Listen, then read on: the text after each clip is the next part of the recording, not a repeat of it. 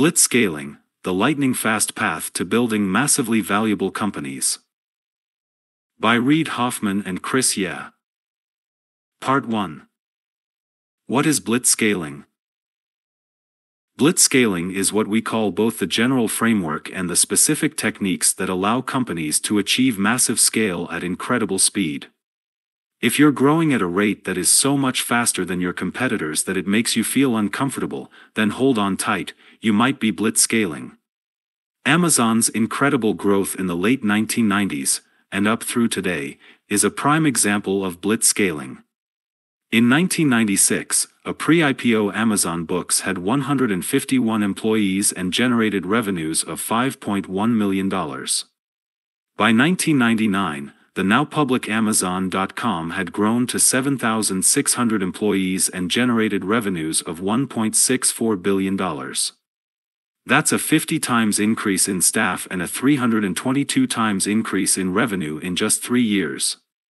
In 2017, Amazon had 541,900 employees and was forecast to generate revenues of $177 billion, up from $136 billion in 2016. Dropbox founder Drew Houston described the feeling produced by this kind of growth when he told me, "It's like harpooning a whale. The good news is, you've harpooned a whale. And the bad news is, you've harpooned a whale." While blitzscaling may seem desirable, it is also fraught with challenges. Blitzscaling is just about as counterintuitive as it comes. The classic approach to business strategy involves gathering information and making decisions when you can be reasonably confident of the results. Take risks, conventional wisdom says, but take calculated ones that you can both measure and afford. Implicitly, this technique prioritizes correctness and efficiency over speed. Unfortunately, this cautious and measured approach falls apart when new technologies enable a new market or scramble an existing one. Chris earned his MBA from Harvard Business School in the late 1990s. During the dawn of the networked age. Back then, his MBA training focused on traditional techniques, such as using discounted cash flow analysis to make financial decisions with greater certainty. Chris also learned about traditional manufacturing techniques, such as how to maximize the throughput of an assembly line. These methods focused on achieving efficiency and certainty, and the same emphasis was reflected in the broader business world. The world's most valuable company during that time, General Electric, was beloved by Wall Street analysts for its ability to deliver consistent and predictable earnings growth. But efficiency and certainty, while innately appealing, and very important in the context of a stable, established market, offer little guidance to the disruptors, inventors, and innovators of the world. When a market is up for grabs, the risk isn't inefficiency, the risk is playing it too safe. If you win, efficiency isn't that important. If you lose, efficiency is completely irrelevant. Over the years, many have criticized Amazon for its risky strategy of consuming capital without delivering consistent profits, but Amazon is probably glad that its inefficiency helped it win several key markets: online retail, ebooks, and cloud computing, to name just a few. When you blitzscale, you deliberately make decisions and commit to them even though your confidence level is substantially lower than 100%. You accept the risk of making the wrong decision and willingly pay the cost of significant operating inefficiencies in exchange for the ability to move faster. These risks and costs are acceptable because the risk and cost of being too slow is even greater. But blitzscaling is more than just plunging ahead blindly in an effort to get big fast to win the market. To mitigate the downside of the risks you should try to focus them, line them up with a small number of hypotheses about how your business will develop so that you can more easily understand and monitor what drives your success or failure. You also have to be prepared to execute with more than 100% effort to compensate for the bets that don't go your way. For example, anyone who knows Jeff Bezos knows that he didn't simply mash his foot down on the gas pedal. Amazon has intentionally invested aggressively in the future, and, despite its accounting losses, generates a ton of cash. Amazon's operating cash flow was over $16 billion in 2016, but it spent $10 billion in investments and $4 billion paying down debt. Its seemingly meager profits are a feature of its aggressive strategy, not a bug. Blitzscaling requires more than just courage and skill on the part of the entrepreneur. It also requires an environment that is willing to finance intelligent risks with both financial capital and human capital, which are the essential ingredients for blitzscaling. Think of them as fuel and oxygen. You need both to propel the rocket skyward. Meanwhile, the infrastructure of your organization is the actual structure of your rocket, which you're rebuilding on the fly as you rise. Your job as a leader and an entrepreneur is to make sure that you have sufficient fuel to propel your growth while making the necessary mechanical adjustments to the actual rocket ship to keep it from flying apart as it accelerates. Fortunately, this is more possible today than it has ever been in the past. Software is eating and saving the world. Historically, stories of breakneck growth involved either computer software, which offers nearly unlimited scalability in terms of distribution, or software-enabled hardware, such as the Fitbit fitness tracker or Tesla electric car, whose software component allows the company to innovate on software timescales, days or weeks, rather than hardware timescales, years. Moreover, the speed and flexibility of software development allow companies to iterate and recover from the inevitable missteps of haste. What's especially exciting these days is that software and software-enabled companies are starting to dominate industries outside of traditional high-tech. My friend Mark Andreessen has argued that software is eating the world. What he means is that even industries that focus on physical products, atoms, are integrating with software, bits. Tesla makes cars, atoms, but a software update, bits, can upgrade the acceleration of those cars and add an autopilot overnight.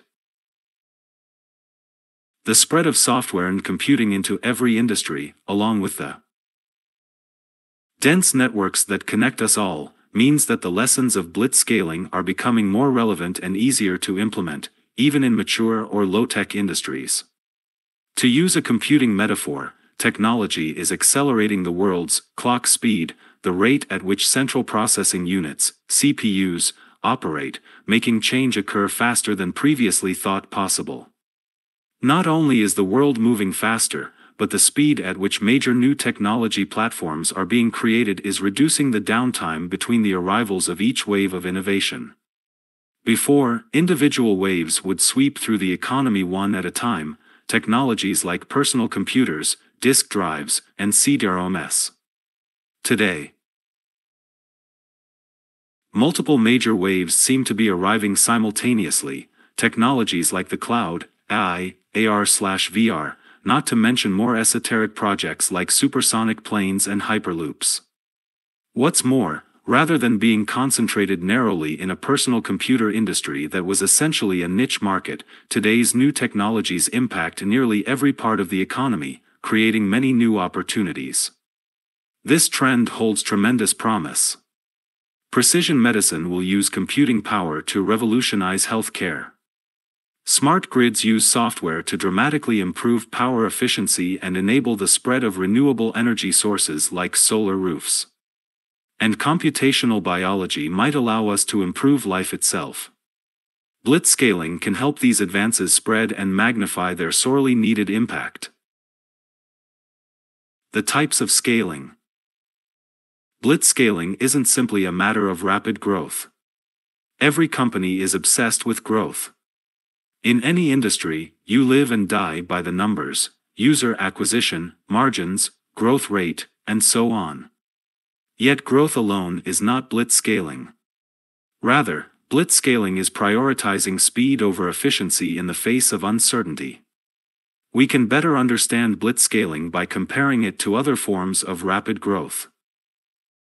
Efficiency, speed, uncertainty, classic startup growth, blitzscaling, certainty, classic scale-up growth, fast scaling.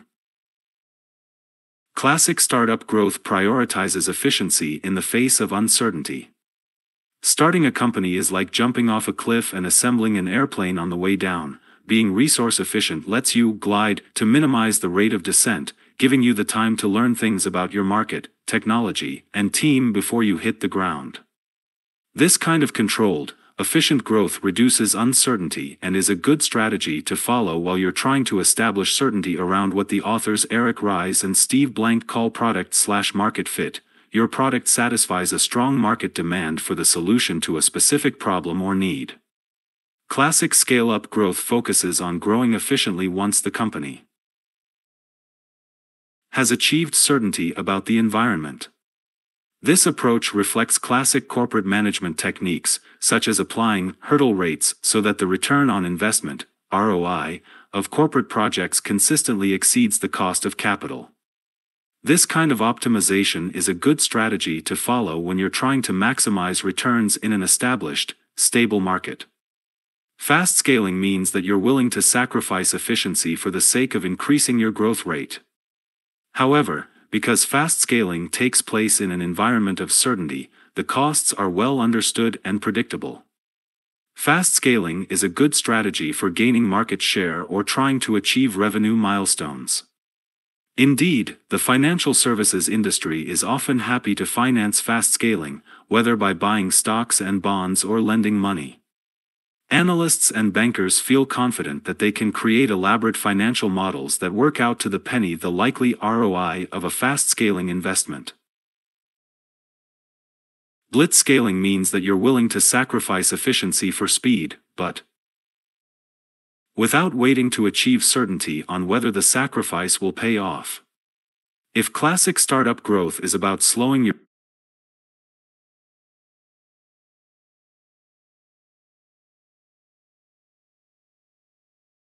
rate of descent as you try to assemble your plane, blitzscaling is about assembling that plane faster, then strapping on and igniting a set of jet engines, and possibly their afterburners, while you're still building the wings.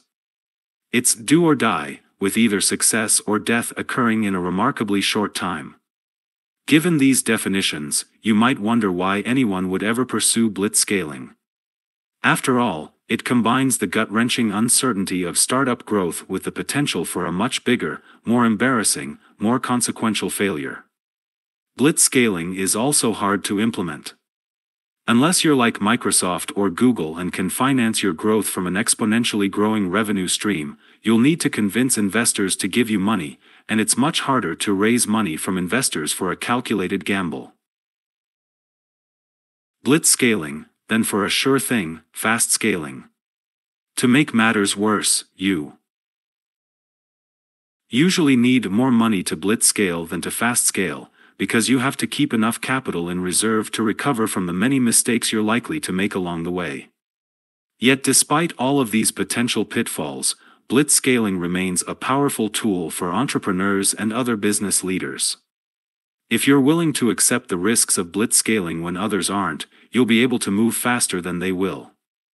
If the prize to be won is big enough, and the competition to win it is intense enough, blitzscaling becomes a rational, even optimal strategy. Once you convince the market for capital and the market for talent, which include clients and partners, as well as employees, to invest in your scale-up, you have the fuel required to start blitzscaling. At that point, your objective switches from going from 0 to 1 to going from 1 to 1 billion in an incredibly compressed time frame. A company might employ different types of scaling at different points in its life cycle. The canonical sequence that companies like Google and Facebook have gone through begins with classic startup growth while establishing product/market fit, then shifts into blitzscaling to achieve critical mass and/or market dominance ahead of the competition, then relaxes down to fast scaling as the business matures, and finally downshifts to classic scale-up growth when the company is an established industry leader. Together, this sequence of scaling generates a classic S-curve of growth, with slower initial growth followed by rapid acceleration, eventually easing its way into a gentle plateau. Of course, this canonical sequence is greatly simplified. The scaling cycle applies not just to whole companies but to individual products and business lines. The aggregate curves of these scaling cycles generate the overall scaling curve for the company. For example, Facebook began as a classic blitzscaling story. The year-over-year revenue growth during its first few years of existence were 2,150%, 433%, and 219%, going from $0 to $153 million in revenue in 2007. Then the company went through a key transition, and growth dropped into the double-digit range as Facebook struggled with both monetization and the shift from desktop to mobile. Fortunately, Facebook founder Mark Zuckerberg made two important moves. He personally led a shift from desktop first to mobile first, and he hired Sheryl Sandberg as the company's COO, who in turn built Facebook into an advertising sales juggernaut. Growth rose back into the triple-digit range, and, by 2010, these moves had pushed Facebook's revenues to over $2 billion. We'll examine both of these key moves in greater detail later in the book, with Facebook's shift to mobile featured in our analysis of Facebook's business model, and Facebook's hiring of Sheryl Sandberg in the section on the key transition from contributors to managers to executives. Apple illustrates how this overlap looks over multiple decades. In its storied history, Apple went through complete scaling cycles for the Apple II, the Macintosh, the iMac, and the iPod, with the cycle for the iPhone still underway. It's worth noting that Apple failed to launch any blitzscalable products after the Apple II and the Mac until Steve Jobs returned and launched the iMac, iPod, and iPhone.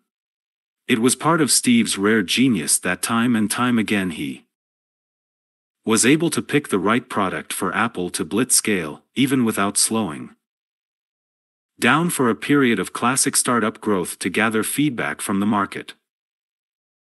The scaling curve applies to every blitzscaler, regardless of industry or geography. The same multiple S-curve graph that describes Facebook or Apple also describes Tencent, which launched with QQ, then added a second curve for WeChat after QQ reached maturity in 2010. Just when you've finished blitzscaling one business line, you need to blitzscale the next to maintain your company's upward trajectory. And as blitzscaling continues to spread, established companies with mature business lines should consider turning to intrapreneurs to blitzscale new business units. The three basics of blitzscaling. Blitzscaling requires you to move at a pace that is almost certainly uncomfortable for your team. You will definitely make many mistakes as you navigate an environment full of uncertainty. The art lies in developing the skill to learn quickly from those mistakes and return to a relentlessly rapid advance. But first, it's critical to understand three basics. 1. Blitzscaling is both an offensive strategy and a defensive strategy. On offense, blitzscaling allows you to do several things. First, you can take the market by surprise, bypassing heavily defended niches to exploit breakout opportunities. For example, Slack's rapid growth after its launch blindsided a host of entrenched competitors like Microsoft and Salesforce.com. Second, you can leverage your lead to build long-term competitive advantages before other players are able to respond. We'll explore this concept in greater detail later on. Third, blitzscaling opens up access to capital, because investors generally prefer to back market leaders. You can win this mantle if you blitzscale, and with it raise more money more easily and more quickly than your lagging competitors. On defense, blitzscaling lets you set a pace that keeps your competitors gasping simply to keep up, affording them little time and space to counterattack. Because they're focused on responding to your moves, which can often take them by surprise and force them to play catch-up, they don't have as much time available to develop and execute differentiated strategies that might threaten your position. Blitzscaling helps you determine the playing field to your great advantage.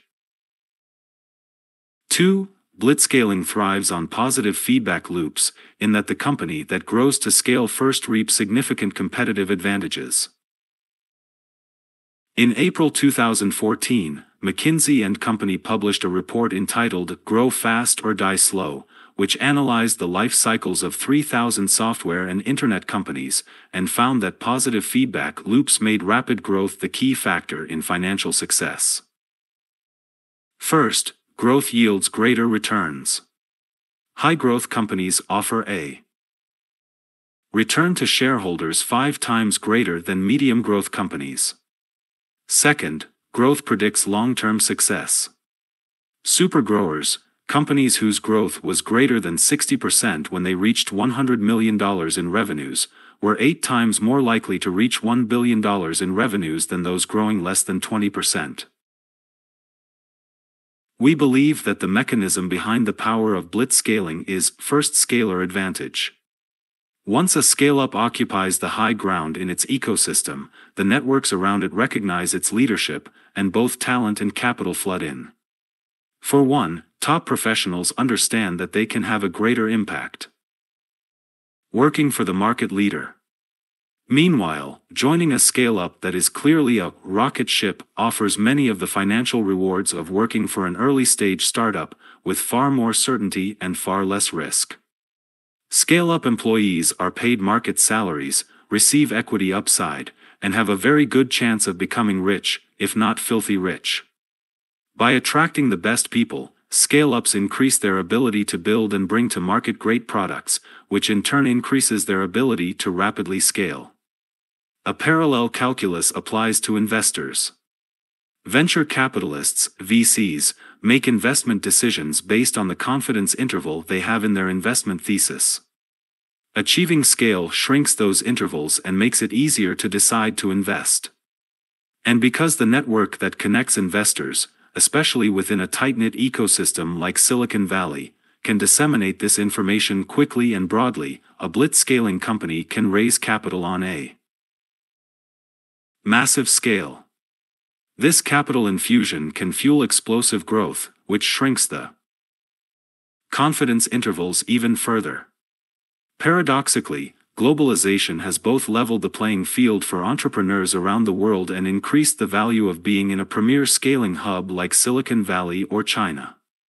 Because the rest of the world believes that these ecosystems have an advantage in scaling up startups, those startups and their investors attract capital, human and financial, from all over the world, further bolstering their ability to keep growing. This is a key reason why scale-ups like Uber and Pinterest have achieved a scale and valuation that dwarf those of most publicly traded companies. Due to my role at Greylock Partners, I can't comment on the valuations of Dropbox and Airbnb, but they occupy a similar place in the ecosystem. Consider the case of two very similar companies, Twitter and Tumblr. Both had brilliant, product-oriented founders in Ev Williams and David Karp. Both were hot social media startups. Both grew at a remarkable rate after establishing product-market fit. Both had a major impact on popular culture. Yet Twitter went public and achieved a market capitalization that peaked at nearly $37 billion, while Tumblr was acquired by Yahoo, another startup that used blitzscaling to become a scale-up, only to decline and fade away, for only $1 billion. Was this dumb luck on Twitter's side? Perhaps. Luck always plays a larger role than founders, investors, and the media would like to admit. But a major difference was that Twitter could draw on numerous networks for advice and help that Tumblr could not. For example, Twitter was able to bring in Dick Costolo, a savvy executive with prior scaling experience at Google. In contrast, even though Tumblr was arguably the most prominent startup in its New York City ecosystem, it couldn't easily draw upon a pool of local talent who had experience dealing with rapid growth. According to Greylock's John Lilly, for every executive role that Tumblr needed to fill, there were less than a handful of candidates in all of New York City. This paucity of talent made hiring difficult. The company was reluctant to replace existing employees due to a lack of better alternatives. Without the ability to hire an executive team that could blitzscale, Tumblr decided to sell the company. Of course, while geography can present challenges to blitzscaling, they become much more solvable if you're aware of them. For example, over the past decade, Priceline, the world's most successful online travel company, has been able to blitzscale from its headquarters in Connecticut. The CEO who led Priceline during its growth phase, Jeffrey Boyd, saw advantages to this geographic isolation, noting that the company's location meant that it faced fewer bidding wars for the key software engineers and designers needed to support the rapid growth of the business. It's extremely difficult for later entrants to compete directly with a blitzscaling company that has first-scaler advantage. Unless these players find a different game in which they can capture this advantage, they'll simply become irrelevant. 3. Despite its incredible advantages and potential. Payoffs. Blitzscaling also comes with massive risks. Until recently, "Move fast and break things" was Facebook's famous motto. Yet rapid growth can cause nearly as many problems as it solves. As Mark Zuckerberg told me in an interview for my Masters of Scale podcast, we got to a point where it was taking us more time to go back and fix the bugs and issues that we're creating than the speed that we were gaining by going faster. In one famous incident, a summer intern introduced a bug that brought down the entire Facebook site for 30 minutes. There is a scientific term for out-of-control growth in the human body: cancer. In this context, uncontrolled growth is clearly undesirable.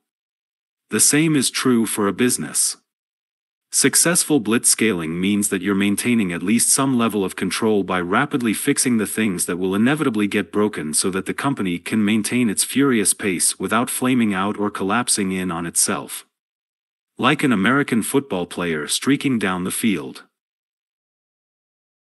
For a game-winning touchdown, even a company that has achieved first-scaler advantage can lose the ball prior to crossing the goal line if it takes on a bigger risk than it can handle.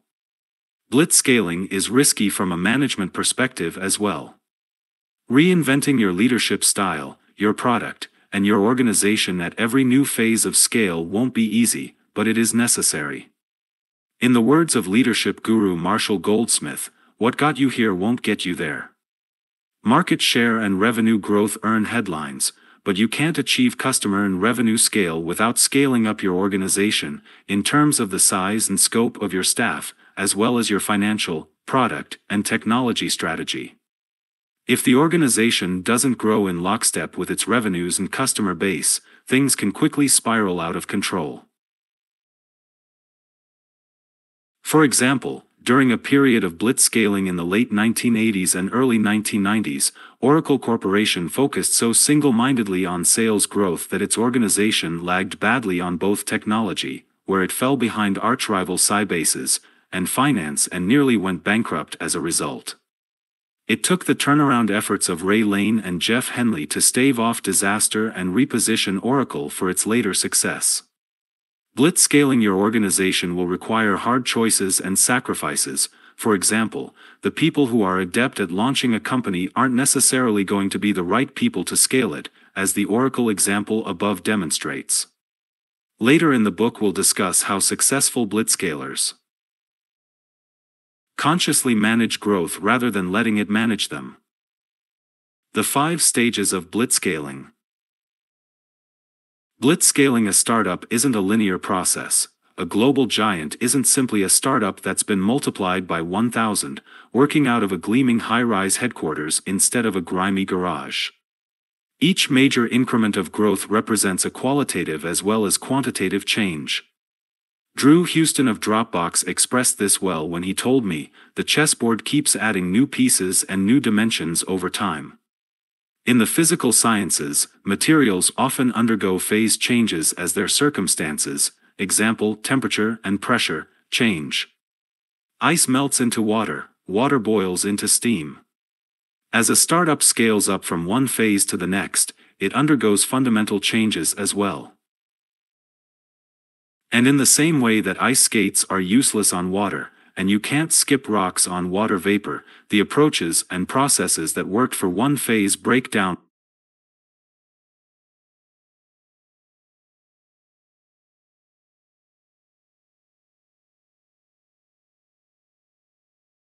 once the scale-up reaches the next phase.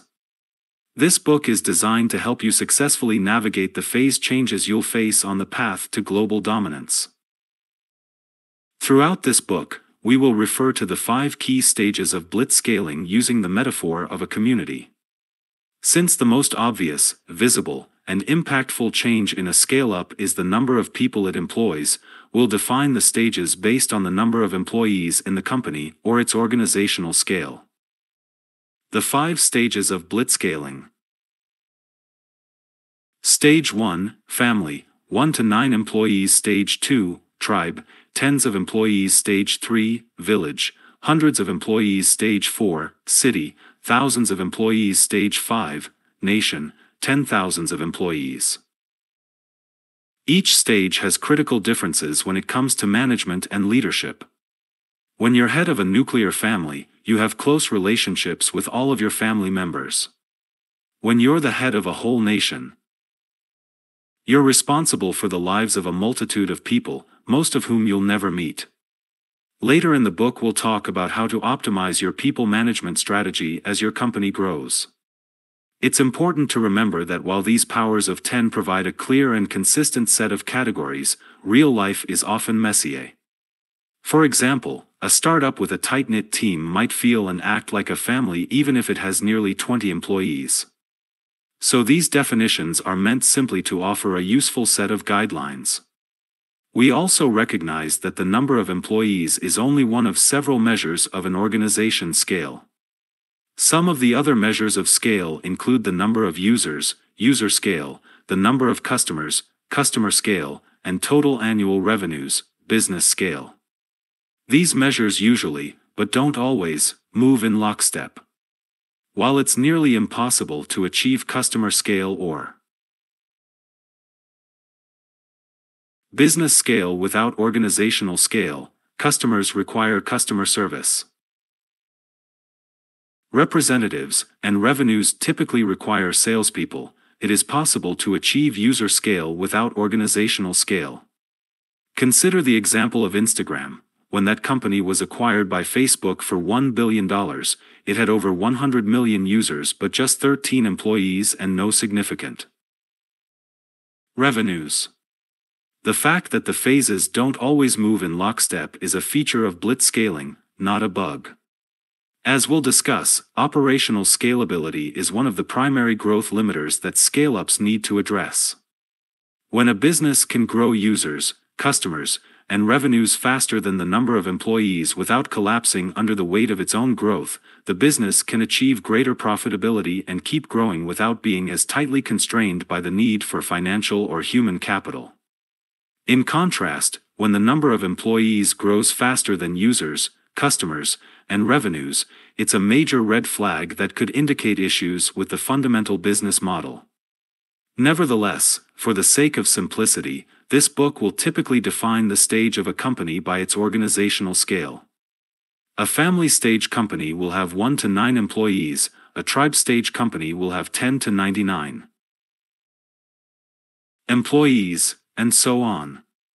When exceptions arise, we'll specifically call them out to avoid confusion. The 3 key techniques of blitzscaling. Through much study of, direct access to, and conversation with the leadership at companies such as Google, Amazon, and Facebook, and through my own experiences as an entrepreneur and an investor, we've been able to identify the 3 key techniques applied by entrepreneurs and investors to build dominant companies. These basic principles do not depend on geography and can be adapted to build great companies in any ecosystem, albeit with varying degrees of difficulty. Technique number 1, Business Model Innovation. The first technique of blitzscaling is to design an innovative business model that can truly grow. This sounds like a startup's 101 level insight, but it's astounding how many founders miss this key element. A major mistake made by many startups around the world is focusing on the technology, the software, the product, and the design, but neglecting to ever figure out the business. And by business, we simply mean how the company makes money by acquiring and serving its customers. In contrast, despite the popular "engineers are gods" narrative prevalent in Silicon Valley, the companies and founders we universally hail as geniuses aren't just technology nerds, they're almost always business nerds too. At Google, Larry Page and Sergey Brin built great search algorithms, but it was their innovations to the search engine business model, specifically, considering relevance and performance when displaying advertisements rather than simply renting space to the highest bidder, that drove their massive success. As the world has gone digital, business model innovation has become even more important. So many technologies are available as services, which are on demand and built to be integrated, that technology is no longer as strong a differentiator, while figuring out the right combinations of services to bring together into a breakthrough product has become a major differentiator. Most of today's successful companies are more like Tesla, which combines a set of technologies that already existed, rather than SpaceX, which had to pioneer new ones. Business model innovation is how startups are able to outcompete established competitors who typically hold a host of advantages over any upstarts. As a startup, Dropbox competes with giants like Microsoft and Google, who ought to have major advantages in technology, finance, and market power. Dropbox founder and CEO Drew Houston knows that his company can't simply rely on better technology or out-executing the competition. If your playbook is the same as your competitors, you are in trouble, because chances are they are just going to run your playbook with a lot more resources.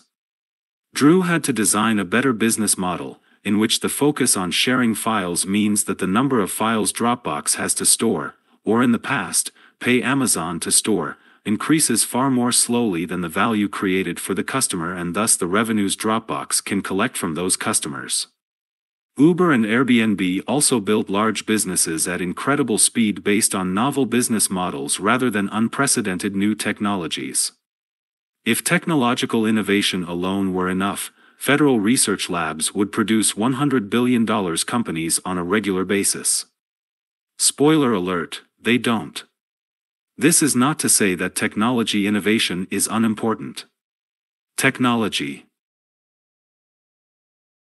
innovation is the most common trigger for launching a new market or appending an existing one. Uber wasn't the first company to try to improve the experience of hailing a taxi. But prior to the technological innovation of the smartphone, complete with wireless internet connection and GPS-enabled location-based services, Uber's business model simply wouldn't have worked. These innovations reduced the friction for both driver and rider, making Uber's core UberX ride-sharing model a mass-market possibility for the first time. Nor can companies afford to ignore technology innovation after they successfully blitzscale their way to city or nation stage. Each and every one of the technology companies worth over $100 billion has used technology leadership to reinforce its competitive advantages. Amazon may have started as a simple online retailer with no unique technology, but today its technological prowess in cloud computing, automated logistics, and voice recognition help to maintain its dominance. In fact, the mega companies built by Blitzscaling are often the ones buying the technology innovators, much as Google bought DeepMind and Facebook bought Oculus. Technology innovation is a key factor in retaining the gains produced by business model innovation. After all, if one technology innovation can create a new market, another technology innovation can render it obsolete, seemingly overnight. While Uber has achieved massive scale, the greatest threat to its future doesn't come in the form of direct competitors like thenecessary, though these are formidable threats. The greatest threat to Uber's business is the technology innovation of autonomous vehicles, which could make obsolete one of Uber's biggest competitive advantages, its carefully cultivated network of drivers, essentially overnight. The key is to combine new technologies with effective distribution to potential customers, a scalable and high-margin revenue model, and an approach that allows you to serve those customers given your probable resource constraints. Ideally, you design your business model innovation before you start your company. This is what happened when I co-founded LinkedIn. The key business model innovations for LinkedIn, including the two-way nature of the relationships and filling professionals' need for a business-oriented online identity, didn't just happen organically. They were the result of much thought and reflection, and I drew on the experiences I had when founding SocialNet, one of the first online social networks, nearly a decade before the creation of LinkedIn. But life isn't always so neat. Many companies, even famous and successful ones, have to develop their business model innovation after they have already commenced operations. PayPal didn't have a business model when it began operations. I was a key member of the PayPal executive team. We were growing exponentially, at 5% per day, and we were losing money on every single transaction we processed. The funny thing is that some of our critics called us insane for paying customers bonuses to refer their friends. Those referral bonuses were actually brilliant, because their cost was so much lower than the standard cost of acquiring new financial services customers via advertising. We'll discuss the power and importance of this kind of viral marketing later on. The insanity, in fact, was that we were allowing our users to accept credit card payments, sticking PayPal with the cost of paying 3% of each transaction to the credit card processors, while charging our users nothing. I remember once telling my old college friend and PayPal co-founder/CEO Peter Thiel, "Peter, if you and I were standing on the roof of our office and throwing stacks of $100 bills off the edge as fast as our arms could go, we still wouldn't be losing money as quickly as we are right now." We ended up solving the problem by charging businesses to accept payments, much as the credit card processors did, but funding those payments using automated clearinghouse (ACH) bank transactions, which cost a fraction of the charges associated with the credit card networks. But if we had waited until we had solved this problem before Blitzscaling, I suspect we wouldn't have become the market leader. Technique number 2, strategy innovation. The most obvious element of blitzscaling is the pursuit of extreme growth, which, when combined with an innovative business model, can generate massive value and long-term competitive advantage. Many startups believe they are pursuing a strategy of extreme growth, when in fact they have the goal and the wish for extreme growth but no understanding of an actual strategy that will get them there. To achieve your goals, you have to know what you plan to do and, just as important, what you plan not to do.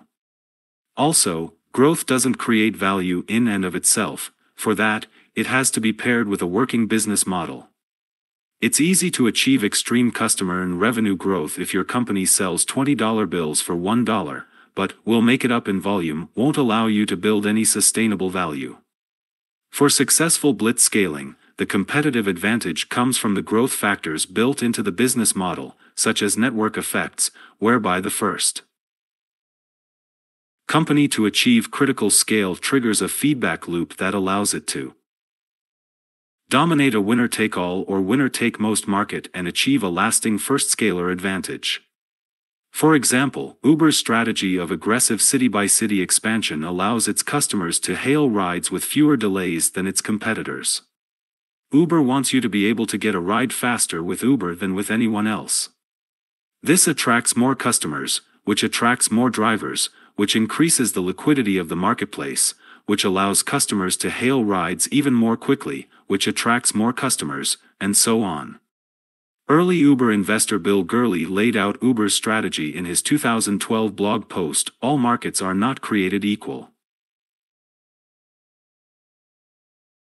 As the company grows, they are able to facilitate more cars on the road, and along with their investment in route and load optimization, this allows for shorter and shorter pickup times.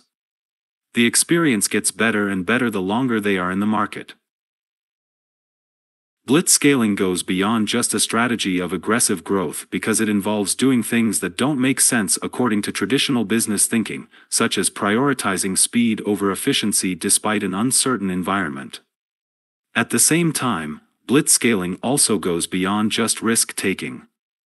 It may be risky to bet the company, as Walt Disney did when he borrowed against his own life insurance to build Disneyland, but it's not blitzscaling. Blitzscaling would have involved inefficiencies like paying construction crews to work 24 hours a day in order to get Disneyland open a few months earlier, or reducing ticket prices 90% to get to 1 million visitors faster, knowing that those 1 million visitors were networked to 10 million more. Here is one of the ruthless practices that has helped make Silicon Valley so successful. Investors will look at a company that is on an upward trajectory but doesn't display the proverbial hockey stick of exponential growth and conclude that they need to either sell the business or take on additional risk that might increase the chances of achieving exponential growth. Achieving 20% annual growth, which would delight Wall Street analysts covering any other industry, simply isn't enough to transform a startup into a multi-billion-dollar company fast enough. Silicon Valley venture capitalists want entrepreneurs to pursue exponential growth even if doing so costs more money and increases the chances that the business could fail, resulting in a bigger loss. Dropping below even 40% annual growth is a warning sign for investors. This mindset can be difficult for people to understand. Why should I risk it all and potentially blow up what is a successful, growing business, they might rightfully ask. The answer is that blitzscaling businesses tend to play in winner-take-most or winner-take-all markets. The greater risk for a successful, growing business is to move too slowly and allow its competitors to win market leadership and first-scaler advantage. Nokia is a great example of the cost of caution. In 2007, Nokia was the world's largest and most successful maker of mobile phones, with a market capitalization of just under $99 billion. Then Apple and Samsung came blazing into the market. In 2013, Nokia sold its money-losing handset operations to Microsoft for $7 billion, and in 2016 Microsoft sold its feature phone assets and the Nokia handset brand to Foxconn and HMD for just $350 million. That's a drop in value for Nokia's mobile phone business from somewhere in the neighborhood of $99 billion to $350 million in less than a decade, a decline of over 99%. At the time, Nokia's decisions may have seemed to make sense. Nokia actually continued growing even after the launch of the iPhone and Google's Android operating system. Nokia hit its peak in terms of unit volume and it shipped 104 million phones in 2010. But Nokia's sales declined after that, and were surpassed by Android in 2011 and iPhone in 2012. By the time Nokia's management realized the existential threat facing them, it was too late. Even the desperation play of aligning themselves with Microsoft as its exclusive Windows Phone partner couldn't reverse the decline. Because blitzscaling often requires spending significant amounts of capital in ways that traditional business wisdom would consider wasteful, implementing a financial strategy that supports this aggressive spending is a critical part of blitzscaling. For example, Uber often uses heavy subsidies on both sides of the marketplace when it launches in a new city, lowering fares to attract riders and boosting payments to attract drivers. By paying out more than it takes in on those early trips, Uber is able to reach critical scale faster than a more conservative competitor. Given the winner-take-most nature of the ride-sharing market, that wasteful spending has helped Uber achieve a dominant market position in the cities in which it operates. Of course, that strategy isn't possible without the ability to raise massive amounts of capital on favorable terms. In Uber's case, it has been able to raise nearly $9 billion between its founding and the writing of this book. At some point, Uber will have to demonstrate the ability to significantly improve its unit economics, or its investors will get very grumpy. This concern helps explain Uber's significant investments in autonomous vehicle technology, which could eliminate its biggest expense, driver payments, in one fell swoop. The willingness to take on the risks of blitzscaling is one of the major reasons why Silicon Valley has produced such a disproportionate share of blockbuster companies in comparison to other geographies. To be fair, it has also produced a disproportionate share of financial disasters, hence the word risk when talking about blitzscaling. But as the rise of juggernauts like Alibaba and Spotify illustrates, blitzscaling is also starting to take off around the world. Technique number 3, management innovation. The final technique required for blitzscaling is management innovation. This is necessary because of the extreme strains placed on the organization and its employees by hypergrowth. I am fond of pointing out to entrepreneurs and executives that, in theory, you don't need practice. What I mean is that no matter how brilliant your business model and growth strategy, you won't be able to build a real-world, i.e., non-theoretical, blockbuster company without a lot of practice. But that problem is magnified when you're trying to blitzscale. The kind of growth involved in blitzscaling typically means major human resources challenges. Tripling the number of employees each year isn't uncommon for a blitzscaling company. This requires a radically different approach to management than that of a typical growth company, which would be happy to grow 15% per year and can take time finding a few perfect hires and obsessing about corporate culture. As we will discuss in more detail later in the book, companies that blitzscale have to rapidly navigate a set of key transitions as their organizations grow, and have to embrace counterintuitive rules like hiring good enough people, launching flawed and imperfect products, letting fires burn, and ignoring angry customers.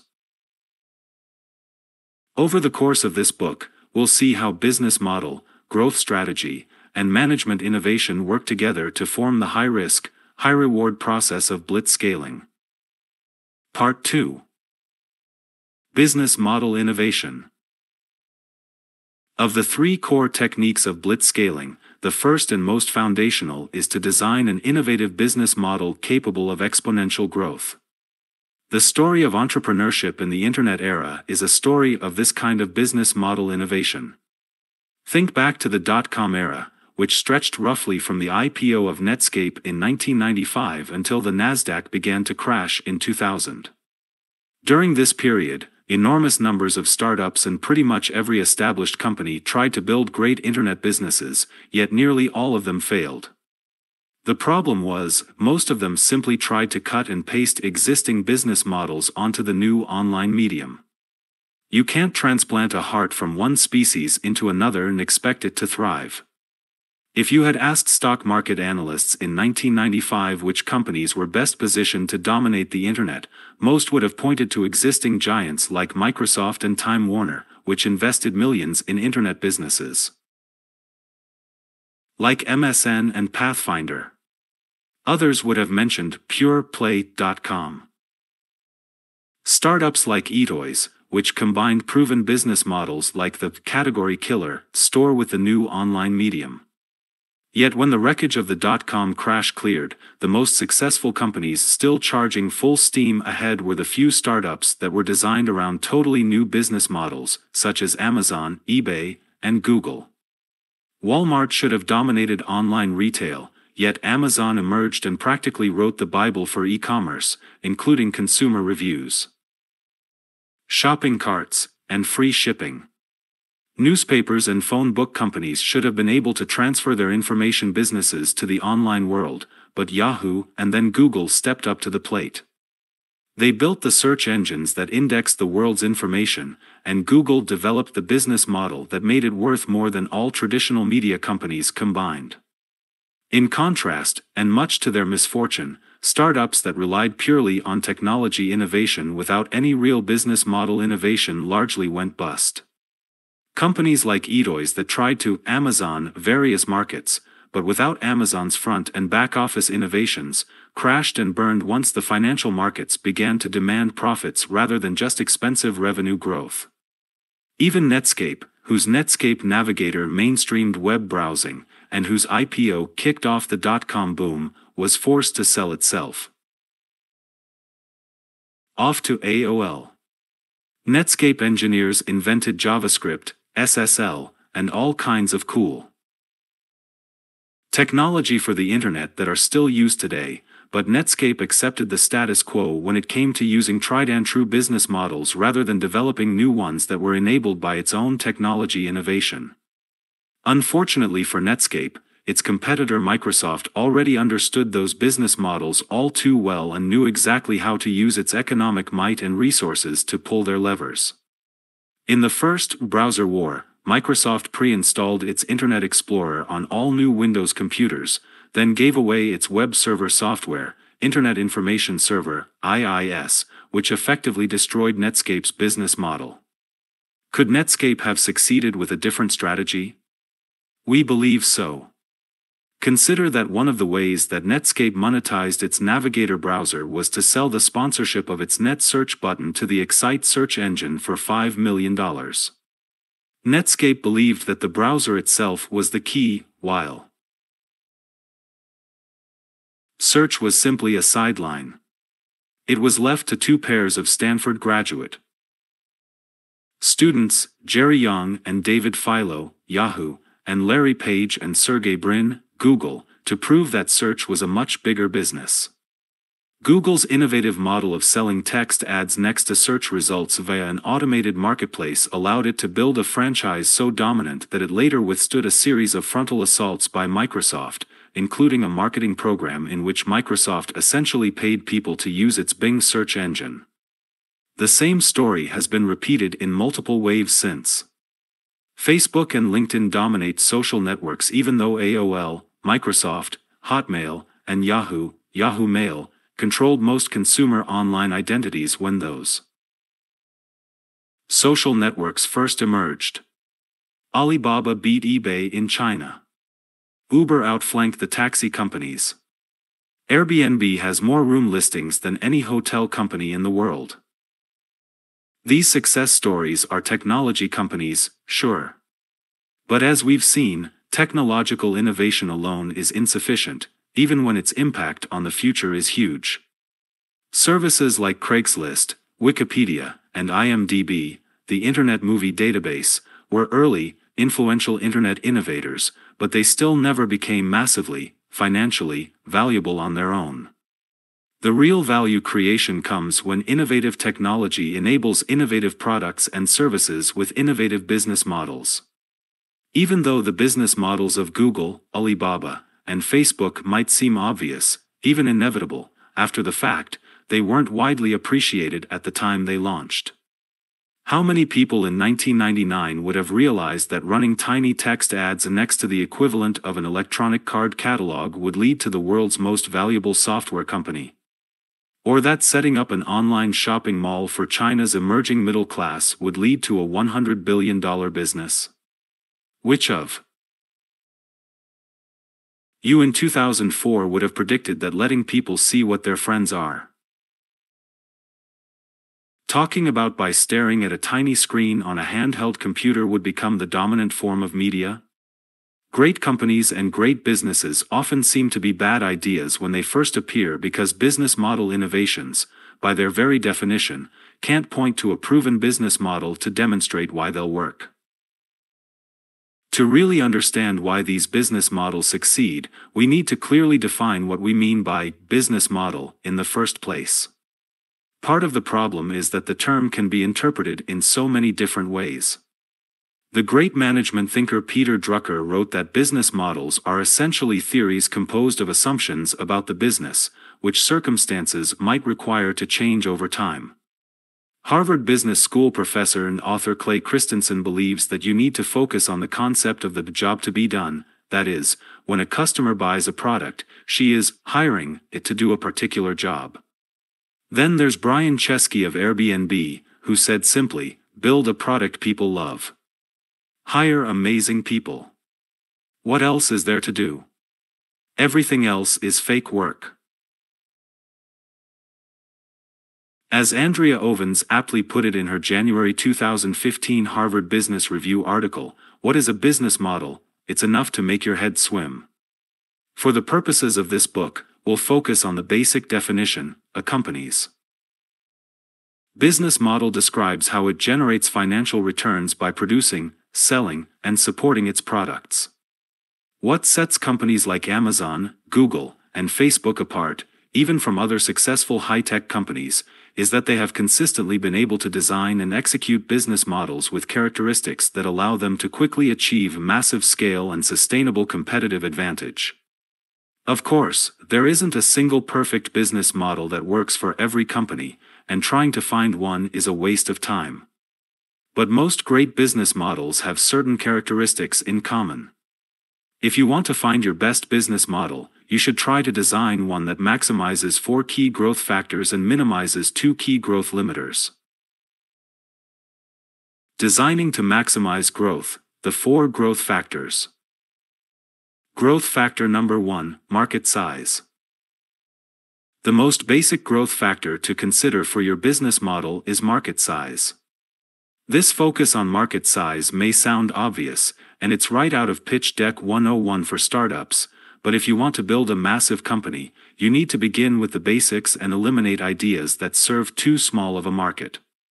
A big market has both a large number of potential customers and a variety of efficient channels for reaching those customers. That last point is important. A market consisting of everyone in the world might seem large, but it isn't reachable in any efficient way. We'll discuss this in greater depth when we look at distribution as a key growth factor.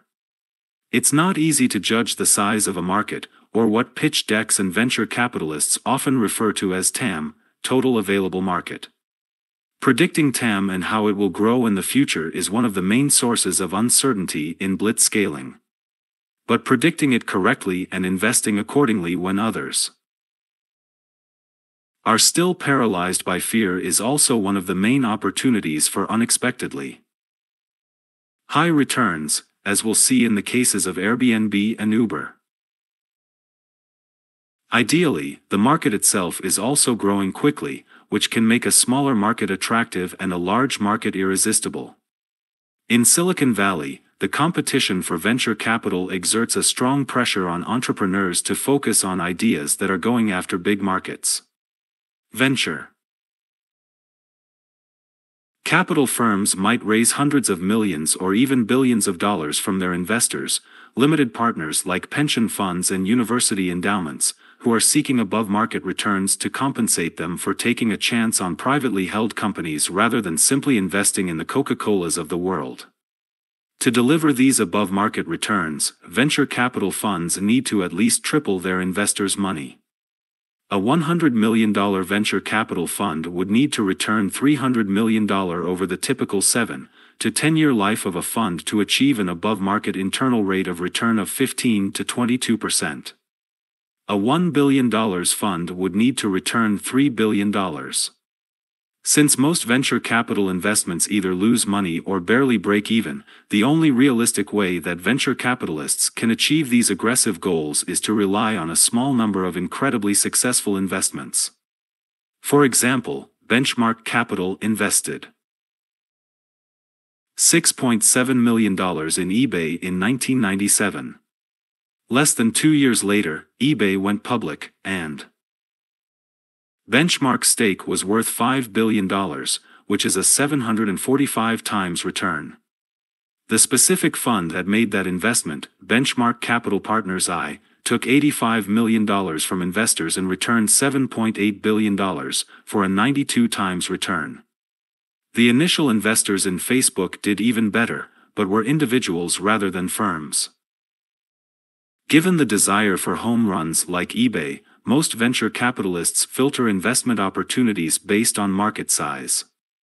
If a company can't achieve venture scale, generally, a market of at least $1 billion in annual sales, then most VCs won't invest, even if it is a good business.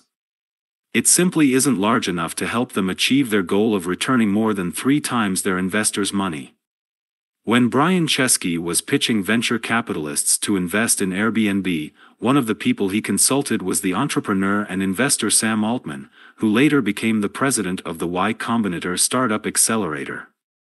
Altman saw Chesky's pitch deck and told him it was perfect, except that he needed to change the market size slide from a modest $30 million to $30 billion. Investors want bees, baby, Altman told Chesky. Of course, Altman wasn't telling Chesky to lie. rather, he argued that if the Airbnb team truly believed in their own assumptions,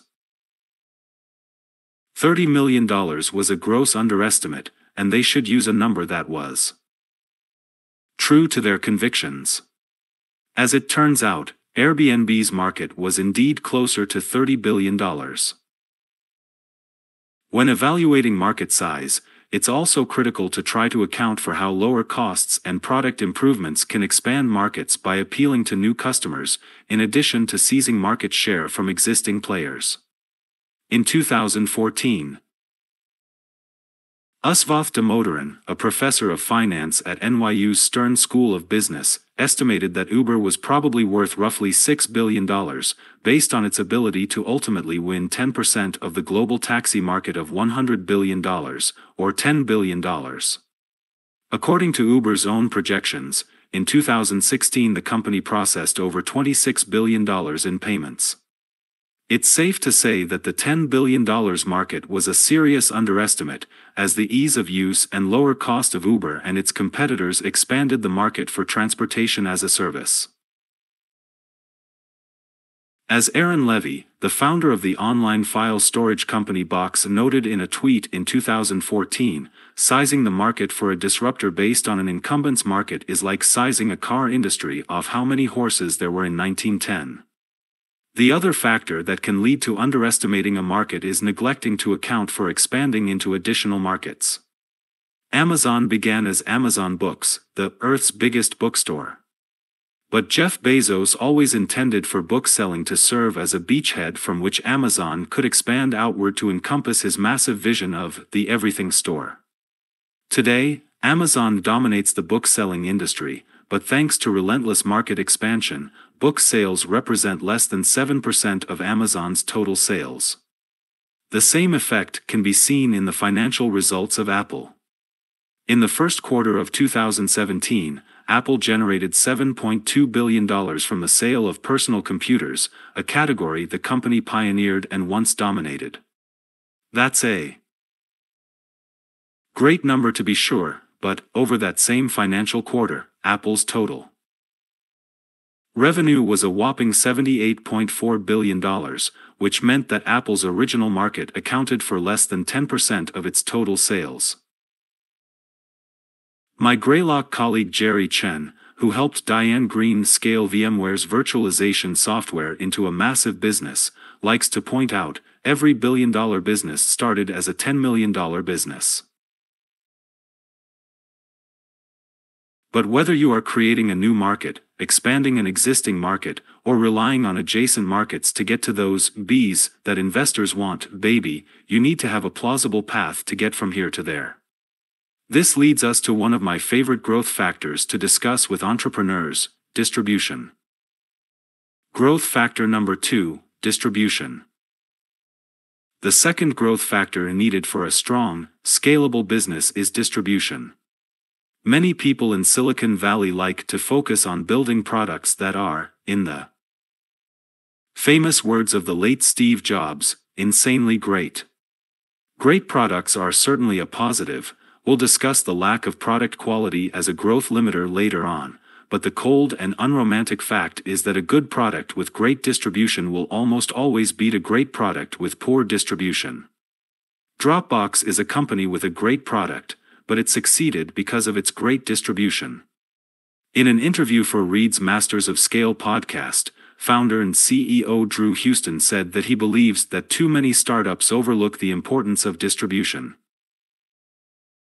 Most of the orthodoxy in Silicon Valley is about building a good product. I think that's because most companies in the Valley don't survive beyond the building the product phase. You have to be good at building a product, then you have to be just as good at getting users, then you have to be just as good at building a business model. If you're missing any of the links in the chain, the whole chain is broken. The challenge of distribution has become even greater in the mobile-first era. Unlike the web, where search engine optimization and email links were broadly applicable and successful distribution channels, mobile app stores offer little opportunity for serendipitous product discovery. When you go to Apple's or Google's App Store, you're searching for a specific product. Few people install apps just for the hell of it. As a result, the business model innovators who have succeeded, example Instagram, WhatsApp, Snap, have had to find creative ways to get broad distribution for their product, without spending a lot of money. These distribution techniques fall into two general categories: leveraging existing networks and virality. A. Leveraging existing networks. New companies rarely have the reach or resources to simply pour money into advertising campaigns. Instead, they have to find creative ways to tap into existing networks to distribute their products. When I was at PayPal, one of the major vehicles for distribution of our payment service was settling purchases on eBay. At the time, eBay was already one of the largest players in e-commerce, and by the beginning of 2000 already had 10 million registered users. We tapped into this user base by building software that made it extremely easy for eBay sellers to automatically add a Pay with PayPal button to all of their eBay listings. The amazing thing is that customers did so even though eBay had its own rival payment service, BillPoint. But sellers were required to add BillPoint manually to each of their listings. PayPal did it for them. Many years later, Airbnb was able to perform a similar feat by leveraging the online classified service Craigslist. Based on a suggestion from Y Combinator's Michael Seibel, Airbnb built a system that allowed and encouraged its hosts to cross-post their listings to the much larger Craigslist. Hosts were told, reposting your listing from Airbnb to Craigslist increases your earnings by $500 a month on average, and were allowed to do so by clicking a single button. This took serious technology skills. Unlike many platforms, Craigslist doesn't have an application programming interface, API, that allows other software to interact with it, but it was technology innovation for the purposes of distribution innovation, not product innovation. It was a kind of a novel approach, Airbnb founder Nathan Blecherczyk said of the integration. No other site had that slick an integration. It was quite successful for us. Leveraging an existing network can have downsides, of course. What the existing network gives, or unknowingly allows to be taken, the existing network can also take away. Zynga, the leading social games company, achieved great success leveraging Facebook for distribution, but had to dramatically re-engineer its distribution model after Facebook decided to stop allowing people playing Zynga games to post their progress to their Facebook friends. Disclosure: I am a member of Zynga's board of directors. Zynga founder Mark Pincus was far-sighted enough to build a strong enough franchise to survive the change. In contrast, so-called content farms like Demand Media that leveraged Google's search platform to generate website traffic and advertising revenues never recovered after Google tuned its algorithms to deprioritize content from what it called junk websites. Despite these dangers, leveraging existing networks can be a critical part of a business model, especially if these networks can provide a booster rocket that is later supplemented with virality or network effects. B. Virality. Viral distribution occurs when the users of a product bring more users, and those users bring additional users, and so on, much like an infectious virus spreads from host to host.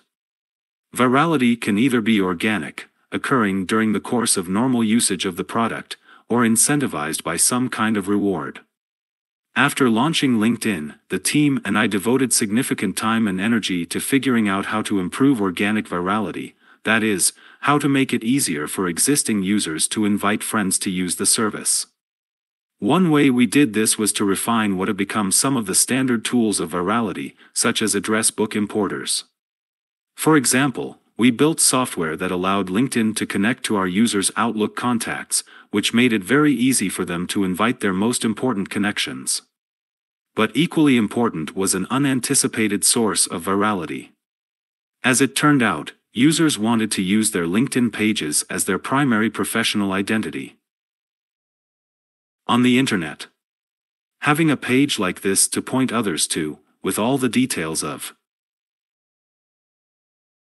their professional life together in one place, generated value not only for the user, but for the people viewing the page, and it made viewers realize that they should get their own LinkedIn profile. As a result, we added public profiles as a systematic tool to boost both the member value proposition and our viral growth rate. At PayPal, we combined organic and incentivized virality. The payment product was inherently viral. If someone emailed you money using PayPal, you had to set up an account to get paid. But we enhanced this organic virality with monetary incentives. If you referred a friend to PayPal, you got $10, and your friend got $10. This combination of organic and incentivized virality allowed PayPal to grow 7 to 10% per day. As the PayPal network grew, we reduced the incentives to $5 and $5, then finally eliminated them altogether. Incentives don't have to be monetary. Like PayPal, Dropbox used a similar combination of organic virality, as users share files with non-users, and incentivized virality. Basic account holders get 500 megabytes of extra storage per user they refer. Pro account holders get 1 gigabyte to grow. Even though Dropbox invested in partnerships with leading PC makers like Dell, Drew Houston credits virality with driving the company's rapid growth, helping it double its 100,000 users at launch to 200,000 users just 10 days later, then skyrocket to 1 million users just 7 months after that. If your distribution strategy focuses on virality, you also have to focus on retention. Bringing new users in through the front door doesn't help you grow if they immediately turn around and leave. According to Houston, Dropbox discovered this truth the hard way, when activation rates revealed that only 40% of the people signing up were actually putting files in their Dropbox and linking them to their computers. In an interview for my Masters of Scale podcast, Drew described a scene reminiscent of the television show Silicon Valley, but with a happier ending. What we did is we went on Craigslist and offered $40 to anyone who'd come in for half an hour, a poor man's usability test. We're like, all right, sit down. This is an invitation to Dropbox in your email. Go from here to sharing a file with this email address. 0 of the 5 people we tested succeeded. 0 of the 5 even came close. This was just stunning. We're like, oh my god, this is the worst product ever created. So we made a list of like 80 things in this Excel spreadsheet, then just sanded down all these rough edges in the experience, and watched our activation rate climb. Virality almost always requires a product that is either free or freemium, i.e., free up to a certain point, after which the user has to pay to upgrade. Dropbox, for example, offers 2 gigabytes of free storage. We can't recall a single instance of a company that grew to a massive scale by leveraging the virality of a paid product. One of the most powerful distribution innovations is to combine both strategies. Facebook was able to do this by harnessing the organic virality of a social network, where users invite other users to join them, and leveraging existing networks centered around campuses by rolling out the product on a college-by-college basis. We'll discuss Facebook's rollout strategy in greater depth when we consider network effects. Growth factor number 3, high gross margins. One of the key growth factors that entrepreneurs often overlook is the power of high gross margins. Gross margins, which represent sales minus the cost of goods sold, are probably the best measure of long-term unit economics. The higher the gross margin, the more valuable each dollar of sales is to the company because it means that for each dollar of sales, the company has more cash available to fund growth and expansion. Many high-tech businesses have high gross margins by default, which is why this factor is often overlooked. Software businesses have high gross margins because the cost of duplicating software is essentially zero. Software as a service, SaaS, businesses have a slightly higher cost of goods sold because they need to operate a service, but thanks to cloud providers like Amazon, this cost is becoming smaller all the time. In contrast, old economy businesses often have low gross margins. Growing wheat is a low-margin business, as is selling goods in a store or serving food in a restaurant. One of the most amazing things about Amazon's success is that it has been able to build a massive business based on retailing, which is generally a low-margin industry. And even Amazon now relies heavily on its high-margin SaaS business, Amazon Web Services, AWS.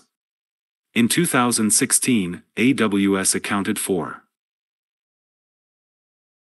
150% of Amazon's operating income, which means that the retail business actually lost money. Most of the valuable companies we're focusing on in this book have gross margins of over 60, 70, or even 80%. In 2016, Google had a gross income of $54.6 billion on sales of $89.7 billion, for a gross margin of 61%.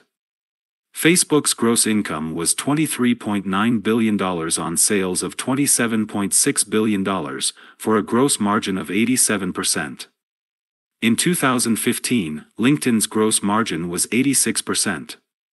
As we've already discussed, Amazon is the outlier, with a 2016 gross income of $47.7 billion on $136 billion in sales, for a gross margin of 35%.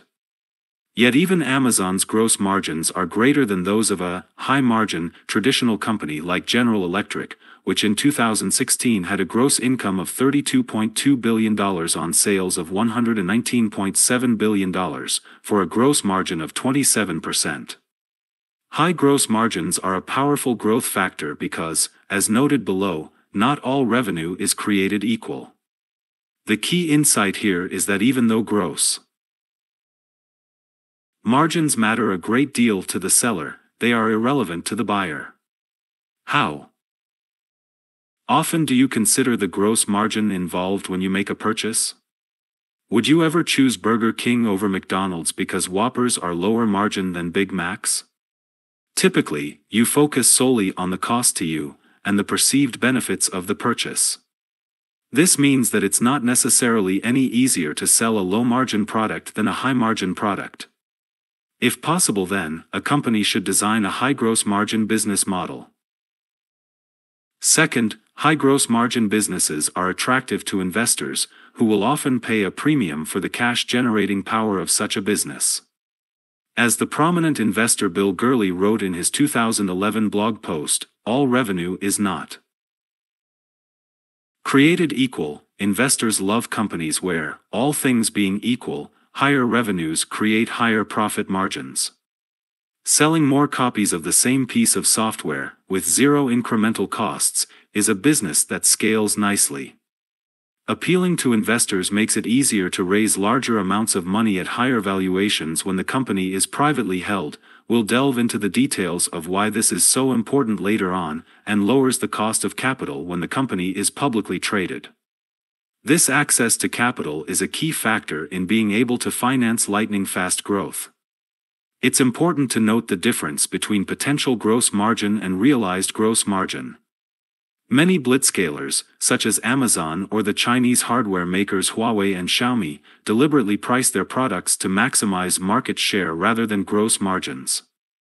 As Jeff Bezos is fond of saying, "Your margin is my opportunity." Xiaomi explicitly targets a net margin of 1 to 3%, a practice it credits Costco for inspiring. All other factors being equal, investors almost always place a much higher value on companies with higher potential gross margins than companies that have already maximized their realized gross margins.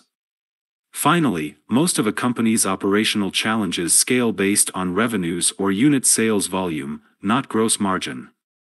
If you have 1 million customers who generate $100 million per year in sales, the cost to serve those customers doesn't change whether your gross margin is 10% or 80%, you still need to hire enough people to respond to their support requests. But it's a lot easier to afford good customer support when you have $80 million in gross margin to spend rather than $10 million. Conversely, it's a lot easier to sell and service 125,000 customers who generate $12.5 million per year in sales and $10 million in gross margin than it is to have to sell and service 1 million customers who generate $100 million in Sales to achieve that same $10 million in gross margin. That's 8 times as many customers and 8 times the revenues, which means 8 times as many salespeople, customer service representatives, accountants, and so on. Designing a high gross margin business model makes your chances of success greater and the rewards of success even greater.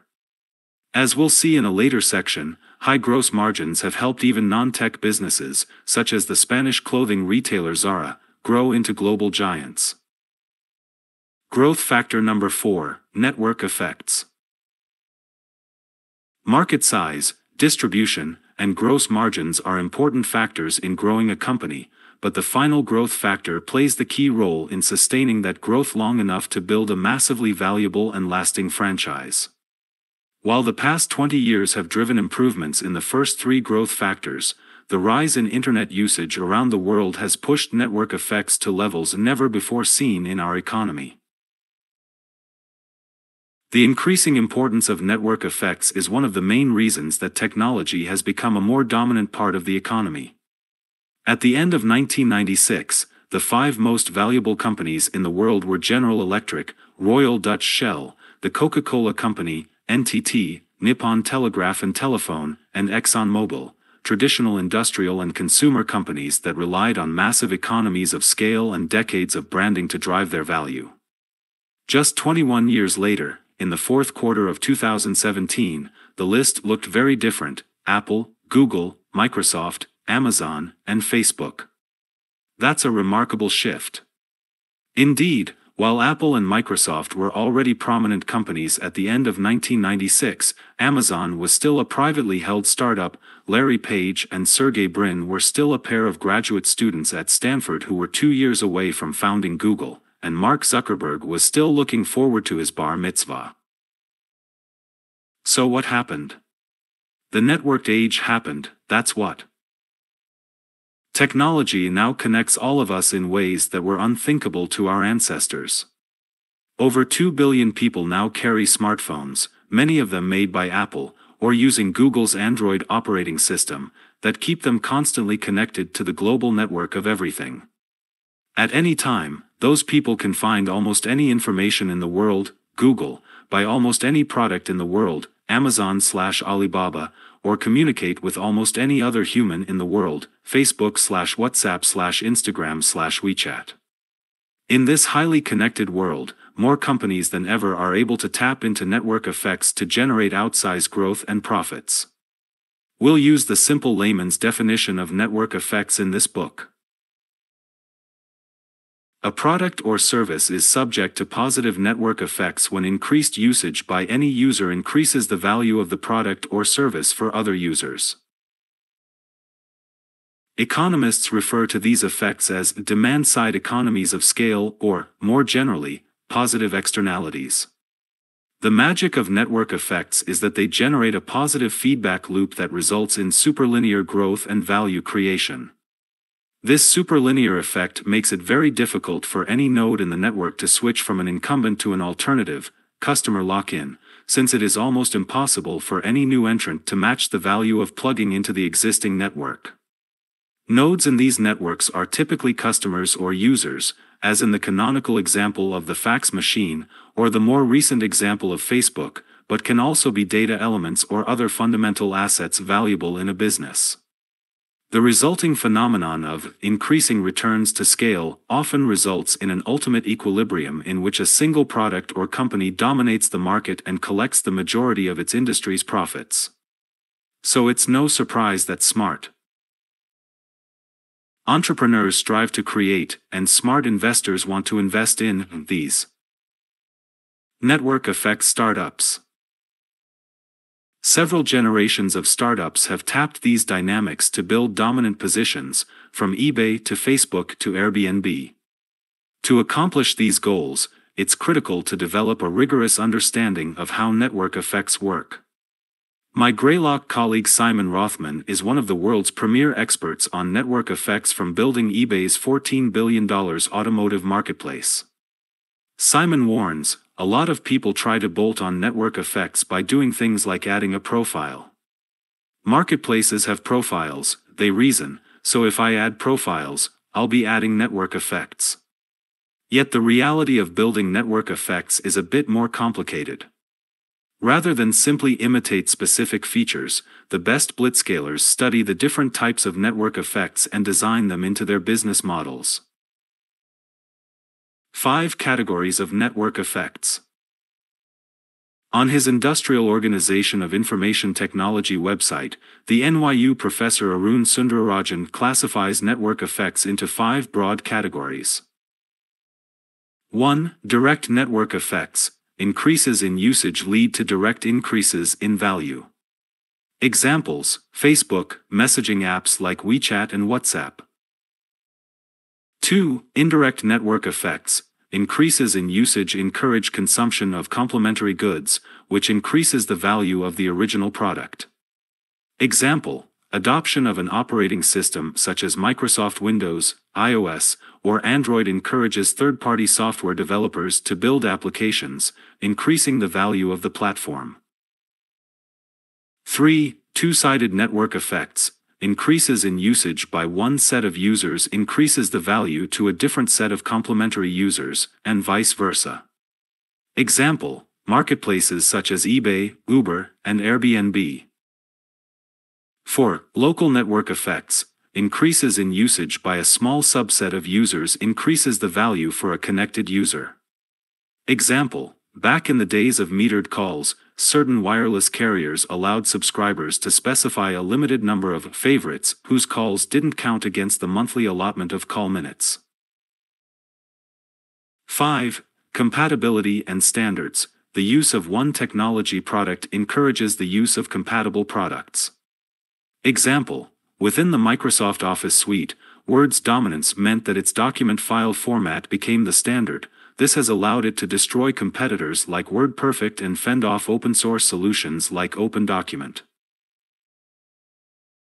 Any of these different network effects can have a major impact. Microsoft's ability to tap into multiple network effects with Windows and Office contributed greatly to its unprecedentedly durable franchise.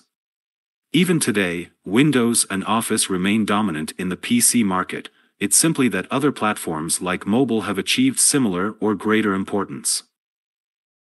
Network effects both produce and require aggressive growth. A key element of leveraging network effects is the aggressive pursuit of network growth and adoption.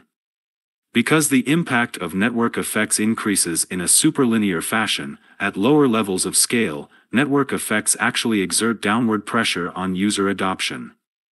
Once all your friends are on Facebook, you have to be on Facebook too. But conversely, why would you join Facebook if none of your friends had joined yet? The same is true for the first user of marketplaces like eBay and Airbnb. With network effects businesses, you can't start small and hope to grow slowly. Until your product is widely adopted in a particular market, it offers little value to potential users. Economists would say that the business has to get past the tipping point where the demand curve intersects with the supply curve. Companies like Uber subsidize their customers in an attempt to manipulate the demand curve to reach that tipping point faster. The bet is that losing money in the short term may allow you to make money in the long term, once you're past the tipping point. One challenge that this approach produces is the eventual need to eliminate the subsidies in order to make the unit economics work. When I was at PayPal, one of the things we did to encourage adoption was to proclaim that the service would always be free. This meant eating the transaction costs of accepting credit. Card payments. I wish I could say we had a grand plan. We had hoped that we could make up for the credit card transaction fee subsidy by making money off the float, the funds being kept in PayPal. Unfortunately, this came nowhere close to offsetting the fee subsidies, and the company was hemorrhaging money. So we switched PayPal from always free to ACH always free and started charging fees to accept credit card payments. Fortunately, we already had a loyal following, and our customers accepted the change. When the business can't change the economics of the product, free services like Facebook can't lower their prices, it can instead sway the expectations of potential users. The value users place on the service when deciding whether or not to adopt it depends on both the current level of adoption and their expectations for future adoption.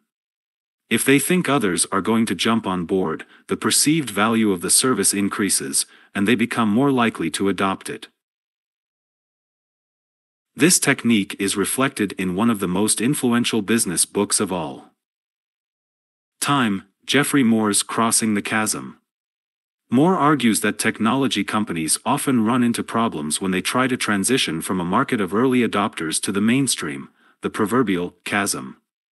He recommends that companies focus on niche beachhead markets, from which the company can expand outward using a bowling pin strategy in which these markets help to open up adjacent markets. This strategy is even more important for network effects businesses. A company can also reshape the demand curve by designing the product to be valuable to the individual user regardless of network adoption. At LinkedIn, for example, we discovered that public LinkedIn profiles had some value independent of the user's network, since they served as an online professional identity. This gave people a reason to join LinkedIn even if their friends and colleagues hadn't done so yet. Connectivity enables network effects businesses. In addition to supporting network effects, the high connectivity of the world we live in today also makes it easier to reach the tipping point where network effects kick in, and to sustain those network effects and the market dominance they produce. First, the Internet has driven the cost of discovery for products and services lower than ever. Unlike in the past, when companies needed to offer goods in retail stores or broadcast advertising in order to be visible to customers, today buyers can find whatever they're looking for on Amazon or other online marketplaces like Alibaba, in app stores, or, when all else fails, by Googling. Because products and services that are already popular will almost always come up first in search results, companies with a competitive advantage can quickly grow to the point where the increasing returns of network effects produce a winner-take-most or winner-take-all market. This also explains why the growth factor of distribution is as or more important to company success as the product itself. Without distribution, it is difficult to reach the tipping point. After network effects take hold, the efficiencies enabled by the networked age make it easier to sustain the pace of rapid growth. In the past, rapid customer growth inevitably led to rapid organizational growth and to dramatic increases in the overhead required to coordinate a large number of employees and teams. Today's networks allow companies to sidestep these traditional growth limiters, such as when Apple used Foxconn to get around the potential limitation of its manufacturing infrastructure. More on this in the next section. The more you can remove those limiters, the more dominant a network effects-driven business can grow. This is why companies like Google that have surpassed the $100 billion mark in annual revenues are still growing at over 20% per year. Finally, the remarkable profitability of these companies gives them the financial resources to expand into new fields and invest in the future. The S curve of innovation argues that the rate of adoption of every innovation eventually slows as the market saturates. However, companies like Apple have mastered the strategy of investing in new products that let them hop onto additional S-curves. Apple hopped from music players to smartphones to tablets, and it is no doubt spending some of its vast profits chasing the next S-curve. The premium that the public markets grant these companies also helps them use mergers and acquisitions, M&A, to jump these curves, much as Facebook did with Instagram, WhatsApp, and Oculus, and Google did with DeepMind. Of course, network effects don't apply to every company or market, even if they are superficially similar, as many companies and their investors discovered to their chagrin during the dot-com bust, the Great Recession, and the funding slowdown of 2016. This is why the best entrepreneurs try to design innovative business models that leverage network effects. One of the reasons that Google is Google and Yahoo is now part of AOL, which in turn is owned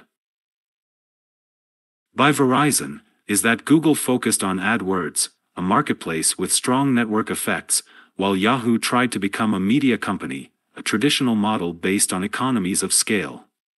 Much of Silicon Valley's historical success in building giant companies can be traced to its cultural emphasis on business model innovation, which results in the creation of network effects-driven businesses.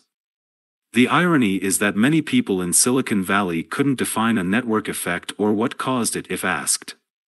Yet simply because so many entrepreneurs are trying so many different business models, they can end up stumbling into powerful network effects.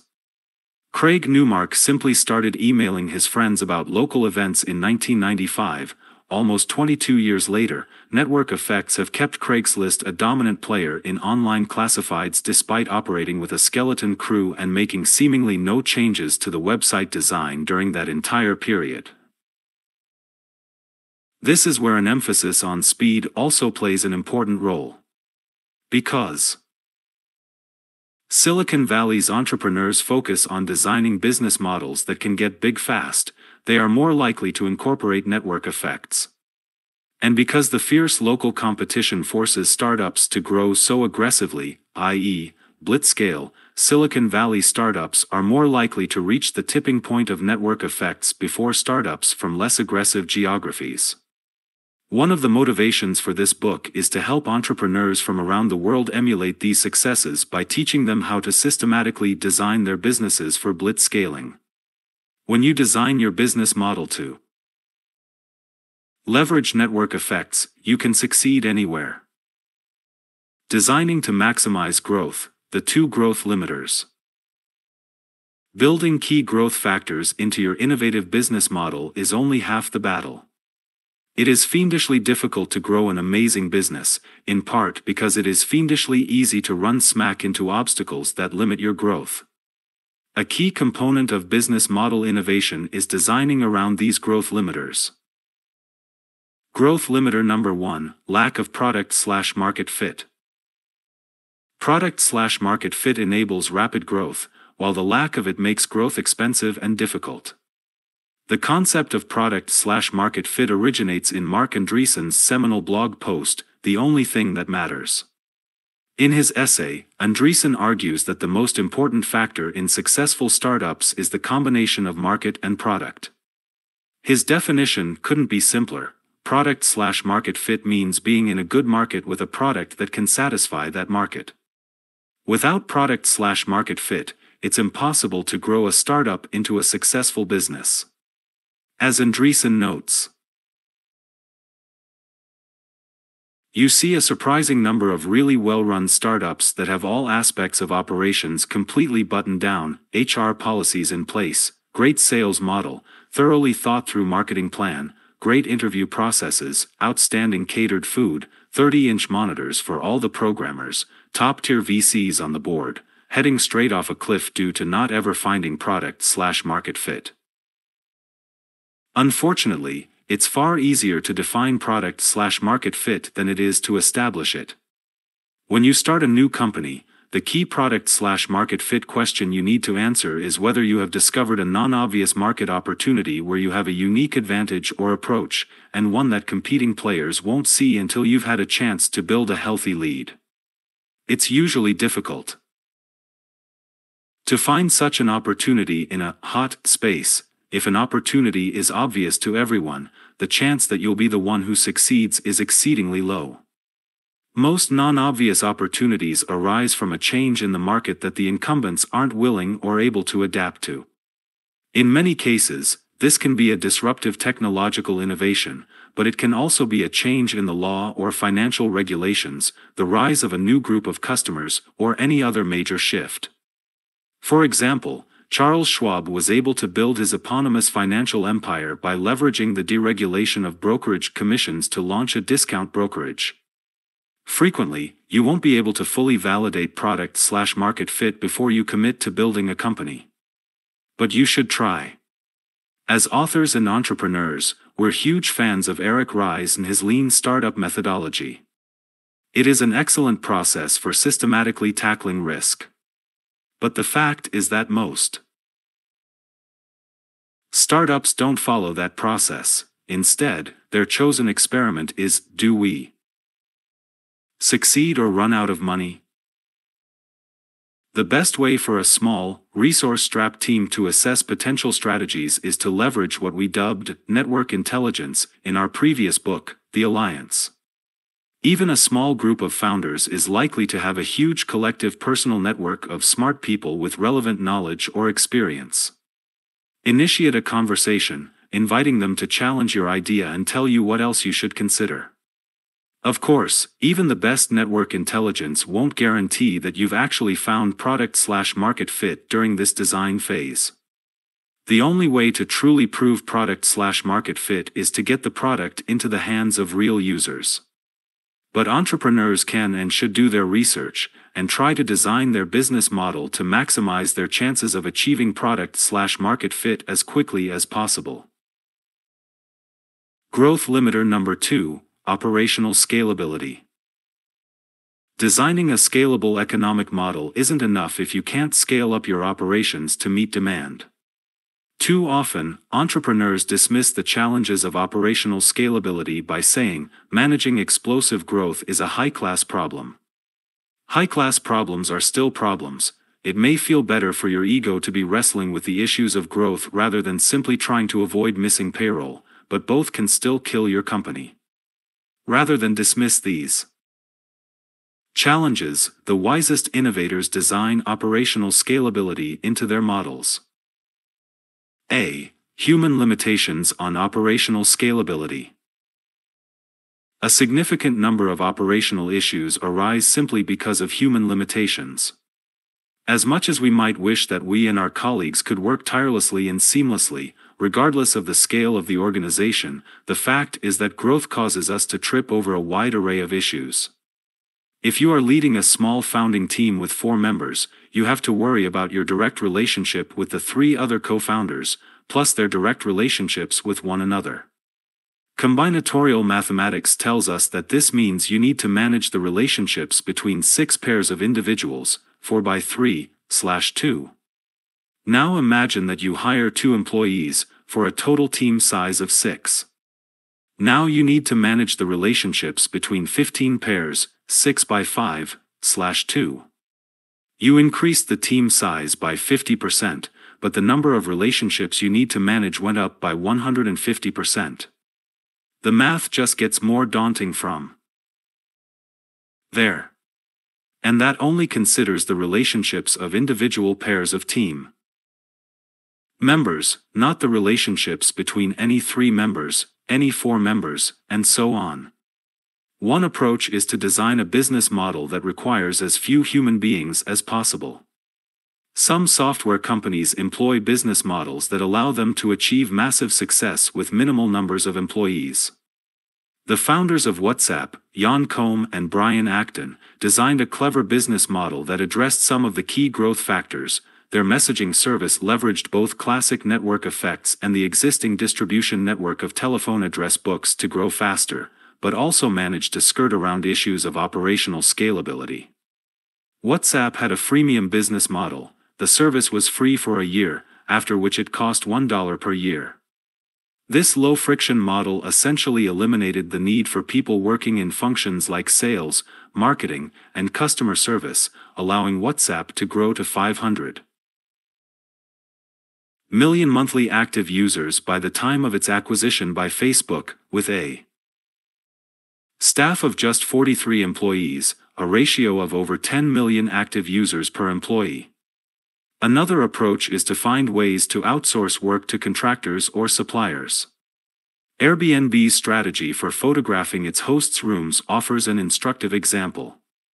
Early on, Airbnb's founders discovered that one of the key factors that increased the chances of renting a room on Airbnb was the quality of the photographs of that room. It turns out that most of us aren't professional photographers, and our poorly composed, poorly shot cell phone pictures don't do a good job of conveying the awesomeness of our living spaces. So the founders took to the road, visiting hosts and taking photographs for them. Obviously, personally visiting every host was hardly a scalable solution, so that the task was soon outsourced to freelance photographers. As Airbnb grew, the strategy shifted from the founders managing a short list of photographers, to an employee managing a large group of photographers, to an automated system managing a global network of photographers. Founder Brian Chesky describes this strategy succinctly: do everything by hand until it's too painful, then automate it. Ultimately, even with clever business models and automation, nearly every massively successful company requires thousands or even tens of thousands of employees. Smart techniques can delay the reckoning, but not forever.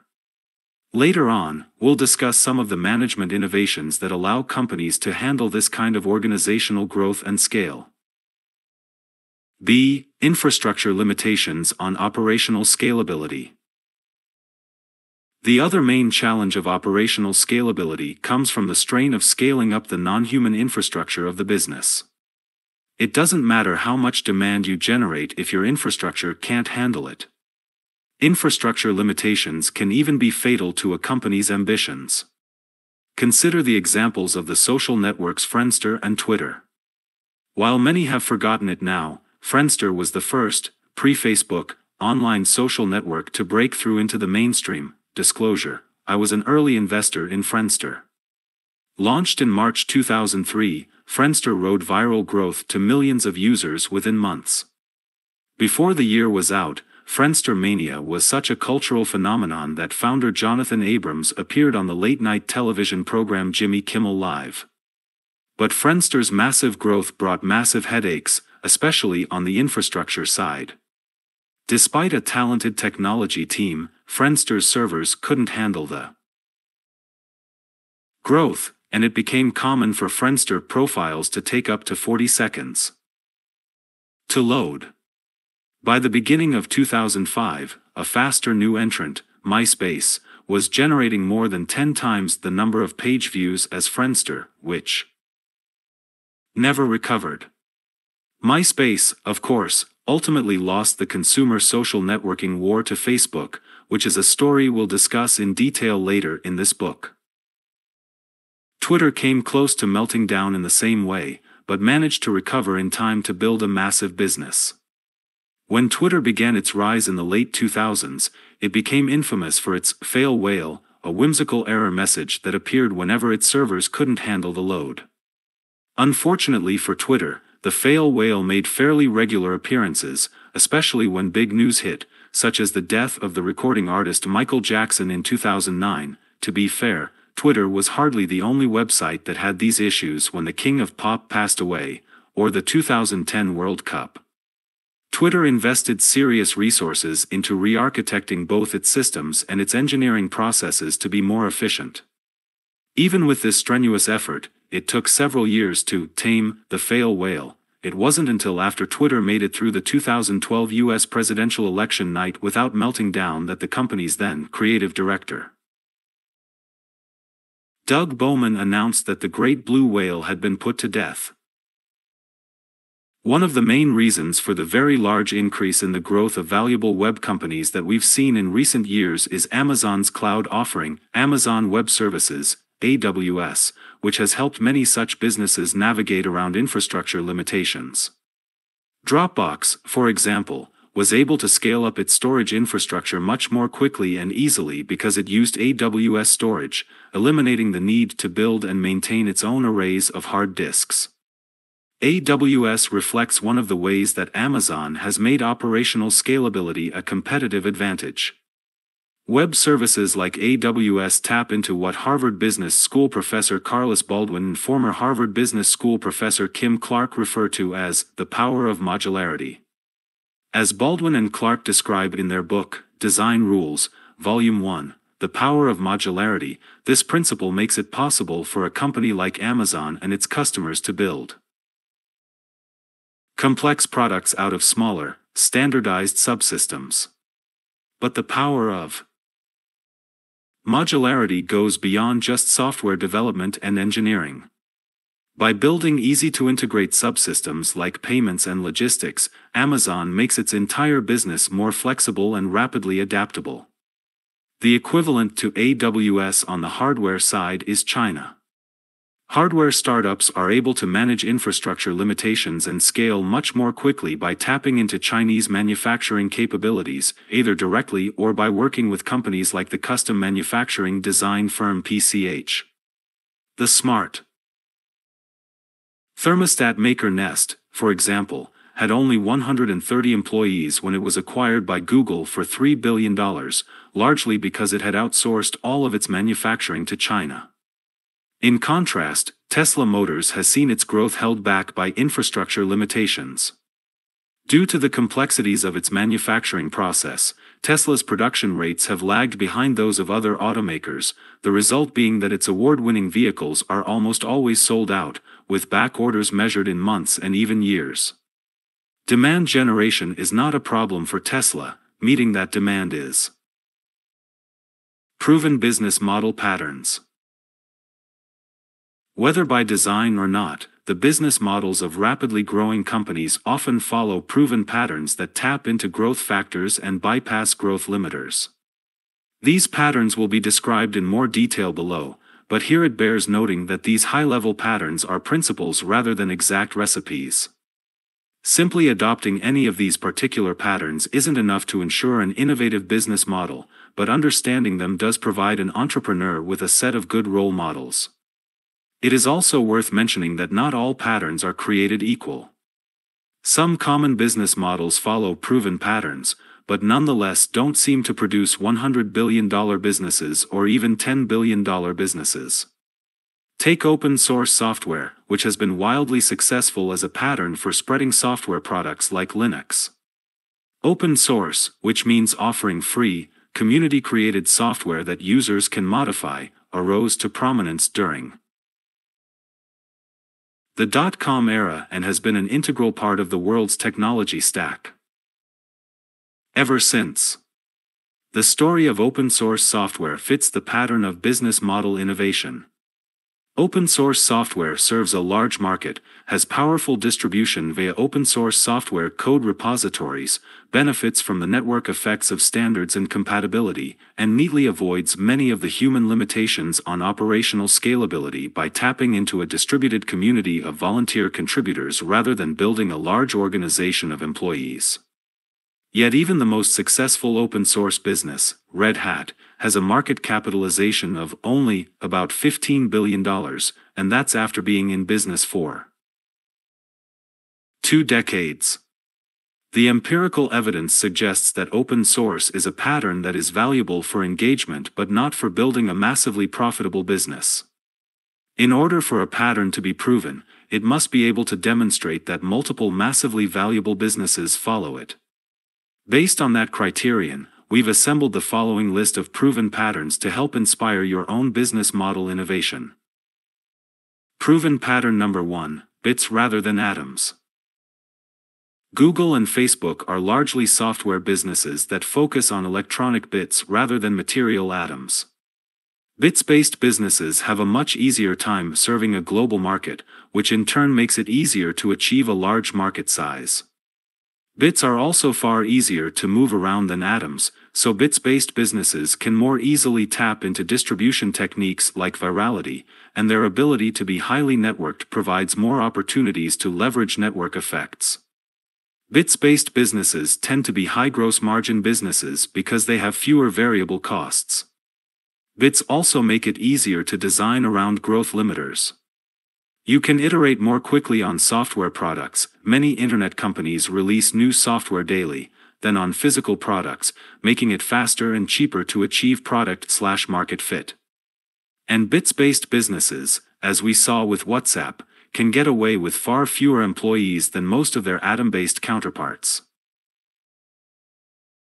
Back in 1990, the futurist George Gilder demonstrated his prescience when he wrote in his book Microcosm, the central event of the 20th century is the overthrow of matter. In technology, economics, and the politics of nations, wealth in the form of physical resources is steadily declining in value and significance. The powers of mind are everywhere ascendant over the brute force of things. Just over 20 years later, in 2011, the venture capitalist, and Netscape co-founder, Marc Andreessen validated Gilder's thesis in his Wall Street Journal op-ed, "Why Software is Eating the World." Andreessen pointed out that the world's largest bookstore, Amazon, video provider, Netflix, Recruiter, LinkedIn, and music companies, Apple/Spotify/Pandora, were software companies, and that even old economy stalwarts like Walmart and FedEx used software, rather than things, to drive their businesses. Despite, or perhaps because of, the growing dominance of bits, the power of software has also made it easier to scale up atom-based businesses as well.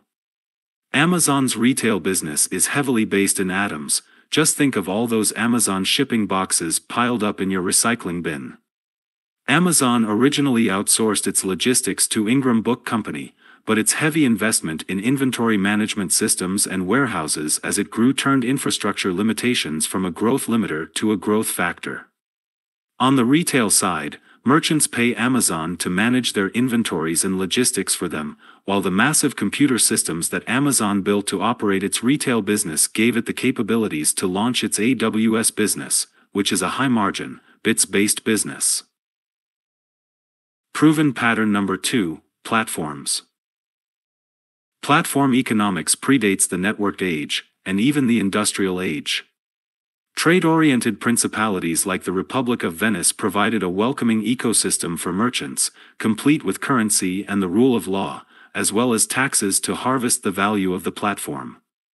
Technology platforms like Microsoft Windows demonstrated the power of being the chosen platform on which businesses were built back when the World Wide Web was still a glimmer in Tim Berners-Lee's eye. Sir Berners-Lee wrote his proposal for a global hypertext system in 1989. Yet despite the proven value of platforms in the pre-internet era, the networked age has made them vastly more powerful and valuable. Rather than being limited like the Republic of Venice to a specific geography, today's software-based platforms can achieve global distribution almost immediately. And since transactions on today's platforms are conducted through application programming interfaces, APIs, rather than person-to-person negotiations, they proceed swiftly, seamlessly, and in incredible volumes, all with barely any human intervention. If a platform achieves scale and becomes the de facto standard for its industry, the network effects of compatibility and standards, combined with the ability to rapidly iterate and optimize the platform, create a significant and lasting competitive advantage that can be nearly unassailable. This dominance lets the market leader tax all the participants who want to use the platform, much as levies were imposed in the bygone Republic of Venice. For example, the iTunes Store takes a 30% share of the proceeds whenever a song, a movie, a book, or an app is sold on that platform. These platform revenues tend to have very high gross margins, which generate cash that can be plowed back into making the platform even better. Amazon's merchant platform, Facebook's social graph, and, of course, Apple's iOS ecosystem are great examples of the power of platforms. Proven pattern number 3, free or freemium. Free has an incredible power that no other pricing does. The Duke behavioral economist Dan Ariely wrote about the power of free in his excellent book Predictably Irrational, describing an experiment in which he offered research subjects the choice of a Lindt chocolate truffle for 15 cents or a Hershey's Kiss for a mere penny. Nearly 3/4 of the subjects chose the premium truffle rather than the humble Kiss. But when Ariely changed the pricing so that the truffle cost 14 cents and the Kiss was free, the same price differential, more than 2/3 of the subjects chose the inferior, but free, Kisses. The incredible power of free makes it a valuable tool for distribution and virality. It also plays an important role in jump-starting network effects by helping a product achieve the critical mass of users that is required for those effects to kick in. At LinkedIn, we knew that our basic accounts had to be free if we wanted to get to the million users we theorized represented critical mass. Sometimes you can offer a product for free and still be profitable. In the advertising-driven business model, a large enough mass of free users can be valuable even if they never pay for your service. Facebook, for example, doesn't charge its users a dime, but it is able to generate large amounts of high gross margin revenue by selling targeted advertising. But sometimes a product doesn't lend itself to the advertising model, as is the case with many services used by students and educators. Without third-party revenue, the problem with offering your product to users for free is that you can't offset your lack of sales by making it up in volume. Here is where the innovation of freemium comes in. The venture capitalist Fred Wilson coined the term in a 2006 blog post, based on a suggestion from Jared Lucan, but the business model itself predates the term, having its origin in the shareware model for selling software in the 1980s. The free product was a tool for discovery and gaining a critical mass of users, while the paid version of the software allows the business to extract value from those users once its value is clear. Dropbox is one of the premier examples of a successful freemium business. By giving away 2 gigabytes of storage, Dropbox attracted a massive user base, a reasonable percentage of which decides to pay for the value and convenience of additional storage. Proven pattern number 4, marketplaces. Marketplaces represent one of the most successful business model patterns, with the dot-com era's Google and eBay and today's Alibaba and Airbnb standing out as examples of important, valuable companies that follow this pattern. One reason marketplaces are powerful is because they often tap into two-sided network effects. While it is difficult to create a successful marketplace from a cold start, the first marketplace that does manage to achieve liquidity, the ability for buyers and sellers to quickly and efficiently find a counterparty to conduct a transaction, becomes very attractive to both sides of the market. As buyers and sellers pour in, the marketplace becomes even more attractive to both parties, triggering a positive feedback loop that makes it very hard for new entrants to win any market share. Marketplaces also offer key advantages beyond the obvious network effects. By creating a liquid market where buyers and sellers both participate, the dynamic forces of supply and demand price their transactions better than any human judgment could. The more efficient the prices in a marketplace, the more value it creates, because that means more transactions that might create value actually occur.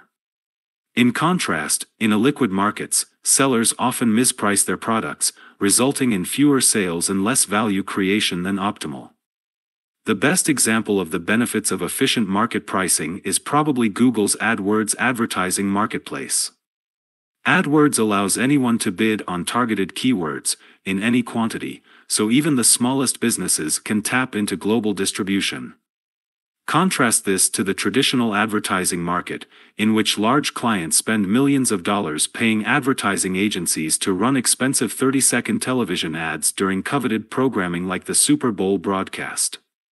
Google's system also measures advertising quality. Ads targeted at its audience to generate the most paid click-throughs are favored. The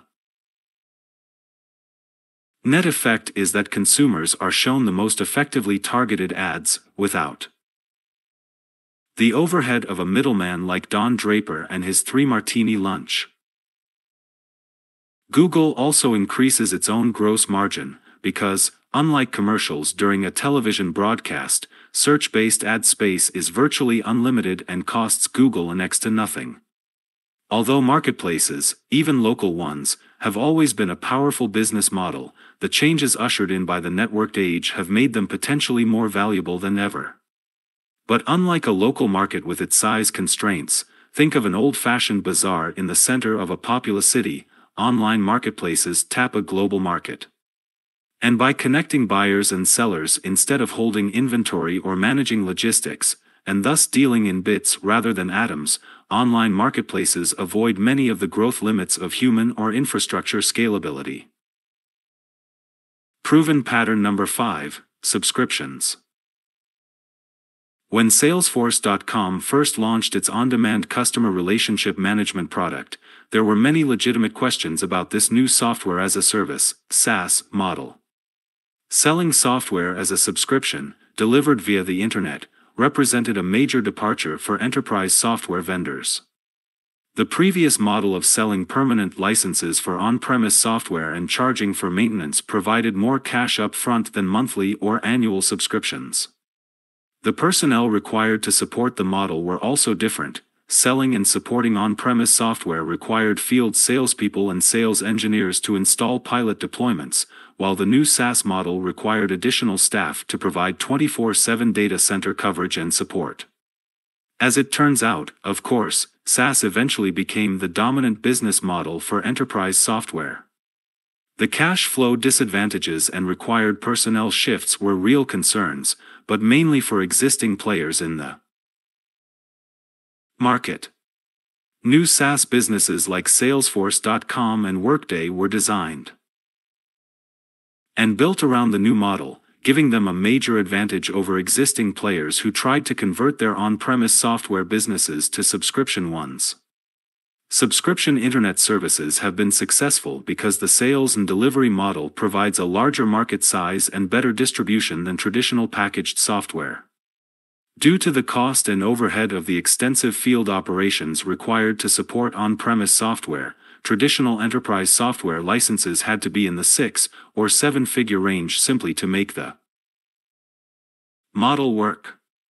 This meant that software vendors focused on the needs of only the largest customers. In contrast, Salesforce.com and other SaaS vendors can sell software licenses in any quantity, not only to Fortune 500 companies, but also to mid-market and small to medium-sized businesses, significantly enlarging their potential market. Internet delivery and self-service allow new forms of distribution that weren't possible in the packaged software world, such as Dropbox's viral incentive of additional free storage for referring new customers. Nor is the pattern of internet subscriptions limited to enterprise software. The dominant players in both music, Spotify, Pandora, and video, Netflix, Hulu, Amazon, also enjoy lower overhead and greater distribution by using the subscription business model. Another, less obvious benefit to this model is that once a subscription business achieves scale, the predictability of its revenue streams allows it to be more aggressive with long-term investments, since it isn't obliged to maintain large cash balances to weather short-term variations in the business. This financial firepower can represent a major competitive advantage. For example, Netflix, which announced plans to invest $6 billion in original content for its streaming service in 2017, has exploited its direct subscription model to outspend classic television networks, which have to rely on less robust revenue streams like payments from cable providers and advertising sales. Proven pattern number 6: digital goods. One of the emerging patterns that build on new platforms and services is the business of selling digital goods. Sitting at the intersection of bits rather than atoms and platforms, digital goods are intangible products that, arguably, have no intrinsic value, but they can still make for a profitable and scalable business. For example, the messaging service Line derives significant revenues by selling stickers, images that are incorporated into the text of smartphone messages. In 2014, its first year of operation, Line's sticker business generated $75 million in revenue. That figure grew to $270 million in 2015, which represented over a quarter of Line's total revenues. Not bad for an intangible product with no intrinsic value. Digital goods have also become a key business model in the video game industry, with in-game purchases of digital items that can help players advance in the game or advertise their status. Market-wide revenue from in-app purchases are projected to outstrip paid app downloads in 2017, $37 billion to $29 billion. In addition to enjoying the advantages of any bits-based business, digital goods tend to have nearly 100% gross margins, since they are purely digital and usually do not add significantly to infrastructure or overhead costs. Proven pattern number 7: feeds. One of the most underrated and underappreciated proven patterns is the news feed. Facebook's powerful network effects allow the site to attract its users, but its innovation of the news feed has made it a world-class business. Yet Facebook is hardly the only feed-centric success story. Companies like Twitter, Instagram, and Slack have all built multi-billion-dollar market values around the news feed pattern. The power of the news feed comes from its ability to drive user engagement, which in turn drives both advertising revenue and long-term retention. As Facebook has demonstrated, a news feed with sponsored updates is the most effective way to monetize proverbial internet eyeballs. Facebook's news feed's dominance of the online advertising market is only exceeded by Google's AdWords, and AdWords starts with the significant built-in advantage of capturing active consumer intent rather than simply the desire to be amused. 4. Example: how many people visit Facebook with the intention of going shopping? The magic of the news feed model has been its ability to monetize bored people catching up on what their friends are doing. Of course, effective use of the news feed model requires a lot of sophisticated technology. Facebook doesn't just insert sponsored updates at random. The company knows your interests better than you do, based on all the items you've ever clicked on, liked, or otherwise engaged with. It can carefully target the advertisements it shows you based on your individual habits and the context of what surrounds them in your feed. This targeting ability explains why Facebook succeeded in monetizing this model when other feed-based products like RSS readers failed. This pattern is so powerful that Twitter, whose product is essentially one long news feed, is still an important internet company despite barely changing its product in nearly a decade. Going from 140 characters to 280 characters doesn't count. Twitter is a business that scaled massively because of the power of business model innovation, not product or technology innovation. The underlying principles of business model innovation. Underlying the proven patterns of business model innovation are larger principles that can help refine those patterns or even create new ones. These principles aren't themselves business models, but they often power the technological innovation that enables business model innovation. Underlying principle number 1, Moore's Law. Moore's Law is the fundamental principle that puts the silicon in Silicon Valley, and has powered the worldwide ascent of the technology industry. Moore's Law is named after its codifier, Intel co-founder Gordon Moore, who coined the term in a paper he wrote in 1965, observing that the number of transistors that could be crammed onto the surface of a silicon chip appeared to double each year.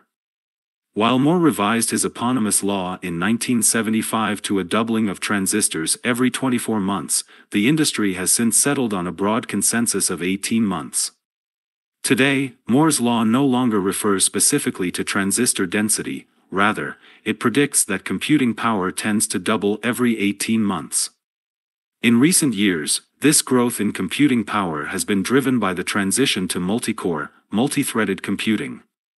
Perhaps in the future, Moore's law will be met by quantum computing, optical chips, the use of DNA, or something even more impossible to foresee. The point is, it appears that the true limit to Moore's law is human engineering ingenuity, not solid-state physics. Moore's law matters because the relentless increase in computing power that it predicts acts as a constant source of technological innovation, which, as we have seen, can help enable business model innovation. For many years, the power of Intel central processing units, CPUs, was measured by their clock rate, the number of times per second that the CPU could perform an operation. While clock rate is no longer a good measure of computing power, it is still a good metaphor for how Moore's law drives the world of computer technology. Each tick of the clock enables new technologies, driving faster and faster innovations. Increasing computing power allowed the shift from gigantic mainframes to smaller mini-computers to personal computers, all the way to today's smartphones and wearables. We've seen similar increases in things like network bandwidth, allowing the web to shift from text to images to audio to video, and in the future, 3D and virtual reality, VR. Yet today's smartphones aren't simply smaller versions of IBM mainframes, remember, technology innovation enables business model innovation. The best entrepreneurs don't just follow Moore's law, they anticipate it. Consider Reed Hastings, the co-founder and CEO of Netflix. When he started Netflix, his long-term vision was to provide television on demand, delivered via the internet. But back in 1997, the technology simply wasn't ready for his vision. Remember, this was during the era of dial-up internet access. 1 hour of high-definition video requires transmitting 40 gigabytes of compressed data, over 400 gigabytes without compression. A standard 28.8K modem from that era would have taken over 4 months to transmit a single episode of Stranger Things. However, there was a technological innovation that would allow Netflix to get partway to Hastings's ultimate vision, the DVD. Hastings realized that movie DVDs, then selling for around $20, were both compact and durable. This made them perfect for running a movie rental by mail business.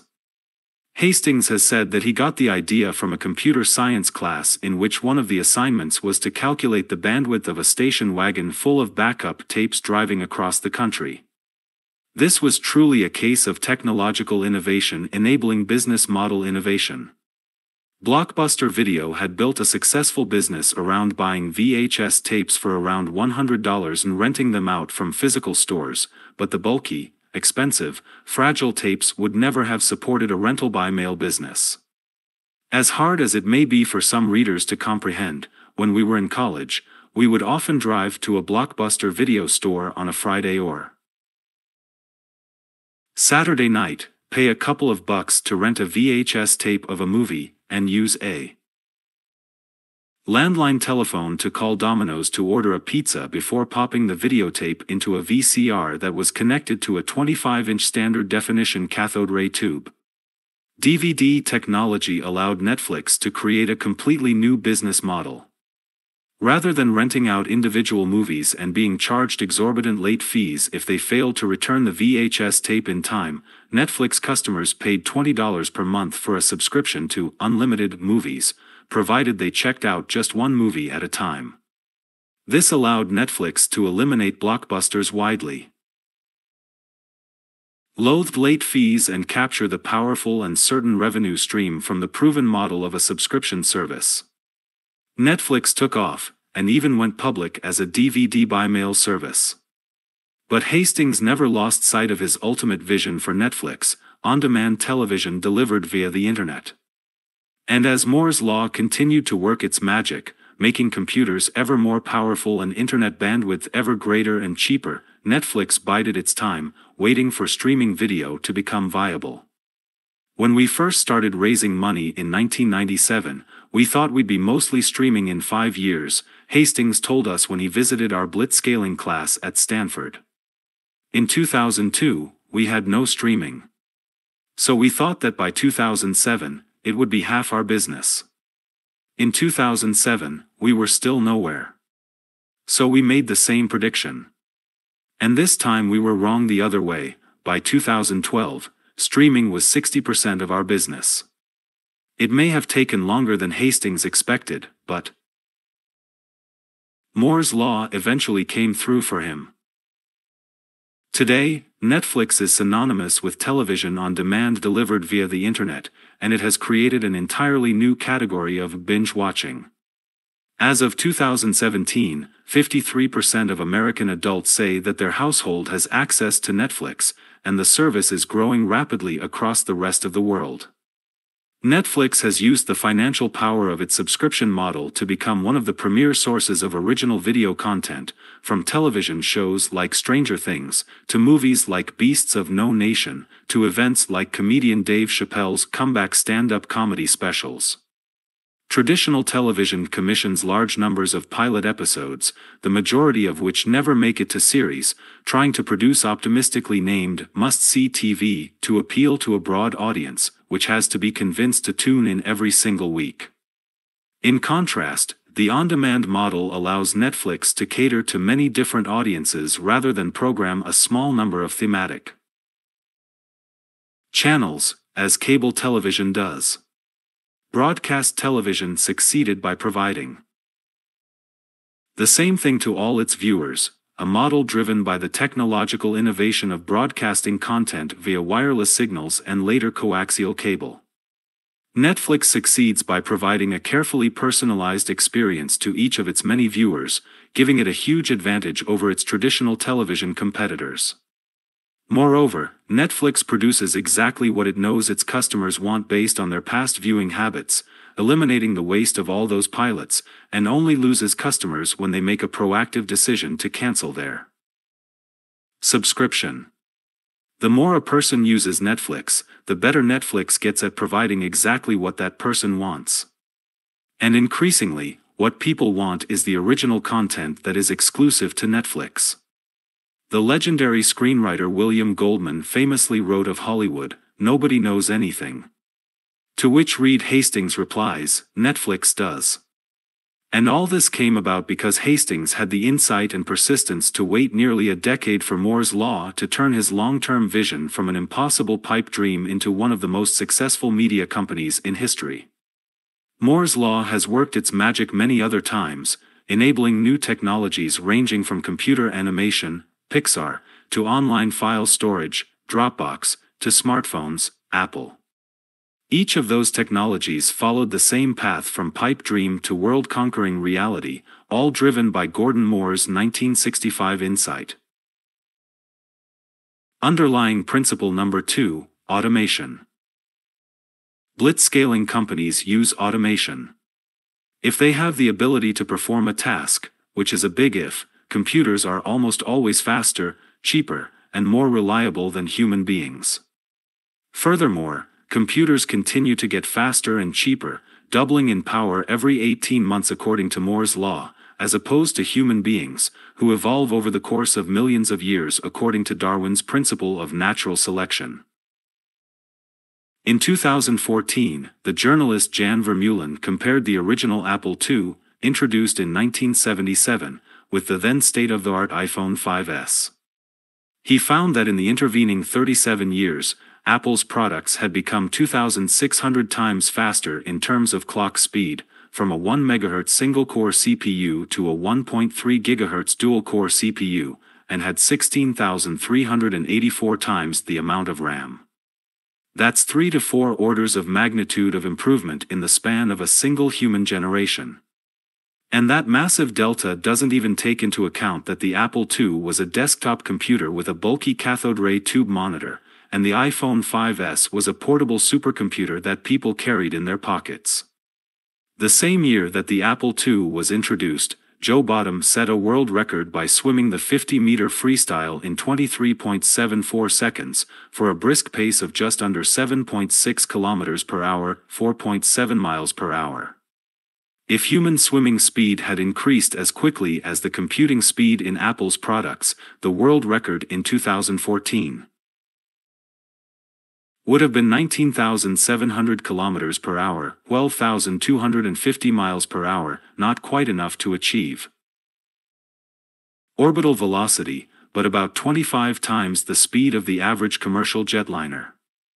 The actual human world record for the 50-meter freestyle in 2014 was 20.91 seconds, for a more modest 11% improvement.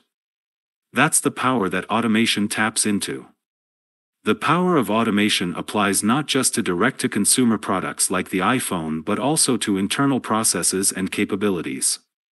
Think of the value that automation creates by increasing the productivity in Amazon's warehouses, or by making it easier to keep Google's server farms running 24/7. Underlying principle number 3, adaptation, not optimization. At a higher level of abstraction, successful scale-ups place more emphasis on adaptation than optimization. Rather than the giant assembly lines of Detroit automakers, which trace their origins to Henry Ford's Model T, the current generation of Silicon Valley companies practice continuous improvement, whether through an emphasis on speed or the constant experiments and A/B testing of growth hacking. This emphasis makes sense in an environment where companies need to seek product/market fit for new and rapidly changing products and markets. Consider how Amazon expanded into new markets like AWS rather than simply honing its retail capabilities, or how Facebook has been able to adapt to the shift from a text-based social network accessed via desktop web browsers to an image and video-based social network accessed via smartphones, and soon, perhaps, VR. Underlying principle number 4, the contrarian principle. My friend Peter Thiel has written eloquently about the power of being a contrarian in his book 0 to 1.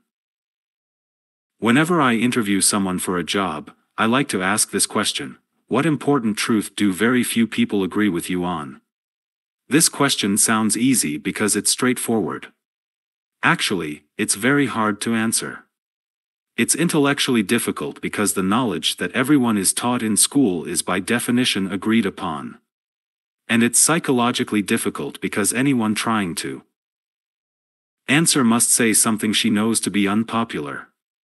Brilliant thinking is rare, but courage is an even shorter supply than genius. Being contrarian is often critical to the process of creating a massively valuable technology company.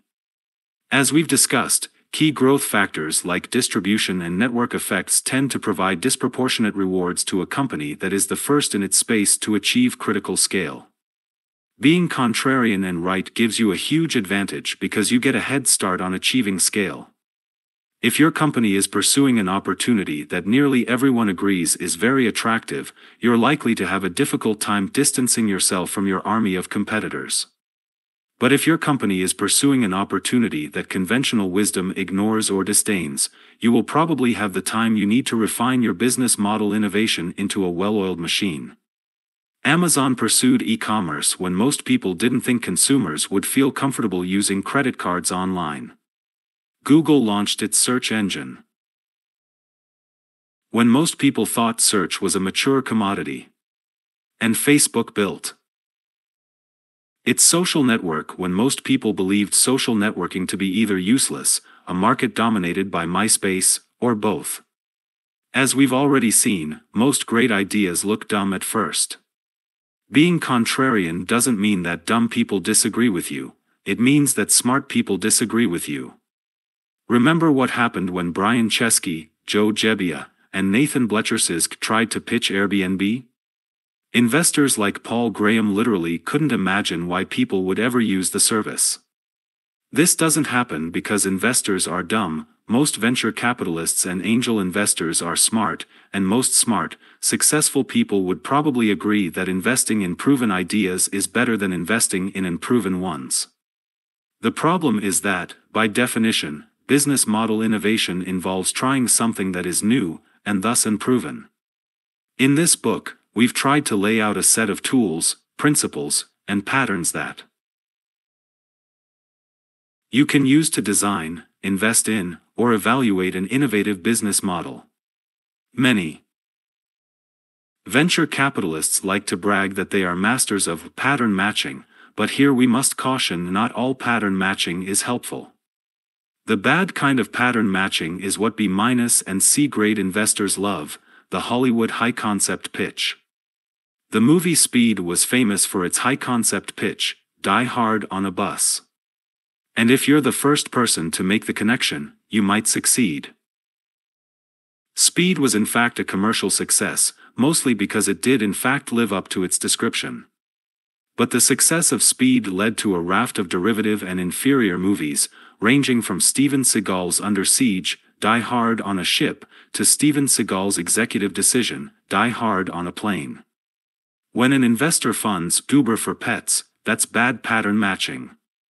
The good kind of pattern matching involves understanding what medical science terms the mechanism of action. Speed works because confining the action to a bus that has to stay at a certain speed or higher to avoid setting off a bomb creates built-in dramatic tension, especially given the famously bad traffic in Los Angeles. Airbnb works because it has a large market, because travelers spreading awareness from city to city creates virality, and because it follows the proven pattern of an online marketplace. To help you get a feel for applying our principles of business model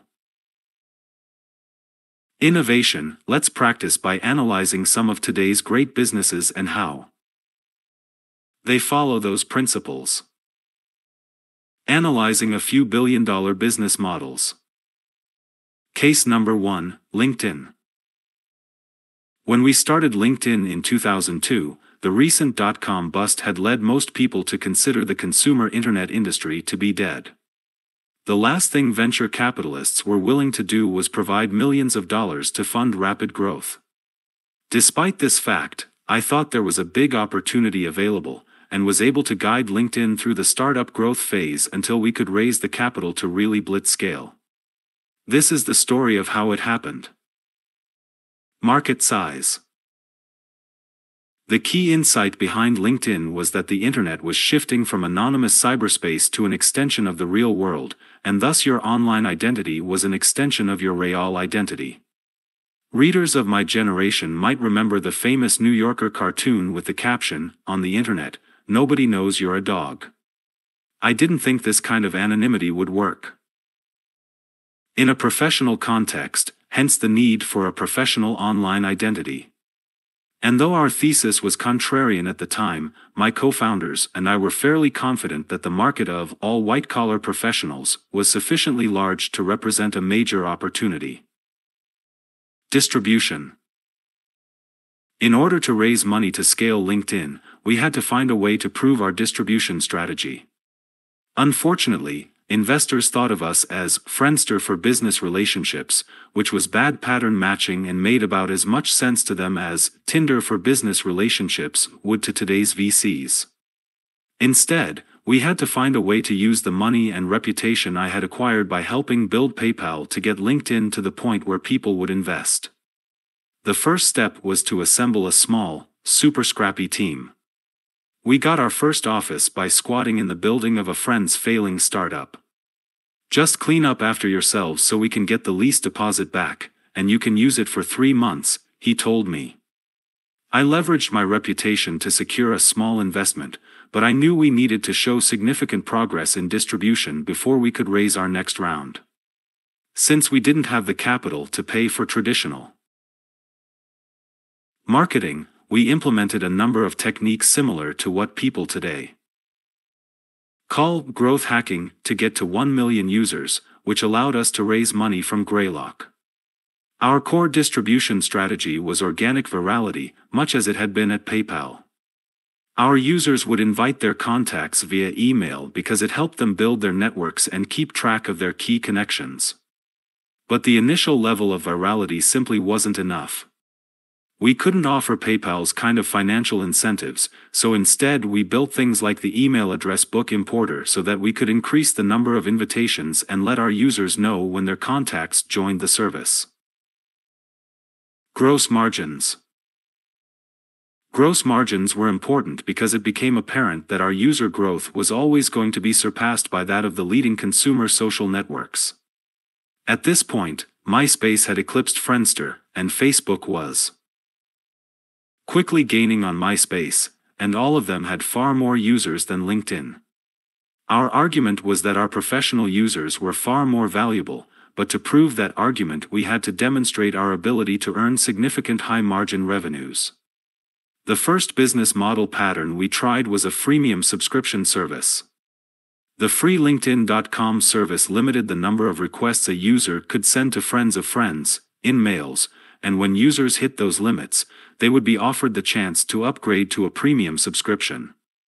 This subscription revenue was enough to get us to cash flow profitability, but it wasn't growing fast enough to be truly compelling. The key inflection point came when we discovered that companies were willing to pay for the ability to scan LinkedIn profiles to find the best job candidates. So we offered it to companies as an enterprise subscription product, and once we proved that this new model was a source of significant high gross margin revenues, we had the confidence to blitz scale. Network effects.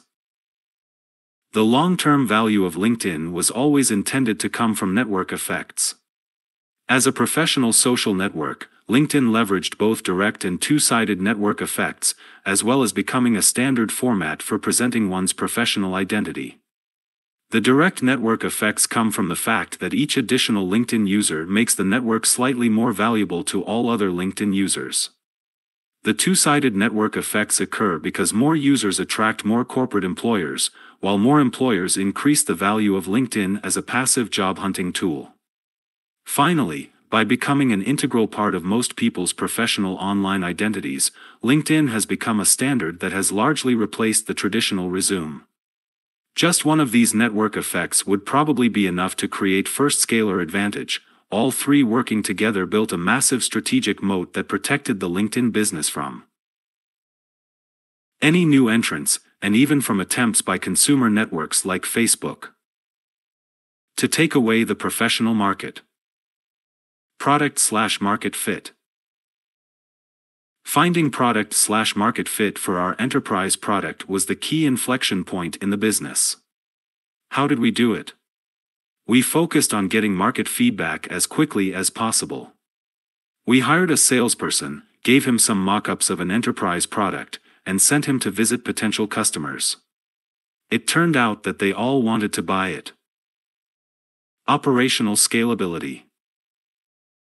Blitzscaling LinkedIn presented two major operational scalability challenges, beyond the obvious one of supporting a global social network with hundreds of millions of users.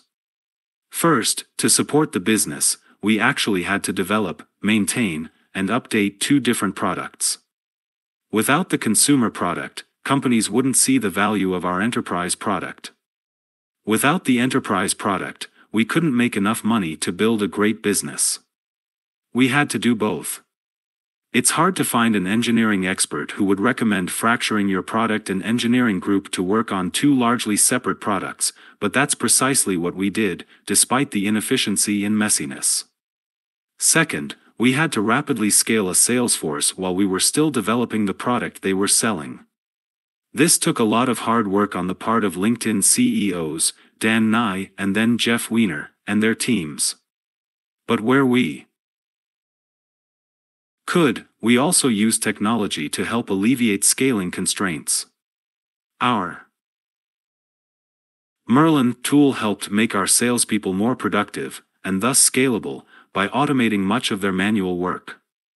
Merlin would analyze usage patterns and tell each salesperson which companies to call, how they were already using LinkedIn, and even create a personalized sales deck for each individual prospect. Case number 2, Amazon. Market size. Jeff Bezos's original vision for Amazon was to take advantage of unlimited digital shelf space to run a store where a customer could buy literally anything. Amazon began with books because this represented a large enough market with a product amenable to e-commerce, durable, fairly standard sizes, readily available through wholesale distributors. Since then, Amazon has steadily expanded from books into many other verticals, and today very nearly lives up to Bezos's vision of an everything store, though you still can't buy automobiles on Amazon, yet. Retail is a truly gargantuan market, and Amazon has captured an almost unthinkable portion of it and even made its market much bigger by launching Amazon Web Services. Now, in addition to being the everything store, Amazon also provides much of the Internet's computing power, bandwidth, and storage, including for other dominant companies like Netflix. Distribution. Amazon was one of the first companies to fully grasp the possibilities of the Internet as a distribution platform in creating the first successful affiliate program, Amazon Associates, which incentivizes individuals and owners of other websites to refer customers to Amazon in exchange for a share of the revenues generated. This allows Amazon to turn everyone else's websites and online communications into a powerful distribution channel. Even today, if you see a book title on the Internet, or in a tweet or an email signature, and you follow that link, you'll probably find yourself on Amazon's website via an affiliate link. Gross margins. Amazon actually scores fairly poorly on this growth factor, though this is largely a function of the industry rather than being specific to Amazon. Retail is a relatively low-margin business, and Amazon's devotion to offering low prices further hurts margins. Even today, Amazon's retail business isn't profitable, though it probably could be if the health of the company required it. For example, Amazon's core North American operations are profitable, it's just that its profits are outweighed by the losses generated by Amazon's efforts in Asia. Yet even within Amazon's retail business, we detect signs that these low gross margins are actually part of a long-term strategy that can generate high gross margins, even on retail sales. It's no secret that Amazon dominates e-commerce. In 2017, analysts like Slice Intelligence reported that Amazon accounted for 44% of U.S. e-commerce sales in 2016, and predicted the figure would be even higher in the future. But what is often overlooked is that Amazon's retail business consists of two very different units. The first is Amazon's traditional retail operation, in which Amazon buys products from suppliers and sells them to its customers. The second, far less well-known unit is Amazon's marketplace, which lets third-party sellers sell their products on Amazon. Those third-party sellers store their inventory in Amazon warehouses and pay Amazon to deliver their products to their customers. If you've ever shopped on Amazon, you've probably bought a product from a third-party seller. Jeff Bezos has said that almost 50% of units purchased on Amazon come from them. Because this marketplace business doesn't require tying up Amazon's capital in inventory, it ties up the third-party seller's capital instead. Its gross margins likely resemble high-margin eBay's more than it does low-margin Walmart's. As benchmarks, Matt Kohler notes, I sometimes wonder if Amazon's owned inventory business is just a marketing loss leader and a capital-intensive competitive moat. Where Amazon is already tapping into high gross margins is with its AWS business. Remember, 150% of its operating margins in 2016 came from AWS, which accounted for $12.2 billion in revenue and over $3 billion in operating income. The high gross margins of AWS allow Amazon to invest heavily in maintaining its lead over its competitors. Indeed, AWS is estimated to hold over 40% of the market for cloud computing infrastructure, more than its three biggest rivals, Microsoft, Google, and IBM, put together. Network effects. Amazon is relatively weak on network effects. One customer's use of Amazon doesn't make it more valuable for another customer, with the possible exception of Amazon's product reviews. Yet whatever direct network effects exist because of product reviews pales in comparison to the impact of network effects on something like Facebook.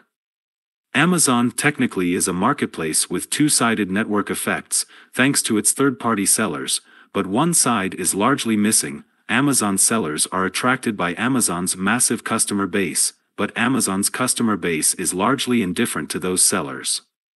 Amazon does benefit from scale effects, and explicitly uses the flywheel framework of author and strategy guru Jim Collins. Brad Stone summarized this approach in his book on Amazon, The Everything Store. Lower prices led to more customer visits. More customers increased the volume of sales and attracted more commission-paying third-party sellers to the site.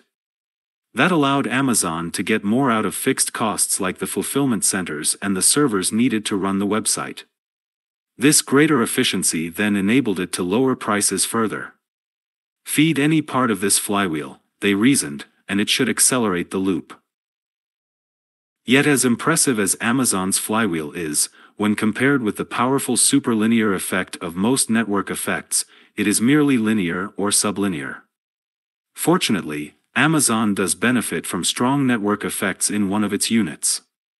Most of Amazon's network effects, like most of its gross margins, come from its AWS business. The AWS platform benefits from both indirect network effects and compatibility and standards. The success of AWS encourages developers and development products like Docker to rely on it as their infrastructure of choice, which makes AWS even more successful, while the emergence of AWS as a standard makes it easier for services built on the platform to connect via API. Product/market fit. Amazon has rarely struggled with product/market fit in its core business. For the most part, because it was tapping into an existing, and thriving, retail market, Amazon was able to leap into hypergrowth almost immediately.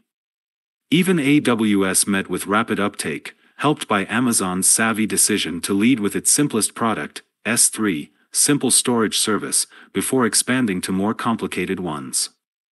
It is important to remember that Amazon has had many failures outside its core business. Amazon's powerful core retail operations didn't allow it to take over auctions or payments from eBay or PayPal, and its Fire Phone was a costly and fruitless attempt to take on Apple and Android. Operational scalability. Amazon has managed operational scalability so well that it might be the best in the world at this task. On the human side, Jeff Bezos has been able to guide Amazon with a strong and steady hand while allowing business leaders like Andy Jassy, the CEO of AWS, or Jeff Wilke, the global head of the consumer business, to run large portions of the company. This delegation has allowed Amazon to grow to over 541,900 employees as of 2017, making it one of the 10 largest employers in the United States. On the infrastructure side, Amazon has deftly shifted from minimizing infrastructure spending, as it did during its early years by using techniques such as outsourcing logistics to book distributors like Ingram, to becoming one of the world's great infrastructure companies. Amazon is so good at infrastructure that its fastest growing and most profitable business, AWS, is all about allowing other companies to leverage Amazon's computing infrastructure. Amazon also makes money by offering fulfillment by Amazon to other merchants who envy its mastery of logistics, which ought to strike fear into the hearts of frenemies like UPS and FedEx. In addition to its 86 gigantic fulfillment centers, Amazon also has at least 58 Prime Now hubs in major markets, allowing it to beat UPS and FedEx on performance by offering same-day delivery of purchases in less than 2 hours. Amazon has also built out sortation centers that let it beat UPS and FedEx on price by shipping small packages via the United States Postal Service for about $1 rather than paying FedEx or UPS around $4.50. Case number 3, Google. Market size. Google's market size was dramatically underestimated at the outset. When Google came on the scene, many considered it yet another search engine in a market that was already dominated by companies like Yahoo and Lycos. Even in the unlikely event that Google was able to capture a significant share of the search market, it would still be a niche player in comparison to, say, Yahoo, which was a portal with major properties like Yahoo Mail and Yahoo Finance. Observers failed to realize two things. First, Google's business model innovation, the relevance-based, revenue-maximizing, self-service advertising system of AdWords, allowed it to generate far more revenue per search than its predecessors. Second, the importance of search was growing at a faster rate than the Internet as a whole. As the Internet grew and the amount of content increased at a superlinear rate, so did the difficulty of filtering and finding relevant information, making search increasingly important. Combine that effect with the rapid growth of the Internet itself, and the result was a massive market. Google has astutely expanded the market since then by leveraging the power of its business model to make and monetize key acquisitions like Android, Google Maps, and YouTube. Distribution. Google's technology receives most of the credit for the company's success, and it is impressive. However, this means that Google's skillful use of the distribution growth factor is often overlooked. To go from yet another search engine to the last search engine, as my old friend Peter Thiel put it in his 2014 Stanford lecture, "Competition is for losers," Google had to leverage a series of existing networks and partners. For example, Google's bold deal to power AOL's search results helped the company grow its search business by orders of magnitude. Later, other distribution bets like the Firefox partnership, the acquisition of Android, and the creation of the Chrome browser all paid off and helped maintain Google's distribution dominance. Google also found ways to leverage small partners as well, with its AdSense program for web publishers feeding more raw traffic into the AdWords machine. Gross margins. Google is a phenomenally profitable company, with an enviable margin of 61% in 2016. But this profitability didn't happen by accident or luck. The credit belongs to Google's AdWords business model. As we discussed in our section on business model patterns, the advertising-supported media model hasn't worked for the internet. Yet when Google first emerged, this was the dominant business model being pursued by major players like Yahoo and Lycos. Google adopted the self-service advertising auction model of Overture, added its own refinement of selecting ads based on considerations of relevance and quality as well as bid prices, and pursued a business model of capturing purchase intent rather than just gathering eyeballs. This purchase intent proved to be far more valuable per unit of traffic, enabling Google to earn fat margins. Google has since used the financial power of its gross margins to place big bets that other companies might shy away from, such as investing in Android and Chrome, two products that were going up against dominant competitors, Apple's iOS in mobile phone software and Microsoft and Firefox in web browsers. Google has also used its margins to fund radical experiments like X, formerly Google X, and Waymo, self-driving cars.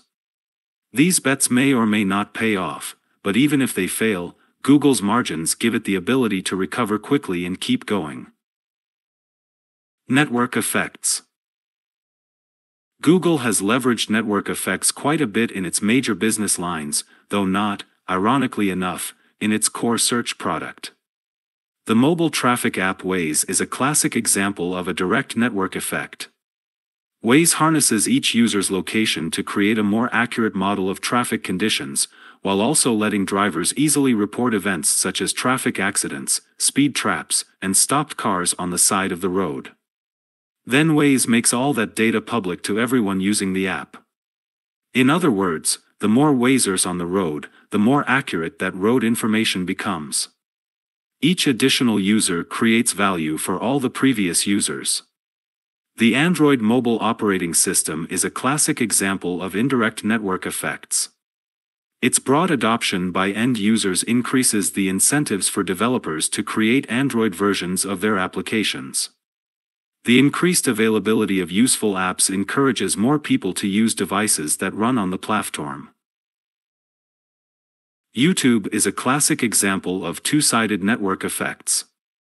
YouTube brings together video creators and consumers. The more content is created, the more people show up to consume it. The more consumers who show up, the more incentive there is to create content. Finally, Google's G Suite provides a great example of the power of compatibility and standards. Ironically enough, much like Microsoft Office, its archrival, as well as local network effects. When users share Google Docs or Google Sheets with others, they lock in anyone who wants to collaborate on those documents to do the same. This is especially common in individual networks like a project team or school. Once some of the school's teachers start using Google Docs for homework assignments, the pressure builds for all of them to standardize on Google Docs, and for children and parents to adopt it as well. Chris speaks from experience here. Product/market fit. Google got the product/market fit for its core search and AdWords product incredibly right. Even from the start, Google's search results were better than those of its competitors. But many people don't realize that it actually took Google a long time to find the right product for the right market. Google started off trying to sell enterprise search appliances, a tool that sits inside a corporate data center, indexing content stored on a company's servers, then offering a Google search box to find items within that content. Next, Google tried the advertising-supported model by running DoubleClick ads. Ironically enough, Google would later buy DoubleClick. Fortunately, Google found product/market fit by refining Overture's advertising auction model. Google's AdWords product was so much better at monetizing search through its self-service, relevance-driven, auction system that by the time those competitors managed to play catch up, Google had amassed the financial resources that allowed it to invest whatever was necessary to maintain product superiority. Google doesn't always get product/market fit right, and if it had run out of money before hitting upon AdWords, the search business might have died before ever achieving that fit. This is a reflection of its very intentional product management philosophy, which relies on bottom-up innovation and a high tolerance for failure. When it works, as in Gmail, which was a bottom-up project launched by Paul Buchheit, it can produce killer products. But when it fails, it results in killed products, as demonstrated by projects like Buzz, Wave, and Glass. To overcome this risk of failure, Google relies on both its financial strength, which comes from its high gross margins, among other things, and a willingness to decisively cut its losses. For example, when Google bought YouTube, which had clearly achieved product/market fit, it was willing to abandon its own Google Video service, even though it had invested heavily in that product. Other massively successful companies take a very different approach. In contrast to Google, where new ideas can come from anywhere in the company and there are always many parallel projects going on at the same time, Apple takes a top-down approach that puts more wood behind fewer arrows. Apple keeps its product lines small and tends to work on a single major product at a time. One philosophy isn't necessarily better than the other. The important thing is simply to find that product/market fit quickly, before your competition does. Operational scalability. Unsurprisingly for an engineering-driven organization, Google excels in operational scalability. For one thing, its heavy investment in its own tools and infrastructure has allowed its engineering organization to fine-tune its infrastructure for high performance as the company has grown. Google has innovated in people scalability as well. While most of Google's people management practices are smart but relatively straightforward, for example, Google uses smaller teams to work on new products and larger teams to sustain and grow existing products, Google has invested heavily in people analytics and data to determine things like the optimum number of interviews per candidate, no more than 5, and to improve practices for recruitment, performance reviews, and so on. Case number 4, Facebook. Market size. Market size is one of the key reasons that many fail to appreciate the potential value of Facebook in its early days. At the time, the elevator pitch for Facebook would have been social network for college students.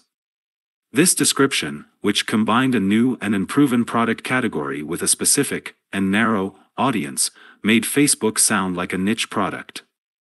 But by the time I invested in Facebook, Mark Zuckerberg's vision was far broader and more valuable.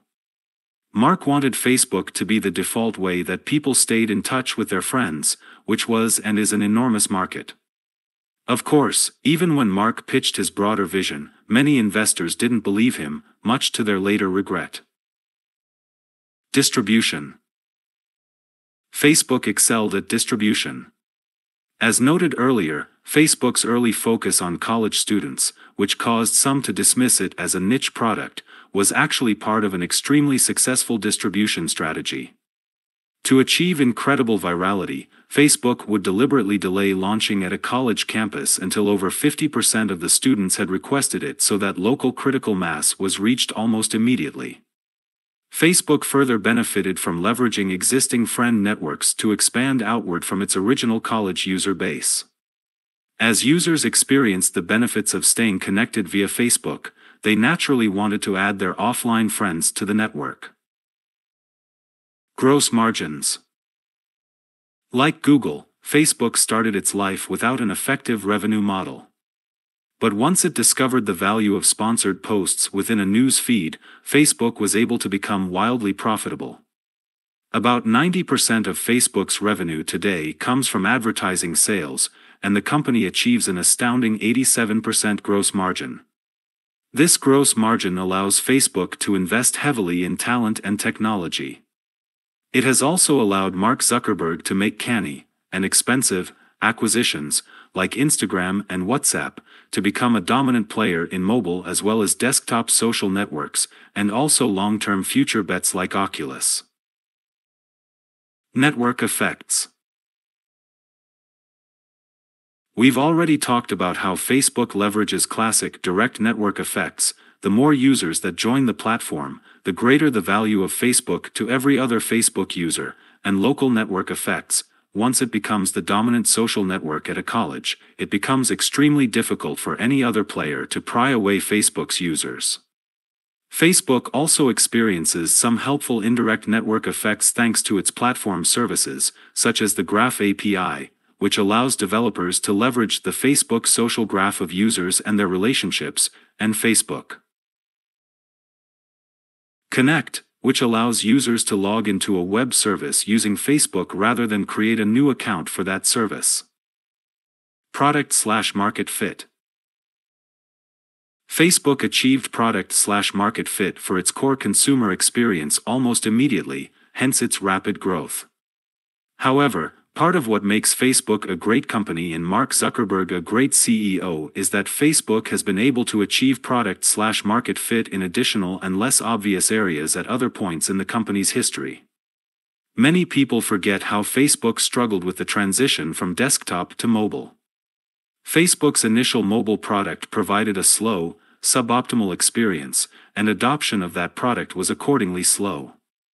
Fortunately for Facebook, Mark Zuckerberg saw that the market was going mobile and put a moratorium on new feature development in order to focus the entire team on building a new, far superior mobile product.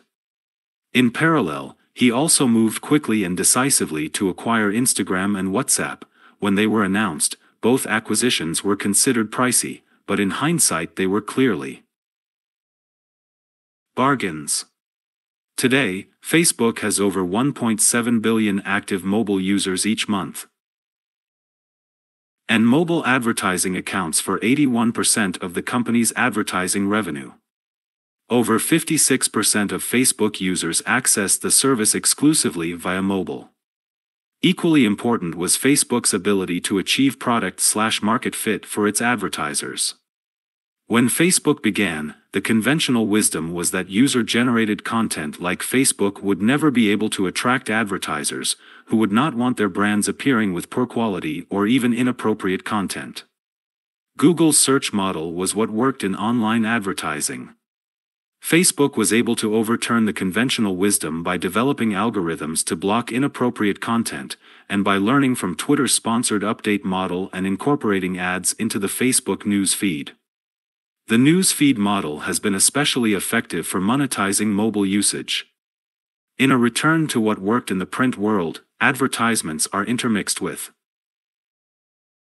content, and as you page through the magazine or scroll through the feed, you encounter advertisements as part of your normal flow, as opposed to the interruptions of pop-up or takeover ads, or the easily ignored static placement of the traditional banner ad. Yet Facebook's news feed is even better for advertisers than a magazine, because Facebook's core social actions, clicking, liking, sharing, train users to engage with whatever appears in the news feed, including advertisements. Operational scalability. How did Facebook successfully overcome the growth limiter of operational scalability? On the technology side, one of the philosophies that helped Facebook become successful was its famous motto, "Move fast and break things." This emphasis on speed, which came directly from Mark Zuckerberg, allowed Facebook to achieve rapid product development and continuous product improvement. Even today, every new software engineer who joins Facebook is asked to make a revision to the Facebook code base, potentially affecting millions or even billions of users, on his or her first day of work.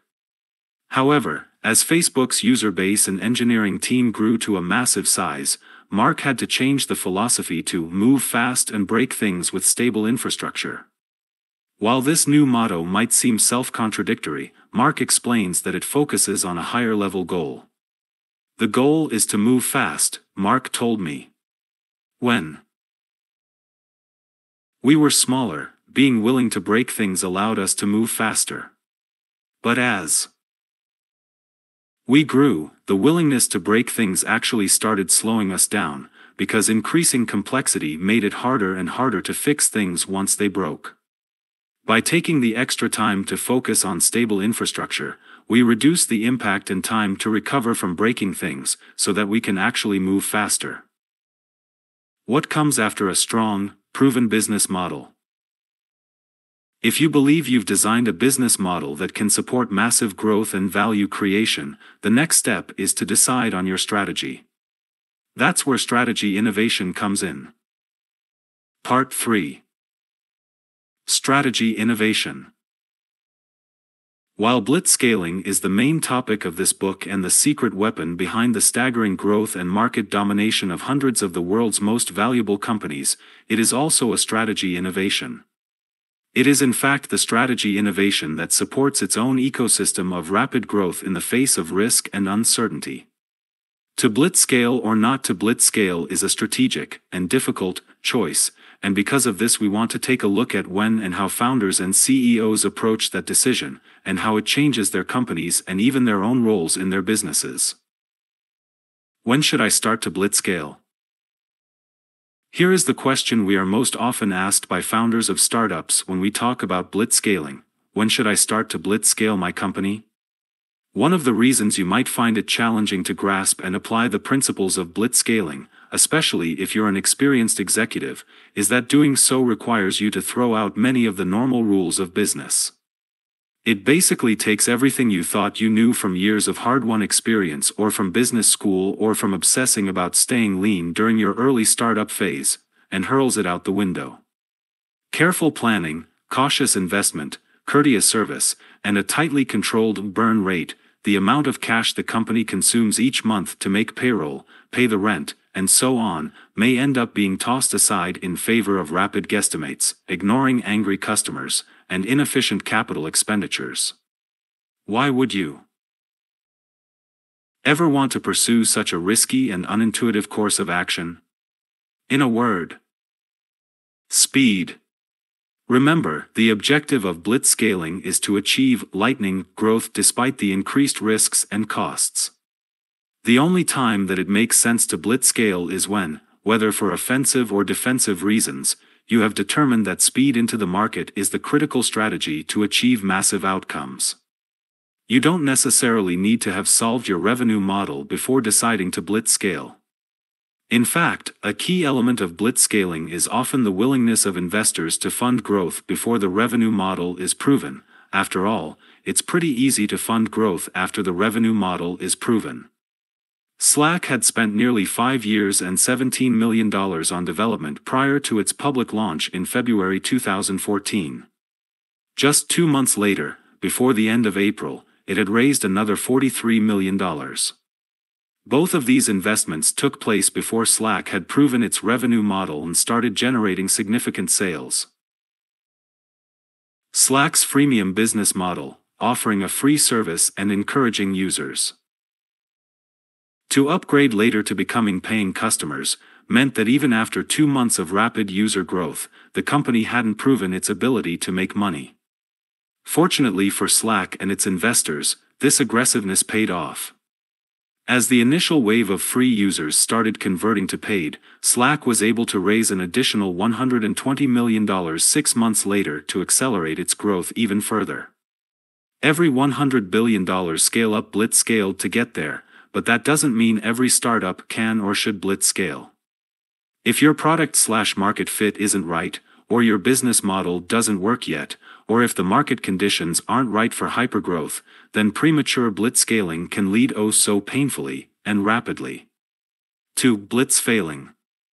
Sadly, premature blitzscaling can sometimes kill a nascent market by poisoning the well so dramatically that investors and entrepreneurs avoid the space. For example, Webvan's notorious failure kept most players out of the grocery delivery space for over a decade. Here are a few factors to look for if you are wondering whether the time is right for your company to blitzscale. A big new opportunity. To achieve massive success, you need to have a big new opportunity, 1. Where the market size and gross margins intersect to create enormous potential value, and there isn't a dominant market leader or oligopoly. A big new opportunity often arises because a technological innovation creates a new market or scrambles an existing one. Shishir Mehrotra, the former general manager of YouTube, visited our Blitzscaling class at Stanford and explained how technological changes created a big new opportunity for YouTube to exploit.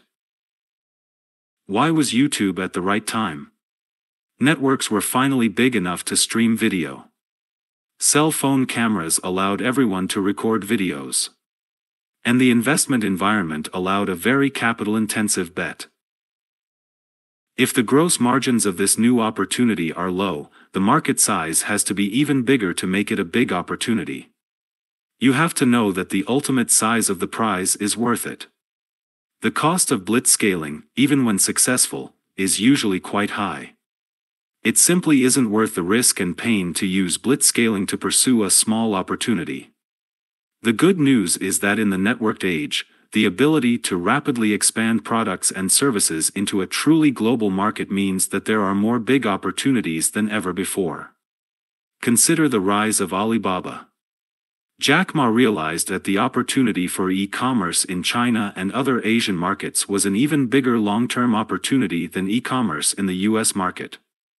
When Jack founded Alibaba in 1999, the e-commerce market in China was negligible and lacked key complementary resources like the equivalent of FedEx, UPS, Visa, and MasterCard, and PayPal.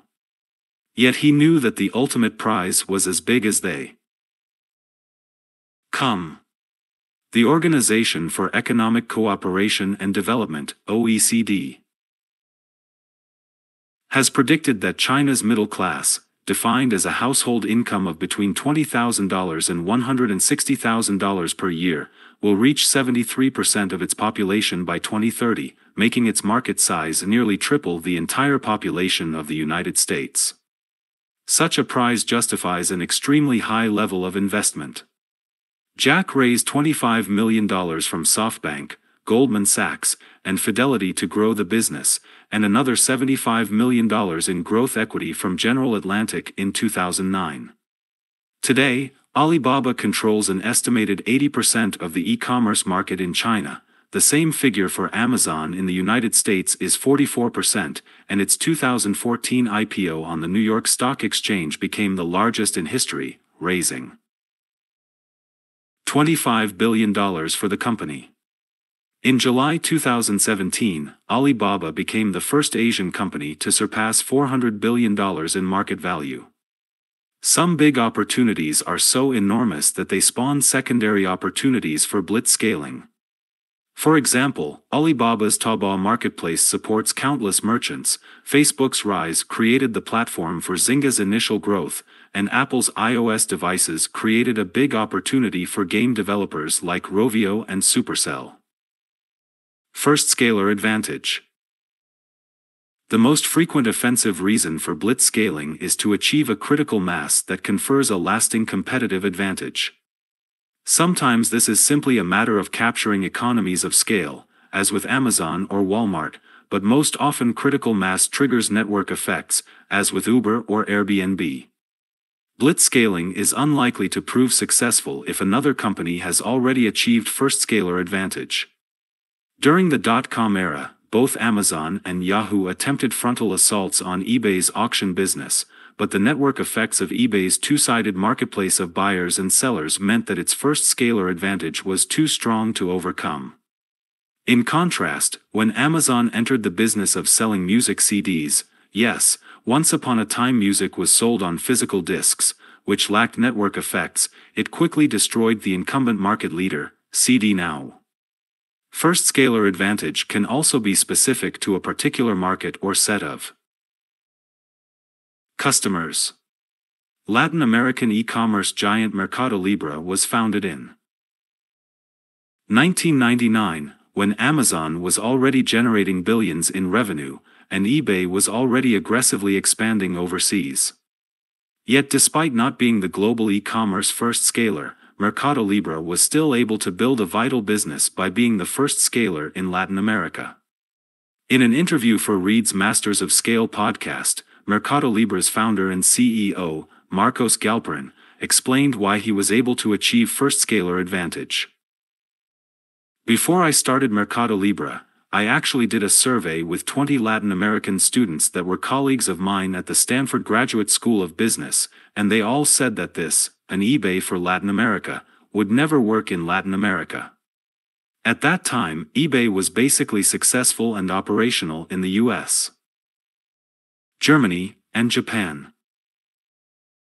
By jumping into a market where even other Latin American entrepreneurs feared to tread, Mercado Libre was able to gain a head start on the competition and achieve first scaler advantage. It's important not to confuse critical mass with first mover advantage. Being first to launch in a market might earn you congratulations on being a product visionary, but if you aren't also the first to scale, you'll end up as a footnote in a Wikipedia article about your competitor who did. Furthermore, sometimes there is no first scaler advantage to be won. If you can't identify any network effects or customer lock-in, scaling might not confer sufficient advantage to warrant blitzscaling.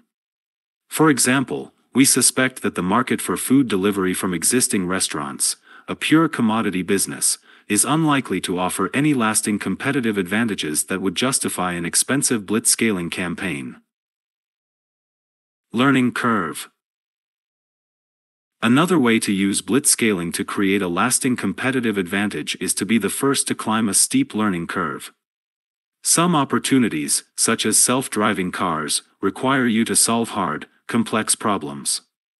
The more rapidly you scale, the more data you have to drive learning, or train machine learning, which improves your product, making it easier to scale further in the market while your competitors who have just begun to learn lag far behind. Netflix is the leader in streaming video entertainment, but it only achieved this status by being willing to climb a series of steep learning curves. Remember the situation Reed Hastings faced when he started Netflix in 1997. The dial-up modems that connected most consumers to the internet were far too slow to stream high-quality video content. So Netflix decided to compete with video stores like Blockbuster by offering a subscription service, with no hated late fees, to mail movie DVDs to consumers' homes. This meant that Netflix had to climb a steep learning curve in terms of both DVD-specific tasks, such as negotiating with the studios for access to movie DVDs and coordinating the logistics required to ship them to and from consumers, and developing new features like the ability to recommend movies based on past selections. Climbing the learning curve for these tasks was painful and expensive, but it gave Netflix a competitive advantage over its competitors. Later, as broadband connections became more widespread, Netflix had to climb the learning curve when building out its massive streaming infrastructure while continuing to improve its consumer recommendation engine. That was when Netflix began running into a major strategic issue. Netflix relied on the studios for its content, movies and TV shows, but the studios now saw online video companies like YouTube and Netflix as a threat. In response, they began to increase the price they demanded from Netflix for licensing their content and held back some of their crown jewels, example massively popular content like Saturday Night Live, for themselves and Hulu, an industry joint venture. The logical conclusion was clear but daunting. Netflix needed to develop its own original content. Now the company had to climb what was perhaps its steepest learning curve yet, since it would be competing with Hollywood studios that had nearly a century of experience in their field. Netflix hired Ted Sarandos as its head of content, and successfully climbed this learning curve, just as it had climbed so many others in the past. Today, Netflix might very well be the leader in original video content, and even traditional Hollywood power players, such as superproducer Shonda Rhimes, Grey's Anatomy, Scandal, How to Get Away with Murder, and comedian Adam Sandler, Happy Gilmore, Grown Ups, have switched from traditional studios to Netflix. What's more, the other learning curves that Netflix climbed along the way actually helped it beat the studios at their own game. The consumer recommendation engine gives Netflix an unprecedented ability to predict what content its users want to watch, which allows it to work with creators to produce that content, such as the popular drama Stranger Things. And because Netflix has greater confidence in its own predictions than its competitors have in theirs, it can outbid them for content when they go head-to-head. Competition. Yet despite these offensive reasons to scale, the most common driver of blitzscaling is the threat of competition. Even without competition, you would still want to achieve first scaler advantage and climb the learning curve, but you might prefer the less risky fast scaling approach to growth. Ask yourself, can somebody else realize this opportunity before me? If the answer is yes, moving faster probably reduces the risk of competition more than it raises the risk of failure. The more intense the competition, the faster you should try to move.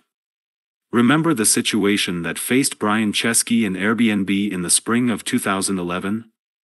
Just as the business began to take off, the company faced a terrifying competitor in the form of the Samwer brothers of Germany and their rapidly growing European Airbnb clone, Wimdu. Chesky and his co-founders were forced to make a hard decision: stick to business as usual in San Francisco and risk being trounced by Wimdu, or blitzscale and win. Looking back a few years later, Chesky admitted that the competition forced his hand for the better. The Airbnb/Wimdu story is becoming more common in the networked age. The world used to have a lot more businesses that were protected from competition by geographic fragmentation, such as regional newspapers and physical bookstores, much like Darwin's finches on the Galapagos Islands. The rise of both the internet and the networked age has connected those islands into a single, hyper-competitive market, with fierce competition for a few disproportionately valuable leadership positions. Because person-to-person information exchange occurs so quickly and seamlessly today, our communications networks have accelerated the process by which individual market preferences result in dominant suppliers. Today, we buy our books from Amazon, and its founder, Jeff Bezos, owns the Washington Post. One of the reasons businesses tend to rely on blitzscaling is that speed is one of the primary advantages they hold vis-a-vis large companies. Startups can act quickly to capitalize on the new opportunities created by technological advances. If they dawdle and proceed at the same pace as a big company, they're fighting on an even playing field, which means that the big company's resources will likely confer massive advantage. Good times, bad times. While it may seem like blitzscaling is a strategy that only works in hot markets, it can be successful under any market conditions. The key nuance is that a company's rate of growth needs to be measured on a relative rather than absolute scale. In a rapidly growing market, a company that grows 100% per year might be losing share. During turbulent times, a company that grows 50% per year might be gaining enough share to achieve market dominance. You can successfully blitzscale in good times, and you can successfully blitzscale in bad times, though market conditions can and should affect your strategy. Hot markets make it easier to attract the capital and talent, especially capital, to plow into blitzscaling. Uber is a clear example of how access to capital can fund aggressive and inefficient growth that may confer long-term strategic benefits. Uber's ability to raise billions of dollars has allowed it to subsidize its service to attract more drivers and passengers, reinforcing the network effects of its two-sided marketplace. Plentiful capital has also allowed it to expand aggressively into other markets in an attempt to beat its competition to critical scale. Even after a scandal-plagued 2017, Uber still dwarfs its U.S. archrival Lyft. In July 2017, Lyft announced that it had reached 1 million rides per day, a milestone that Uber achieved at the end of 2014. During the dismal days of the dot-com bust, Google followed the blitzscaling playbook by using a distribution deal with AOL to dramatically expand its AdWords business. The deal, first announced in May 2002, gave AOL an 85% share of the revenue generated by AOL searches powered by Google, with a guaranteed minimum of $150 million per year. At the time, Google had less than 1/10 that amount in the bank. This may have seemed risky, given that the Nasdaq had fallen nearly 80% from its high 2 years earlier, but it is precisely this perceived risk that probably allowed Google to outbid the incumbent providers, the publicly traded Overture and Inktomi. Yet while both the revenue share and guarantee were highly aggressive, Google's improved AdWords algorithms made the deal highly profitable for both parties, and the move allowed Google to increase its revenues from roughly $19 million pre-AOL in 2001 to $347 million post-AOL in 2003, a nearly 20-fold jump. No one truly knows whether the markets will go up or down in any particular year. But regardless of which direction they move, blitzscaling can be a key strategy for capitalizing on the biggest opportunities. Going faster. Once you decide to blitzscale, the key question you need to ask and answer is, how can we move faster? This isn't simply a matter of working harder or smarter with the same resources. It's doing things that other companies normally don't do, or choosing not to do things that they do because you're willing to tolerate greater uncertainty or lesser efficiency. For example, in 2015, Payal Kadakia, the founder of ClassPass, a monthly subscription service for fitness classes, decided that she needed to double the size of her staff in just 3 months so that ClassPass would be able to expand into more cities. To achieve this kind of speed, Kadakia and her team abandoned traditional hiring processes and followed 2 simple rules. First, they hired people from their personal networks, with an emphasis on branded talent. For example, if an employee had a friend, and that friend worked for the management consulting firm Bain & Company, that friend got hired because ClassPass could assume that the person was smart and would get along with people. Second, some of the time saved by not interviewing for skills allowed the team to interview for alignment with the company's mission. Crazy? Perhaps. But ClassPass was in a crowded, emerging market, and being able to hire faster than the competition helped it maintain and increase its leadership position. Blitzscaling also requires a strong focus on risk management. While blitzscaling requires risk-taking, it doesn't require unnecessary risk-taking. Indeed, the higher level of risk associated with blitzscaling makes risk management even more valuable and important. As Yahoo co-founder Jerry Yang told us in an interview for Reed's Masters of Scale podcast, all bold strategies have a risk. If you don't see it, you're flying risk blind. A final word of caution: just because you can blitzscale doesn't mean that you should. Throwing out the rules of business doesn't guarantee success any more than following the rules does. In the early days of LinkedIn, we knew that achieving a critical mass of users was going to be a challenge. We had to do a lot of education to get professionals to understand our value proposition. Most didn't realize the power of their networks, and how technology could help them enhance, extend, and leverage them better. One approach, which quite a number of people recommended we follow, was to raise a large amount of venture capital and embark on an aggressive advertising campaign to accelerate user growth. This would be a classic example of blitzscaling, sacrificing efficiency for growth against a backdrop of uncertainty. But we decided against this strategy. We believed that the competition wasn't as urgent as many thought, and keeping our burn rate lower would allow us to wait for the market to catch up to our point of view. As we pursued our slow and steady startup growth strategy, the people who recommended investing in inefficient growth warned us that our competitors would leave us behind. We weren't worried, since our reading of the market was that competitors like Plaxo didn't truly understand the power of a professional social network. Instead, they were treating their product like an address book, and thus weren't competing for the same market. This hypothesis ended up being proven by later events. If taking on additional cost and uncertainty doesn't actually confer an advantage, it's better to follow the traditional rules of business, at least for the time being, so that when blitzscaling does become appropriate, your organization can be efficient, well-maintained, and more ready to scale. When LinkedIn finally did identify the opportunity to grow a major business by selling an enterprise product to recruiters, we were a more mature company that could blitzscale with confidence in our ability to make these judgment calls. When should I stop blitzscaling? While blitzscaling is a powerful strategy, it is not a permanent one. No business can grow forever, simply because no market is infinite. You blitzscale when your market is big or growing fast, or preferably both.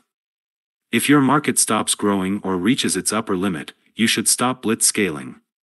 Because blitzscaling is, by definition, an inefficient use of capital, it only makes sense when speed and momentum are important. Blitzscaling is like the afterburners on a fighter jet that allow you to fly at double or triple normal speed but consume fuel at a shockingly high rate. You don't just switch on the afterburners and never turn them off. One of the major challenges of blitzscaling is knowing when your business is outgrowing your current strategy, and when you need to change course. It's unwise to wait until you stop growing to make the transition. Instead, you should pay attention to some of the leading indicators that can act as an early warning. Sign that you've outgrown your strategy. Declining rate of growth, relative to the market and competition. Worsening unit economics. Decreasing per employee productivity. Increasing management overhead. When these leading indicators begin to appear, it is probably a sign that your current strategy won't scale further, and it's time to begin the cycle anew. For example, Yahoo was able to ride its core strategy of being the leading online media company for a decade, with revenues growing briskly, albeit with a downdraft during the dot-com bust, through 2005. At that point, however, Yahoo's revenues stopped growing, and indeed began to decline in 2007, even before the global recession hit. Google had just passed Yahoo in annual revenues in 2005, $6.1 billion for Google, $5.3 billion for Yahoo, and after that the fates of the companies diverged dramatically. Yahoo's revenue was roughly flat in 2006, while Google's nearly doubled again. Blitzscaling can actually be dangerous when you reach the limits of your market. If you run out of market headroom, all that speed and momentum will come to a crashing halt as you slam into your market's ceiling. The usual symptom of running out of headroom, besides a sudden slowdown in growth, is internal conflict. Managers and investors who have gotten used to continuing growth start asking questions like, what went wrong, and who's responsible? If the company doesn't realize the root cause, the most common, and unhelpful, response is to call for changing the CEO or the executive team. The VP of sales is particularly vulnerable because he or she often takes the blame for the slowdown, or both. How many times does replacing the CEO actually reignite massive growth? The only good example we can think of is what Steve Jobs did at Apple. So if you have a Steve Jobs waiting in the wings, go ahead and switch CEOs. Otherwise, it probably won't help. Consider what happened to two blitzscalers who ran out of headroom, Groupon and Twitter. Groupon was one of the fastest growing companies of all time, thanks to its leadership position in the rapidly emerging daily deals market. Unfortunately, the daily deals market suddenly stopped growing.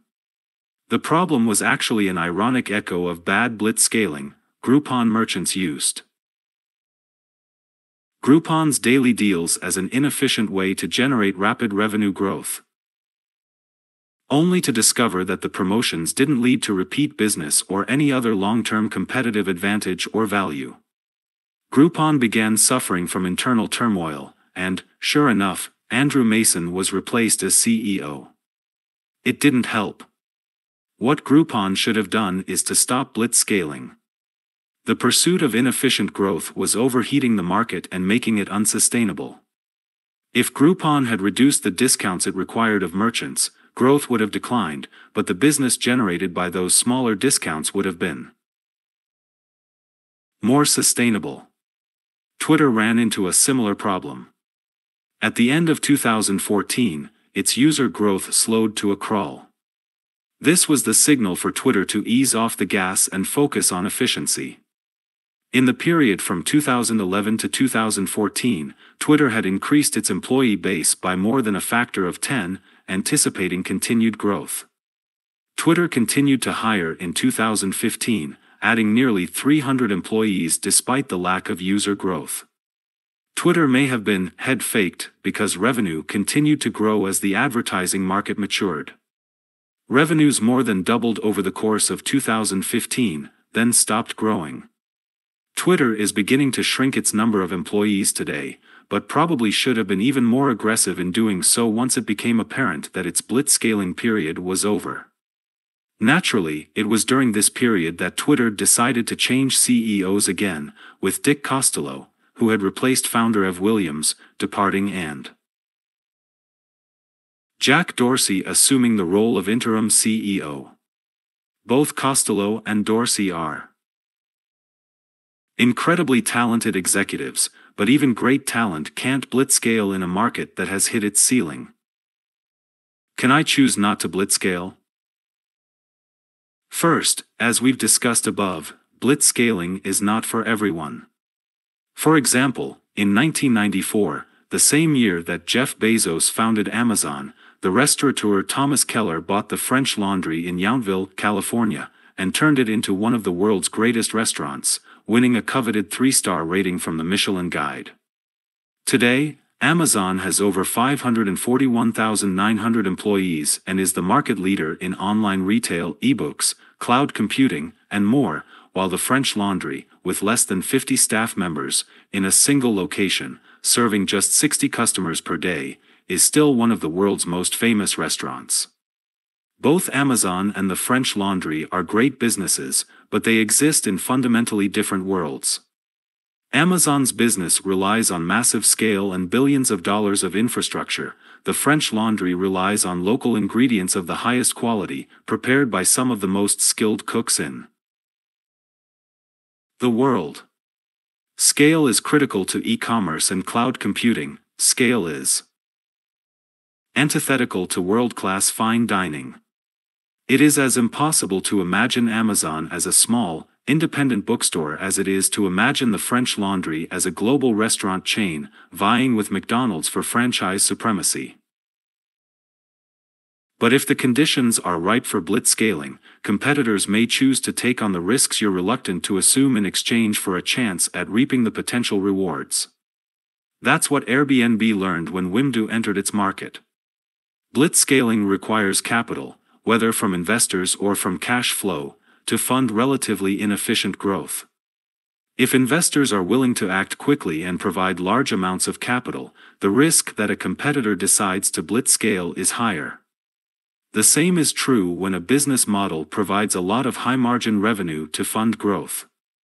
So the safest time to choose not to blitzscale is when you're pursuing a relatively low-margin business model that investors are unwilling to fund at all, unwilling to fund at scale, or unwilling to fund quickly, like, say, a fine dining restaurant. Many small or lifestyle businesses fall into this category, which makes their decision to avoid blitzscaling perfectly rational. However, markets can change quickly. Let's return to 1994 and the founding of Amazon. For many years, independent bookstores had carved out a market niche by positioning themselves relative to competition from chain stores such as Barnes & Noble and Borders. The rise of Amazon and its pursuit of a blitzscaling strategy significantly changed the competitive landscape for those bookstores, forcing them to respond. In 1994, the American Booksellers Association had over 8,000 members. By 2009, that number had declined to 1,651, down nearly 80%. Shockingly, that number has grown every year since 2009, rebounding to 2,321 in 2017. We'll delve more into how independent bookstores managed to survive in the age of Amazon when we examine how to defend your business against blitzscaling competitors. Even if you don't face such a competitor, blitzscaling still makes major waves. That can impact your business. Here in Silicon Valley, blitzscaling has caused higher property values, a higher cost of living, and a tight labor market that has affected nearly every business within its boundaries, regardless of industry. Even if you don't compete with blitzscalers for customers, you probably compete with them for office space and employees. Blitzscaling is iterative.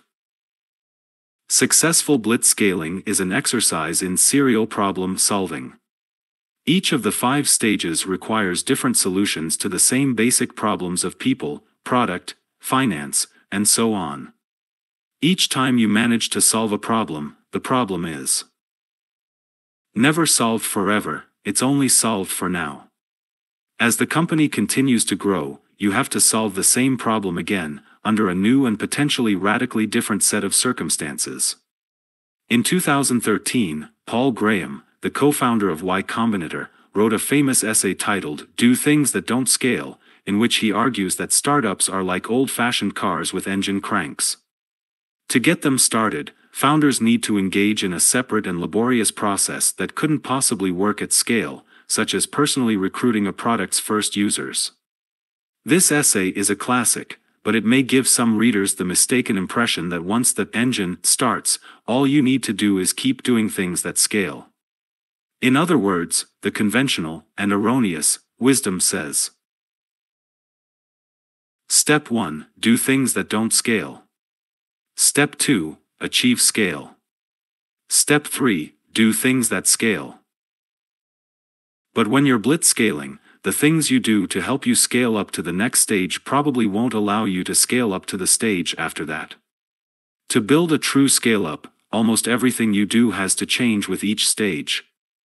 Blitzscaling extends the simple 3-step process of do things that don't scale as follows.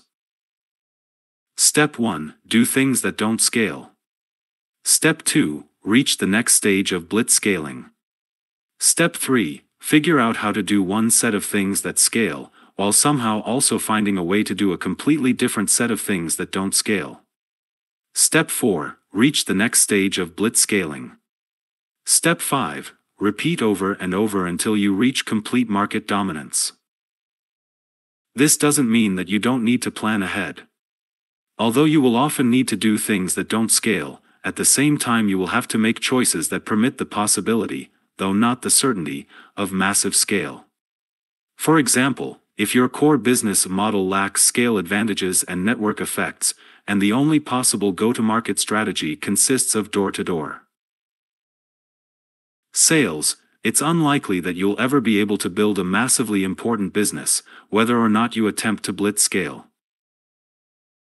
How blitzscaling strategy changes in each stage. As we saw in our discussion of blitzscaling in different economic environments, speed is always relative. What represents hypergrowth speed at one stage might be only average during another. For example, nearly every startup tries to move quickly. This means that during the family and tribe stages of blitzscaling, up to 100 employees, it can be challenging to move at a speed that is clearly faster than the average startup. There are only 3 ways to accomplish this. First, you might be the only competent player in your market space.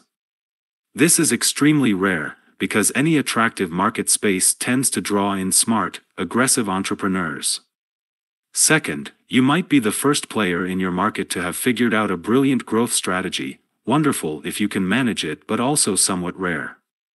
For example, PayPal wasn't the only payment startup trying to attack the market, but it was the first to tap into viral marketing for extremely rapid and cost-effective user acquisition. Third, you can distinguish yourself from your peers by pursuing scale more resolutely.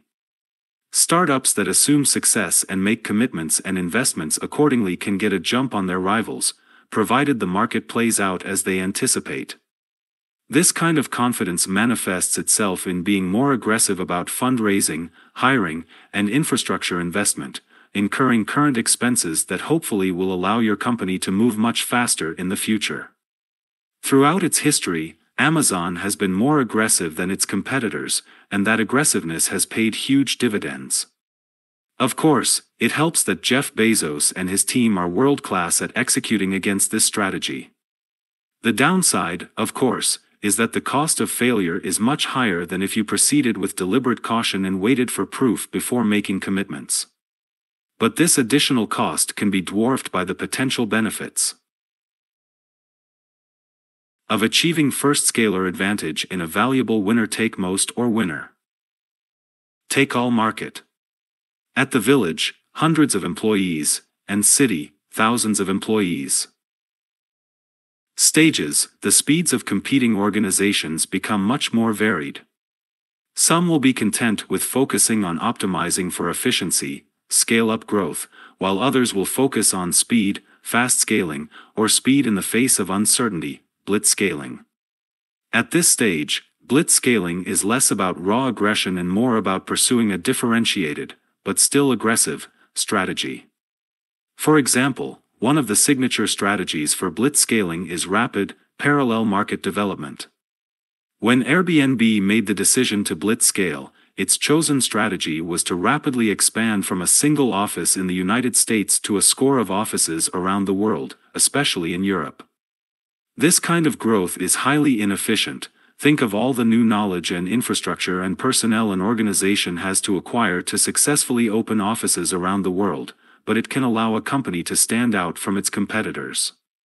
It would have been more efficient for Airbnb to expand one country and one office at a time, refining its approach based on the lessons of each rollout, but that would have allowed its competitor Wimdu to be the faster mover. In other words, when it needed to grow from a 40-person company to a global company in a single year, Airbnb couldn't afford to be cautious with its capital and focus on efficiency. We'll see this pattern of simultaneous market development in later examples and across multiple industries. At the nation stage, tens of thousands of employees, the strategy shifts again. Companies get to massive scale by dominating an industry until they become mature and mainstream. As described in Geoffrey Moore's Crossing the Chasm, nation-stage companies have succeeded in crossing the chasm between a customer base of early adopters and Main Street. Market dominance makes it difficult to grow much faster than the overall market, while market maturity reduces the number of opportunities for organic growth. As a result, scaling at this stage is about incubating and growing a major new business. In 2007, Apple had over 20,000 employees, was the dominant company in the online music business, and was a successful player in the personal computer business. Meanwhile, Google had over 10,000 employees and was the dominant company in search. Nokia, the dominant mobile phone handset maker, had over 70,000 employees. These nation-stage companies were all starting out with roughly the same share of the market for the newfangled smartphones. In 2007, Apple introduced the iPhone and Google introduced the Android operating system. 3 years later, they dominated the mobile phone market. While Nokia was in disarray, eventually selling its handset business to Microsoft in 2013. The ability to blitzscale new businesses in a new market is what separated Apple and Google from Nokia, and it's what has powered their ascent to the number 1 and number 2 most valuable companies in the world, as of 2017. How the role of the founder changes in each stage. The role a founder plays in the blitzscaling process changes in each stage, and an employee's role relative to the founder will likely also change. As the organization grows, the specific skills required to lead it evolve as well. Stage 1, Family. The founder personally pulls the levers of hypergrowth. In the very early days of a company, a founder has to do everything, including implementing the techniques of blitzscaling. For example, if your business relies on viral marketing for distribution, you probably will do everything from writing the copy for the invitation emails to segmenting the data on open and conversion rates. Stage 2, Tribe. The founder manages the people who are pulling the levers. As the organization grows, a founder probably starts to manage a team of employees. Even if you retain some individual responsibilities, the bulk of your value creation comes from working with the team members and helping them be more productive. For example, If you now run the engineering team, you might still be doing some work to maintain the earlier code you wrote, but your focus should be on managing the other engineers and letting them build new features. Stage 3, Village. The founder designs an organization that pulls the levers. The village stage transition can be difficult for you as a founder, because it is at this phase that it becomes harder to see the immediate impact of your work. While you might know and interact with frontline employees, you're not likely to be their direct manager anymore. Now you need to take a big picture view and focus on designing the organization. Founders who don't find this interesting or appealing may choose to remain individual contributors or team managers. This is also the stage at which organizations hire executives from the outside. We'll discuss this further in the next part. Stage 4, City. The founder makes high-level decisions about goals and strategies. When the company reaches the city stage, the founder's role is to make the big strategic decisions. These decisions may very well have tactical implications, but now it's someone else's job to work those out. At Facebook, one of the key high-level decisions that Mark Zuckerberg made was to halt new feature development for nearly 2 years to focus on Facebook's mobile product. When he made this gutsy decision in early 2012, Facebook was deep into the city stage, with over 4,000 employees. He didn't personally hire the developers who joined the mobile team, or design the new mobile app, but he made the tough call, then held accountable those who were pulling the levers directly.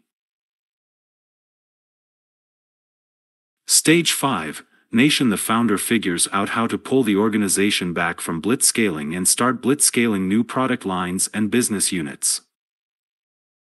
Even though managing a nation-stage company has some things in common with managing a traditional business, it's critical to keep blitzscaling, even as you implement some traditional management practices.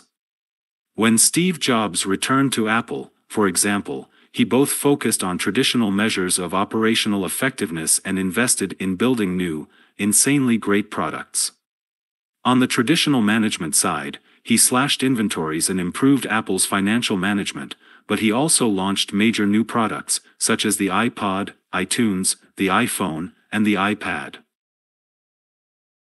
From strategy to management.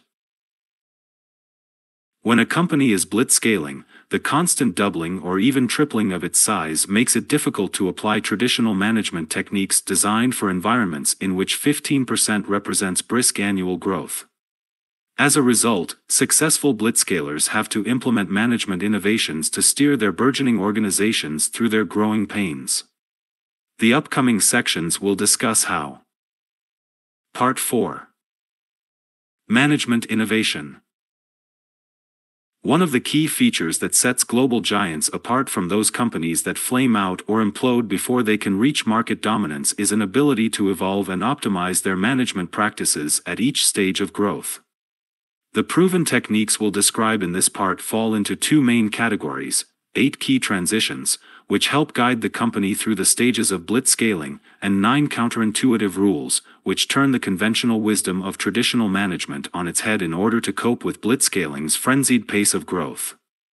Whether you are at the helm of a company, run a specific division, or lead a smaller team, each of the following techniques can offer you guidance on how to manage growth as your organization progresses from startup to scale-up. 8 key transitions. Transition number 1, small teams to large teams. The first and most obvious management challenge for blitzscaling organizations to navigate is the shift from small teams to large teams. Even if a rapidly growing company tries to organize itself as a collection of small teams, it still requires a very different approach to pursue its corporate goals and initiatives. Nor is growth simply a matter of turning a crank. Every aspect of people management, from recruiting to coaching to communications, has to adapt to the different stages of blitzscaling. Small teams, which are especially common in the family and tribe stages of blitzscaling, can operate spontaneously and informally thanks to the personal relationships and frequent contact between team members. This flexibility allows these teams to be extremely adaptable and to change directions quickly as the company learns new information and has to adjust its strategy and tactics. During the family and tribe stages of PayPal, having a small, nimble team allowed us to execute 4 hard pivots during the first year of the company's existence. When Peter Thiel, Max Levchin, and Luke Nosek founded PayPal, then known as Confinity, in December 1998, Confinity was intended to be a mobile phone encryption company using Max's highly efficient encryption technology. From there, the company pivoted first to mobile phone cash, pivot number 1, and then to Palm Pilot payments via infrared beaming, pivot number 2. Unfortunately, the network of Palm Pilot users who wanted to beam money to each other simply wasn't that robust, so we pivoted again and added email payments, pivot number 3. By the end of the year, we saw an emerging market in settling eBay transactions and pivoted our product development efforts to serve that market, pivot number 4. In just 12 months, we had launched a company, built a product, and pivoted 4 times. This was possible only because between 8 and 40 people worked for the company when each of the pivots took place, allowing us to easily shift the entire business focus and tactics quickly with each pivot. As the business grows into the village stage and beyond, its organization necessarily includes larger teams, such as departments with tens of employees often dispersed across various offices and places. These larger teams cannot operate spontaneously and informally. An individual employee might only see certain team members a few times a year, if ever. Coordinating the efforts of tens or hundreds of individuals, and ensuring alignment with the goals of the entire organization as a whole, requires planning and formal processes, often to the chagrin of an idealistic founder more interested in long-term vision than the minutiae of day-to-day management. Wendy Kopp, the founder of Teach for America, learned this lesson the hard way. In an interview for Reed's Masters of Scale podcast, she told us, "I started out 28 years ago with a total disdain for organizational matters. I just thought everyone who comes to this should be mission-driven, and we're not going to have any hierarchy, and we're going to pay everyone the same thing. About 5 years into this, I realized if I didn't become obsessed with the very mundane matter of how to manage effectively, we'd never get there." Yet beyond simple organizational logistics, one of the major challenges that leaders of blitzscaling organizations need to overcome is the psychological effect that this transition has on early employees and even founders. At the family stage, it's often the case that every member of the team is involved in every major decision. At the village stage and beyond, this is nearly impossible. Employees are busy enough simply keeping up with the activities of their immediate team or area. The operations of other departments are largely a mystery. For new employees, this state of affairs will seem normal, but for early employees, this shift can be disconcerting, leaving them feeling like they used to be insiders but are now treated like outsiders. The answer is not to involve those employees in every decision. That would be inappropriate and logistically impossible. Rather, create other systems to help them feel connected to the company's mission. For example, the Alliance outlines how tours of duty keep employees engaged. Visit alliedtalent.com for more information and resources. You're also adding qualitatively different kinds of people to the team. One metaphor I use to explain this shift is to take yet another analogy from military history. The Marines take the beach, the Army takes the country, and the police govern the country. Marines are startup people who are used to dealing with chaos and improvising solutions on the spot. Army soldiers are scale-up people, who know how to rapidly seize and secure territory once your forces make it off the beach. And police officers are stability people, whose job is to sustain rather than disrupt. The Marines and the Army can usually work together, and the Army and the police can usually work together, but the Marines and the police rarely work well together. As you blitzscale, you may need to find new beaches for your Marines to take rather than ask them to help patrol the existing ones. The expansion of the organization may also create issues around career Expectations. One of the topics we'll discuss later is the need to swap in key executives as the company grows. Most people have skills and experiences that optimize them for a particular stage, and not every person can effectively grow in lockstep with the company. Simon Rothman saw this firsthand when he was helping eBay to Blitzscale. People have elastic limits, he told us. Of the first 100 people, only a few scaled to a 10,000-person organization. It was hard to predict who would scale. People who were smarter than me didn't always scale. Here in Silicon Valley, it's quite common for an executive to specialize in getting a company from $0 to $1 million, and for another to specialize in getting it from $1 million to $10 million. This can cause frustration among early employees, especially if they were leading a specific function and now an outside executive is being hired above them to be their boss.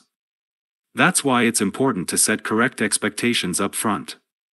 Be clear that employees will get opportunities to grow and advance their careers, but this doesn't necessarily mean that if they're running engineering now, they'll be VP of engineering when the company has 10,000 employees and is planning its IPO. Focus on responsibility instead of the specific title. An employee who runs the engineering department at the family stage might consider it a demotion to be one of several directors of engineering at the city or nation stage, but you can point out that at the family stage she was managing a team of 3 engineers and now she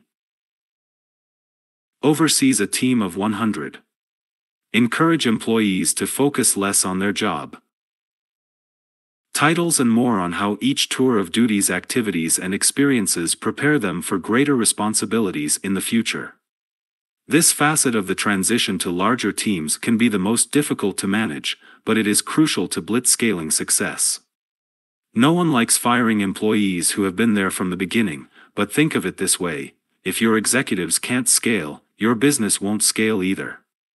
The ideal solution is to retain early employees in new roles that advance their careers and help the company, but if you have to choose between losing a cherished employee and allowing him to flounder in a role for which he isn't suited, it is better to have an honest conversation and an amicable parting than it is to allow both the employee and ultimately the company to fail.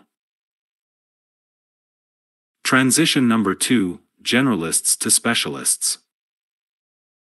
Another important organizational arc is moving from generalists to specialists. During the early stages of blitzscaling, the need for speed and adaptability places a hefty premium on hiring smart generalists who can get many different things done in an uncertain and rapidly changing environment. But as the company grows, it needs to shift to hiring specialists who are less fungible but have expertise in an area that is crucial to scaling the organization. This isn't to say there is no place for generalists at blitzscaling organizations. In fact, one of the main benefits of bringing on specialists is that it allows you to redeploy capable generalists to attack your most pressing challenges. For example, when LinkedIn was still in the tribe stage, one of the early employees I hired was Matt Kohler. Fresh out of McKinsey, Matt was a brilliant young man who wanted to get into the startup world. I explicitly hired him as a generalist and, once he was on board, used him as a firefighter to tackle the most urgent problems. At the time, our biggest area of need was recruiting, so Matt's first job was to lead the recruiting function. It wasn't something that his prior education or work experience had prepared him for, but I knew he was smart and scrappy, and I counted on him figuring it out. He performed admirably in the role, then moved on to tackle other fires, both for me and for Mark Zuckerberg at Facebook later on. Today, Matt is a general partner at Benchmark, a venture capital firm. Google even codified the value of generalists in its Associate Product Manager (APM) program, an initiative Marissa Mayer founded because she believed that hiring technical people straight out of college as product generalists would result in flexible, adaptable employees who could fill a lot of needs. Today, distinguished APM alumni include Quip founder/CEO, and former Facebook CTO, Brett Taylor, Asana co-founder Justin Rosenstein, and Optimizely co-founders Dan Siriker and Pete Kumen. Specialists also play a key role. Consider Pat Waiters, LinkedIn's former Chief Human Resources Officer. Pat joined us in 2013, during the city stage of our growth, and helped lead us into nationhood. She recently left LinkedIn to join my friend John Donahoe, former eBay CEO, at ServiceNow, a return to the city stage. Like Matt, Pat is brilliant and talented, but also a specialist who has held HR roles at leading companies such as Viacom, Merck, Yahoo, and Plantronics. Running a major function for a city or nation-stage company requires deep domain expertise and isn't something that a smart generalist can just figure out in a matter of weeks. While hiring specialists is an incredibly powerful tool to help you scale, it is dangerous to do so prematurely. Specialists are just that, specialized. While they are talented enough to be able to do things outside their specialty, redeploying them seldom allows them to generate anywhere near the value they can provide within their specialty. For example, I have no doubt that Pat is smart enough to learn JavaScript programming, but I would question the wisdom of asking her to give up her role to go through a coding boot camp and join ServiceNow's engineering team as an entry-level software engineer. It would be a criminal waste of Pat's talent and likely a bad financial move for the company.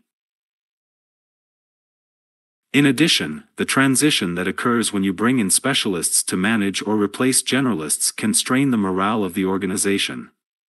Demands for functional expertise often outstrip early employees' abilities to keep up through organic learning, wrote Harvard Business School's Runji Gulati and Alicia DeSantola in Startups That Last: How to Scale Your Business, which appeared in the March 2016 issue of the Harvard Business Review. As a consequence, functional leadership titles increasingly go to outsiders, and the legacy folks may grow resentful. Early employees may also chafe against the narrowing confines of their changing roles. Not every generalist can or even wants to become a specialist. Often people get frustrated and leave, taking their valuable relationships and their tacit understanding of the firm's mission and culture with them. In many cases, you should work to retain your generalists, both for their cultural and institutional knowledge, and for their ability to tackle new problems. But if you are unable to do so, and early generalists decide to leave the organization, you should try to maintain a positive relationship with them as members of your corporate alumni network. You can read much more about this topic in our previous book, The Alliance. In the family stage, you should hire only generalists. You can certainly follow the traditional approach of recruiting from elite colleges or hiring ex-McKinsey analysts, but you should also try to focus on people with prior experience at early-stage startups who list a broad range of responsibilities and accomplishments. They may not have the pedigree, but they are great at learning new things and at charging hard to execute on them. Plus, the early business is in too much flux to effectively leverage the finely tuned capabilities of a true specialist. Even at the tribe stage, hiring a specialist should be considered a major exception. For example, if you need an engineer with a very specialized area of expertise, such as data science or machine learning. The village stage is where it becomes prudent to hire specialists, as both executives and key contributors. At the tribe stage, you want employees with skill sets flexible enough to pivot along with the company, but if you have hundreds of employees, you better have some pretty well-developed theories about your business and where it is going. Almost any executive hire at the city or nation stage is going to be a specialist. But even at these largest, latest stages, you should still mix in some number of generalists. Think of generalists as the stem cells of your organization. Your body has a small number of stem cells that have the capability to morph into various other types of cells as needed. In a large organization, you may need a small number of people who can perform various functions as needed, whether exploring new products and technologies or tackling issues that lack a well-defined solution. Transition number 3: contributors to managers to executives. The terms manager and executive are often used interchangeably. We believe that managers and executives play very different roles. Most of the confusion probably comes from the tendency in early-stage startups for the same person to play the role of manager and executive. These are separate roles, even when the same person plays them. Managers are frontline leaders who worry about day-to-day tactics. They create, implement, and execute detailed plans that allow the organization to either do new things or do existing things more efficiently. By contrast, the role of the executive is to lead managers. For the most part, executives don't manage individual contributors. Instead, they focus on vision and strategy. Yet they are still connected to the frontline employees because they are also responsible for the fighting spirit of their organizations. They need to be role models who help people persist through inevitable adversity. Both executives and managers are necessary for successful blitzscaling, but they play different roles at different stages. When a company is in the family stage, it may not need any formal managers. And even if it does, that role is generally filled by the founder/CEO. As the company grows into a tribe, it will need managers to run the various functional departments, such as engineering and sales. These managers may be the founders, or they may be outside hires. Their key objective is to make a small team productive on a day-to-day basis. When the company reaches the village stage, it will need executives. It simply isn't possible to coordinate a company with hundreds of employees without executives to manage and lead multiple managers. Let's imagine a company with 6 departments: engineering, sales, marketing, product, support, and administration. If each department head managed 10 direct reports, and each manager reported directly to the CEO, the maximum number of employees under this executive-less arrangement would be 67, 11 in each of 6 departments, plus a founder/CEO. This is still small enough as to be manageable, but were the company to grow beyond that, it would become important to build in an executive layer to keep things running smoothly. A company in the village stage might have hundreds of employees. The engineering department alone would require multiple teams and team leaders who would report to a VP of engineering charged with coordinating the teams and architecting the overall organization of the department. One of the typical challenges we discussed in the section on the transition from small teams to large teams is the need to recruit executives from outside the organization. This represents a major change in approach for a company that probably promoted from within to this point, rewarding early employees who emerged as natural leaders. However, the transition from manager to executive is generally far more difficult in these organizations than that from contributor to manager. Every employee has likely reported to managers with varying styles and qualities. When promoted to a first-time manager, they can draw on these experiences to help develop their own management style. But when an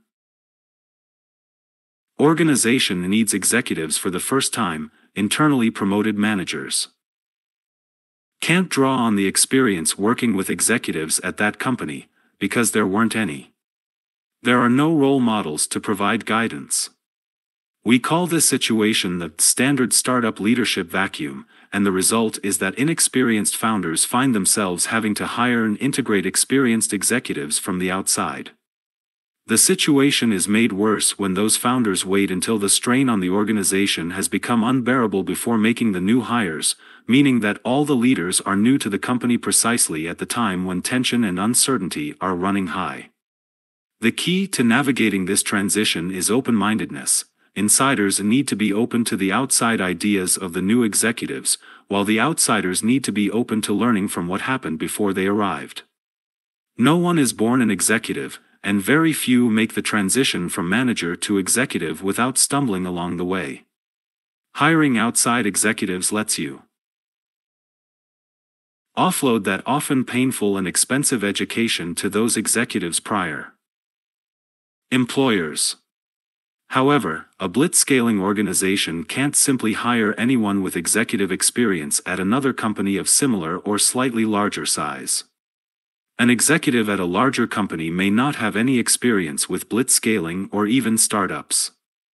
Running a 100-person department at a 100-year-old company that grows at 5% a year does practically nothing to prepare you for running a 100-person department at a company that is tripling in size every year. At the same time, you don't want to hire someone whose experience with blitzscaling is at a company much larger than yours. As we'll discuss a little later, instead of hiring for the skills you think you might need in the future, you should be hiring for the skills you need right now. The ideal, of course, is to hire an executive with past experience at a blitzscaling startup that has already dealt with the challenges your company currently faces. This is why investors have more confidence in serial entrepreneurs. One of the major advantages that companies in Silicon Valley enjoy is generations of rapidly scaling companies that have produced a rich supply of executives with blitzscaling experience. Yet even if you can't land an ideal candidate, second best is to hire a manager who has previously worked with successful executives in a very rapidly growing company, or an executive who earned her executive experience at a larger or more traditional business but who also worked at a blitzscaling startup at another time in her career. Consider the case of Facebook. Mark Zuckerberg hired Sheryl Sandberg in part because she had experienced blitzscaling as an executive, having helped her group within Google grow from a handful of people to over 4,000 employees. And one of the key things Sheryl did that helped Facebook scale up to the village, city, and nation stages was to fill critical leadership positions with other experienced scale executives, such as Mike Schroepfer as VP of Engineering and David Ebersman as CFO. Schrepp had learned how to scale engineering organizations at Mozilla, where he oversaw massive growth, and had also founded his own startup, CenterRun, before that. David had previously worked as CFO of the biotech leader Genentech and had first-hand experience with the rapid growth associated with blockbuster drugs such as Herceptin and Avastin. Martin Lau played a similar role for Pony Ma Huadeng, and the rest of the founding team at Tencent. Ma and his co-founders were smart technologists but lacked business experience, especially outside China. Lau had the international business experience from his work with Goldman Sachs but, crucially, also had a strong engineering background and could relate to the team. Lau was able to bring much-needed organizational best practices to Tencent, such as revenue goals and long-term plans. This was a discipline that was urgently needed for a young company growing extremely fast, said Hans Tung, a partner at the venture capital firm GGV Capital, who co-invested with Tencent in Didi Chuxing. Another helpful strategy for hiring outside executives is to be strategic about how you blend those outside hires with inside promotions. Mariam Nafisi of the online art and graphic design marketplace Minted realized that she could combine the strengths of both groups to create a more effective management team. It takes years and years to grow candidates from within, she told our blitzscaling class at Stanford. We take disciplines where we aren't strong, like finance and HR, and hire in experts from the outside. When it comes to our secret sauce, like crowdsourcing, we grow people from the inside. Our VP Art and Stationery grew internally, while our VP Finance and Chief People Officer are outside hires. Even if an outside executive has the requisite blitzscaling experience, though, he or she could still fail because of poor cultural fit, the transplant rejection phenomenon. When hiring an executive from another company, there are things you can and should take into account to help ensure the graft takes to the host culture. One master of these techniques is John Lilly, a venture capitalist at Greylock Partners and the former CEO of Mozilla. When he was CEO at Mozilla, John oversaw incredibly rapid growth. During his first 6 months at the organization, the number of employees tripled. Given Mozilla's small initial size, this growth necessitated hiring executives from the outside, the graft, which was particularly challenging because of the company's strong engineering-driven culture, the host, that was already skeptical about outsiders. John was able to do this successfully by following the same 3-step process that was used to hire him. 1. Hire someone who is already a known quantity to at least one member of the team. John was hired by Mitchell Baker, his predecessor as CEO of Mozilla. The two had gotten to know each other by serving on a board together, and Mitchell's personal endorsement of John carried weight with the team at Mozilla. Similarly, John had known Schrepp at Stanford and worked with him at John's own startup, Reactivity, before he hired Schrepp at Mozilla. 2. Bring the new executive in at a lower level initially and let the executive prove himself or herself. John gave himself the title Director of Business Development and Operations, and only took on bigger titles after he had demonstrated his ability and value to existing teams. He employed the same technique when he hired Schrepp, bringing him in as Director of Engineering. Once Schrepp had a chance to prove himself, John noted, it became pretty clear to everyone pretty quickly that Schrepp was incredibly confident, and improved everything he touched. This visible success made promoting him to VP of Engineering both obvious and uncontroversial. 3. Once the executive has earned the team's trust and credibility, consider promoting him or her. Another executive that John hired, Dan Portillo, was brought in to run recruiting but proved so valuable that he was promoted to VP of People and asked to run HR as well. Today, Dan serves in a similar role at Greylock. As your company progresses from a village to a city or even a nation, you'll continue to need to hire executives, both because the growth in size will require you to add layers above your frontline managers, and because your executives won't always have what it takes to scale to the next stage. But once your organization has successful executives who can serve as role models and mentors, you will be able to start promoting promising managers with personal experience working with those successful executives from within. When Facebook was growing, it was critically important to bring in experienced executives like Sheryl Sandberg, but almost all of Facebook's key product leaders today were trained internally. While entrepreneurs often resist creating a hierarchy by classifying their people into executives, managers, and contributors, this kind of formal structure is essential to growth, according to Ranji Gulati and Alicia DeSantola, who wrote in the Harvard Business Review in 2016. When launching their startups, many founders eschew hierarchy because of their egalitarian ideals. But as their firms scale, a growing number of people report to a handful of leaders. Founders may think this allows them to remain in command, because all decisions pass through them. But ironically, their organizations spin out of control as centralized authority becomes a bottleneck that hinders information flow, decision-making, and execution. A couple of people at the top can't effectively supervise everyone's increasingly specialized day-to-day work. In such a system, accountability for organizational goals gets lost.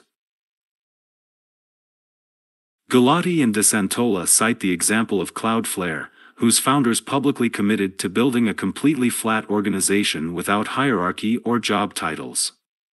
While the founders made this decision for a commendable reason, CEO Matthew Prince felt that eliminating job titles would prevent early employees from feeling demoted if the company later hired more experienced people. The results, as documented in a Harvard Business School case study by Tom Eisenman and Alex Godin, were poor. In the 3 months ending in July 2012, 5 of the firm's 35 employees quit, some citing the lack of a clear mid-level reporting structure and the non-existent HR practices. They described situations in which they had no one to turn to, short of pestering the founders, if they thought certain practices, such as activities related to software or coding standards, needed to change. Blitzscaling organizations need organization, not just to coordinate their many resources and activities, but in order to maximize speed. The organization's collective learning rate, especially within its leadership team, determines its ability to anticipate future trends, while the strength of its internal structure, especially in terms of its frontline teams, determines its ability to act quickly on those key insights and seize the competitive advantage. Transition number 4, dialogue to broadcasting. One area that undergoes the most change during blitzscaling is the internal communications process. As the company grows, you have to shift from informal, in-person, individual conversations to formal, electronic, push broadcasting and online, pull resources. You also have to shift from sharing all information by default to deciding on what is secret and what is shareable. If you don't manage to develop an effective internal communication strategy, your organization will become disjointed and start to fall apart. In the family stage, the entire organization is typically under the same roof, possibly even all working in the same room. As a result, information spreads quite naturally without any additional intervention, possibly more than you'd like. When you have a question or need feedback, you can simply pop up from your chair, or balancing ball or treadmill desk, and say, "Hey, does anyone know?" This prairie dog style of communication is organic, quick, and effective. Everyone is still working on the same initiative, so the interruption is likely relevant and/or productive, or easily ignored by wearing headphones if necessary. The biggest challenge you likely face at this stage is keeping the rare virtual employee in the loop. Because it is so easy for the rest of the team to communicate with one another, you have to make an effort to constantly communicate with any remote members to keep them on the same page as the rest of the team. Communications tools like Slack not only provide a medium where all teammates participate on the same terms but also allow for asynchronous communication, which helps overcome time zone differences. Another approach some companies take is to set up a 24/7 video conference using tools like Skype or Google Hangouts to simulate being in the same room. These informal bonds remain a critical part of the communications process, even as your firm grows into a global giant. Human beings are social animals, and the bonds between coworkers and teammates require regular dialogue. However, as early as the tribe stage, you will need to begin implementing processes to supplement the one-to-one dialogue. For example, nearly every tribe-size startup holds a weekly company meeting, though with wildly varying degrees of effectiveness. The weekly meeting is most effective when it serves as a mechanism to bring together the entire company, and for company leaders to convey key messages to employees with whom they don't work directly. A tribal meeting should be well organized, with an agenda and other materials provided in advance so that participants can engage in an interactive discussion rather than simply listen to senior leaders talking or, worse, suffer through text-dense PowerPoint presentations. The goal shouldn't be to make decisions in these meetings, unless the topic is one on which everyone can and should have input, like where to hold the holiday party. Rather, it's to maximize input from smart people and make sure that everyone feels heard. As a leader, you should seek out opinions from across the organization on important issues. But you can't abdicate your responsibility and rely only on group consensus to make tough decisions. The best tribal meetings include rituals that go beyond the cut-and-dried business of the company and help the employees get to know one another better as people, not just workers. For example, one rapidly growing startup that Chris was involved with reserved a portion of each company meeting for one employee to give a get-to-know-me presentation. This allowed everyone to get to know the new kid on the block on a level well beyond the typical welcome email. Obviously, this is the kind of activity that only works at the tribe stage. In a family it isn't necessary, and a larger company would never have time to introduce every employee in this fashion. When a company grows to the village stage, simple logistics can make it difficult to hold a company meeting, often called an all-hands meeting. Even if the company hasn't already grown to the point where it occupies multiple offices, it may be difficult to find a physical space where hundreds of employees can gather. Renting an off-site auditorium for a weekly company meeting is both expensive and impractical. The right thing is generally to shift the cadence of such meetings to a lower frequency, such as monthly or quarterly, and to leverage technology like video conferencing to bring the various offices together. One interesting approach is to have all employees use a teleconferencing service rather than allow headquarters employees to have a better in-person experience than the rest of the company. For example, at the asset management company BlackRock, certain meetings are held by teleconference, even for the subset of employees who could gather in a single conference room so that all employees are on an equal footing. With technology eliminating the logistical challenges, the company all hands is highly scalable. These broadcast techniques can work for organizations even as they scale through the city and nation stages.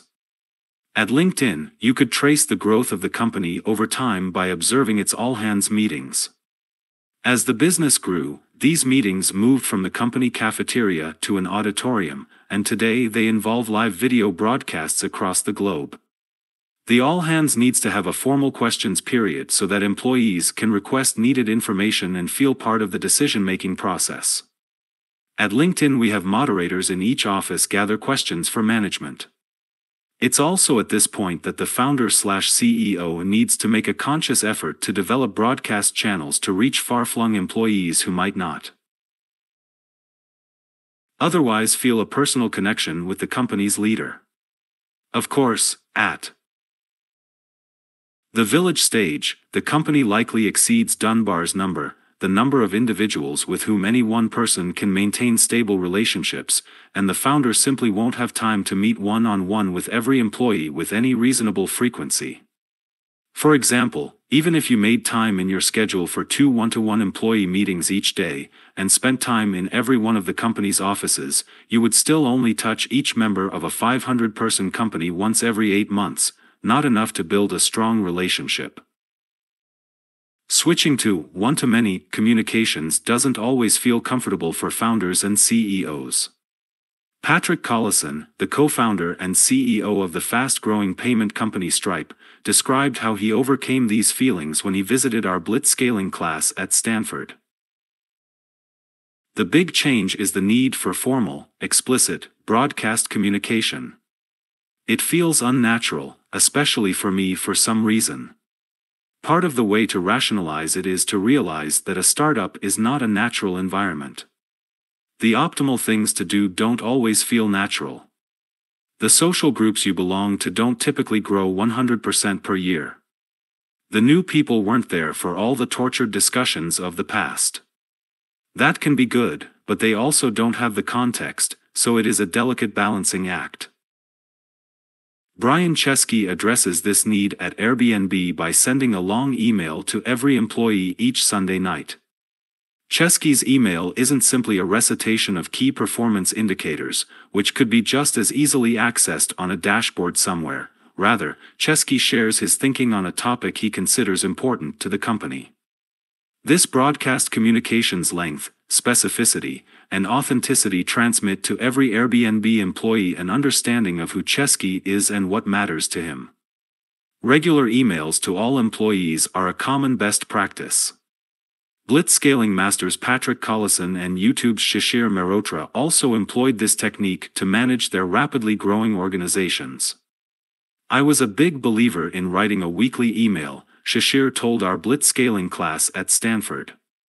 "Leaders who write things down tend to deal with fewer communications issues. You have to clarify your thought processes in a completely different way. If you just have a meeting and say, 'Okay, so we've all decided,' then people play telephone. If you can't overcome your discomfort with writing, you can record and distribute regular voicemails or short videos. These broadcasts can be supplemented with smaller one-to-many events, such as Q&A sessions when the CEO visits a local office, or a breakfast with that month's newly hired employees. For example, Mark Pincus of Zynga holds Monday morning coffee talks with all new employees joining that week. Electronic communications are great for establishing regular contact, but face-to-face interaction is still important for establishing a deeper, more emotionally resonant relationship. Reed Hastings meets this need by not having an office at all, and wandering the halls and conference rooms of Netflix. As your company grows and plays an increasingly important role in your industry, you will likely experience a need to make more of your organization's sensitive information secret. You probably won't share the bank balance with all employees, or keep people up to speed on the twists and turns of the latest fund-raising effort. More secretive cultures might make this move in the tribe or village stages, but as a company gets closer to being publicly traded, even the most open cultures have to make moves in this direction. Transition number 5, inspiration to data. What is the role of data in scaling your company? In an interview with Reed, Jeff Bezos of Amazon discussed how he makes data a critical part of his management process. "If this is a decision based on opinions, then my opinion wins," said Jeff. However, data beats opinion. So bring data. Jeff follows this policy faithfully. On one occasion, he argued that Amazon customers would never answer questions from potential customers about a product. Just too much friction, he thought. The product team didn't try to change Jeff's opinion with rhetoric and argument. Instead, they emailed product questions to 1,000 Amazon customers who had recently purchased a product and tracked the responses. The data their simple experiment produced changed Jeff's mind, and the customer questions and answers section that resulted has added billions of dollars in incremental sales by increasing conversion rates. Data is the lifeblood of decision-making for any company, but it is particularly fundamental if it informs the design of your product, or if acquisition marketing is your key distribution strategy. For example, when he was at Twitter, my Greylock colleague Josh Ellman needed to figure out how to keep Twitter users actively using the service. By analyzing the data, he was able to determine that the core users, who were 90% likely to be active month after month, were using Twitter on at least 7 different days per month. Further analysis showed that what set these users apart from the less active users was that they followed over 30 other Twitter users. Once Ellman understood these figures, Twitter was able to encourage new users to follow more accounts, and, within 60 days, Twitter was able to get its ratio of daily active users to monthly active users above its 50% target. Most companies start with relatively little in the way of analytics during the family and tribe stages. They might have performed an analysis to estimate market size, but they rarely have much data from actual customers. At this stage, you're introducing a new product, not fine-tuning an existing process.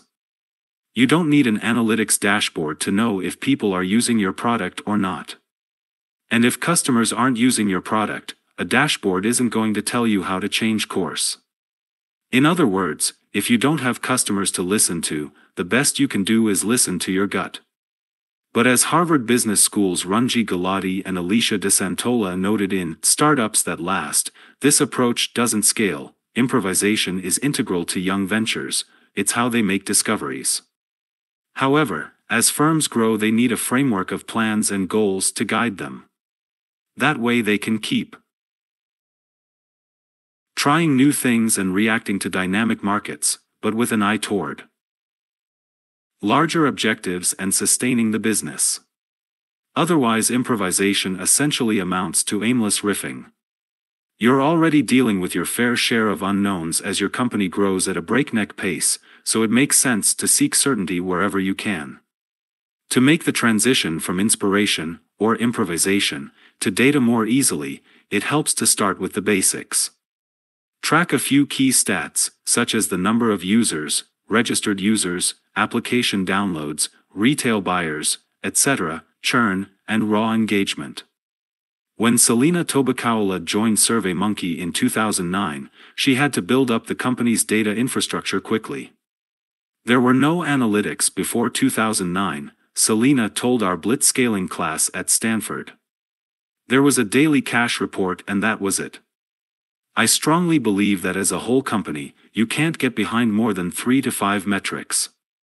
The key metrics we picked were free users that become paid users, and then user engagement metrics, number of surveys, and return rate. Sometimes even a single metric can tell you a lot. At YouTube, Shishir Mehrotra decided that their single clarifying metric would be watch time. Our goal was to get to 1 billion hours per day of watch time, he said. At the time, we were doing 100 million hours per day. Facebook had about double that. Television as a whole was 5.5 billion hours per day. Picking a single clarifying metric is very hard, but it clarifies decision-making and what constitutes success. Whatever metrics you select, that information must be easy to access and provide clear context. Particularly when your company is still small and lean with limited manpower, it pays to invest in the infrastructure necessary to support fast, data-driven decision-making. A text-based log file might technically provide all the data you need, but anyone who has to manually process that data into a user-friendly graph each time will rapidly stop using that data to drive decisions. What matters isn't what you collect but what you convey to decision makers. The key stats will evolve as your company grows. You can't simply set it and forget it when it comes to data. The critical metrics for predicting the long-term viability of your business may be very different as you achieve scale, particularly if the environment is changing rapidly. For that matter, your definition of long-term will change a great deal. In the family stage, next month often counts as long-term, whereas a nation-stage company might have multi-year plans. At LinkedIn, we began with a laser focus on the number of user registrations as our key stat, but the long-term engagement of our users and a number of other stats are more important today. This doesn't mean that you should throw out all your old metrics. There can be a lot of value to continuity. For example, Mariam Nafisi of Minted told me, the key is to create consistent questions from the beginning and to not change them over time, because that's the only way to compare metrics over time. We've been using Net Promoter Score, a customer loyalty metric that measures how likely customers would be to recommend a product or service to others, from the beginning. Watch out for what Eric Ries dubbed vanity metrics, numbers that present a rosy picture of the business but don't actually reflect its key drivers of growth. Note that one company's vanity metric might be another's key driver. For example, page views are a vanity metric for most startups, but the key driver for a media company. In an interview for Reed's Masters of Scale podcast, Ev Williams, founder of Blogger, Twitter, and Medium, reported that in the early days of Twitter, his team got caught up in a particularly harmful vanity metric. Twitter was being praised in the press for encouraging developers to build on top of its API, and Ev's team celebrated the rapid rise in the volume of API calls Twitter was handling each day. Unfortunately, they discovered that API call volume didn't actually correlate with business success. In fact, the opposite was true. The large number of API calls were overwhelming Twitter's infrastructure and causing scalability and performance issues. We discovered that a lot of the developers who built on top of our API were very inefficient, he recalled. There was one Mexican radio station that had a particularly bad JavaScript on their web page.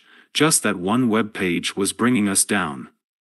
Twitter had to tighten its API access rules to reduce the call volume. Whatever metrics you choose, when the organization is still small, the data can generally spread via osmosis between individual employees, supplemented by a regular review during weekly company meetings. You don't need fancy business intelligence, BI, tools or a dedicated team. Once your organization reaches the village stage, however, osmosis won't work. Your people are working on multiple threads, and the organization, which has exceeded Dunbar's number, is now too big for everyone to know one another. Using a common dashboard will allow you not only to see how the threads interlock but also to coordinate the work of different groups. Through the dashboard each group can tell the others, this is what we're working on, this is how we're doing it, and this is how we're working together with the rest of you. Almost all quality village-size businesses will use a dashboard to assess the daily health of their companies. Your organization's dashboard will tell you what you want to track and ensure that you're keenly aware of sudden changes so that you can quickly investigate any surprises and assign actions to the responsible person or group.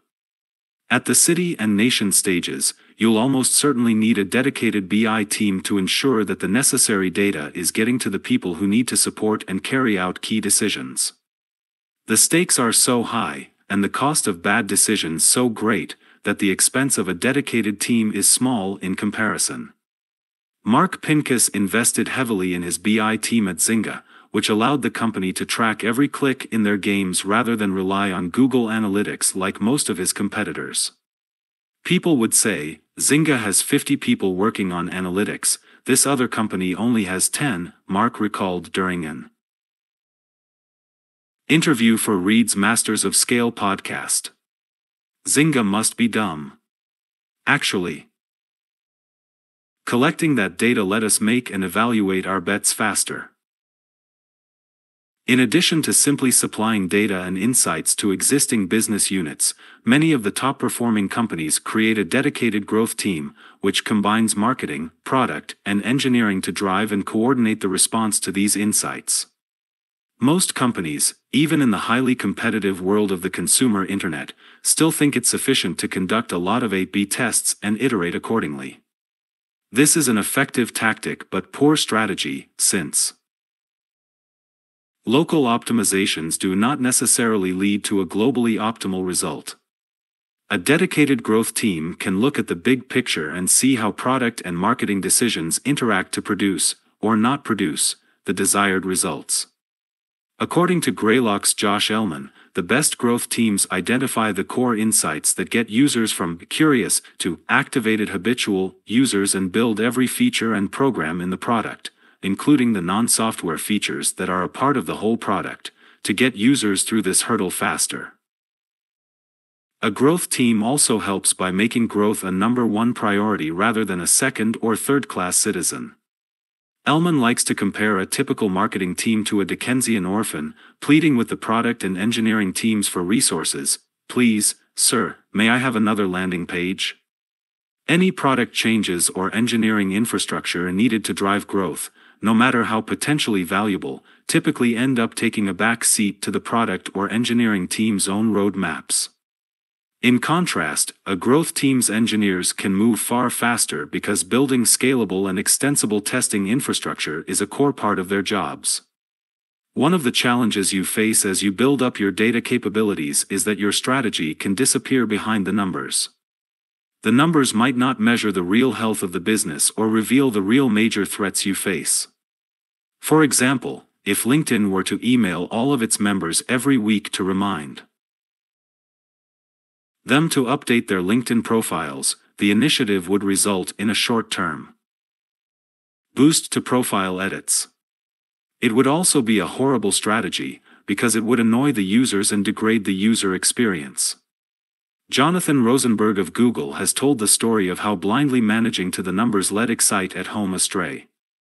Excite at Home measured the click-throughs on every element of its home page. If an element didn't look like it would hit its click-through target, Excite at Home would make the element more visually prominent. In other words, in attempting to hit its numbers, the home page team was emphasizing the least compelling elements and de-emphasizing the most compelling ones. This is why you may need to blend quantitative and qualitative analysis.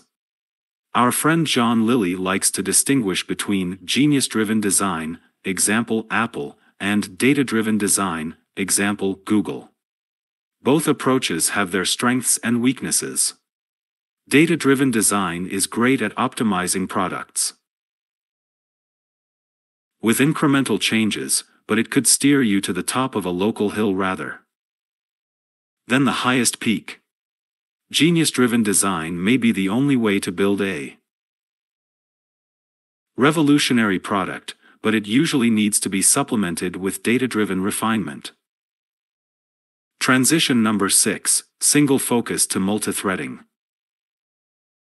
As the company grows, the product focus will also undergo a major change, from a single threading to a multithreading approach. What we mean by this is that startups in the early stages of Blitzscaling are generally single product companies that focus on doing one thing extremely well. But to keep the company growing in the later stages, scale-ups need to manage multiple product lines or even business units. We don't know of a single startup that succeeded without starting out as single-threaded. That focus is the key to beating larger competitors in the early stages of a company's existence. For years, Drew Houston of Dropbox was told that Google would kill his company because of its secretive Project Platypus, which eventually launched as Google Drive. Houston found these proclamations more annoying than frightening, because he knew the power of singular focus. In an interview for Reed's Masters of Scale podcast, he explained, "For a company like Google that's doing 100 different things, there's a very long breadline to get the next good engineer. And if you're project number 35, which is about where Google Drive was on their list, it's going to take a long time before that team gets fed with any amazing people. When you consider the 11 players you put on the field versus your counterpart at a big company, you can actually have a massive talent advantage. Not because Google doesn't have great engineers, they probably have better engineers than you. But the leader of the project is a mid-level product manager for whom it's just the next rung on the ladder. As a founder, you're just so much more committed, and your team is so much more committed." Today, years after the launch of Google Drive, Dropbox continues to grow in terms of both users and paying customers, so much for the Dropbox killer. Even companies that pivot several times, as PayPal did in its first year, need to stay focused, especially as they shift their attention and effort from one initiative to another.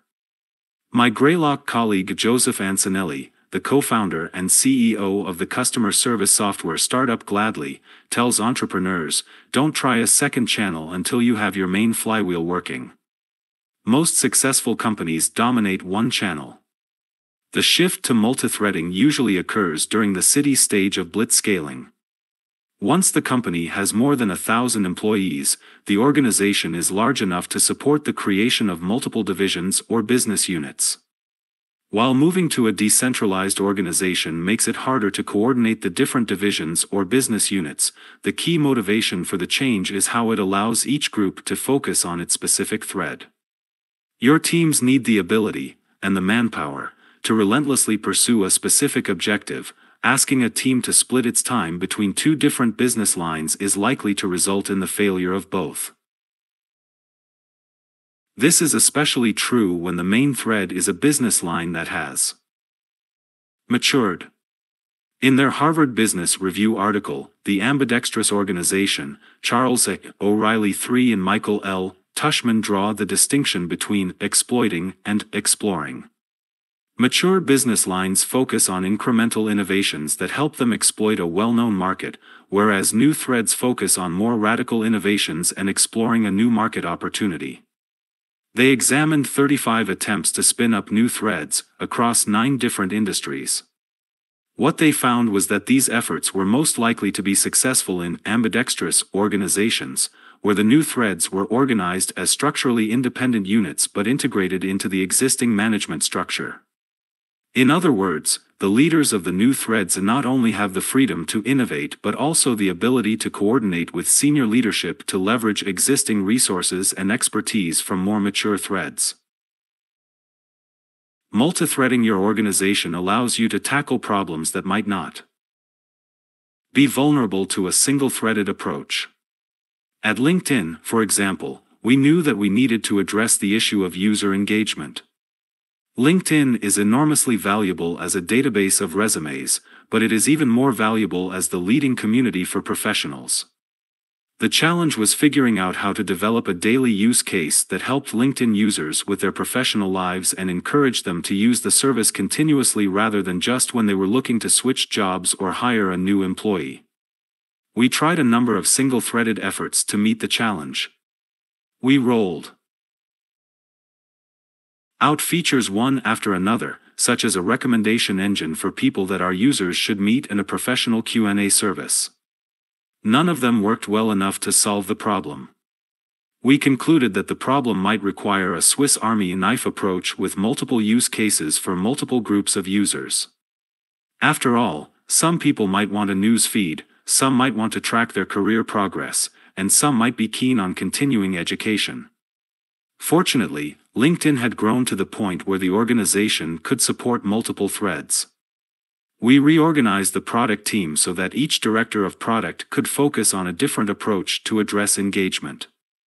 Even though none of those efforts alone proved a silver bullet, the overall combination of them significantly improved user engagement. Multithreading comes with a definite cost. Some people are eager to jump to multithreading as quickly as possible because they think it increases their competitive bandwidth. In reality, you should be thoughtful and careful about making this decision. Companies like Google grant a great deal of freedom to individual units, and, as a result, the different products and services do not fit together seamlessly. Many of Google's services are strong enough to succeed on their own, but this means that they are succeeding in spite of, rather than because of, multithreading. In contrast, Apple's highly centralized approach allows it to produce highly integrated and polished products, but, as a result, it restricts itself to a much smaller product line. Of course, this is intentional. Steve Jobs always wanted to run as close to single-threaded as possible to maintain Apple's unity of purpose. One of the first things Steve did when he returned to Apple as CEO in 1997 was to reduce the company's product line from dozens to a simple 2x2 matrix: consumer desktop, pro desktop, consumer laptop, and pro laptop. Deciding what not to do is as important as deciding what to do, he told his biographer Walter Isaacson. Another famous Steve story involves an Apple strategy off-site where Apple's top 100 people worked for a day to reduce Apple's strategy to 10 key priorities, at which point Steve crossed off the bottom 7 items and said, "We can only do 3. Generally, you should start adding threads when it's strategically necessary, and with a realistic assessment of the negative impact that multithreading will have on organizational focus, resource efficiency, and so on." At LinkedIn, we made an explicit strategy decision to multithread our revenue model, even though the conventional wisdom in Silicon Valley is to stick to a single revenue model. We were criticized for having a mishmash of revenue streams, such as pro subscriptions, job listing fees, and enterprise licensing for our recruiter product. It's true that there was a cost to this strategy in terms of focus, but I believe that we didn't have enough information to pick a single revenue stream and have it be sufficient to build our intended scale of business. Multithreading to support multiple revenue lines both mitigated strategic risk and helped us get to scale. One important technique for making this decision is to consider both the magnitude of the opportunity as well as its potential for gain. If you have a billion-dollar opportunity, it makes sense to invest more resources and eke out a 5% gain, $50 million, than to grow a nascent million-dollar opportunity by a factor of 1,000%, $10 million. This is why it's generally better to have your 10 best people working on a single important project rather than splitting them to attack 2 different opportunities. For example, AdWords is such an enormous revenue driver for Google that even tiny percentage increases make a huge difference to the bottom line. Conversely, when the potential for gain associated with your core opportunity declines, multithreading is often the answer to attack better growth opportunities. The company eBay can be thought of as a collection of markets.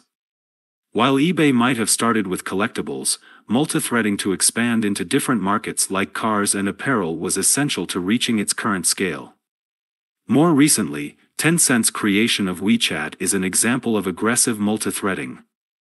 Assuming that you make the decision to multithread your organization, the optimal management approach is to think of each thread as a different company. For each thread, you'll need to identify a leadership team, co-founders, and create an incentive structure that allows it to operate with a great deal of independence and reap the benefits of success, without making your current managers so envious that it tears the organization apart. This is always challenging. Further complicating matters, people with the entrepreneurial drive required to make multithreading successful usually want to start their own companies, or apply their skills to the company's main thread. One thing that can keep these employees motivated is making the various threads discrete projects, the equivalent of apps running on the main threads platform. This makes it easy to answer the question, why shouldn't I just start my own company, by pointing out the benefits of building on the platform. This structure also makes it easier to manage multiple threads, since the individual threads are less likely to come into conflict.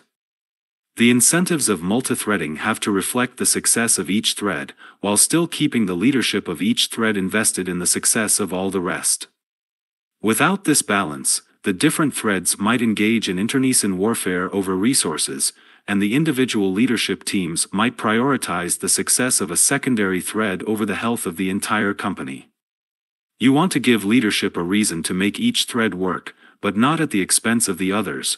In other words, you want the owners of each of the threads thinking like an owner of the overall company.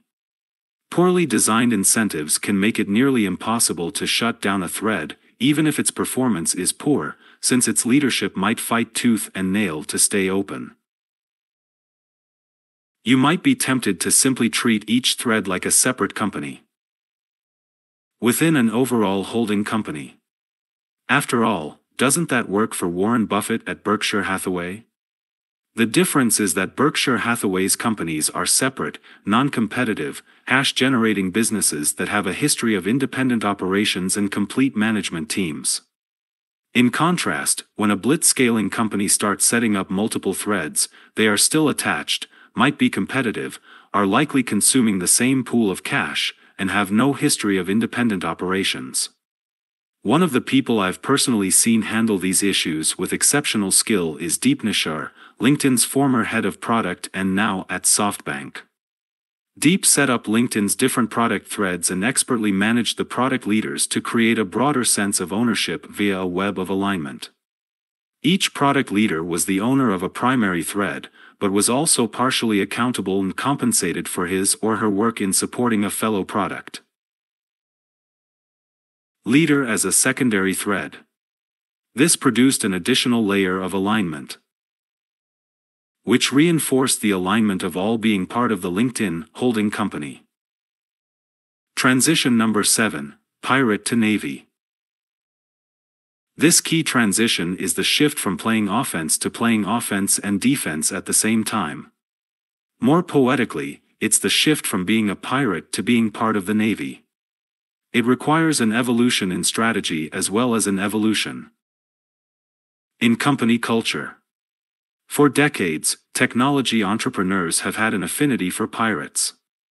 As with many of the classic tropes of the startup world, the link between startups and pirates was codified by the late Steve Jobs. Andy Hertzfeld, a legendary serial entrepreneur who worked at Apple and helped design the original Macintosh, related the story on his website folklore.org. When Jobs gathered together the Macintosh team for an off-site shortly after the release of the Lisa, he famously kicked off the proceedings by laying out 3 sayings from Chairman Jobs as guiding principles for the project. 1. Real artists ship. 2. It's better to be a pirate than to join the Navy. 3. Mac in a book by 1986.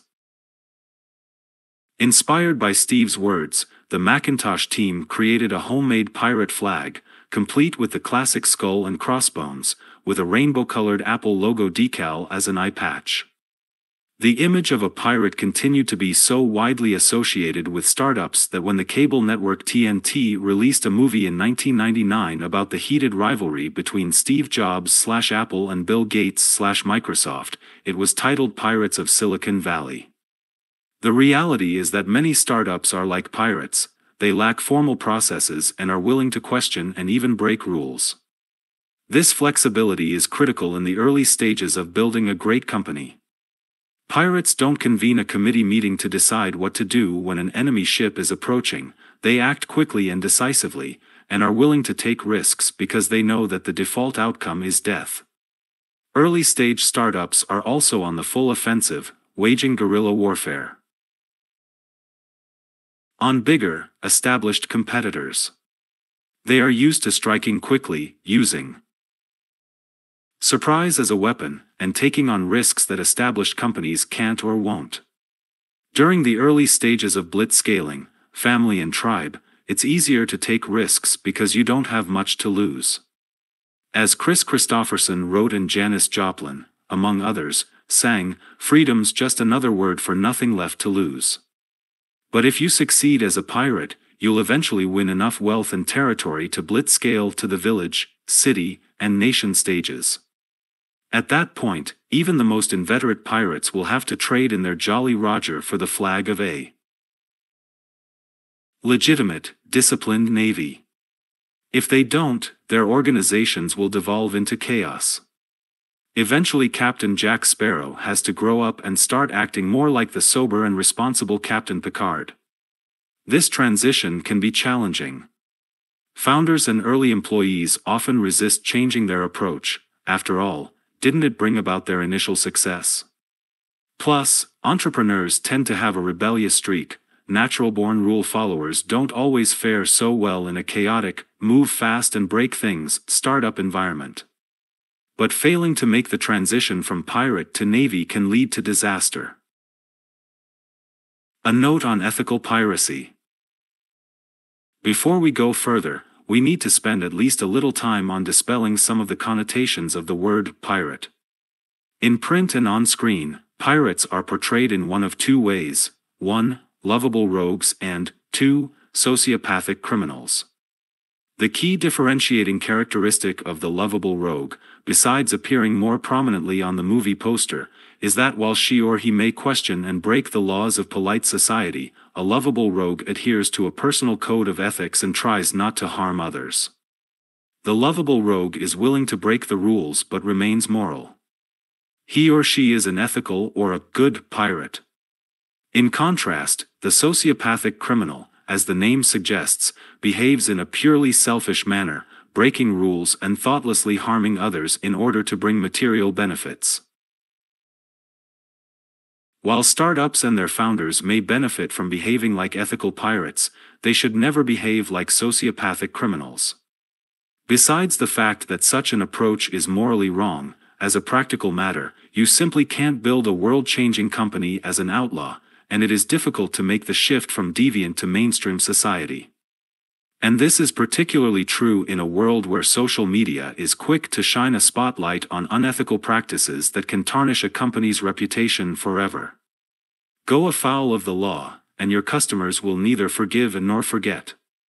One of the key ways to assess whether you're being an ethical pirate or a sociopath is to ask, am I trying to change the rules for everyone, or just trying to get away with a personal exemption? At PayPal, we broke the rules, but we did so because we were working toward a better set of rules for everyone. We felt that our actions were ethical because while we could technically have been in violation of the letter of certain banking regulations, we consistently argued that we weren't a bank, but not everyone agreed. We believed that in the long run we would be in compliance once we convinced the world to change the rules, and that the world would be better off as a result. History demonstrates that we were right. The various parties that were upset by our so-called pirate mentality, eBay, banks, regulators, all see the value of PayPal today. By changing the rules for everyone, we helped pave the way for other payment companies like Square and Stripe, which have improved the world of mobile payment even further. Rules are not holy scripture, they exist to make the world a better place, and thus if you can improve the rules, you should. On the other hand, rules usually exist for a reason. You need to have some humility when breaking rules and recognize that you might not understand all the consequences. It's not always cheating to break the rules, but it is always a high beta activity, hence the need for caution and compassion. A present-day example of a field where there are both ethical and unethical pirates is the rapid development of cryptocurrencies like Bitcoin and initial coin offerings, ICOs, as a financing tool. The startups that are creating currencies and holding ICOs are operating in a legal gray area and likely breaking rules. Some of these startups are ethical pirates who are working to change the rules for everyone. Others are sociopathic criminals who are simply trying to collect as much money as possible before the window closes and devil take the hindmost. Both types might make money in the short term if the market is hot enough, but only the ethical pirates will be able to build lasting businesses, and only the ethical pirates will have a positive impact on the world. Joining the Navy. When your company reaches the village stage, it's time to start thinking less like a pirate and more like a navy. What does that mean? Well, you need to start following the rules, and you might want to consider playing defense. Until now, your sole focus has been offense. If you don't have customers, why do you need to worry about retaining them? Now you should ask, how can we lock out the competition? More blitzscaling is often the answer. Being the first scaler helps you acquire customers, lock in investors, and attract the best talent. I like to generate fresh, innovative ways to play defense by asking my team, if we were trying to compete with ourselves, what we would do? What if we were a startup? Google? Facebook? Microsoft? You can also seek outside perspectives, either by asking an independent board member or by leveraging network intelligence. During the city stage, defense often becomes the primary focus. Establishing a new competitive edge tends to be very difficult. You should focus on strengthening your existing market position instead. There are several best practices for doing so. First, try to establish a standard. One of the classic Silicon Valley plays is to move from an app to a platform so that you can attract people to build on and to your platform, thereby leveraging the network effect of compatibility. Salesforce.com's Force.com ecosystem is a great example of this. By offering the ability to build third-party applications on top of the Salesforce platform, Salesforce benefits from a force multiplier. There are over 2,800 apps on the Salesforce App Exchange, and an International Data Corporation (IDC) study showed that the Salesforce ecosystem generates 2.8 times the revenues of Salesforce.com itself. That means that while Salesforce.com has revenues of only $8.4 billion, its platform gives it the economic impact of a $32 billion company. Second, offer a more complete solution, and try to outflank the competition. I like to say, both players are holding glasses of water, and are trying to tip over the other person's glass. In other words, if your competitor suddenly started offering its core product for free, could you still make money on your core product? Interestingly, this focus on defense at the city stage of blitzscaling is different in China than in Silicon Valley. In China, companies will put teams on anything that has traction. In Silicon Valley, talent is so precious and there are so many other offensive plays that companies often can't afford to rely on a fast follower strategy. This means that in a very real sense China is even more competitive than Silicon Valley, though I expect that over time China will evolve to become more like Silicon Valley in this respect. At the nation stage, the transformation from pirate to navy is complete. If it's not, either you don't have a nation or you have failed to make the shift and your nation is in chaos. Witness Uber in 2017. In this phase, acquisitions typically become important, if not essential, to defensive strategy. You can acquire an innovative technology and team, and then feed them with massive resources as they scale. This is how Google blitzscaled Android. Google acquired Android in 2005, when it was still just a small, 22-month-old startup that was working on a new operating system for mobile phones. Google let Android founder Andy Rubin hire additional engineers to complete the product, while using its market power and reputation to establish the Open Handset Alliance, a consortium to promote Android that included hardware makers Samsung, HTC, and Motorola, carriers Sprint and T-Mobile, and chipmakers Qualcomm and Texas Instruments. With this backing, Android grew quickly after its launch in the fall of 2008. Android exceeded the iPhone in number of phones shipped in 2010, and at over 1 billion phones per year, today makes up nearly 80% of global smartphone unit shipments. Acquisitions are the biggest offensive and defensive plays in your nation playbook. Think about how certain key acquisitions won a major market for their acquirers. The YouTube, Instagram, and WhatsApp acquisitions were both defensive and offensive. Acquiring YouTube allowed Google to recover from its failed Google Video initiative, but it also kept YouTube out of the hands of competitors like Microsoft.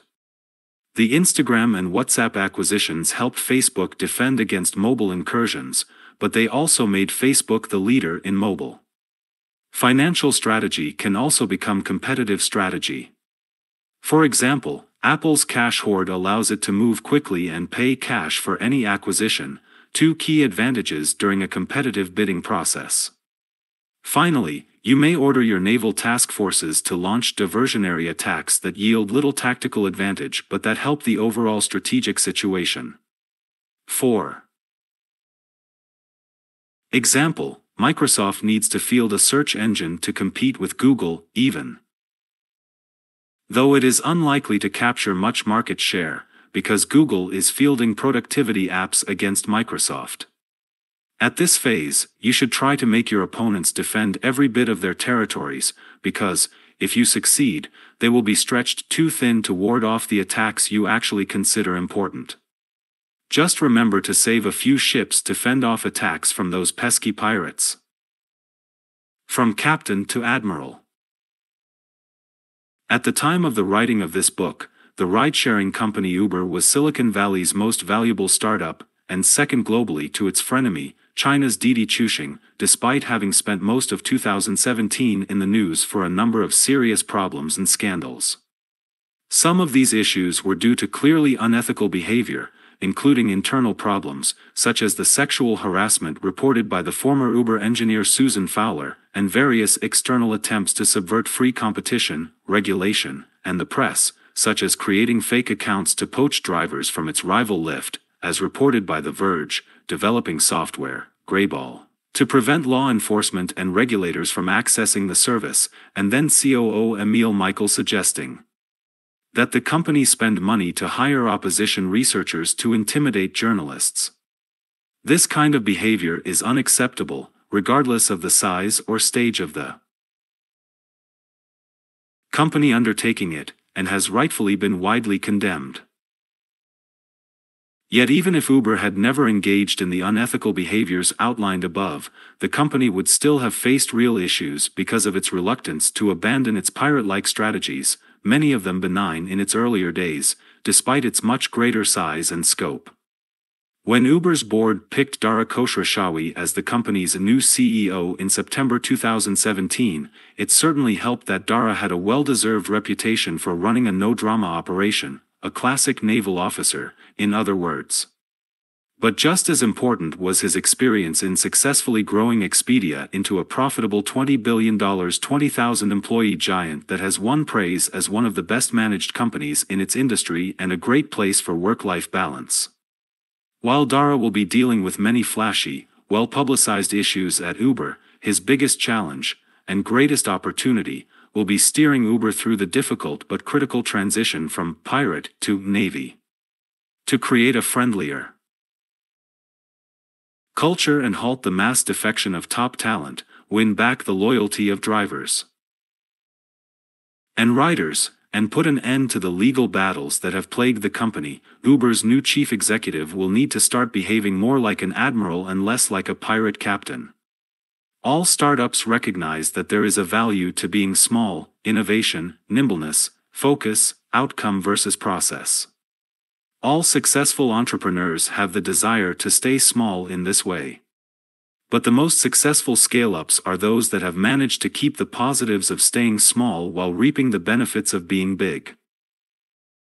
Dara was trying to strike this balance when he reset Uber's cultural norms in November 2017. He announced the changes in a post on LinkedIn. As we move from an era of growth at all costs to one of responsible growth, our culture needs to evolve. Rather than ditching everything, I'm focused on preserving what works while quickly changing what doesn't. This is the approach we've taken with our new cultural values, which we announced to employees today. Our values define who we are and how we work, but I had heard from many employees that some of them simply didn't represent the kind of company we want to be. A firm believer that culture must be written from the bottom up, Dara didn't come up with a new set of values alone, behind the closed door of a conference room. Instead, he asked employees to submit ideas for how to improve Uber's culture. Over 1,200 people sent in submissions that were voted on more than 22 times. The new cultural norms that Dara unveiled reflect his different approach even in the simple nature of their language. Instead of highlighting lone wolf mottos like "always be hustlin'," the new culture emphasizes the group by starting each norm with the word "we." We celebrate differences. We do the right thing. We act like owners. We make big bold bets. Dara deserves credit for working hard to add Navy values such as responsibility and doing the right thing to Uber's ethical pirate values of boldness and aggression. But cultural change, while necessary, is not sufficient to turn a pirate gang into a real navy. When the CEO of a large organization like Uber makes the transition from captain of a single pirate ship to an admiral running a fleet with naval-like discipline, there are well-established techniques and approaches that can help make this transition smoother and more effective.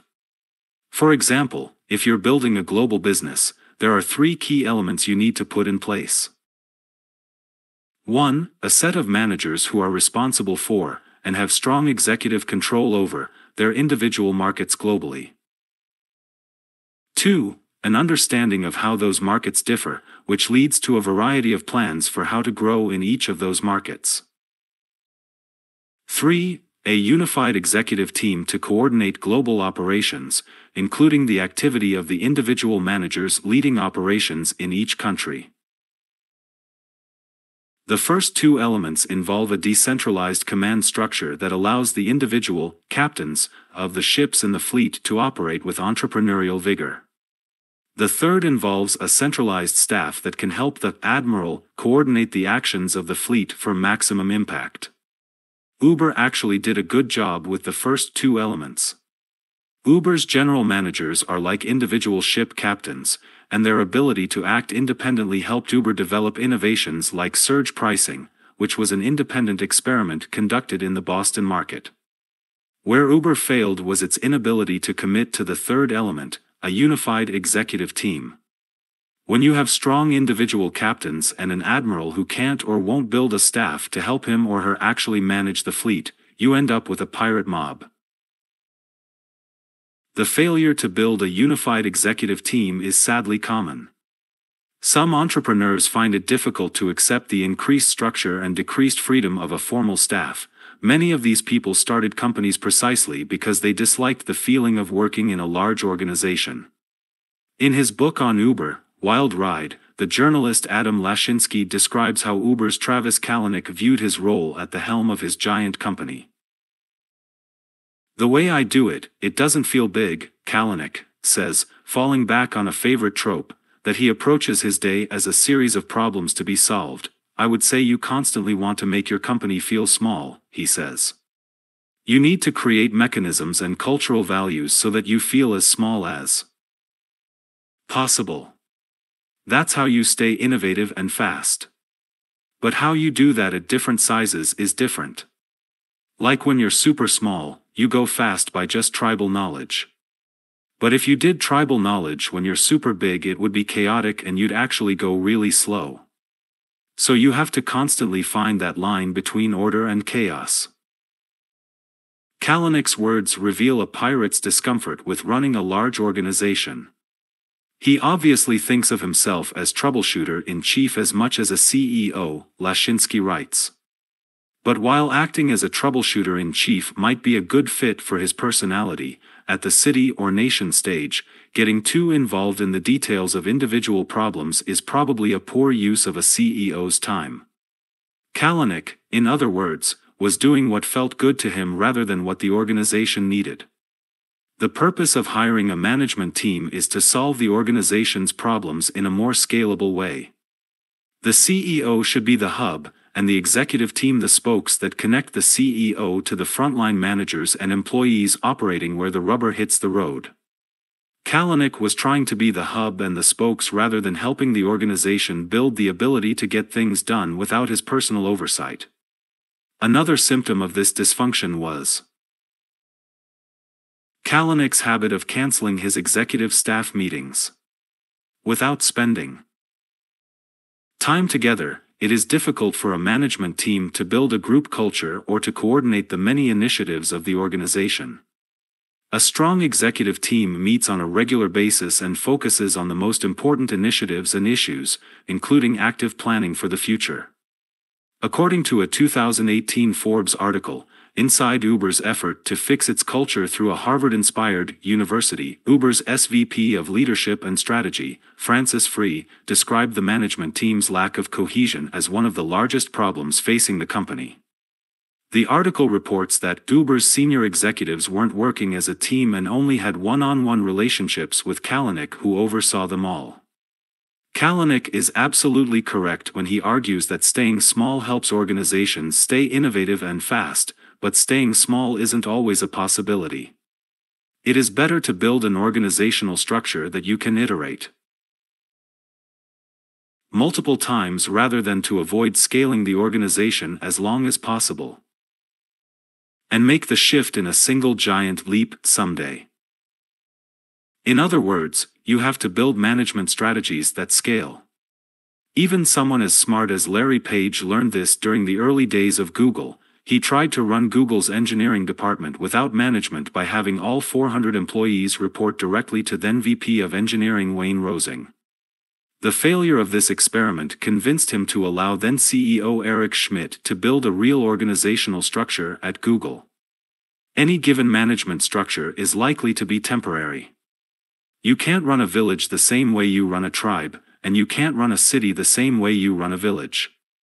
But without structure, you won't make it to the next stage of growth. It appears that Kalanick's discomfort with Uber feeling big led to a dysfunctional organizational structure in which he clung to his previous ways. In the absence of a cohesive management team, Uber seemed to operate on a model that Susan Fowler described in her personal blog as a Game of Thrones political war with managers fighting for advancement. The ramifications of these political games were significant.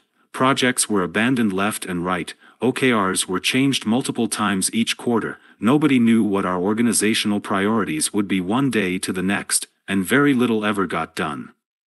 We all lived under fear that our teams would be dissolved, there would be another reorg, and we'd have to start on yet another new project with an impossible deadline. It was an organization in complete, unrelenting chaos. When Uber tried to scale its management by hiring experienced executives like Jeff Jones from Target, they ended up resigning rather than changing the organization. During the first half of 2017 alone, Uber lost 8 VPs or department heads. In contrast, companies like Facebook and Amazon, and leaders like Mark Zuckerberg and Jeff Bezos, found ways to successfully recruit leadership from the outside, blending them with existing team members to change and strengthen the organization. Facebook promoted insiders like Chief Product Officer Chris Cox, who joined Facebook as a software engineer in 2005 after dropping out of Stanford, but also brought in compatible outsiders like Sheryl Sandberg and Mike Schroepfer. Jeff Bezos's top lieutenants like Jeff Blackburn and Andy Jassy are Amazon lifers, but he also brought in key outsiders like Jeff Wilke from Allied Signal and former Chief Information Officer Rick Delzell from Walmart. These outside hires can help even at massive scale. One of the benefits to Microsoft of buying LinkedIn has been adding Jeff Weiner and CTO Kevin Scott to Microsoft's executive team. As your fleet of pirate ships and followers grows, you need to intentionally shape them into a disciplined navy. A fleet of ships requires strong captains and a strong centralized staff that can coordinate and harness their entrepreneurial vigor. Every successful founder and every successful organization must go through these changes.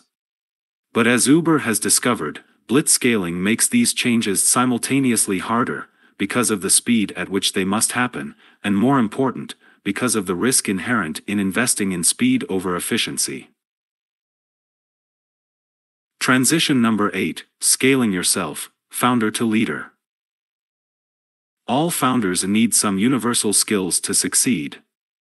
They need the ability to take bold risks in pursuit of a vision that isn't self-evident to others. They need the ability to learn, since they're trying to do something brand new. And to play a long-term role at their startup turned scale-up, they need the ability to live with and resolve the inevitable paradoxes of being a founder.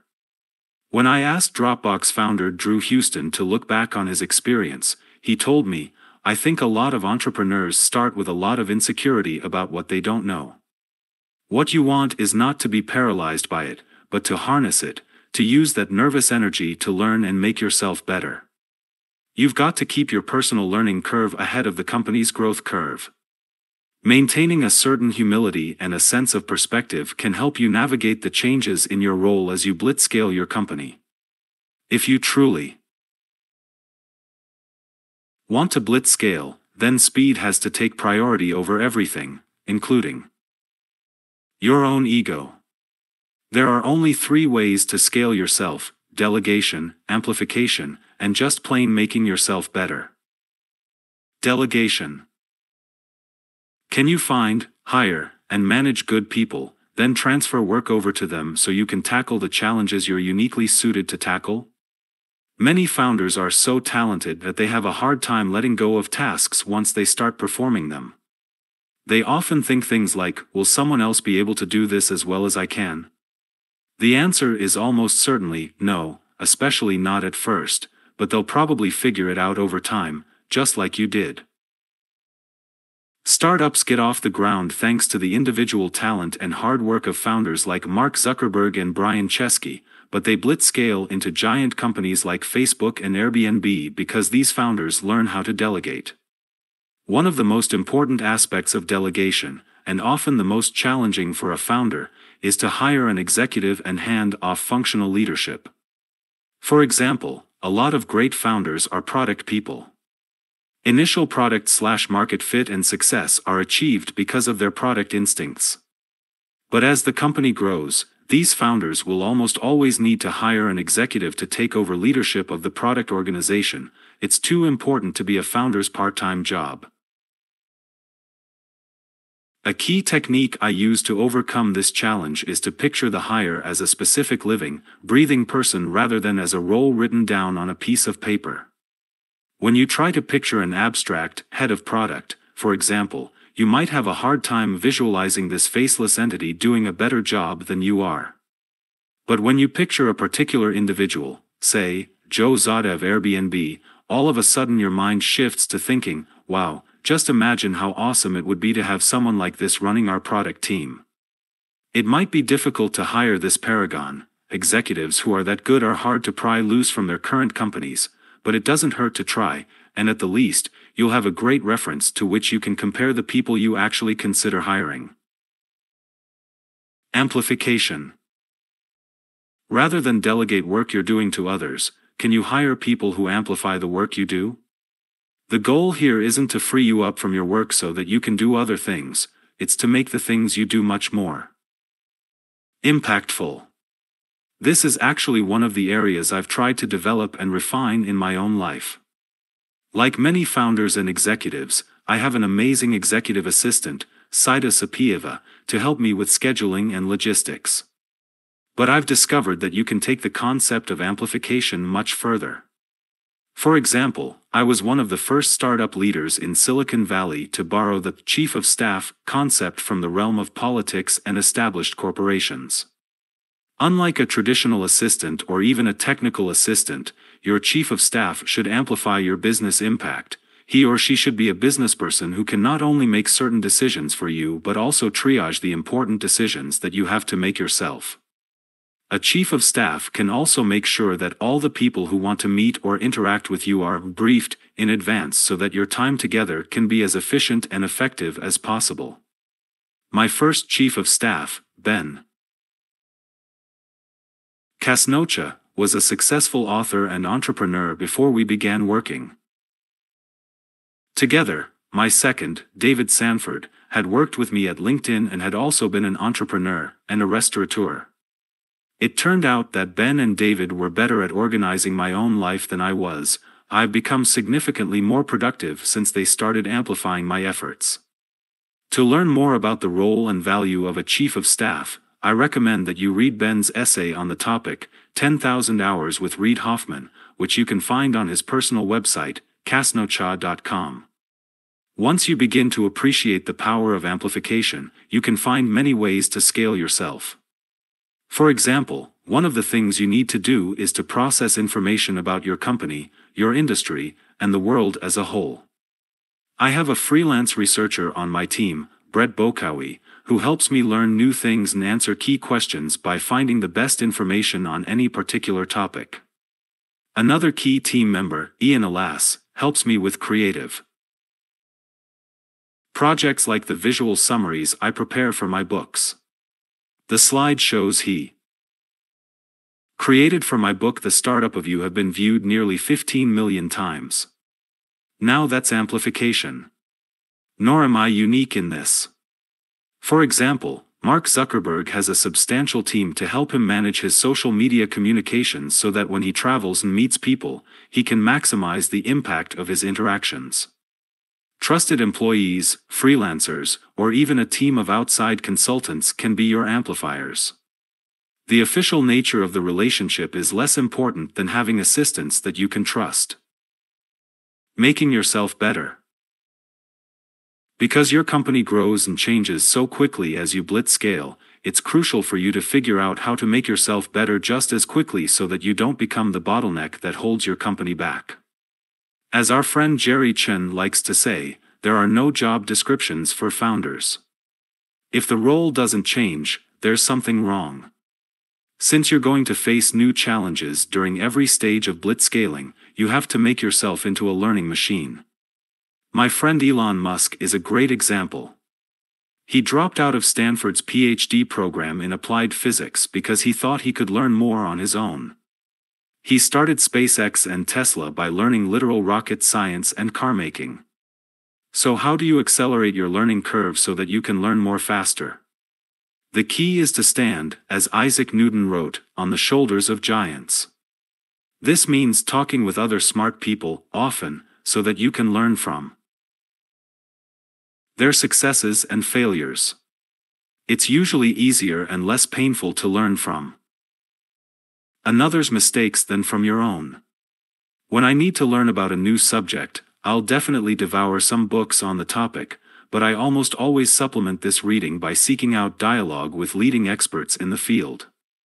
Brian Chesky at AirBnB, another amazing learning machine, does something similar, seeking advice from mentors like Sheryl Sandberg and Warren Buffett.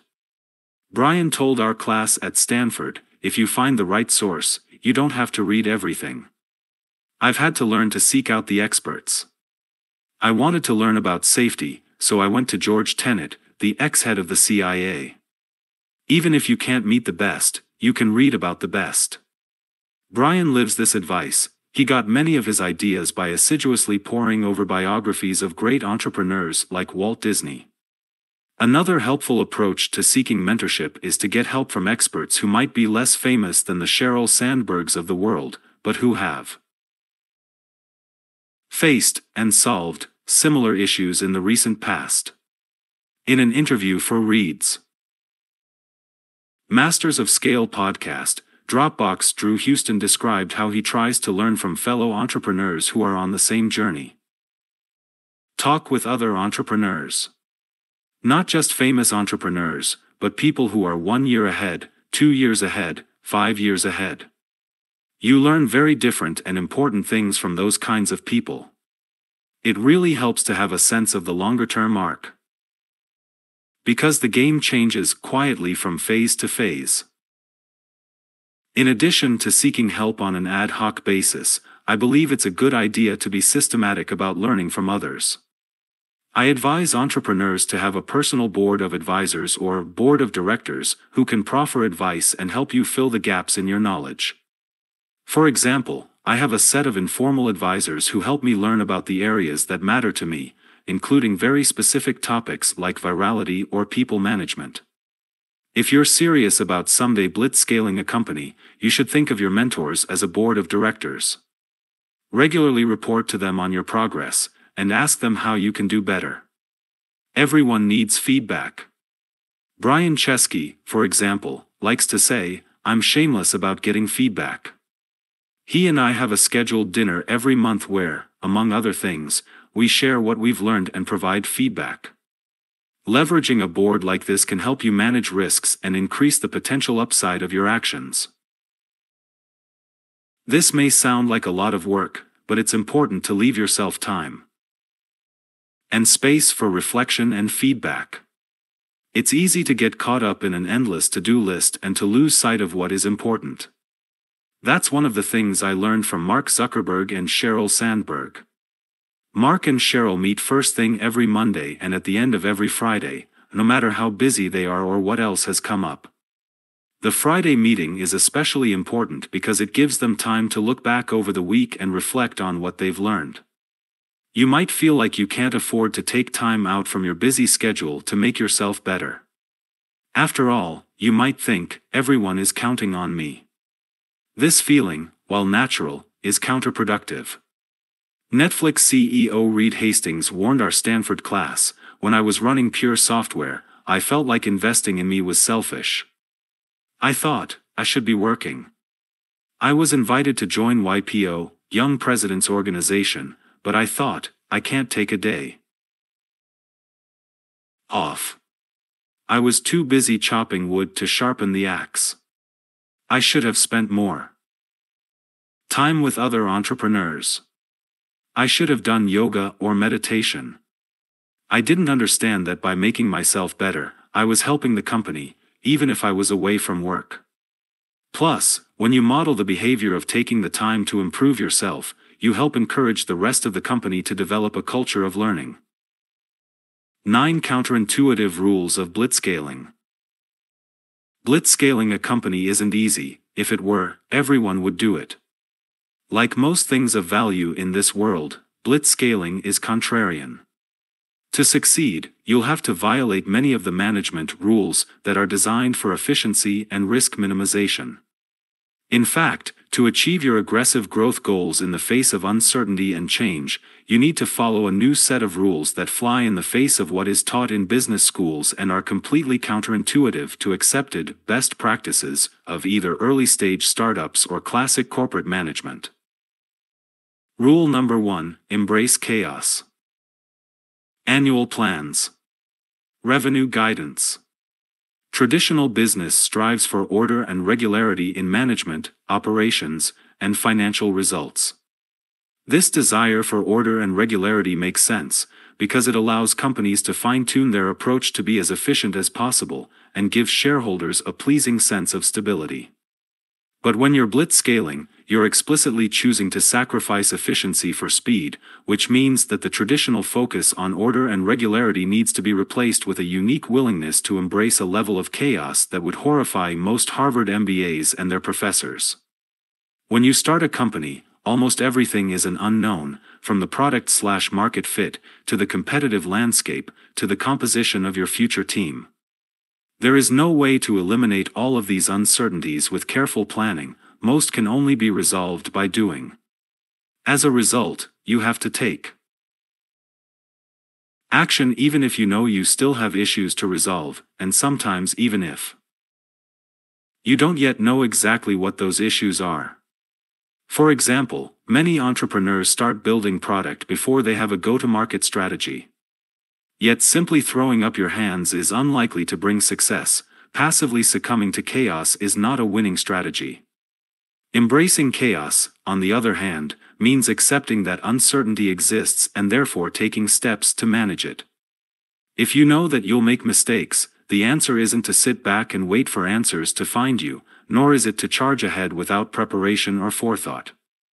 You can still make smart decisions based on your estimate of the probabilities, even without certainty. And, perhaps most important, you can make sure that you have the ability to correct your mistakes. My earlier book, The Startup of You, introduces the useful concept of ABC planning.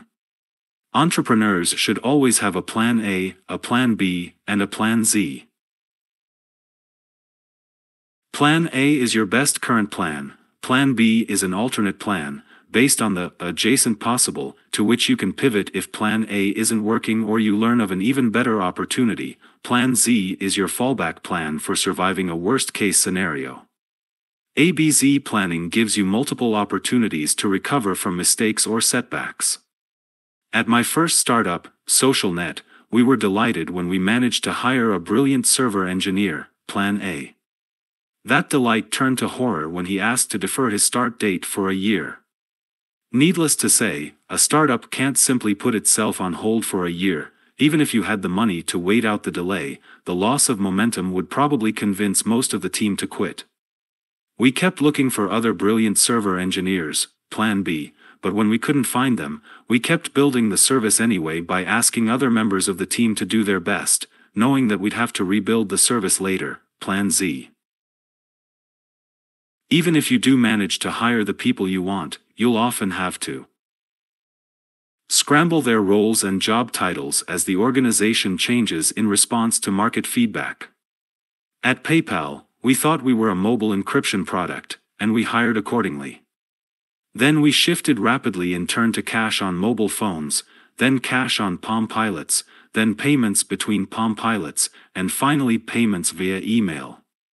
We couldn't have done so if our people were tied to neat and tidy jobs like mobile encryption engineer.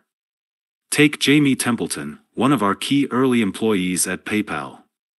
We hired Jamie to work on the product, but over the course of just 3 years, he shifted from product to engineering to systems to policy, depending on what the company needed. Jamie is exactly the kind of employee you need in the early days, someone who is willing to embrace the chaos of a startup, which is why I made sure he joined me in the early days of LinkedIn as well. Rule number 2, hire Ms. Right now, not Ms. Right. For most of Silicon Valley's history, the conventional wisdom on hiring executives into a startup was to quickly bring in an executive who could scale. This meant hiring someone who had experience with much bigger organizations, the idea being that their experience would come in handy at a later stage. In today's startup world, this rule no longer applies. The Darwinian competition is so fierce that your organization needs to be all in on the current stage of scaling. You need managers and executives who are just right for the current phase of growth.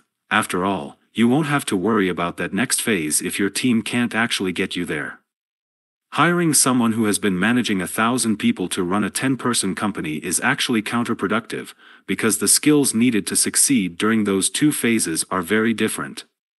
The ideal, of course, is to hire executives who can not only excel at your current phase but stretch to cover the next phase as well.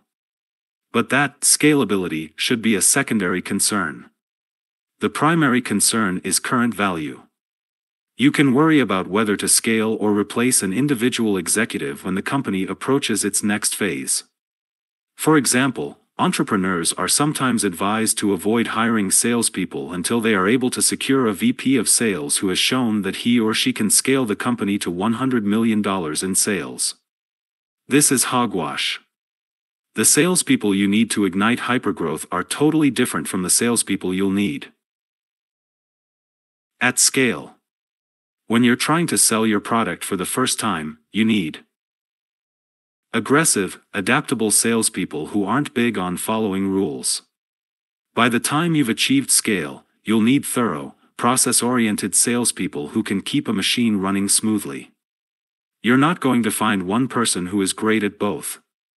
One thing to look for when evaluating a potential hire is whether the person seems self-aware of which stages of the process he or she excels at and prefers. For example, some people will tend to gravitate toward early-stage companies where they will have more opportunities to take on a broad portfolio of responsibilities.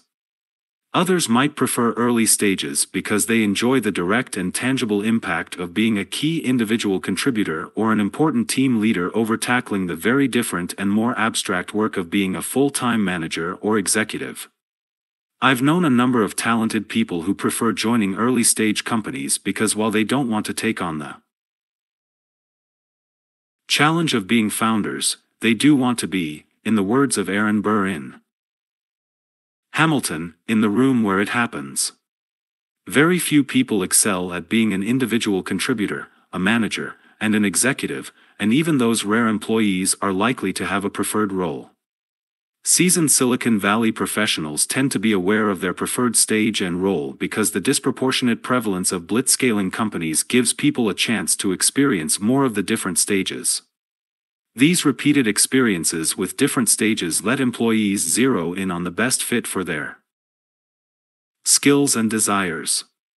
Part of hiring Ms. Right now also means knowing when to let someone go when the moment passes.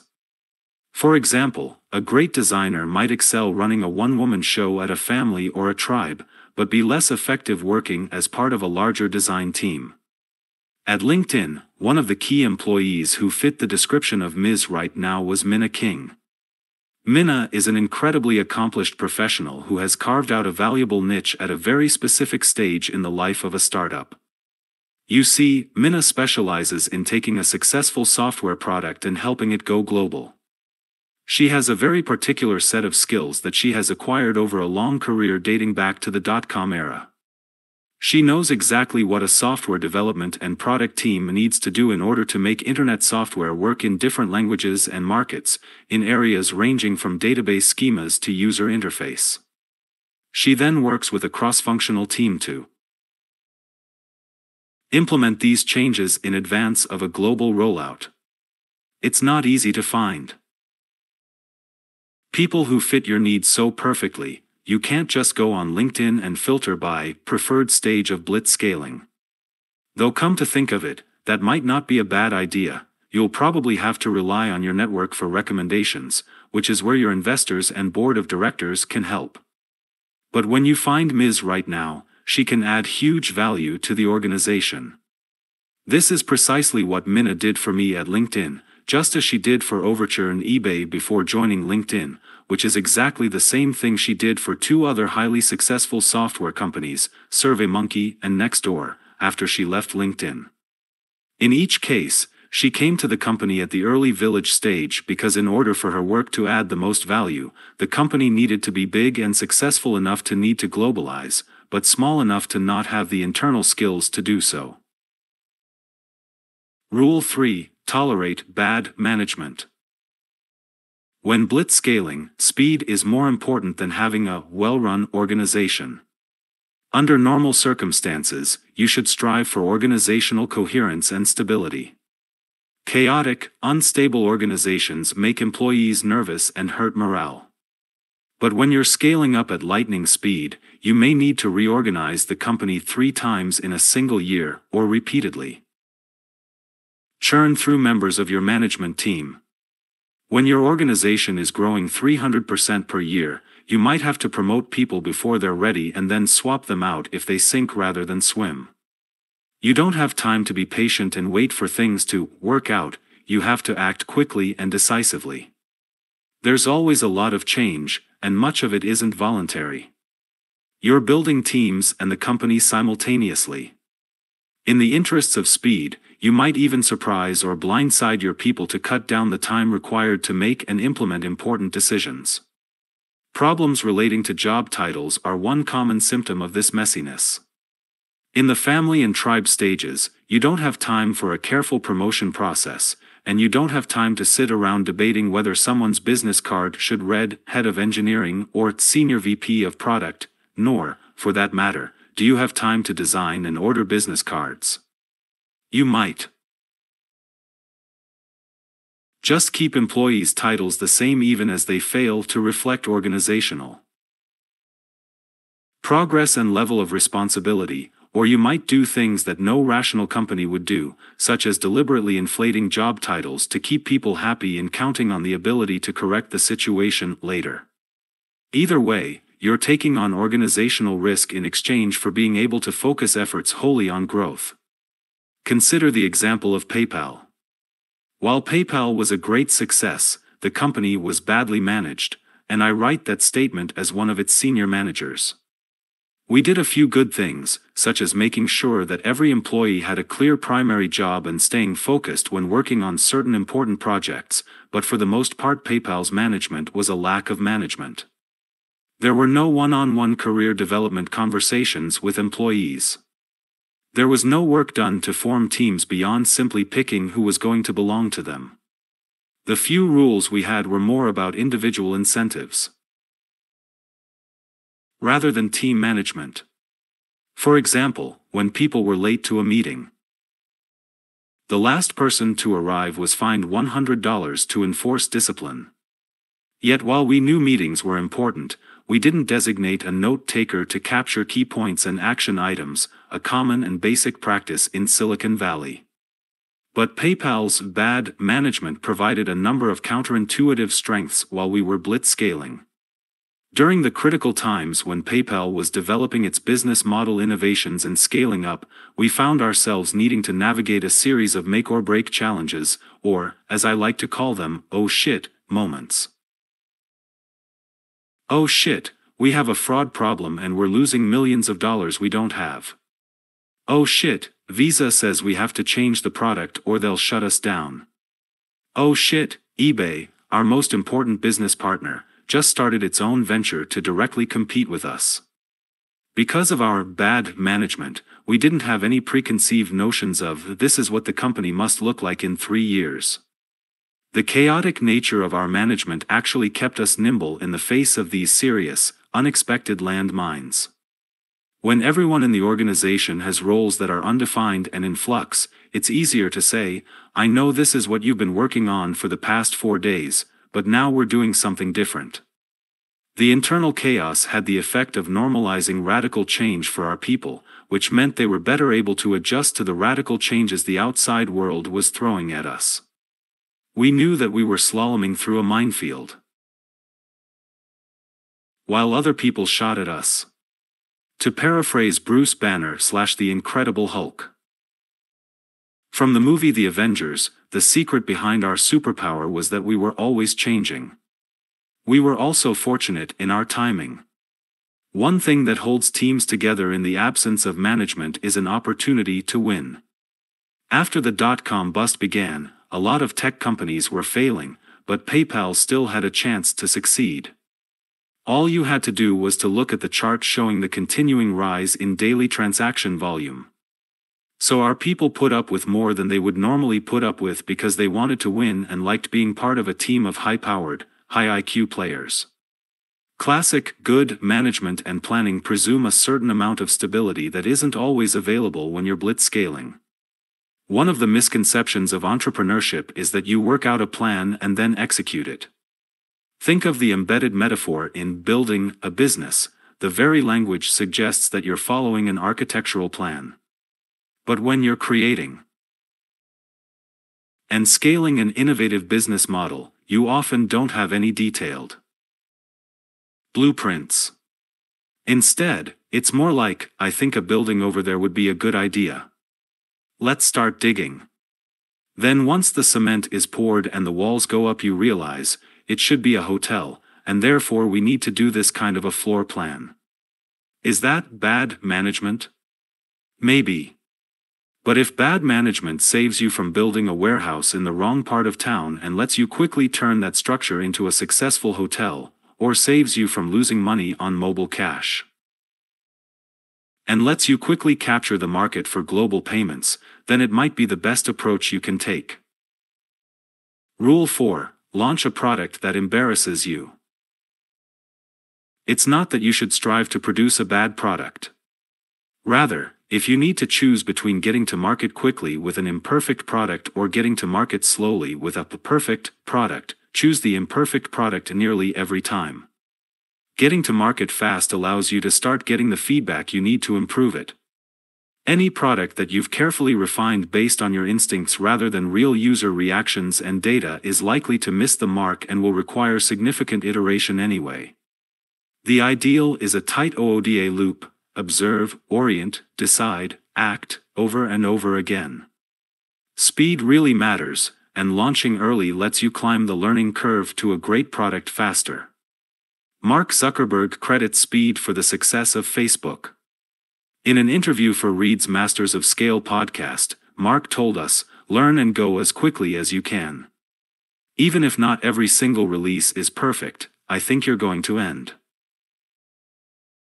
up doing better over a year or two than you would be if you just waited a year to get feedback on all of your ideas. That focus on learning quickly is the focus of the company." I learned this lesson the hard way when I was running my first startup, SocialNet. I didn't want to be embarrassed by our first release, so the approach we took was to complete the entire product before we pulled back the curtain and let people sign up. This approach delayed SocialNet's launch by a year, and when we finally did launch, we quickly realized that half of the features we'd painstakingly implemented weren't important, and half of the important things that our service would be useless without were missing because we hadn't thought of them. While there were other reasons why SocialNet failed, not launching early and iterating based on market feedback was probably the main cause of death. After my experiences at PayPal, and the success we found through rapid launches and product iteration, I was determined to launch LinkedIn as soon as possible. Our team defined a list of features that we thought were the minimum required to enter the market. Years later, Steve Blank and Eric Ries would dub this a minimum viable product, MVP. For LinkedIn, the MVP included a user's professional profile, the ability to connect to other users, a search function to find other users, and a mechanism for sending messages to friends. Shortly before launch, we started worrying about whether LinkedIn would be useful without a critical mass of profiles. If a user logged into LinkedIn, how could we make it useful even if none of that user's friends had signed up yet? We decided that what was missing was a contact finder, a version of search that would let a LinkedIn user find potential vendors. For example, if you needed a consultant to help you figure out how to globalize your service, you could use Contact Finder to find Minna King. Our engineering team estimated that it would take us a month to build this feature. We were presented with a difficult choice: delay the launch by a month, or launch without a feature that we thought might be essential to our success. Operating on the embarrassment principle, we launched without Contact Finder. And quickly we discovered a far bigger problem. Unlike users of personal social networks like Friendster, which were growing explosively as new users invited their friends to join, LinkedIn users weren't sending any invites. Our user growth was stalled. Our baseline product was embarrassing because no one was using it. If we had delayed the launch a month to build Contact Finder, there still wouldn't have been enough people hanging around to use it, meaning that we would have lost a month building a feature that didn't address the core problem. We estimated that we would need at least 1 million users before search and Contact Finder would be useful, and solving that problem was the top priority. Based on the launch data, we focused on trying to increase virality, which is how we became the first social network to allow you to upload your address book. This feature helped LinkedIn get to a critical mass of over 1 million user profiles, and the rest is history. Keep in mind that you should be embarrassed by your initial release, not ashamed or indicted. The desire for speed is not an excuse to cut dangerous corners. If you trigger lawsuits or burn through your money without learning, it means you did launch too soon. The point of launching your product early is to learn as quickly as possible. But your learning is useless if you don't have the ability to iterate. If your product bursts into flames and kills someone, you probably won't get another chance. The first launch of LinkedIn fell well short of our expectations, but we didn't do any harm. Before you release your product, make sure you know what you're trying to learn, and how much risk you can take without endangering your customers or your reputation. Entrepreneurs have to walk a fine line between fixable and fatal flaws. The line between fixable and fatal often depends on the nature of your product. If we consider just two dimensions of product, free or freemium, versus paid and consumer versus enterprise, each combination can be placed along a continuum. A free consumer product can get away with the most flaws, because consumers tend to be very tolerant when it comes to something that doesn't cost them anything. A free enterprise product needs to be more refined. Even if it is free, the stakes are higher in a professional setting.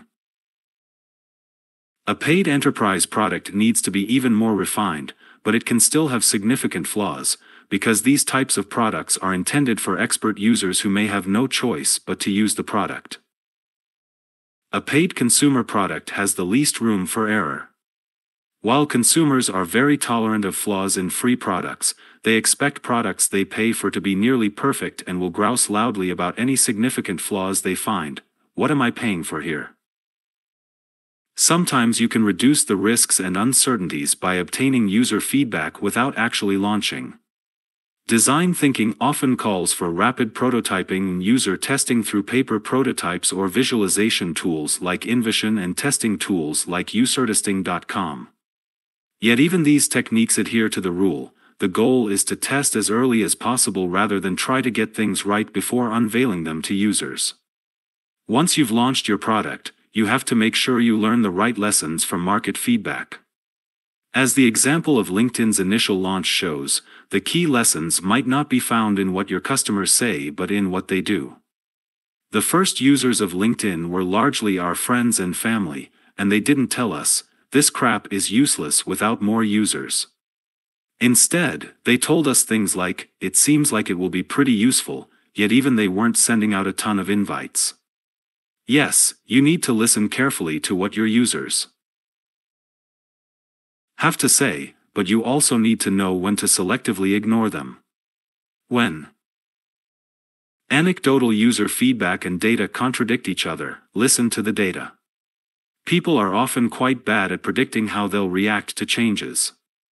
The scientific term is the inconsistency between predicted and observed behavior. For example, when Facebook was considering adding a feature that would use facial recognition to automatically tag members' faces in photographs, the focus group participants were very negative toward the concept, calling it creepy and an invasion of privacy. Yet when Facebook tested the feature, auto-tagging boosted engagement and users loved it. When I offer this advice, I sometimes hear the objection, "That's not the way Steve Jobs did it." Well, hold on a minute. First of all, contrary to the popular narrative, not all of Steve's products were perfect from the start. The original Mac didn't come with a hard drive. The original iPhone didn't come with an app store. It is true that we can point to a number of entrepreneurs who did launch a great product at the very beginning. For example, when Elon Musk launched the Tesla Model S, it immediately became the highest-rated car on the road, being named Motor Trend Car of the Year in its debut year, and achieving a higher Consumer Reports rating than any other car that organization had ever tested. But to do this, you have to believe that you can nail the product/market fit of a new market before you launch, and invest substantial amounts of capital based solely on that confidence. Elon bet his own fortune, and hundreds of millions of dollars of investor and government money, that Tesla could build a better car than any of his century-old competitors. The number of entrepreneurs who are able and willing to bet so aggressively is low. The number who can do so successfully is even lower, and the number who can do it successfully more than once is lower still. So, yes, if you are a rare genius and can accurately and consistently predict what the market wants, trusting your instincts will be faster than using trial and error to iterate your way to a better product. Good luck with that approach. As a mere mortal, I prefer market feedback. Rule 5. Let fires burn. I often tell entrepreneurs that starting a company is like jumping off a cliff and assembling an airplane on the way down. The default outcome for any startup is death, which means that you have to move quickly and decisively to avoid that default outcome at all costs. That doesn't leave a lot of time for dotting each I or crossing each T. At every stage of blitzscaling, there are always far more problems and issues clamoring for your attention than you have the resources to address. You might feel like a firefighter, except instead of trying to extinguish a blaze in one contained spot, you can see separate fires all around you, and you don't have time to put out all of them. One of the ways that blitzscaling entrepreneurs can stay alive is by deciding to let certain fires burn so that they can focus on the fires that, if allowed to rage unchecked, really will destroy the company. My Greylock colleague Joseph Antonelli says, "What you say no to is more important than what you say yes to." You can't ignore those fires forever. They are actually dangerous and will eventually require attention, but they aren't relevant at most points during blitzscaling because extinguishing them doesn't move the needle on the expected outcome. Picture an emergency room surgeon trying to save the life of a trauma patient. As she's conducting emergency surgery, she might notice a suspicious-looking mass, but she's going to focus on patching the patient's arteries first. There will be time for biopsies and tests later. After all, if the patient dies on the operating table, even a potential tumor will be irrelevant. The art, of course, is knowing which fires to let burn. Prioritizing your fires tends to be a function of a combination of different factors. The first is urgency, which fire is going to damage or kill your business the soonest. This doesn't have to be limited to fires that endanger the existence of the business. For a startup, a fire that kills your ability to grow is nearly as deadly in the long run as one that threatens to put you out of business tomorrow. Usually, your first step is to decide whether you can simply punt on the problem and tackle it later. When Selena Tobakaula joined SurveyMonkey, one of the first fires she considered fighting was the design of the product. It was ugly, outdated, and frankly somewhat embarrassing. But it was also extremely effective and successful. User engagement was good, and customers were happy. Selena decided to defer, redesigning the product in favor of more urgent fires. This decision made it harder for her to recruit aesthetically sensitive engineers, but it didn't kill the company. In some cases, if the fires at your startup are burning money but not touching the customer, and if you're able to afford the waste, you might be able to literally buy time and ignore them. Frequently, raising more capital is an easy, though often expensive, way to keep less urgent fires contained.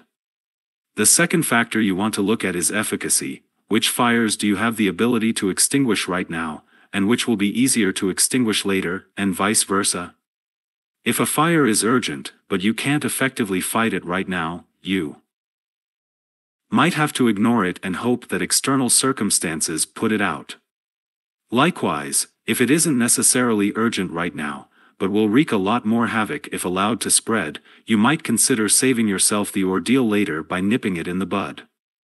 The final factor to consider is dependency. Will extinguishing fire A make it easier to extinguish fires B and C? These knock-on effects can be very important, because there are always more fires burning than you have time to fight at any given time. I believe that there is a Maslowian hierarchy of fires that applies to most rapidly growing startups, where the top of the list is the most important fire to fight first. Distribution, product, revenue model, operations, competition. What's next? What this means is that for most consumer internet startups, the most important fire is distribution. If your distribution goes up in flames, your company is doomed. If you are able to contain that fire, however, it will make fighting the other fires a whole lot easier. Acquiring users gives you feedback on how to improve your product. Acquiring millions of users or thousands of customers makes it a lot easier to generate revenue.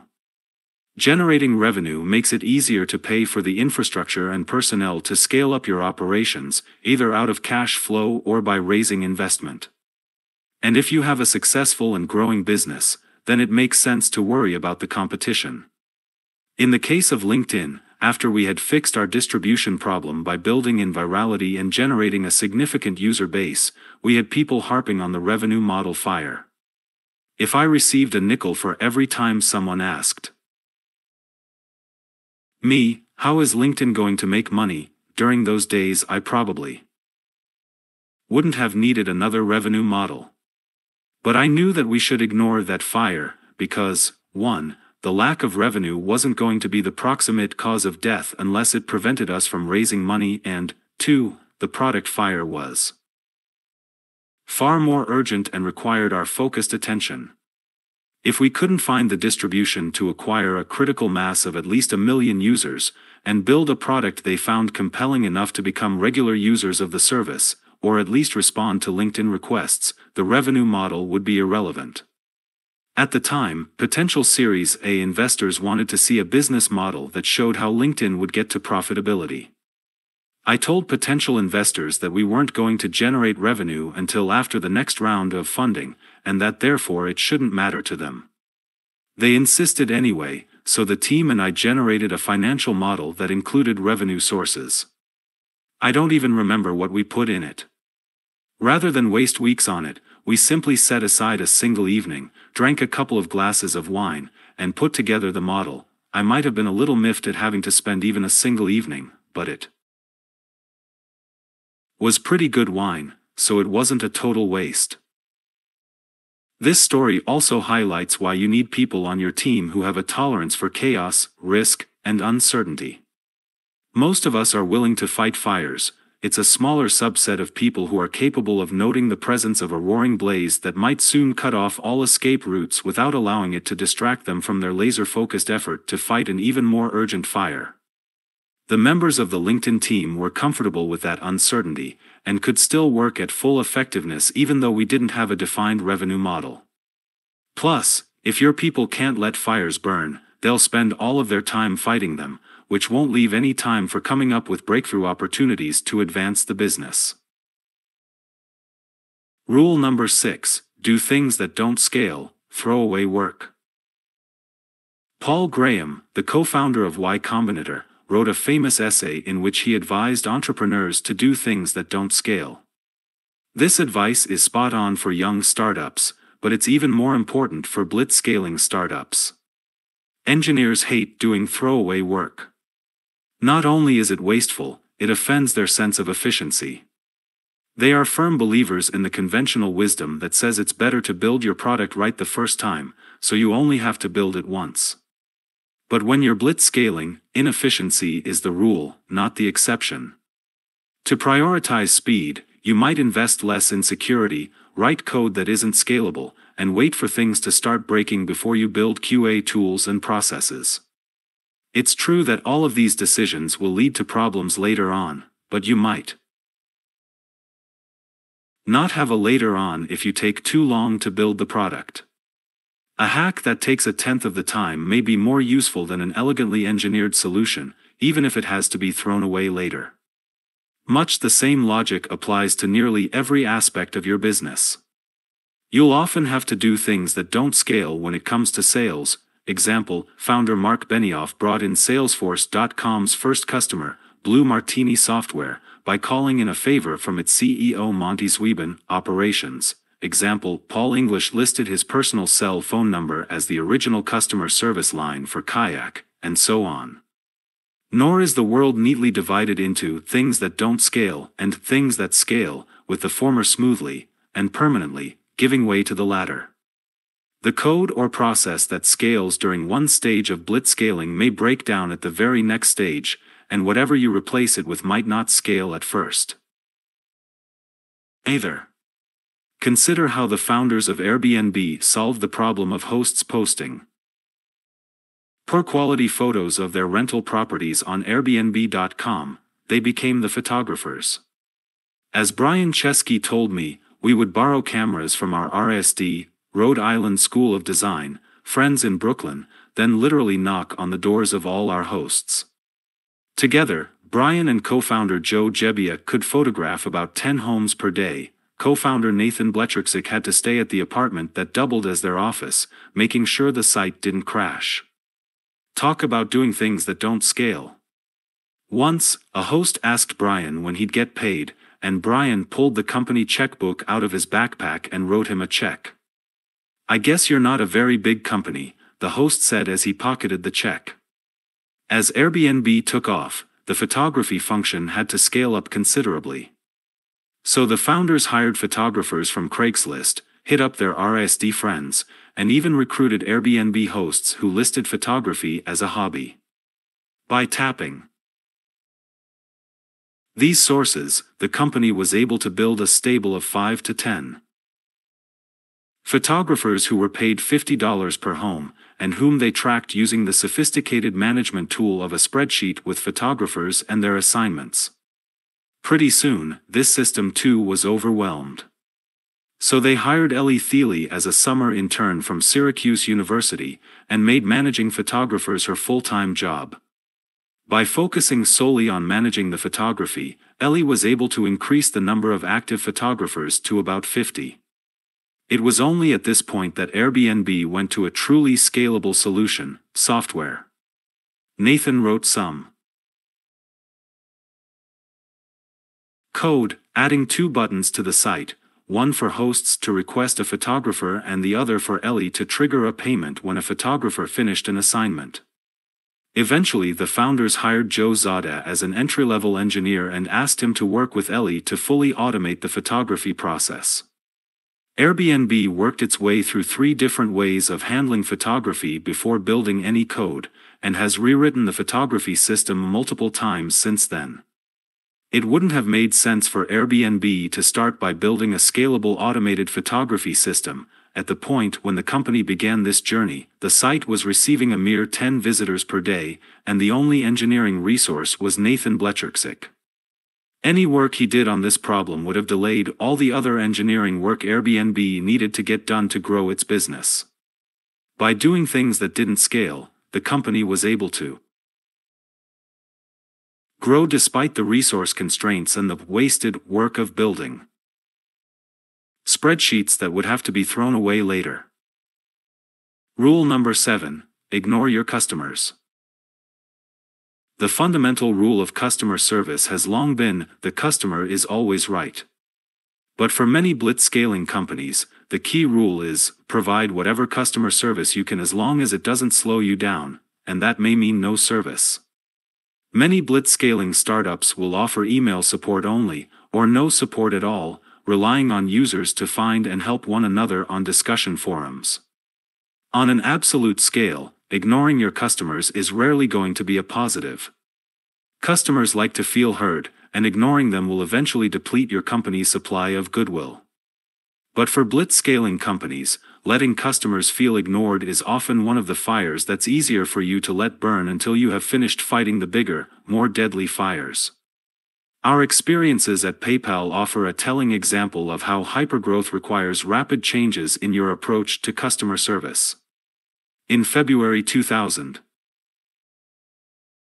transaction volume was increasing 3 to 5% per day, on a compounding basis.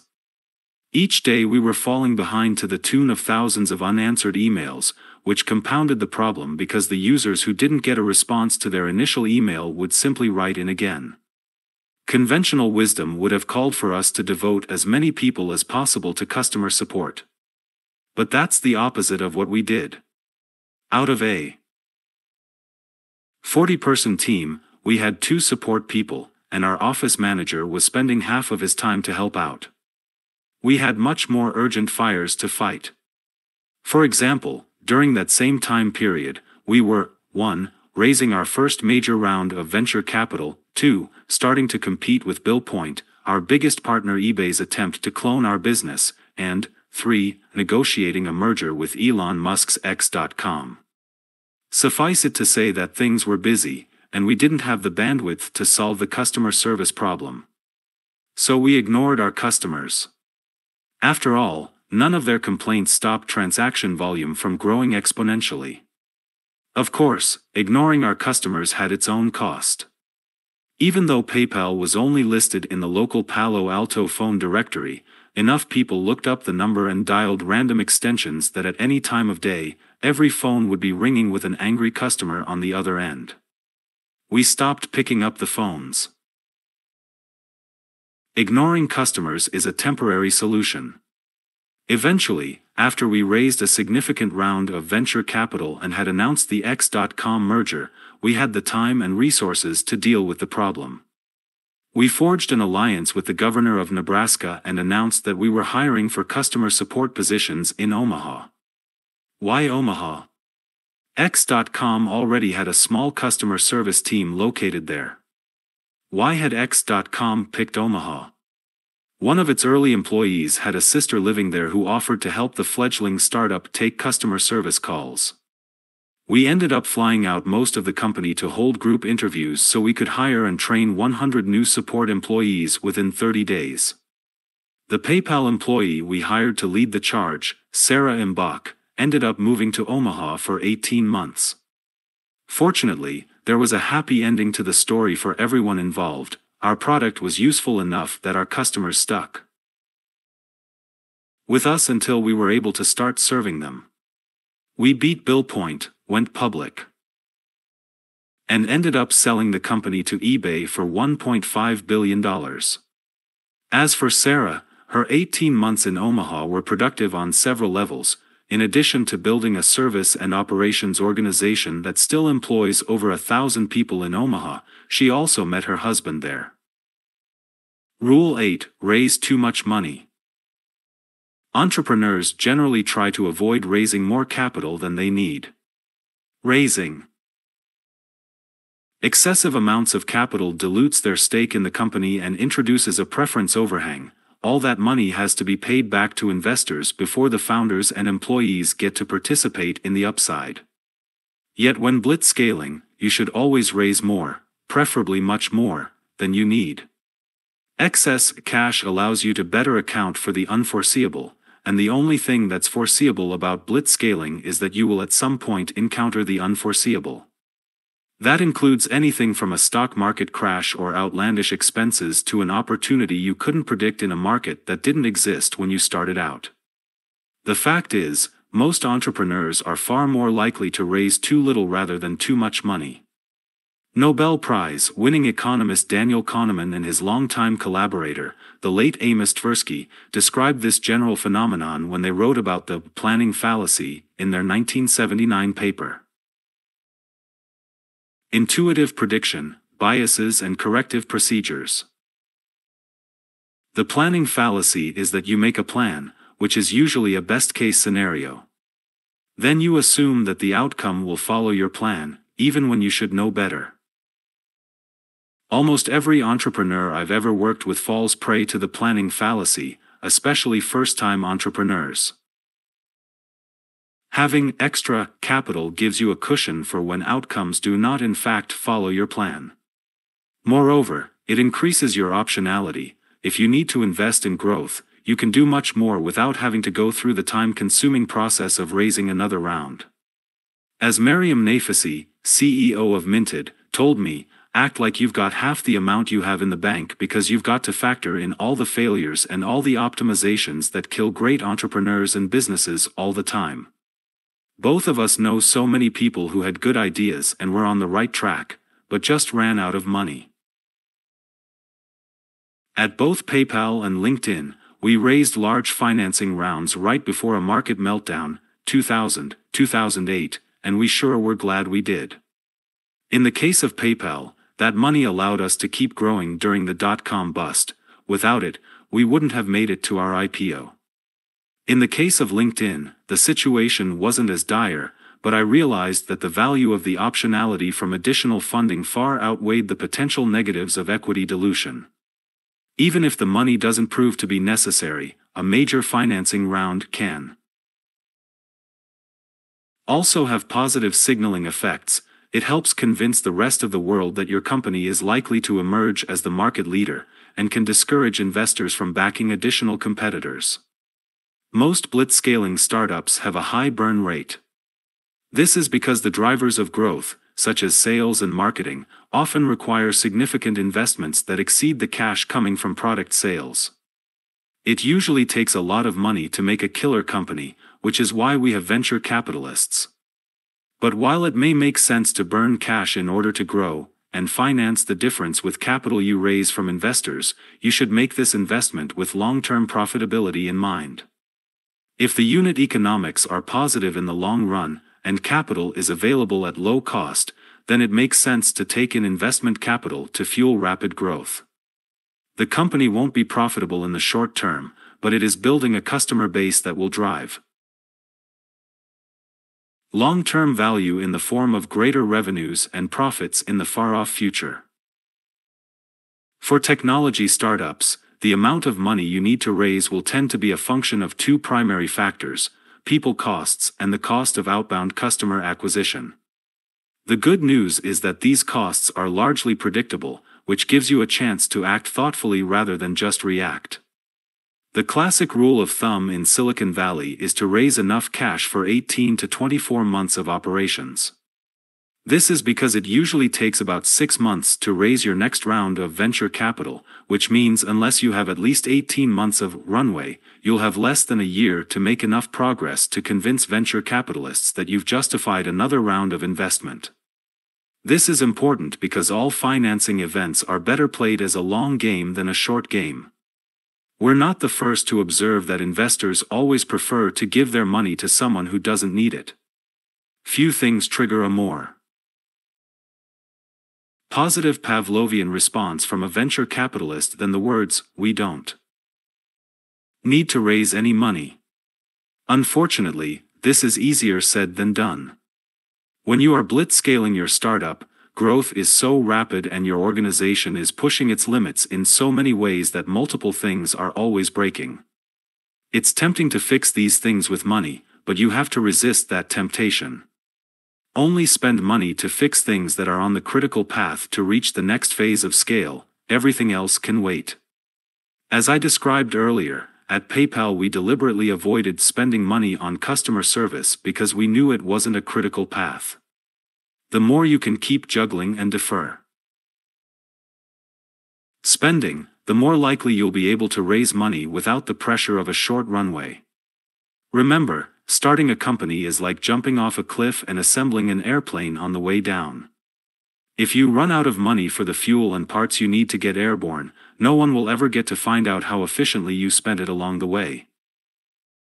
Rule number 9: evolve your culture. Nearly all founders, business gurus, and academics agree that organizational culture is important. While there are a lot of inefficiencies you can tolerate and fires you can let burn during your blitzscaling journey, ignoring your culture is not an option. Brian Chesky of AirBnB defines culture in a simple and concise way: a shared way of doing things. Clearly defining the way an organization does things matters, because blitzscaling requires aggressive, focused action, and unclear, hazy cultures get in the way of actually implementing strategy. Netflix co-founder and CEO Reed Hastings told me, "Weak cultures are diffuse, people act differently, and don't understand each other, and it becomes political." Mark Zuckerberg and Sheryl Sandberg have done many wonderful things at Facebook, and one of them is building a unified culture that is devoted to aggressive experimentation and data-driven decision-making, as summarized by Mark's original motto: "Move fast and break things." Facebook's culture helps employees understand that they shouldn't be afraid to try things that might fail. This allows Facebook to move faster, and to move on from failed experiments quickly. Imagine if someone asked a random employee from your startup the following questions. What is your organization trying to do? How are you trying to achieve those goals? What acceptable risks are you incurring to achieve those goals more quickly? When you have to trade off certain values, which ones take priority? What kind of behavior do you hire, promote, or fire for? Would she be able to answer those questions? If you asked another employee, would he give the same answers? When organizations have strong cultures, their employees give consistent answers and act accordingly. A strong commitment to a culture will sometimes mean passing on hiring players who don't fit that culture. At PayPal, for example, Max Levchin instituted a problem-solving test as part of the hiring process for joining our engineering group. He wanted a culture that was focused on solving big-picture problems, not simply writing good code. If a person was a great programmer but didn't have a problem-solving orientation, we didn't hire him or her. At LinkedIn, we tried to recruit people who were hardworking but also family-oriented. Our founding team members had families, and we wanted to establish the norm that employees could go home to have dinner with their families, and then work remotely later in the evening. Candidates who believed that a startup needed everyone at the office until 10 o'clock every night would inevitably frustrate colleagues and themselves, so they were screened out. Conversely, candidates who wanted to work a 9-to-5 job would also be screened out, no matter how talented. Culture is critical because it influences how people act in the absence of specific directives and rules, or when those rules reach their breaking point. In a notorious example from 2017, acting at the request of United Airlines, Chicago Department of Aviation employees forcibly dragged passenger David Dow off an overbooked flight, breaking his nose, knocking out 2 of his teeth, and giving him a significant concussion in the process. The next morning, United CEO Oscar Munoz sent a rather perplexing email to United Airlines employees. Our employees followed established procedures for dealing with situations like this. While I deeply regret this situation arose, I also emphatically stand behind all of you, and I want to commend you for continuing to go above and beyond to ensure we fly right. I do, however, believe there are lessons we can learn from this experience, and we are taking a close look at the circumstances surrounding this incident. Treating our customers and each other with respect and dignity is at the core of who we are, and we must always remember this no matter how challenging the situation. The David Dow incident is a classic example of how a poor articulation of company values can weaken the culture.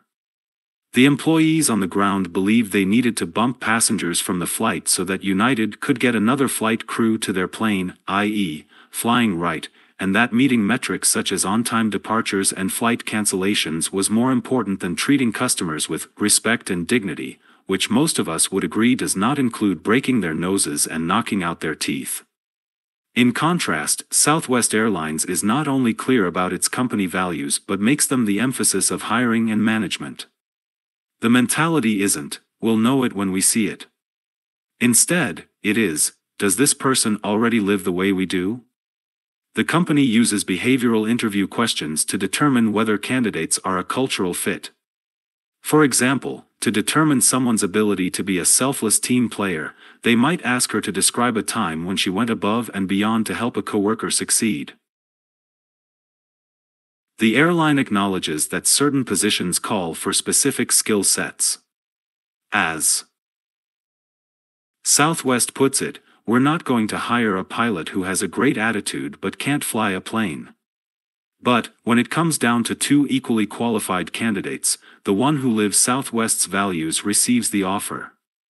And, even when Southwest finds a qualified candidate who doesn't have the right values, it will keep looking until it finds someone who does, no matter how long the job has gone unfilled. Southwest's development and promotion practices are also explicitly tied to company values. In performance reviews, employees are assessed not just on results but also on how they got those results. In fact, people are actually rated on things like their warrior spirit, servant's heart, and funnel-using attitude. In other words, culture isn't just manifested as a mission statement on Southwest's website, it's woven into the airline's processes and practices. In both cases, culture has real business implications. In the case of United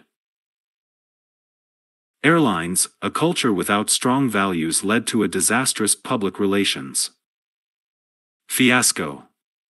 For Southwest Airlines, the value of employees' servant's heart and funnel-using attitude shows up in the concrete metrics of customer satisfaction.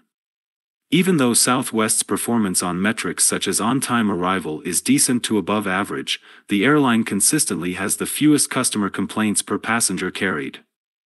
Organizational culture has played a key role in the rise of Silicon Valley. Most of the iconic companies that have shaped and defined the technology industry, Hewlett-Packard, Intel, Apple, Google, Facebook, are known for their distinctive cultures, regardless of their era. The same can be said for more recent startup market leaders like Airbnb and Salesforce.com. Typically, the credit for these cultures goes to the founders. Bill Hewlett and David Packard are synonymous with the HP way. Bob Noyce, Gordon Moore, and Andy Grove are referred to as the Intel Trinity.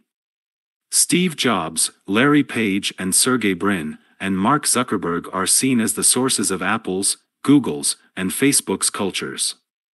Yet while the personalities of the founding team play a critical role in defining an organization's culture, it is more accurate to say that an organization's culture emerges over time based on the actions of many people, not just the founders.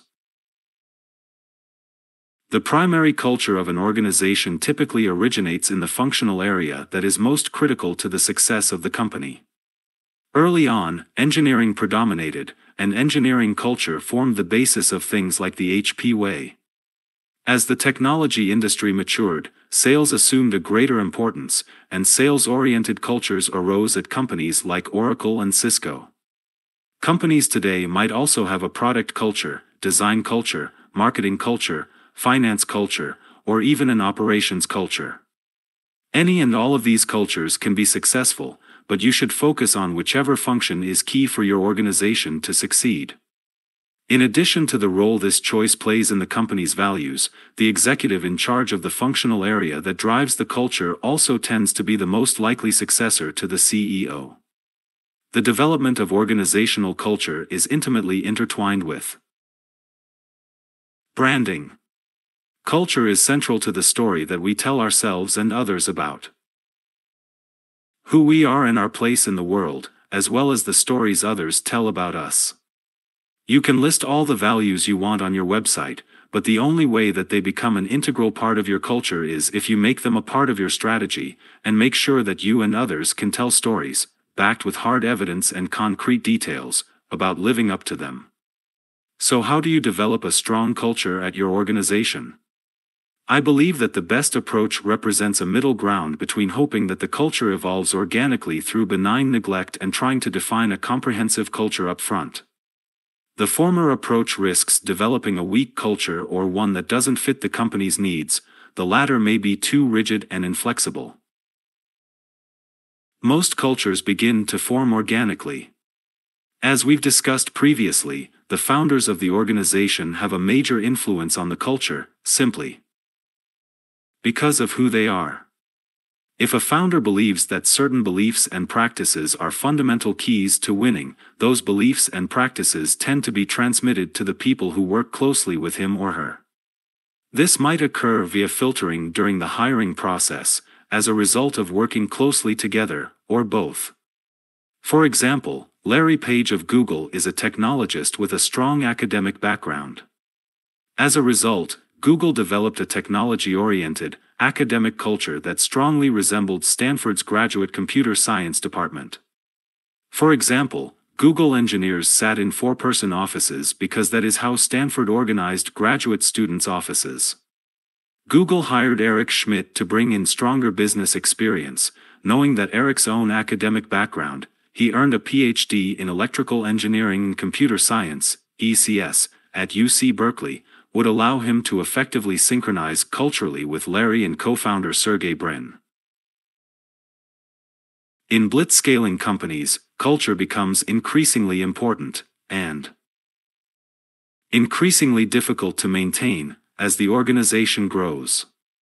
In the beginning, the bond that employees form in the early days of the company can be a powerful force in shaping the culture, but this gets more challenging as more people come on board and spontaneous interactions give way to more formalized structures. Transmitting culture organically requires both personal interaction and time. This osmosis works during the family and even tribe stages of blitzscaling, but breaks down at later stages. If the founders don't have personal interactions with all employees, or if those interactions are brief and sporadic, osmosis doesn't work. And when a company is doubling or tripling in size every year, even brief and sporadic personal interactions with the founders are a best-case scenario. By the time an organization reaches the village stage of blitzscaling, at least 100 employees, the mesh of person-to-person interaction is insufficient, especially when culture needs to be synchronized across multiple offices. Drew Houston makes sure that all Dropbox employees are aware that they need to help recreate the culture. We tell people, you might have just joined last week, but sooner or later, you'll be an old-school Dropboxer too. So remember the things you like about this place now, because it'll be your responsibility to make sure those things stick around. It's not always easy to move from organic to deliberate cultural transmission. Reed Hastings's experience is typical. When we, Netflix, went public, we had 150 people, Reed told me. People were worried that now that we were public, everything would go to shit, we'd put in a lot of process, and stop taking risks. What we've done is to promote employee freedom. If you want to operate with very few rules, you need to set context. Yet while early employees often fear that deliberate cultural development will bring bureaucracy, as Reed argues, culture is actually a substitute for bureaucracy and rules. The stronger you make your culture, the less you'll have to bind people's behavior with rigid directives. The two key levers of deliberate cultural transmission are communications and people management. Communications are important because they provide founders with a direct channel to all employees. This can take many forms, ranging from formal in-person meetings to electronic communications to things as seemingly neutral as office layout and design. AirBnB, for example, employs a wide range of channels to maximize cultural transmission. The weekly email co-founder Brian Chesky sends to all Airbnb employees is a powerful one. You have to continue to repeat things, Brian told our class at Stanford. Culture is about repeating, over and over again, the things that really matter for your company. Airbnb reinforces these verbal messages with visual impact as well. Brian hired an artist from Pixar to create a storyboard of the entire experience of an Airbnb guest, from start to finish, emphasizing the customer-centered design thinking that is a hallmark of its culture.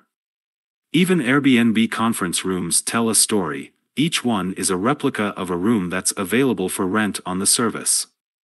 Every time Airbnb team members hold a meeting in one of those rooms, they are reminded of how guests feel when they stay there.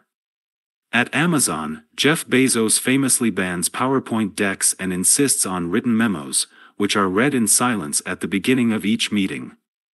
This memo policy is one of the ways that Amazon encourages a culture of truth telling. Memos have to be specific and comprehensive, and those who read the memos have to respond in kind rather than simply sit through some broad bullet points on a PowerPoint deck and nod vague agreement. Bezos believes that memos encourage smarter questions and deeper thinking. Plus, because they're self-contained, rather than requiring a person to present a deck, they are more easily distributed and consumed by a wider population within Amazon. The late Steve Jobs used architecture as a core part of his deliberate communications strategy at Pixar. He designed Pixar headquarters so that the front doors, main stairs, main theater, and screening rooms all led to the atrium, which contained the cafe and mailboxes, ensuring that employees from all departments and specialties would see people from other groups on a regular basis, thus reinforcing Pixar's collaborative, inclusive culture. In Walter Isaacson's biography of Steve Jobs, John Lasseter, Pixar's chief creative officer says, Steve's theory worked from day one. I kept running into people I hadn't seen for months. I've never seen a building that promoted collaboration and creativity as well as this one. Build a ship of Theseus. The other main lever for cultural development is the organization's people management practices. After all, the strongest influences on organizational culture are often who you hire, promote, and fire. When he visited our Blitzscaling class at Stanford, Eric Schmidt shared how Google's hiring strategy shaped its culture. The people that you hire make your culture, Eric said.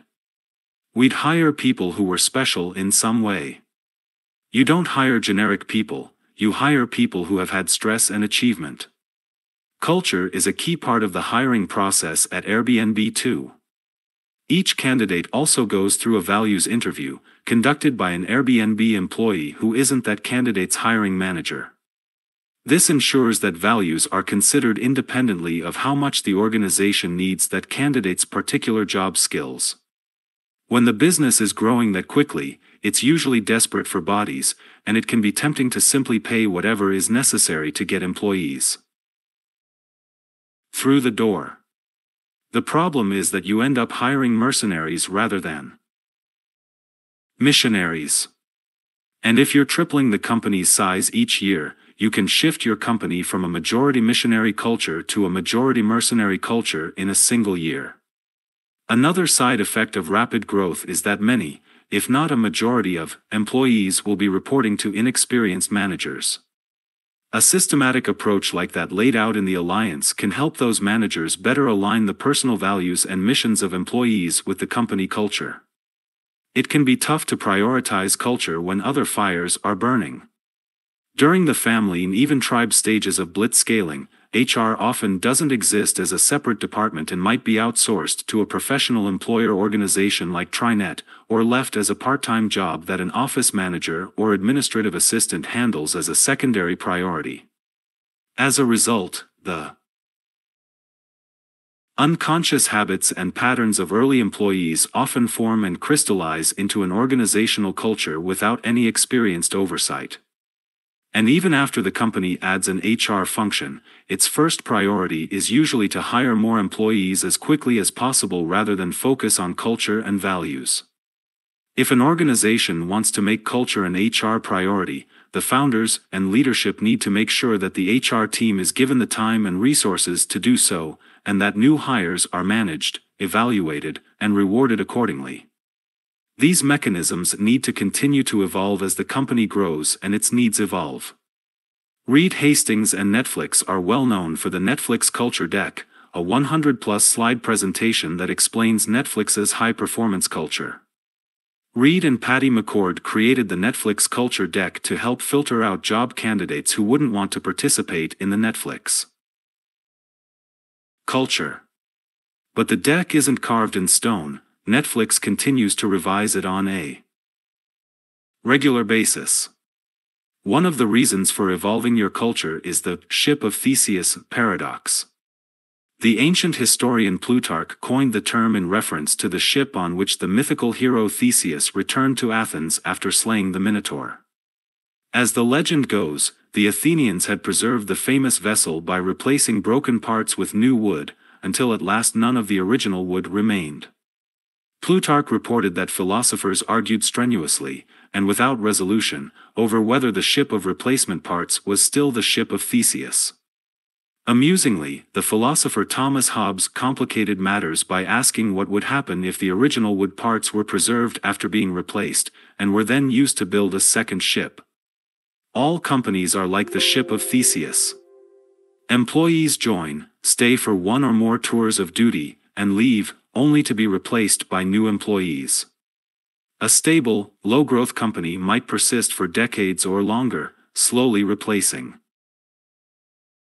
employees but remaining the same size and retaining a strong sense of continuity. In other words, the planks of the ship remain essentially unchanged from decade to decade. In contrast, a blitzscaling company like Facebook might grow from the family to nation stage in a single decade, doubling or tripling in size each year, so that the employees who made up the entire ship on New Year's Day end up as a small minority by the following New Year's Eve. At the same time, as we discussed in Hire Ms. Right Now, Not Ms. Right, many early employees are likely to leave at some point along the journey, which means even fewer of the original planks are still part of the ship. Yet these changes are a necessary part of blitzscaling. You need new people with new skills as you grow. The people, the product, and the offices of a company can, will, and must change as it blitzscales. Culture is one of the few mechanisms that allow the ship to retain its essential identity. Culture is what helps Apple retain its Apple-ness with Steve Jobs gone, and Intuit retain its, I've-ness even as it shifted from selling packaged personal finance software to providing a cloud accounting suite. Organizational culture has become such a hot topic in this age of blitzscaling because culture is more important when there is rapid growth and change, rather than stability and stasis. You have to walk a fine line as you evolve your culture. Evolve it too slowly, and it will hold you back from adapting to new businesses and the changing world around you. Evolve it too quickly, and the ship of Theseus' illusion breaks down, and people no longer feel like they belong. In the words of the Dutch historian Johan Huizinga, if we are to preserve culture, we must continue to create it. A lack of diversity and other cultural pitfalls. Given the popular emphasis on company culture, it's also important to offer some thoughts on the potential pitfalls that can come with trying to build a strong culture. First, there can be a fine line between a strong culture and a cult. By definition, culture is narrowing to some degree.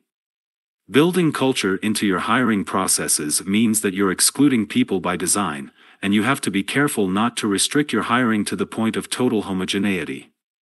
Successful organizations need a combination of conformity and diversity. The right kind of sameness, example, smart, driven, intelligent, hardworking, mission-driven, can give a company an edge, as was certainly the case at PayPal. But too much sameness can result in groupthink, bias, and stagnation. Far too many companies misinterpret what it means to hire for cultural fit. In many cases, this leads to teams that are heavy on young, Caucasian men who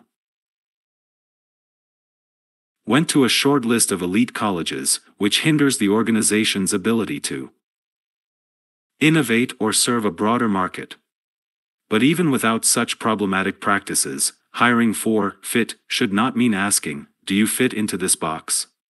For example, many startups have a work culture where employees come to the office after 10 a.m., work late, and spend evenings socializing together at bars. In other words, an extended version of college. If your startup has such a culture, you might avoid hiring employees who want to come in early and leave before 6 p.m., or who rarely socialize or go out at night. That might be good for cultural fit, but it also means that you won't hire people who don't drink alcohol for religious or other reasons, you won't hire employees who are parents, and you probably won't even hire employees who are married, or at least those who wish to remain married. Rather than hire people who fit your culture in superficial ways, whether based on gender or race or alma mater, hire people who are additive to your culture.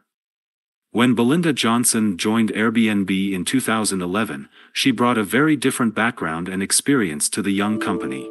The founders were in their 20s, Belinda had been a lawyer when they were still in diapers, and had spent a dozen years as an executive at Yahoo. It was precisely these differences that helped both Belinda and Airbnb succeed as a team.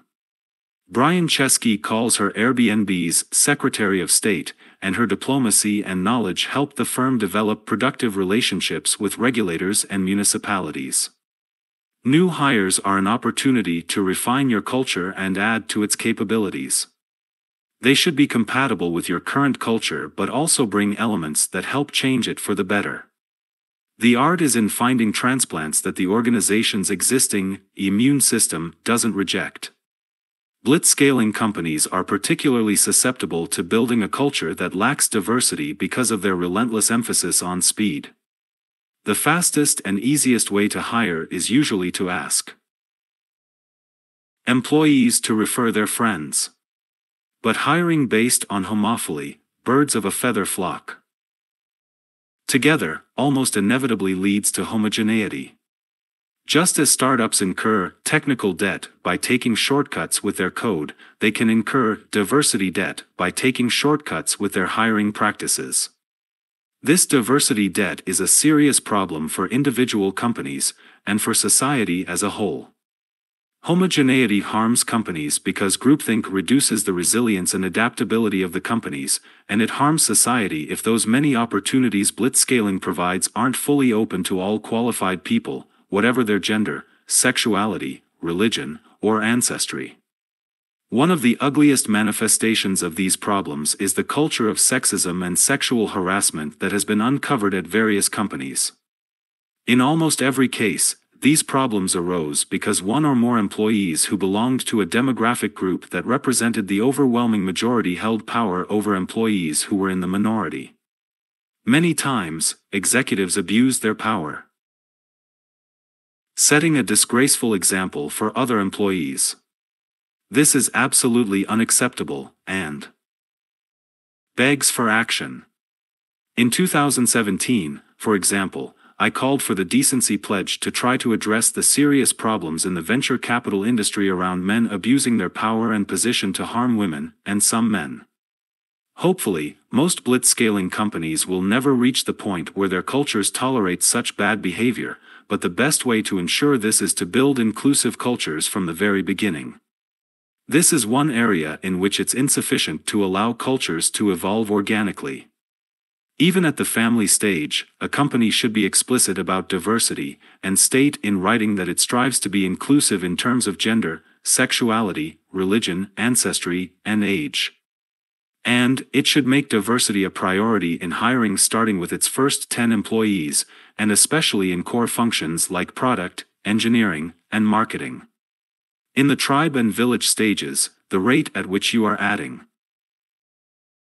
employees will require a more systematic approach to diversity. We recommend implementing at least 3 key policies. First, measure your demographics and make that information transparent and available, both internally and externally. As with any metric, you can't manage what you don't measure.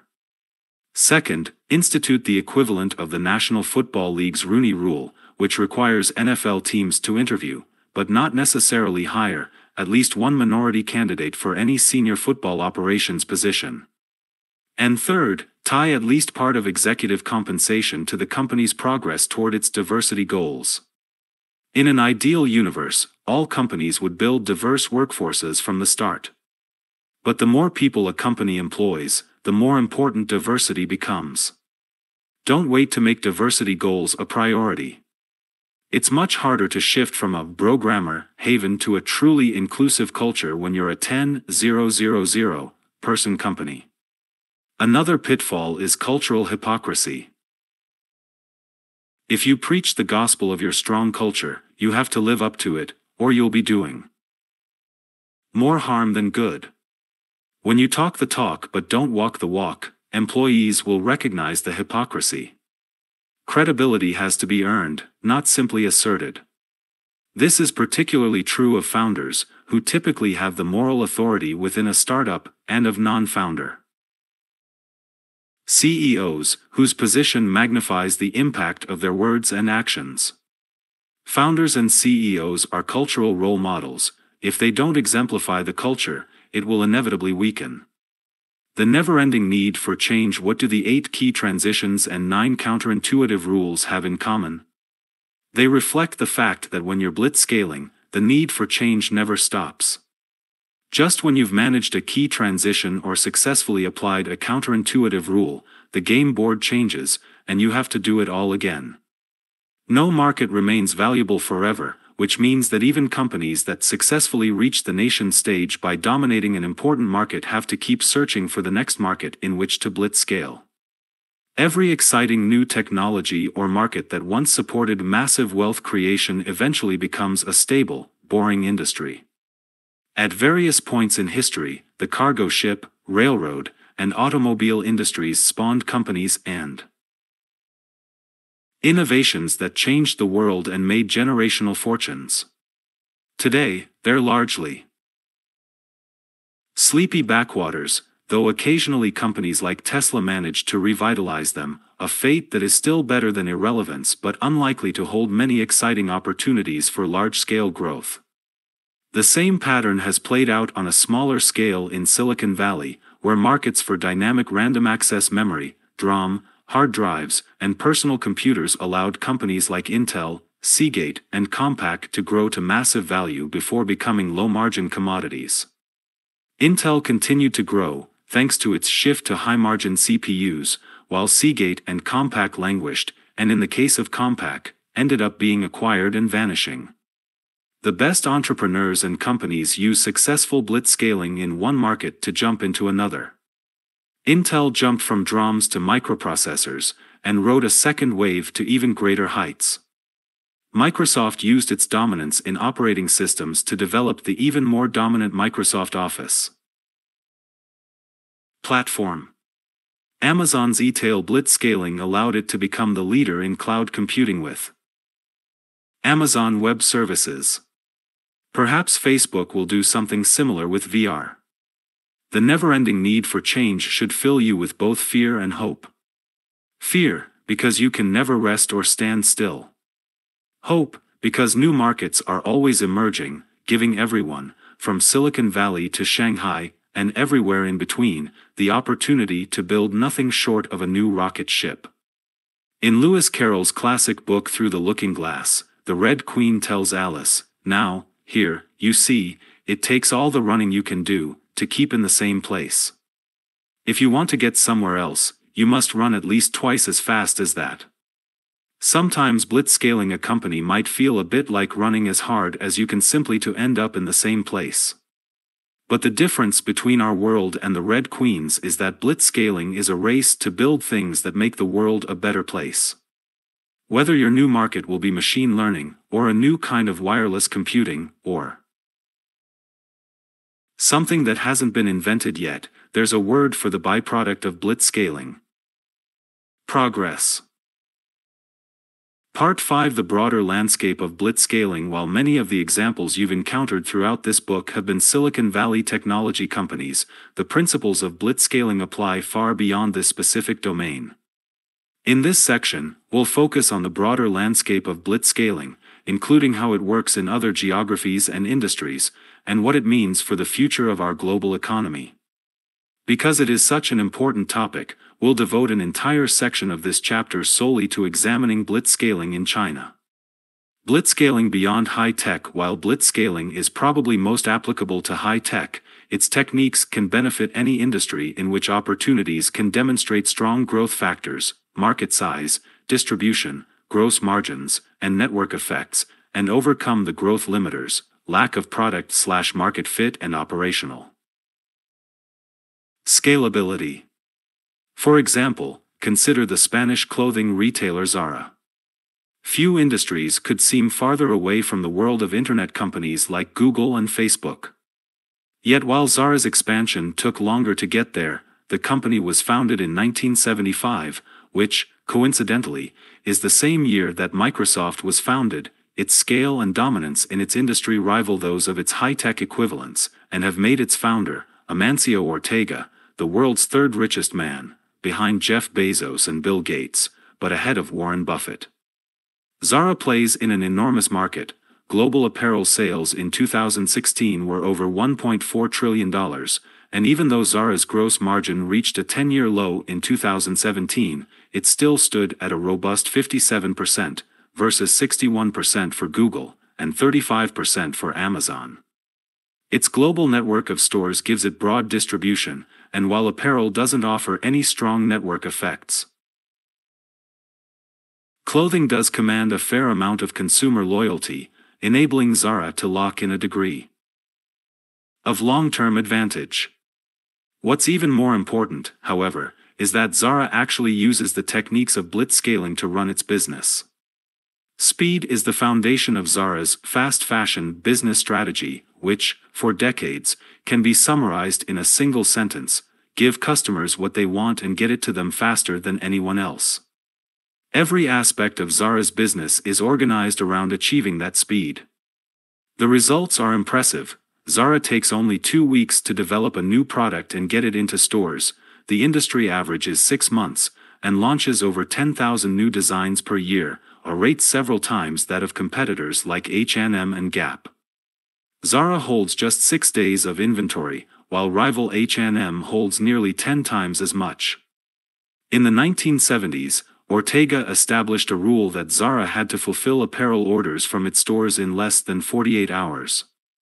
Today, Zara still follows that rule, even though it has expanded from a local Spanish retailer into a global empire with stores in Africa and Asia. To achieve these results, Zara has found a way to balance addressing the growth limiter of operational scalability while following the counterintuitive rules to embrace chaos and do things that don't scale. Given its massive scale, you would expect Zara to turn to China for help with improving its margins, in the way that Apple did with the iPhone. But unlike its competitors, Zara still manufactures most of its clothing in Spain. Thanks to its financial might, Zara was able to build 14 highly automated factories in Spain, where robots create greige goods, newly manufactured clothes that haven't been whitened and dyed. Zara then uses a partner network of more than 300 small shops in Spain and Portugal to process those greige goods into finished apparel. While the labor costs might be higher than in China, and thus less efficient, the payoff is incredible responsiveness and speed. Responsive manufacturing is critical to Zara's business model. Apparel is designed by small teams in Zara's design center, where designers work with pattern makers and commercial sales specialists. Feedback comes in daily from Zara's store managers.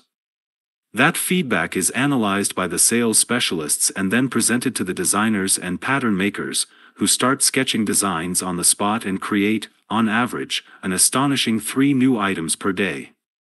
The designs are then dispatched to those factories for manufacturing and on to partner shops for finishing. Zara's logistics model continues this preference for responsiveness over efficiency. Zara products are distributed in small batches, which require more frequent shipments.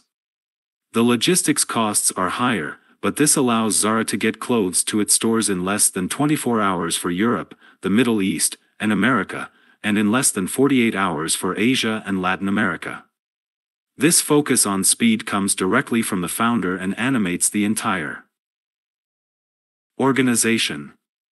In a 2013 profile, Fortune told the story of how, stopped at a traffic light, Ortega spotted a young motorcyclist wearing a jean jacket covered in 1970s style patches.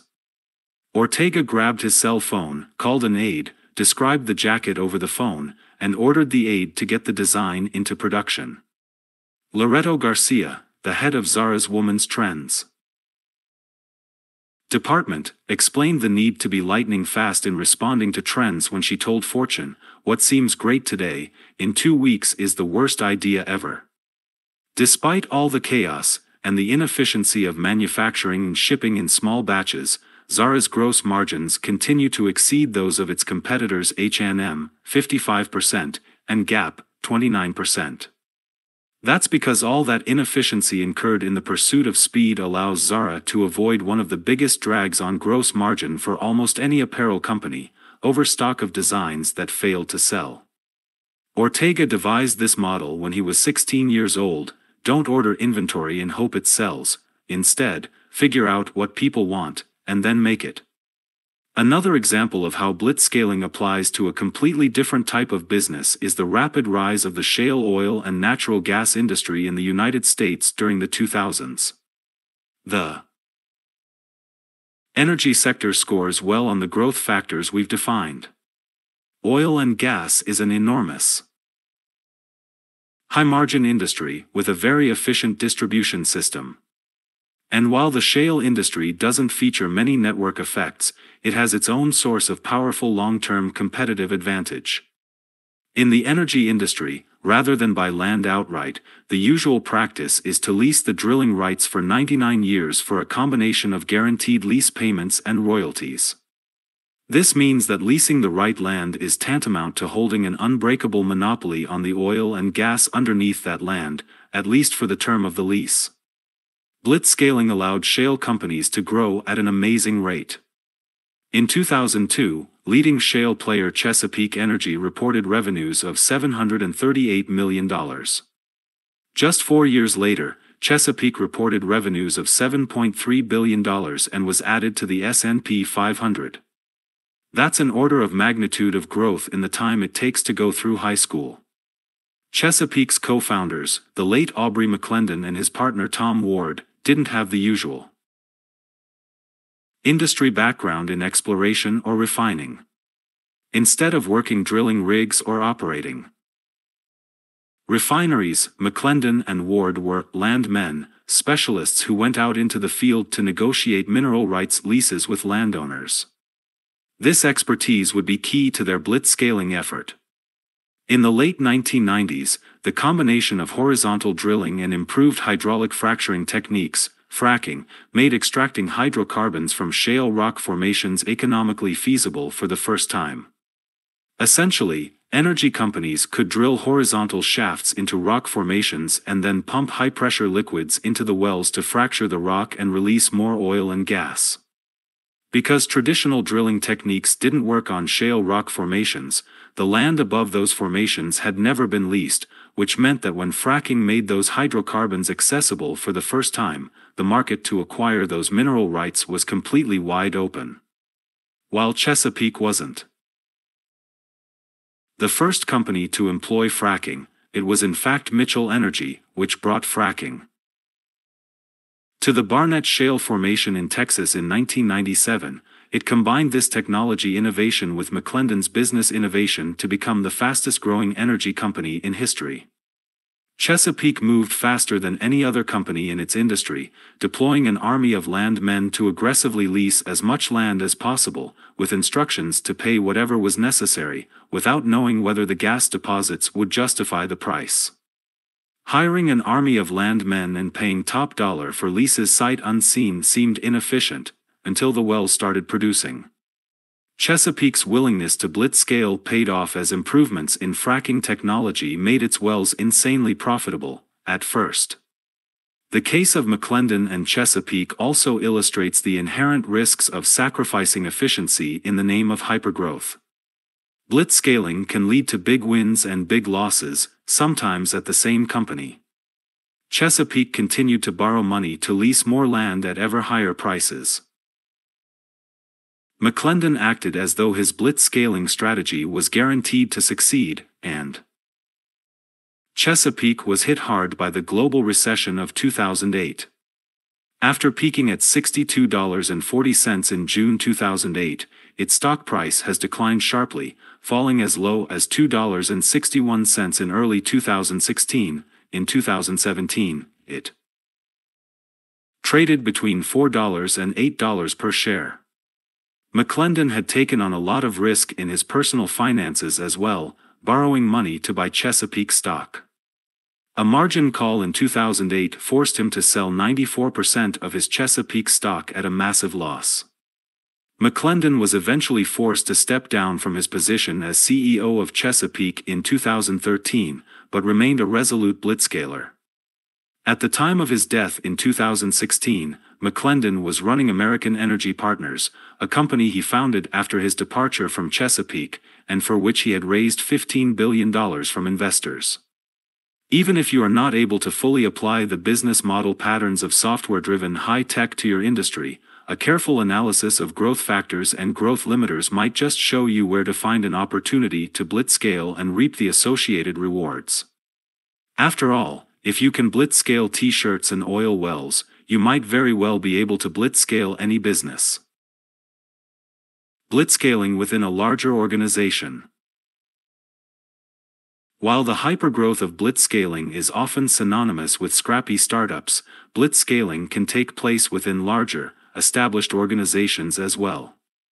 None of the growth factors or limiters, and none of the proven patterns or business models, require a business to be an independently owned, privately held, venture-backed corporation. Even if your organization can't offer stock options that will make your employees rich if your blitzscaling is successful, you can and should adopt and adapt the lessons of blitzscaling to help you achieve rapid growth and first-scaler advantage. Trying to blitzscale within a larger organization has both advantages and disadvantages over doing so within a startup. It's critical to be realistic. Startups have some inherent advantages when it comes to blitzscaling. Blitzscaling is all about speed and risk-taking, and with far less to lose, startups are much more nimble. Established companies that want to blitzscale need to find major advantages to overcome their inherent disadvantages in speed and risk-taking. Advantage number 1, scale. This might sound obvious, but there are some opportunities that you can only tackle if you already have the scale that comes with being a large, established player. For example, Amazon couldn't have launched Amazon Web Services, AWS, without achieving massive scale in its data centers, and becoming the world leader in managing those data centers. Trying to build that product from scratch, without being able to leverage Amazon's economies of scale and reputation for operational excellence, would have been nearly impossible. Even today, AWS' main competitors come from other scale companies like Microsoft, Google, and IBM. Outside of tech, scale can be an even bigger advantage. When Quicken Loans launched Rocket Mortgage, which provides mortgages online with a decision in less than 10 minutes, Rocket Mortgage was able to tap into Quicken Loans' consumer marketing expertise, including a Super Bowl ad, to acquire customers, and the company's existing financial relationships to fund those mortgages. As a result, in its first full year of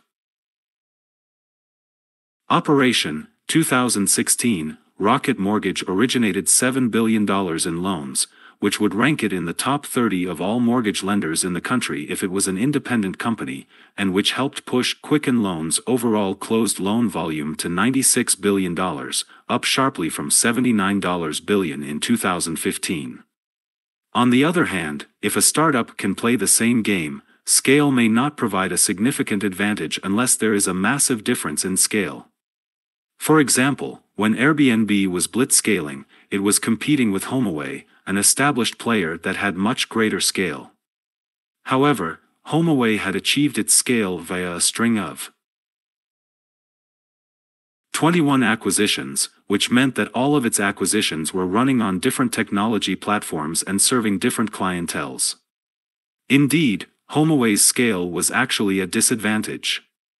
HomeAway itself was later acquired by Expedia, as part of that company's response to the competitive threat of Airbnb. Advantage number 2, iteration.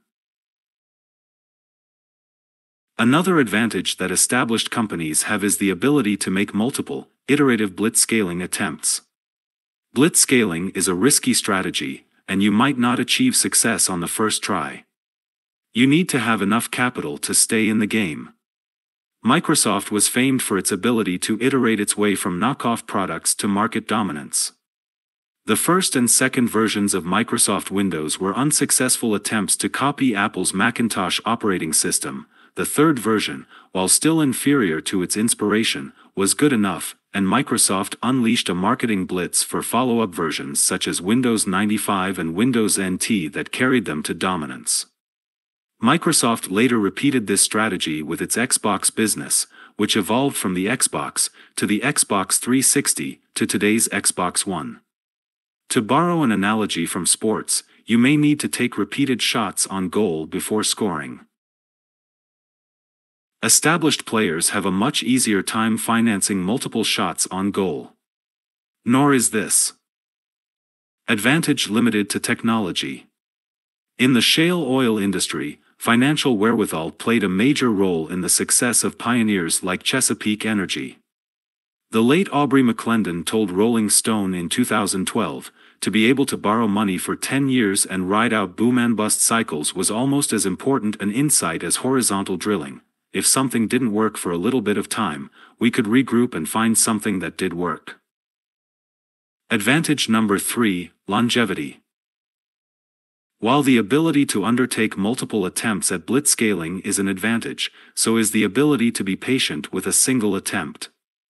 Large companies can, if they have patient shareholders, have longer time horizons than startups, which need to show immediate results to continue raising money.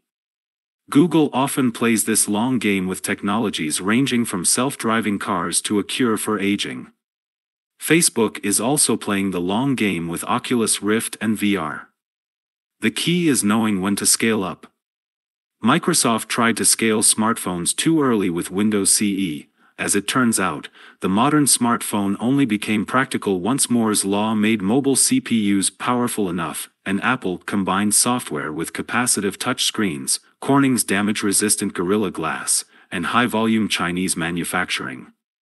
Advantage number 4, mergers and acquisitions, M&A. One final advantage that established players have is the ability to use acquisitions to drive blitzscaling. Acquiring a business that is already blitzscaling or has the potential to blitzscale can transform an existing company. Priceline, for example, best known for Name Your Price airfares, executed this strategy to perfection when it acquired Booking.com, allowing it to achieve a lasting advantage in the hotel booking market. Many American consumers who are only familiar with Priceline because of its catchy Priceline Negotiator commercials starring the actor William Shatner probably have no idea that nearly two-thirds of Priceline's revenues come from hotel bookings outside the United States.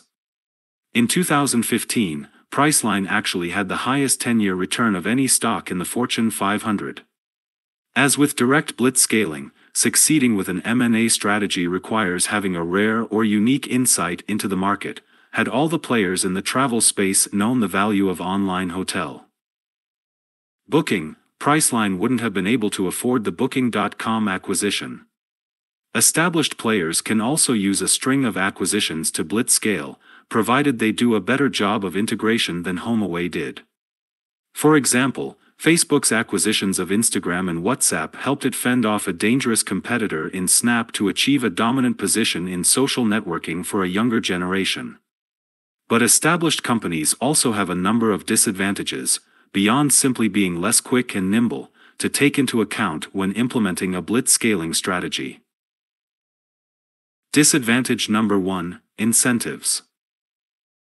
A major issue faced by established players is that the incentives tend to favor cautious expansion rather than aggressive blitzscaling. Successful companies generally assume that they already have something valuable, which means risk-taking tends to be penalized. If you make the play and fail, you've destroyed a valuable thing. That's not something a startup faces. A startup is dead by default, so there is nothing to lose. Companies also face pressures from shareholders, analysts, and the press. The thing is, big company leaders are not wrong to be cautious. A large and public failure can tank an established player's stock price, and its reputation. Moreover, the potential rewards have to be huge to matter. A $10 million opportunity that a startup might see as a life-changing bet is pocket change to a big company.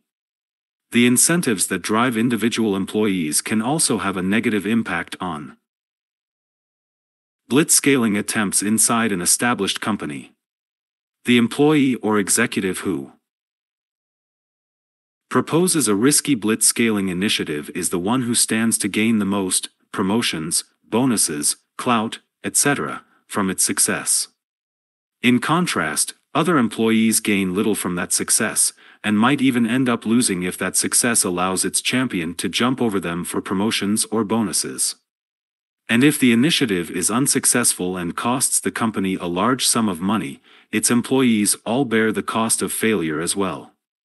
Is it any wonder that so many bold initiatives are killed in committee? Disadvantage number 2: unstaged commitment. Another, largely self-inflicted, disadvantage for large companies is the inability or unwillingness to stage their investments. This results from internal incentives, which tend to reward managers based on the revenues that they oversee, while penalizing failure and undervaluing growth opportunities. Staged investments let managers minimize their company's downsides when performing experiments. But since most such experiments fail, big company managers try to reduce the risk of failure by committing more resources. Unfortunately, most blitzscaling opportunities are so risky and uncertain, and require so much capital to succeed, that making an unstaged commitment effectively bets the company. That may not be a big deal to a startup, which must succeed or die, but it is a very big deal for a going concern whose business might otherwise chug along profitably for years or even decades. Senior managers may also, for ego reasons, prefer splashy announcements and major commitments to small experiments that can be blitzscaled if successful. Larger companies also impose a great deal more managerial overhead, by the time you get approval on a proposal, competitors might have already locked up the market. It should come as no surprise that one big company that continues to value and encourage staged commitments and experiments is Amazon. Jeff Bezos talked about this in one of his famed shareholder letters. Bezos wants to make sure that Amazon continues to have the startup mindset, which he calls day one. Bezos writes, "Staying in day one requires you to experiment. Patiently, accept failures, plant seeds, protect saplings, and double down when you see customer delight." Disadvantage number 3, public market pressure. Finally, established companies that are publicly traded face an additional set of pressures to deliver short-term, i.e., quarterly, financial results. Blitzscaling generally requires sacrificing short-term efficiency, and thus financial results, to achieve long-term value creation. Privately held companies are usually closely held. This can make it easier to get the major shareholders to agree on a risky, long-term investment, if you have shareholders who are willing to incur risk for a chance at a much greater reward. But a widely held public company may face activist investors and other such shareholder rebellions if it attempts to carry out a blitzscaling strategy. This could even lead to the worst of possibilities, incurring the initial expense of blitzscaling without the necessary commitment and follow-through to reap the long-term rewards. Many publicly traded blitzscalers like Google and Facebook have tried to avoid public market pressure by issuing 2 classes of stock so that decision-making authority is vested in a small number of people, i.e., Larry, Sergey, and Mark. With these advantages and disadvantages in mind, here are a few specific management techniques or hacks that large companies can use when they set out to blitzscale. Blitzscaling hacks. One productive hack to help your existing company blitzscale is to find ways to leverage people and businesses with prior blitzscaling experience. One obvious play is to partner with a blitzscaling startup. For example, GM responded to the rise of Uber and the corresponding threat it represents to the market for cars for human drivers by investing $500 million in Lyft, Uber's blitzscaling rival. GM also hedged its bets by acquiring Cruise for its self-driving car technology. A less obvious technique is to leverage the knowledge of venture capitalists. Venture capitalists are keen fans of blitzscaling and the returns it brings, even if they didn't know the specific term before the book came out. If you ask them to become minority investors in your project, they will provide a realistic assessment of your situation. For example, many large companies misprice their own assets or overvalue their own advantages, and attempt to blitzscale even if an objective observer would consider the attempt ill-advised. Approaching venture capitalists is a quick way to get a sense of how knowledgeable professionals assess the value of your assets. One final way to mitigate the inherent pitfalls of blitzscaling within a larger organization is to treat the new initiative as a company within a company. Once your blitzscaling project is underway, you will need to manage it differently than your regular projects. Blitzscaling's increased pace and decreased efficiency can seem reckless and wasteful when evaluated against conventional initiatives that are designed to provide steady growth. As a result, a blitzscaling project needs to be insulated from the rest of the company so that the executive in charge can run it effectively. The classic example is Steve Jobs' approach to managing the original Macintosh team, which had separate offices that were off-limits to regular Apple employees. More recently, Larry Page applied this same technique to Android by allowing Andy Rubin's team to work in separate offices. Google employee badges didn't grant access to Android offices, and adopt different hiring practices from those of the parent company. Much the same was true for the PlayStation project at Sony, the Kindle project at Amazon, and the Watson team at IBM. Blitzscaling beyond business. While we've focused on the application of blitzscaling in the world of business, the basic principle of sacrificing efficiency for speed in the face of uncertainty can be applied in just about any context. Let's consider how the growth factors and growth limiters of blitzscaling translate to non-business settings. Market size. In the nonprofit world, we need to find new measures of market size, since we can't rely on financial metrics like revenue.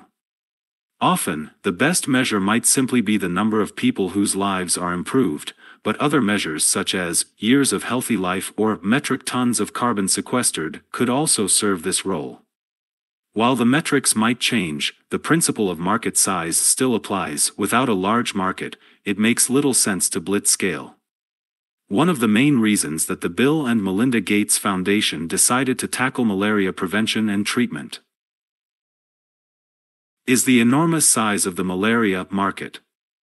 In 2012, 207 million people suffered from the disease and 627,000 died from it, with 77% of those deaths affecting children under the age of 5. Those figures include a 42% reduction in annual deaths from 2000 to 2012, thanks in part to the efforts of the Gates Foundation. That is a large market where the ability to blitzscale makes a huge impact. Distribution. Distribution is just as critical outside of the business context as it is for profit-seeking companies.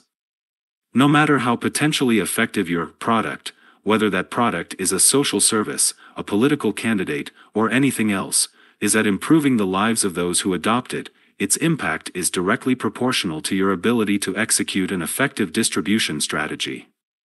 The Mozilla Foundation wasn't the only open-source organization to create a web browser, Firefox, but it was the only nonprofit organization that was able to leverage distribution to achieve a leading market share. In 2008, Barack Obama won the presidency in part because his campaign was the first to leverage the distribution possibilities of the Internet, including leveraging existing grassroots networks and achieving virality via social media. Gross margin. Since many nonprofits don't charge the people they serve, gross margin doesn't apply. However, we can use metrics that align with the spirit of gross margin, such as economic impact. At a high level, gross margin is a measure of impact per dollar, and the greater the impact per dollar, the more amenable a not-for-profit business should be to blitzscaling.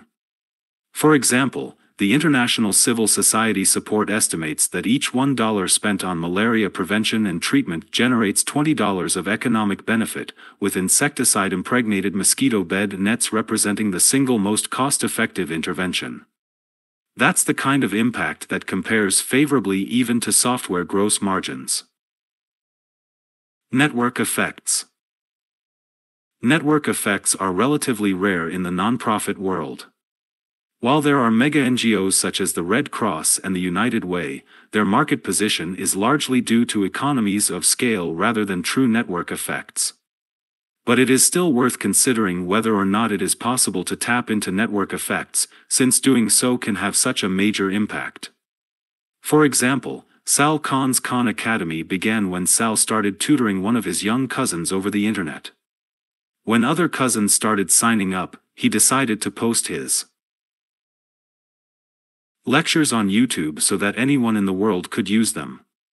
The critical decision to leverage the YouTube platform meant that Khan Academy had both an enormous market, anyone who could access YouTube, which is to say, most of humanity, and a powerful distribution platform, anyone searching for educational content on YouTube was likely to run across Khan Academy.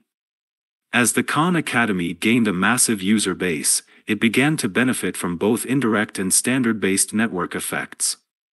Educators began incorporating Khan Academy videos into their official curriculum and creating lesson plans that they shared with other educators. Today, the Khan Academy is used by 40 million students and 2 million educators every month. The entire United States has only 50.7 million K-12 students, and volunteers have translated its videos into 36 languages. Lack of product/market fit. In the case of for-profit businesses, the remorseless logic of the market economy quickly eliminates companies that fail to achieve product/market fit. Without the ability to achieve traction, businesses lack the revenue to survive and have little ability to raise additional funding from investors. In contrast, nonprofits often receive grants and donations for non-economic reasons, and the flow of funds isn't always correlated with the effectiveness of the organization being funded. The clients are the people it serves, but the customers are the funders. Yet product/market fit is still important for those organizations if they want to blitz scale. In general, the more effectively a nonprofit organization serves its clients, the better it is able to raise more money from customers. Charity.Water is a nonprofit that provides clean, safe drinking water to people in developing nations. It is also a model of product/market fit for its users, who have benefited from the more than 23,000 water projects it has funded, and for its funders, who can see photos of the wells it builds and know that 100% of their donations will go to fund those projects. The organization's operating costs are covered by foundations and sponsors. As a result, in the decade since its founding in 2006, Charity.Water has raised over $252 million from more than 300,000 individual donors. Operational scalability. If anything, operational scalability is a bigger challenge outside the business world. As a business scales, it usually has the revenues or VC dollars to invest heavily in a scalable infrastructure or to hire additional employees.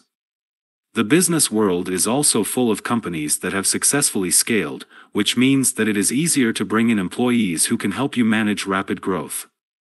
In contrast, nonprofits usually don't have the same financial capital, and certainly don't have access to the same kind of experienced human capital. This places a greater premium on designing a business model that does not require as many resources to scale, as in the case of an open-source organization like the Mozilla Foundation. Aside from the growth factors and growth limiters, one other major potential difference is how nonprofits and impact organizations look at competition. In the business world, and certain non-business organizations like political campaigns,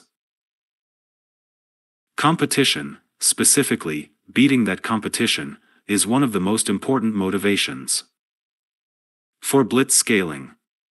In contrast, the Gates Foundation would welcome another major player that spent billions of dollars to try to beat the Gates Foundation to achieving the goal of malaria eradication. This may help explain why blitzscaling has been relatively less common in the world beyond business. However, given the scale of the challenges before us today, from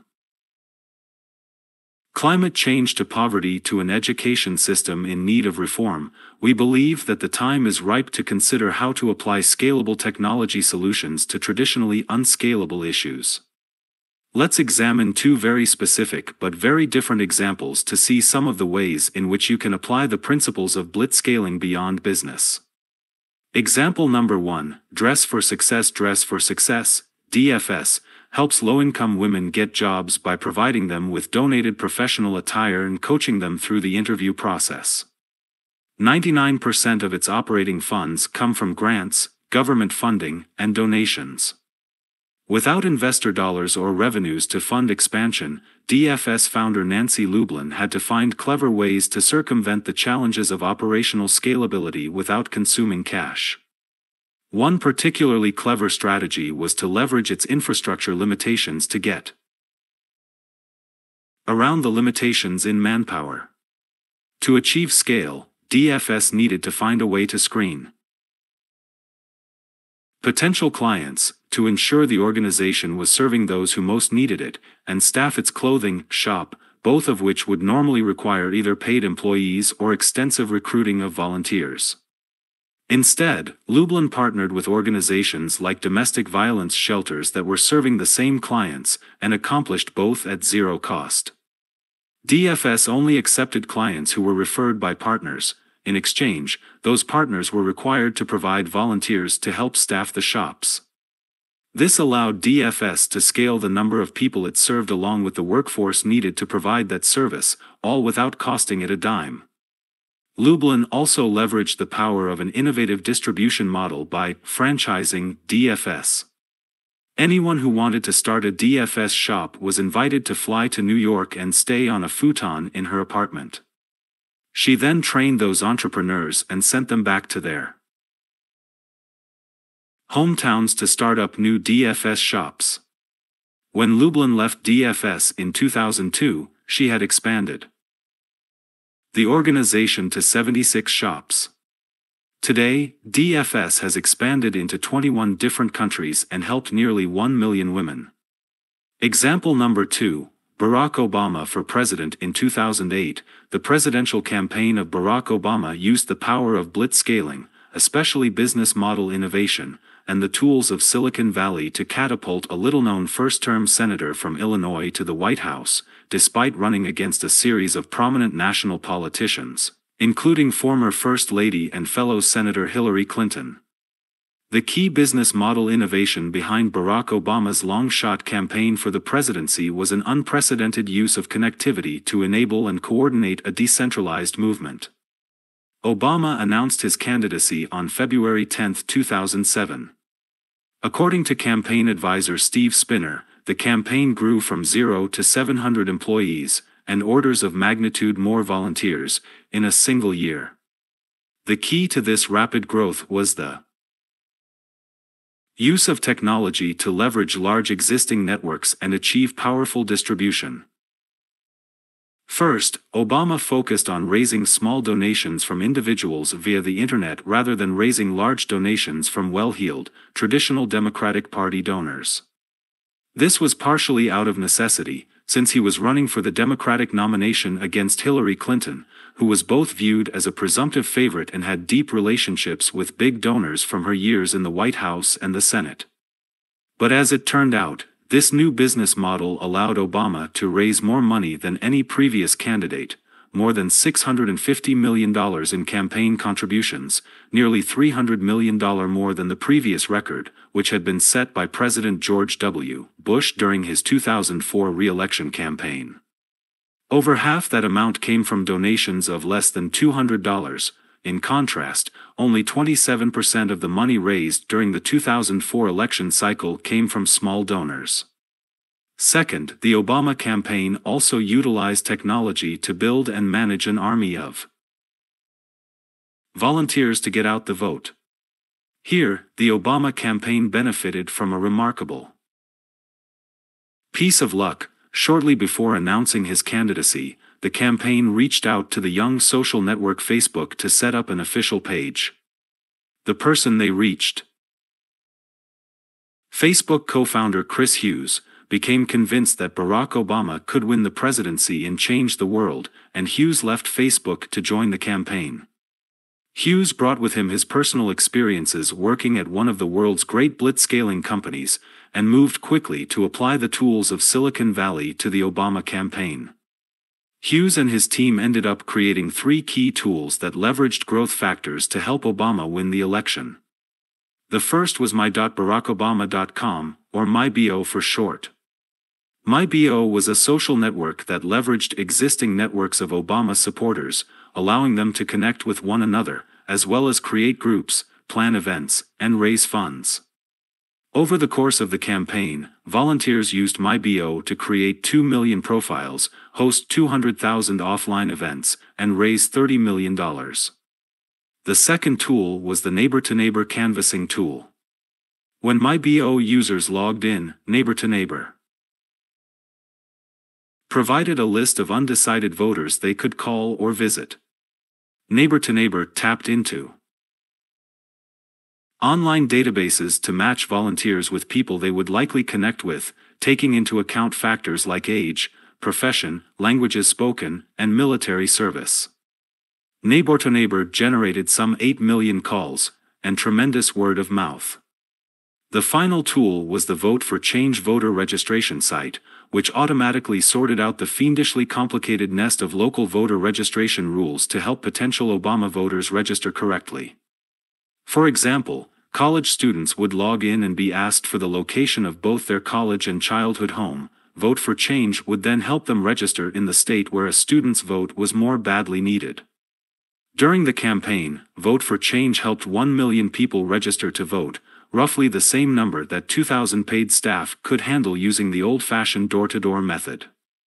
On Tuesday, November 4, 2008, Barack Obama was elected the 44th president of the America. Thanks in part to the blitzscaling techniques his campaign employed, he received over 69 million votes, still a record for any U.S. presidential candidate.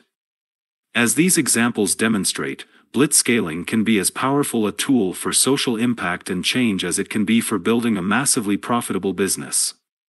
It's not easy. You'll need either access to significant capital, as we saw with Barack Obama's 2008 presidential campaign, the ability to leverage the contributions of a community or another existing network, as we saw with Dress for Success, or both. But if you are able to support this kind of rapid growth, the lessons of blitzscaling can help you manage the strains of that growth and maximize the impact you have on the world. Blitzscaling in Greater Silicon Valley. One of the interesting developments in the business world over the past decade is how other high-tech ecosystems on the Pacific coast of the United States have become more tightly integrated with Silicon Valley. For most of the 20th century, Seattle, Los Angeles, and Silicon Valley were very different and differentiated industry hubs. While Silicon Valley specialized in computers, Seattle and Los Angeles both had strong aerospace and defense industries, and each ecosystem also boasted its own market leadership positions in coffee, Seattle, and the entertainment industry, Los Angeles. But in the 21st century, Seattle and Los Angeles have also become home to high-tech ecosystems that are increasingly tied to Silicon Valley. In a 2017 article titled, "How America's Two Tech Hubs Are Converging," The Economist argued that Seattle and Silicon Valley were becoming increasingly intertwined, citing as evidence the fact that most of the venture capital investment in Seattle startups has come from Silicon Valley VC firms, and that about 30 Silicon Valley firms had opened Seattle offices to tap into that city's plentiful supply of computer scientists, while Seattle's two dominant blitzscalers, Amazon and Microsoft, have thousands of employees working in Silicon Valley. Meanwhile, Seattle's Amazon Web Services has become the cloud computing platform of choice for Silicon Valley startups and scale-ups. Los Angeles has also seen impressive growth as a startup and scale-up hub. According to the research firm CB Insights, Los Angeles-based startups took in $3 billion in funding in 2016, up sixfold since 2012. The LA ecosystem, including the so-called Silicon Beach area along the Pacific coastline, has produced a number of important companies, including Snap and SpaceX, each of which is worth over $10 billion, as well as other success stories like Dollar Shave Club. It is worth noting that Snap's founders met while studying at Stanford, that SpaceX was founded by former San Franciscan Elon Musk, and that the majority of their investors were Silicon Valley venture capital firms like Lightspeed, Founders Fund, and Venrock. Like Seattle, Los Angeles is an operations base for major Silicon Valley companies such as Google.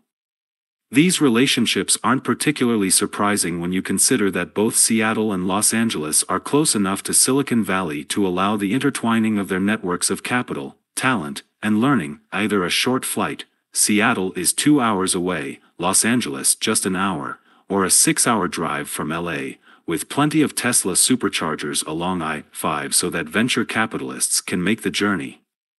This helps to integrate the capital networks. It's easy for Silicon Valley investors to invest in Seattle and Los Angeles-based deals because they can simply fly in and out for board meetings. This also helps integrate the talent networks, since entrepreneurs can easily travel between hubs to develop and maintain relationships and to share insights and learning face-to-face. For example, geography allows Elon Musk to run both Tesla, Silicon Valley, and SpaceX, Los Angeles. Seattle and Los Angeles also offer good quality of life benefits to individual professionals, since they are major cultural centers and popular tourist destinations, with less expensive housing markets than Silicon Valley, though hardly inexpensive. These ties will likely get even closer if the cities are connected via additional transportation links like high-speed rail or Elon's proposed Hyperloop, or with the advent of self-driving cars, all of which would make travel and commuting between these cities and Silicon Valley faster and cheaper. Thus, LA and Seattle are becoming increasingly fertile grounds for entrepreneurship, and good places to set up a company that you are planning on blitzscaling. It will be interesting to see if Amazon's HQ2 project to set up a second headquarters. Amazon intends to spend $5 billion to construct a new corporate campus that will accommodate 50,000 employees, ends up expanding Greater Silicon Valley even further and farther.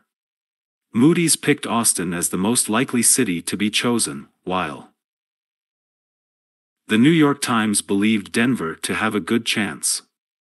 Either would be a logical expansion point, given the long-standing pattern of migration from Silicon Valley to Colorado, and the nerd-bird flights that Southwest operates between San Jose and Austin.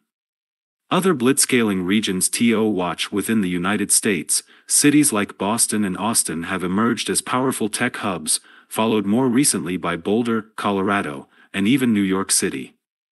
Over in Europe, cities like London, Stockholm, and Berlin, where the Samwer brothers' Rocket Internet is attempting to industrialize blitzscaling as a business model, with notable successes and failures, have begun producing interesting companies as well. According to research at Wharton, Stockholm actually produces the second highest number of billion-dollar unicorn startups after Silicon Valley itself. Around 65% of working age, 18 to 64 years old, Swedish adults think there are good opportunities to start a company in Sweden, compared with 47% of working age Americans. For example, Stockholm's streaming music giant, Spotify, has a record of blitzscaling that most Silicon Valley unicorns would envy. Spotify's co-founders, Daniel Ek and Martin Lorentzen, are both serial entrepreneurs with prior blitzscaling experience. Ek was the CTO of Stardoll, while Lorentzen co-founded TradeDoubler. Spotify uses the proven freemium business model, offering a basic free service and encouraging users to subscribe for higher quality audio and zero ads. Since its launch in 2008, Spotify has pursued a course of extremely aggressive investment, raising over $2.5 billion in funding from Silicon Valley VCs, such as Founders Fund, Accel, and Kleiner Perkins Caulfield and Byers, as well as global investors with scale experience, such as Li Ka-shing's Horizons and Yuri Milner's Digital Sky Technologies, DST, while growing from 1 million paying subscribers in 2011 to 60 million paying subscribers in 2017. It's worth noting that despite their success in Stockholm, in 2016 Ek and Lorentzen began to fear that policies like restrictive and expensive housing regulations for immigrants and heavy taxation of stock options could make it difficult for Spotify to remain there. Sure enough, in February 2017, Spotify announced that it would add 1,000 new jobs in its New York office, making the United States the home to the majority of Spotify's workforce. Outside the Western world, the prospects might be even brighter. We know about China, of course, but India is also projected to overtake the U.S. economy this century. Indian e-commerce giant Flipkart has raised nearly $7.3 billion from investors around the world, including Accel, Silicon Valley, Tiger Global, New York, Naspers, South Africa, GIC, Singapore, and SoftBank, Japan. Its founders, Sachin Bansal and Binny Bansal, the two are not related, both worked for Amazon. Africa is pioneering mobile services like the M-Pesa mobile payment system, which was developed in the UK, managed by IBM in America, and whose technology is now managed by Huawei in China. M-Pesa accounted for $28 billion in transactions in Kenya in 2015. For comparison, Kenya's GDP that year was $63 billion. Latin America represents a fast-growing, largely Spanish-language market. Israel, which boasts more startups per capita than any other nation, is a leading center for cybersecurity companies and is also home to a thriving venture capital community. Even Australia has produced successful technology companies like Atlassian. Blitzscaling in emerging ecosystems poses both different challenges and different opportunities. Emerging ecosystems lack many of the platforms that established ecosystems like Silicon Valley or, more broadly, the US market provide, for example, payment systems and shipping vendors, let alone professional service providers, lawyers, accountants, etc., experienced executives, and aggressive venture capitalists. This makes blitzscaling more difficult and leads to slower rates of growth. It's far easier to leverage existing platforms than to build your own. On the other hand, once you are successful, having built your own platforms represents a major competitive advantage, which often compounds over time, resulting in faster long-term growth. Mercado Libre grew much more slowly than Amazon during its early years. In Latin America, fewer than half of consumers even have a bank account. The company couldn't simply tap into ubiquitous credit card networks and established shipping vendors the way Amazon did. Instead, it had to build its own payment and logistics systems. Today, however, owning platforms like Mercado Pago, the leading e-commerce payment system in Latin America, allows Mercado Libre to sustain a higher growth rate while creating barriers to potential competition. Whereas rivals who want to compete with Amazon in the US market can start and grow quickly thanks to Visa and UPS, a rival to Mercado Libre would have to use Mercado Libre's payment and logistics platforms, making it much more difficult to gain significant traction. Mercado Libre was also able to take advantage of lessons learned by previous blitzscalers like eBay. In 2001, eBay acquired a French company called iBazaar, which had a Brazilian subsidiary.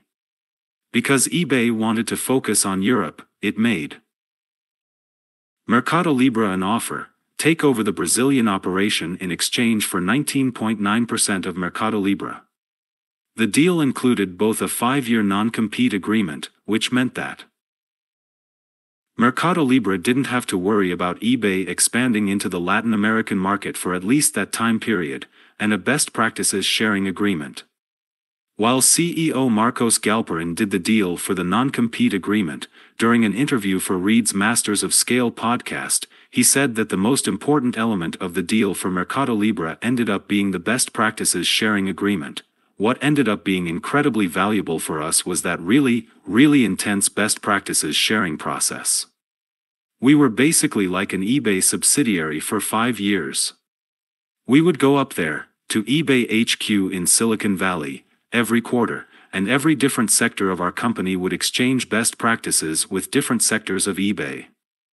It helped us scale and see all the different problems eBay was having in different parts of the world and with different competitors. We were able to pick and choose. There were things eBay was doing that we really liked, and things eBay was doing that we didn't think applied to Latin America, which we would do differently. Marcos and his team didn't just imitate eBay. They learned from eBay's best practices, and adapted them to the specific characteristics of their own market. All these new ecosystems around the globe represent interesting and potentially differentiated opportunities, much like China 15 years ago or Silicon Valley 25 years ago.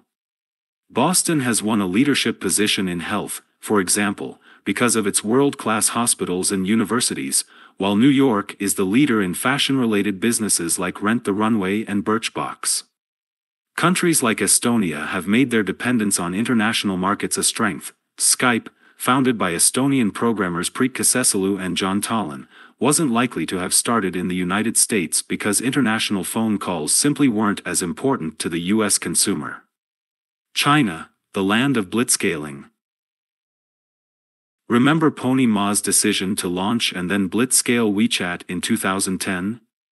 He did this despite the massive risks that WeChat would pose to his mature QQ desktop product, and thus to Tencent's overall bottom line. By taking these risks and launching WeChat, Ma was able to rejuvenate his company and push it to even greater heights.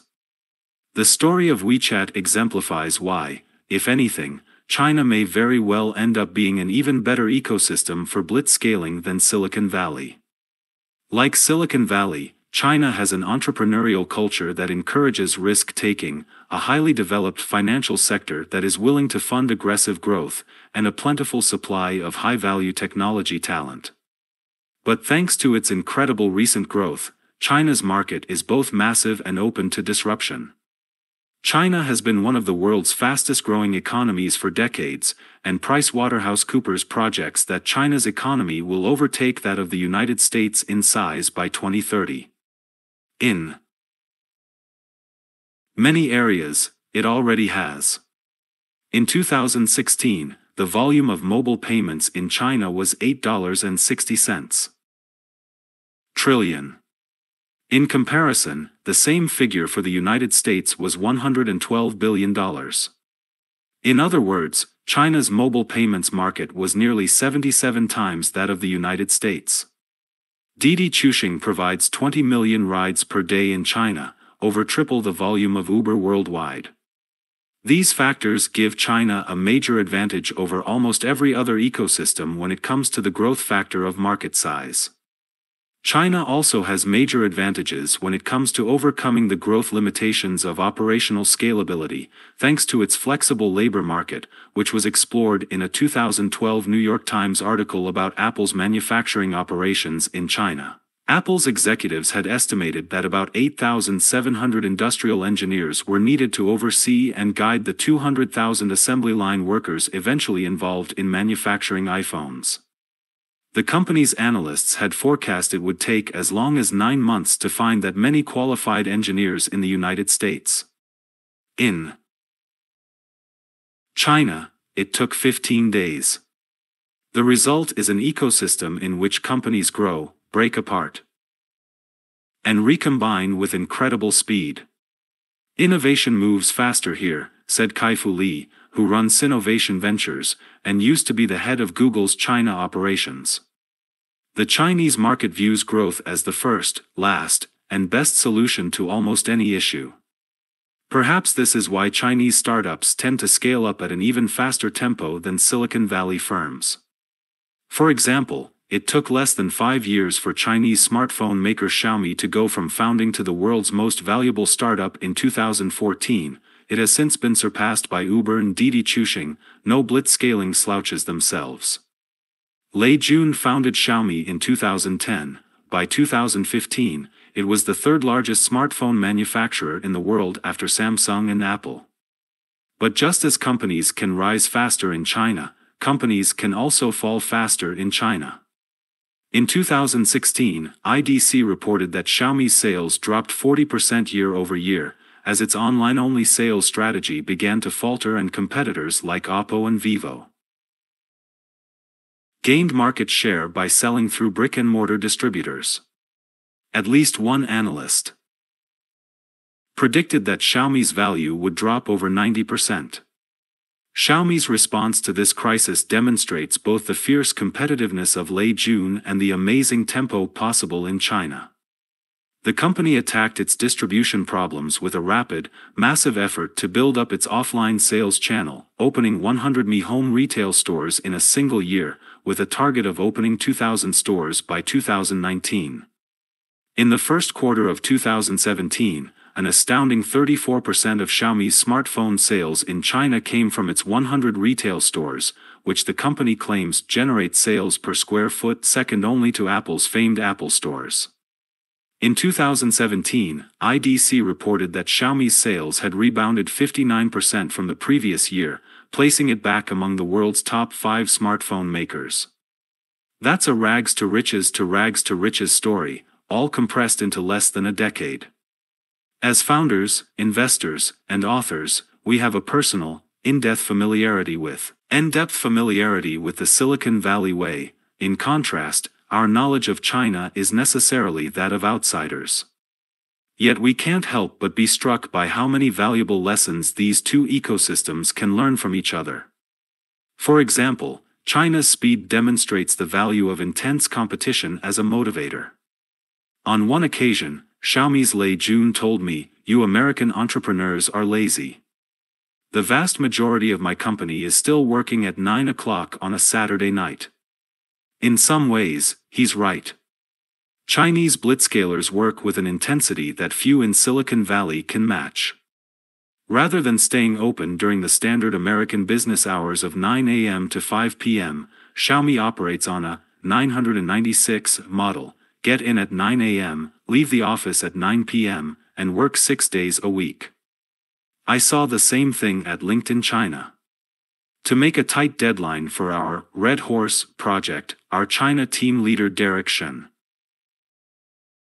simply moved the entire development team to a hotel for 2 weeks so that its members could work around the clock without any of the distractions of normal life. A byproduct of this intense work ethic is that it allows for much faster decision-making, a key advantage in Blitzscaling. When I interviewed him for my Masters of Scale podcast, Andrew Ng, a professor at Stanford who co-founded Coursera and led major machine learning efforts at Google and Baidu, China's leading search engine, told me that when he was at Baidu, he once had an HR question come up while he was at dinner. He texted his HR lead at 7 p.m., she texted her team for input, and by 7:30, Andrew had his answer. If she had taken longer than an hour to respond, Andrew said, would have gotten worried. That kind of rapid decision-making might make many feel uncomfortable, but by consistently making quick decisions, Chinese entrepreneurs become comfortable with the discomfort and uncertainty, allowing them to move even faster. Another advantage comes from China's massive talent pool.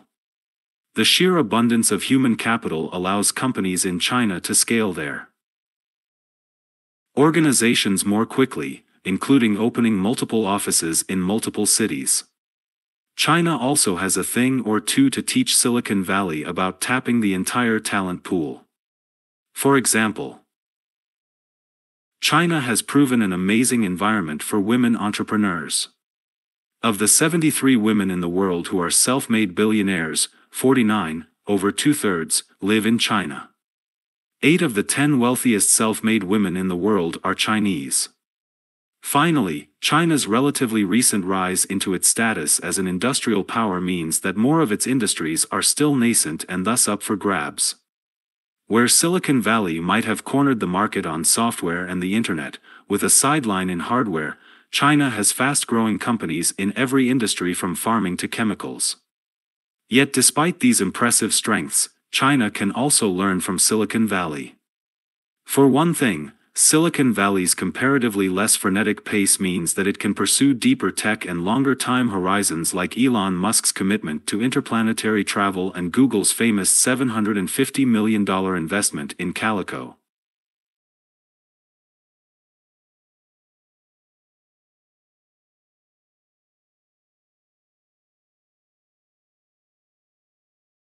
ICO, a project to cure death. Silicon Valley still has a lead in most deep technology innovations such as artificial intelligence, AI, virtual reality, VR, spaceflight, and nuclear power. While Silicon Valley is certainly home to plenty of ruthless competition, the culture also encourages more collaboration between companies. This collaboration leverages network connections across companies to drive greater innovation and productivity for the entire region. When Google open-sourced the TensorFlow software library in 2015, it allowed Google to leverage external brainpower to improve its machine learning projects, but it also allowed companies throughout Silicon Valley, and the rest of the world, to accelerate their own machine learning projects as well. Moreover, Silicon Valley's history of blitzscaling put it several decades ahead of China in terms of concentrated experience and institutional knowledge. Remember, half of the world's most valuable technology companies are clustered in this small region, with a population of less than 4 million.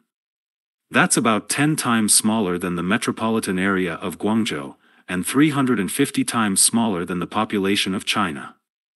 Meanwhile, China's two companies worth more than $100 billion, Alibaba and Tencent, are both less than 20 years old. Together, These facts mean that despite China's massive labor pool and incredible supply of technical talent, it lacks the density of Silicon Valley, and is still limited in terms of the bench strength of scale executives available to help manage blitzscaling companies. Finally, China's more insular management and hiring practices can present obstacles to blitzscaling. My friend Jerry Yang, who co-founded Yahoo and led that company's prescient investment in Alibaba, when Jerry made his first trip to China in 1997, the guide the Chinese government provided him was an English teacher named Jack Ma, has observed that Chinese companies try to breed their leaders from within the organization. Unlike in Silicon Valley, in China senior managers are rarely brought in from external companies, and the few that have been hired typically haven't worked out well. For example, Hugo Barra was a well-regarded executive at Google who joined Xiaomi as its vice president of international, but left the company after a little over 2 years to lead Facebook's VR efforts. This internal approach has major implications for blitzscaling. You have to start thinking about how to fill leadership positions years in advance and start grooming people for them right away. This also means that there is far less mobility between firms, and, as a consequence, less intermixing of ideas and innovation. This may be changing. Jerry pointed out that the first generation of Chinese startup giants is already beginning to provide the seeds of the next. For example, Cheng Wei, the founder of ride-hailing giant Didi Chuxing, learned how to scale at Alibaba, where he worked for 8 years before starting his own firm. That experience probably helped Cheng scale Didi at a pace that makes Uber envious. Despite being founded 3 years later than Uber, Didi completed more rides in 2015 than Uber had during its entire existence to that point. Meanwhile, the fact that first-generation companies like Alibaba, Tencent, and Baidu are all Didi investors affords Didi's management access to knowledge networks helpful for blitzscaling. Overall, we think China's technology industry leaders are doing a good job of learning from Silicon Valley. When I travel and speak in China, I find that my audiences are familiar with what is happening in Silicon Valley. Most Chinese executives speak and read English, and are reading the latest English language news on a daily basis. How many American or European executives read Chinese and are staying abreast of developments in China? If you wait for an innovation to make its way into the English language press, perhaps because a Silicon Valley company is now doing it, you might be giving China's blitzscalers a 1-year head start on the global market. The biggest opportunity is for Silicon Valley and China to work together and combine their respective strengths. According to Andrew Ng, it took a combination of ideas from both sides of the Pacific to drive breakthrough progress in speech recognition. Silicon Valley companies like NVIDIA provided the graphical processor units, GPUs, to power machine learning networks, while progress came from combining Silicon Valley's expertise in GPU programming with China's expertise in supercomputing. As of November 2016, the world's most powerful supercomputer was the Sunway Taihu Lite at the National Supercomputing Center in Wuxi, China, while number 2 was the Tianhe 2. America's most powerful supercomputer, the Titan at Oak Ridge National Laboratory in Tennessee, was less than 1/5 as powerful as the Sunway Taihu Lite. There is no telling what kind of wealth and progress might emerge out of future collaboration between the leading innovators in these two ecosystems. Defending against blitzscaling. Thus far, we've focused on helping you understand how you can use blitzscaling to build a startup into a scale-up, or to rapidly scale a new product or business unit. In other words, you've learned how to use blitzscaling to play offense. But what if you're the incumbent? What if, instead of having nothing to lose, and everything to gain, the opposite is true? If you find yourself in a position where competitors are trying to blitzscale your existing business out of existence, you have 3 basic options to defend yourself: beat them, join them, or avoid them. Option number 1, beat them. The first option to defend against blitzscaling is to beat them by continuing to play your traditional game. As we've discussed, many attempts to blitzscale are doomed to failure. You should assess the growth factors and growth limiters of the business model, and if they seem ill-suited to blitzscaling, not overreacting is probably your best strategy. Fans of the late Muhammad Ali may recall his rope-a-dope strategy from his Rumble in the Jungle boxing match against George Foreman. The rope-a-dope calls for allowing an opponent to punch himself out. When that opponent is exhausted, you can beat him with a counterattack. In the case of Webvan during the dot-com boom, the many problems with its business model, low margins, massive operational scalability issues, meant that its attempt to blitzscale was probably doomed from the start. Established grocers essentially rope-a-doped, they set up their own online grocery initiatives, but these were incremental, low-investment efforts. Safeway even exploited Webvan's failure by allowing Webvan to convince early adopters to order groceries online and then setting up its own grocery delivery service to serve those stranded customers. Of course, those same grocers now face a much different competitor in the form of Amazon and its acquisition of Whole Foods. These circumstances seem to call for a very different response. Amazon is unlikely to punch itself out. Option number 2, join them. If your market does seem ripe for blitzscaling, one obvious response is to launch your own blitzscaling effort. The problem with doing so, especially if you're an established company, is that you might not have the technology or expertise to win a head-to-head competition.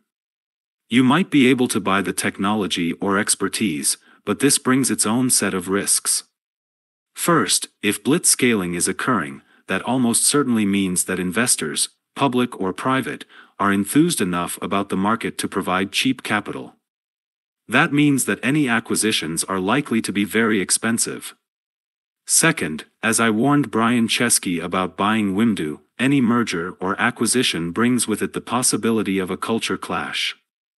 The cultures of an established, stable company and a risk-taking blitzscaler are about as different as can be. In its battle against Amazon, Walmart spent $3.3 billion to acquire Jet.com, a high price. For a 13-month-old startup, the price represented a revenue multiple double that of Amazon's already rich valuation. The two companies have already experienced some culture clash moments, such as when Walmart asked Jet to stop holding its regular office happy hours, stocking bottles of liquor in the office kitchen, and allowing employees to drink at their desks.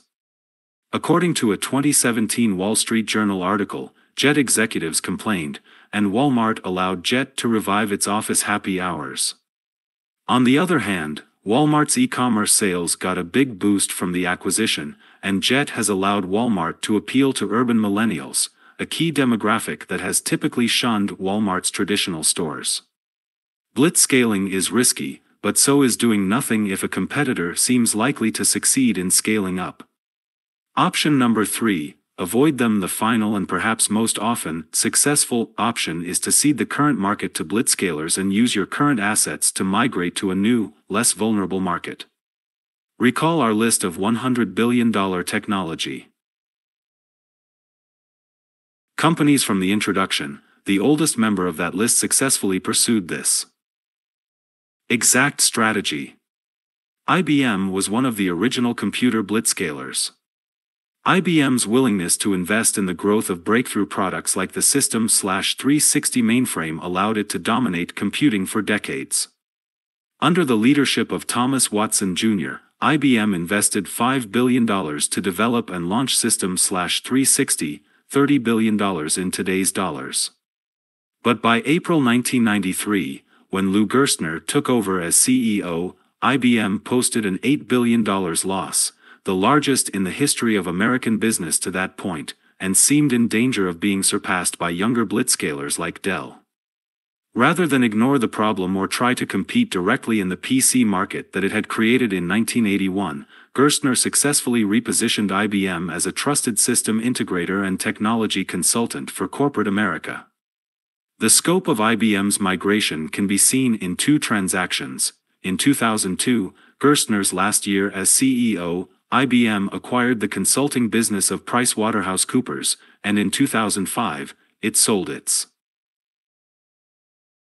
personal computer business, including its iconic ThinkPad brand, to a new Blitzscaler from China named Lenovo, which also acquired IBM's server business in 2014. Another powerful example can be found in how independent bookstores were able to weather the onslaught from Amazon and actually mount a comeback.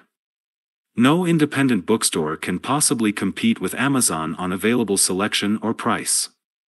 But the number of independent bookstores has increased for each of the last 7 years, even as Amazon has continued to scale, because they've migrated out of the book-selling business and into the literary community business, becoming destinations for cultural events like author signings, book club meetings, spoken word performances, and more. Independent bookstores offer something that Amazon cannot, at least until VR becomes more advanced: the experience of being in a bookstore, complete with the smell of books, friendly staff, and the presence of fellow bibliophiles. Finding yourself in the crosshairs of a Blitzscaling competitor can and should be frightening, but it is not a death sentence if you choose the right response. But decide quickly: the speed of Blitzscaling means that taking your time is the same as doing nothing. Part 6: Responsible Blitzscaling. In an ideal world, Blitzscaling organizations would embody all the virtues that society might desire from its businesses: a diverse and inclusive workforce, a strong sense of responsibility to shareholders and stakeholders, an ample supply of well-paying jobs, and executives who serve as moral role models and leaders of society. The unfortunate truth is that for all the good that Blitzscaling produces, Blitzscaling organizations can be guilty of the same sins committed by other types of companies, and face some inherent challenges even when trying to behave responsibly. Blitzscaling companies almost always operate in fiercely competitive markets where, in order to survive and thrive, they need to outgrow their rivals. In the best case, they do this by focusing relentlessly on building the business while also trying to achieve broader social goals. In the worst case, they try to get big fast by any means necessary. These pressures are compounded by the fact that Blitzscaling companies grow so quickly that they often become key players in society before they've had time to fully mature. This can result in problematic corporate cultures, adversarial relationships with regulators, and questionable decision-making. These challenges are real but shouldn't discourage us from Blitzscaling. The art lies in marrying responsibility and velocity so that we are able to successfully capture the first scalar advantage while still developing and adhering to a strong moral compass. Skeptics might argue that the kind of scale that Blitzscaling produces is inherently bad, and that society should simply prevent companies from growing too big. Testifying before Congress in 1911, future Supreme Court Justice Louis Brandeis argued, "I think we are in a position, after the experience of the last 20 years, to state two things. In the first place, that a corporation may well be too large to be the most efficient instrument of production and of distribution, and, in the second place, whether it has exceeded the point of greatest economic efficiency or not, it may be too large to be tolerated among the people who desire to be free." We disagree with this position on the harmfulness of scale in today's world. First, Brandeis was speaking during the era of trusts, when figures like J.P. Morgan consolidated American industry into powerful, giant companies like U.S. Steel. But we believe that today's Blitzscalers are qualitatively different than Gilded Age trusts. Those trusts held virtual monopolies over the supply of key physical resources like steel and oil. Consumers had no alternatives and were forced to do business with them. In contrast, companies like Apple and Amazon have to win their customers every day, and if they fail to do so, those consumers can simply buy Dell laptops and order books from Barnes & Noble. Second, we believe that while big can sometimes be bad, big can also be great. Scale creates dominant companies, but scale also creates enormous value. The smartphones we love, for example, are mass-market consumer electronics that depend on economies of scale. While Brandeis is right that society needs to prevent monopolies that block technology or business innovation in the way that the old AT&T monopoly suppressed the progress of telecommunications, today's largest companies have actually enabled innovation and the creation of even more value by providing a platform for everything from business productivity software, Slack, to entertainment, Netflix. Even the concentration of capital that scale has produced isn't all bad. It has allowed blitzscalers to tackle moonshots like space travel, SpaceX, and autonomous vehicles, Google's Waymo, that may dramatically improve our lives. As opposed to reflexively calling for the breakup of big companies, the better approach to tempering the potential abuses of scale is to leverage the principles for a healthy republic that James Madison laid out in Federalist No. 10. Madison was addressing the dangers of factions, that is, specific groups that act against the interests of the entire community. Madison argued that factions were a natural consequence of liberty and, to safeguard against them, the best strategy was to create a diverse society in which no particular faction would be able to dominate. Madison wrote, "Extend the sphere, and you take in a greater variety of parties and interests, you make it less probable that a majority of the whole will have a common motive to invade the rights of other citizens, or if such a common motive exists, it will be more difficult for all who feel it to discover their own strength, and to act in unison with each other." We believe the same approach applies to economics as well as politics, in other words, that a greater variety of powerful companies, if they are prevented from colluding, can counterbalance the malevolent or selfish goals of any one particular entity. It's true that, as with anything in life, blitzscaling produces winners and losers. Startups can and will fail, and all entrepreneurial enterprises create risk for founders, employees, and investors. At the same time, they also create the possibility for new businesses, new innovations, and new jobs. But the most successful modern societies err on the side of freedom rather than trying to outlaw all risks, and on the whole we are all better off because we allow entrepreneurs to take those risks. It's also tempting to believe that the easiest way to ensure responsible behavior is to legislate it. The problem is, we live in a globally competitive marketplace. A government that slows the growth of companies within its borders by weighing them down with inflexible legislation is just making it easier for irresponsible blitzscalers from outside those borders to dominate emerging industries. Take the uproar that ensued when it was revealed that Facebook and Twitter were exploited by parties, both foreign and domestic, to hack the American election process. That's clearly bad, and measures should be taken to understand and address the vulnerabilities that left user data exposed. But imagine if all those users had instead adopted a social media platform under the jurisdiction of some other government? Most likely the American public wouldn't have known about the issue, let alone have the ability to remedy it. The fact that Facebook is a global network makes it far easier for users to connect with people from around the world. There is, for example, no Facebook of the UK. But Facebook is under the jurisdiction of the United States, not the UK, which means that when British users' data was compromised and a member of parliament sent a letter to Mark Zuckerberg requesting that he appear before a parliamentary committee, Zuckerberg had no obligation to do so. Such are the limitations of regulating businesses in a globalized world. Blitzscaling in society. Responsible blitzscaling matters because successful blitzscalers often reach a point where they are more than just a business, they actually affect the fabric of the society in which they operate. Social media like Facebook and Twitter have changed how we consume information and how we communicate.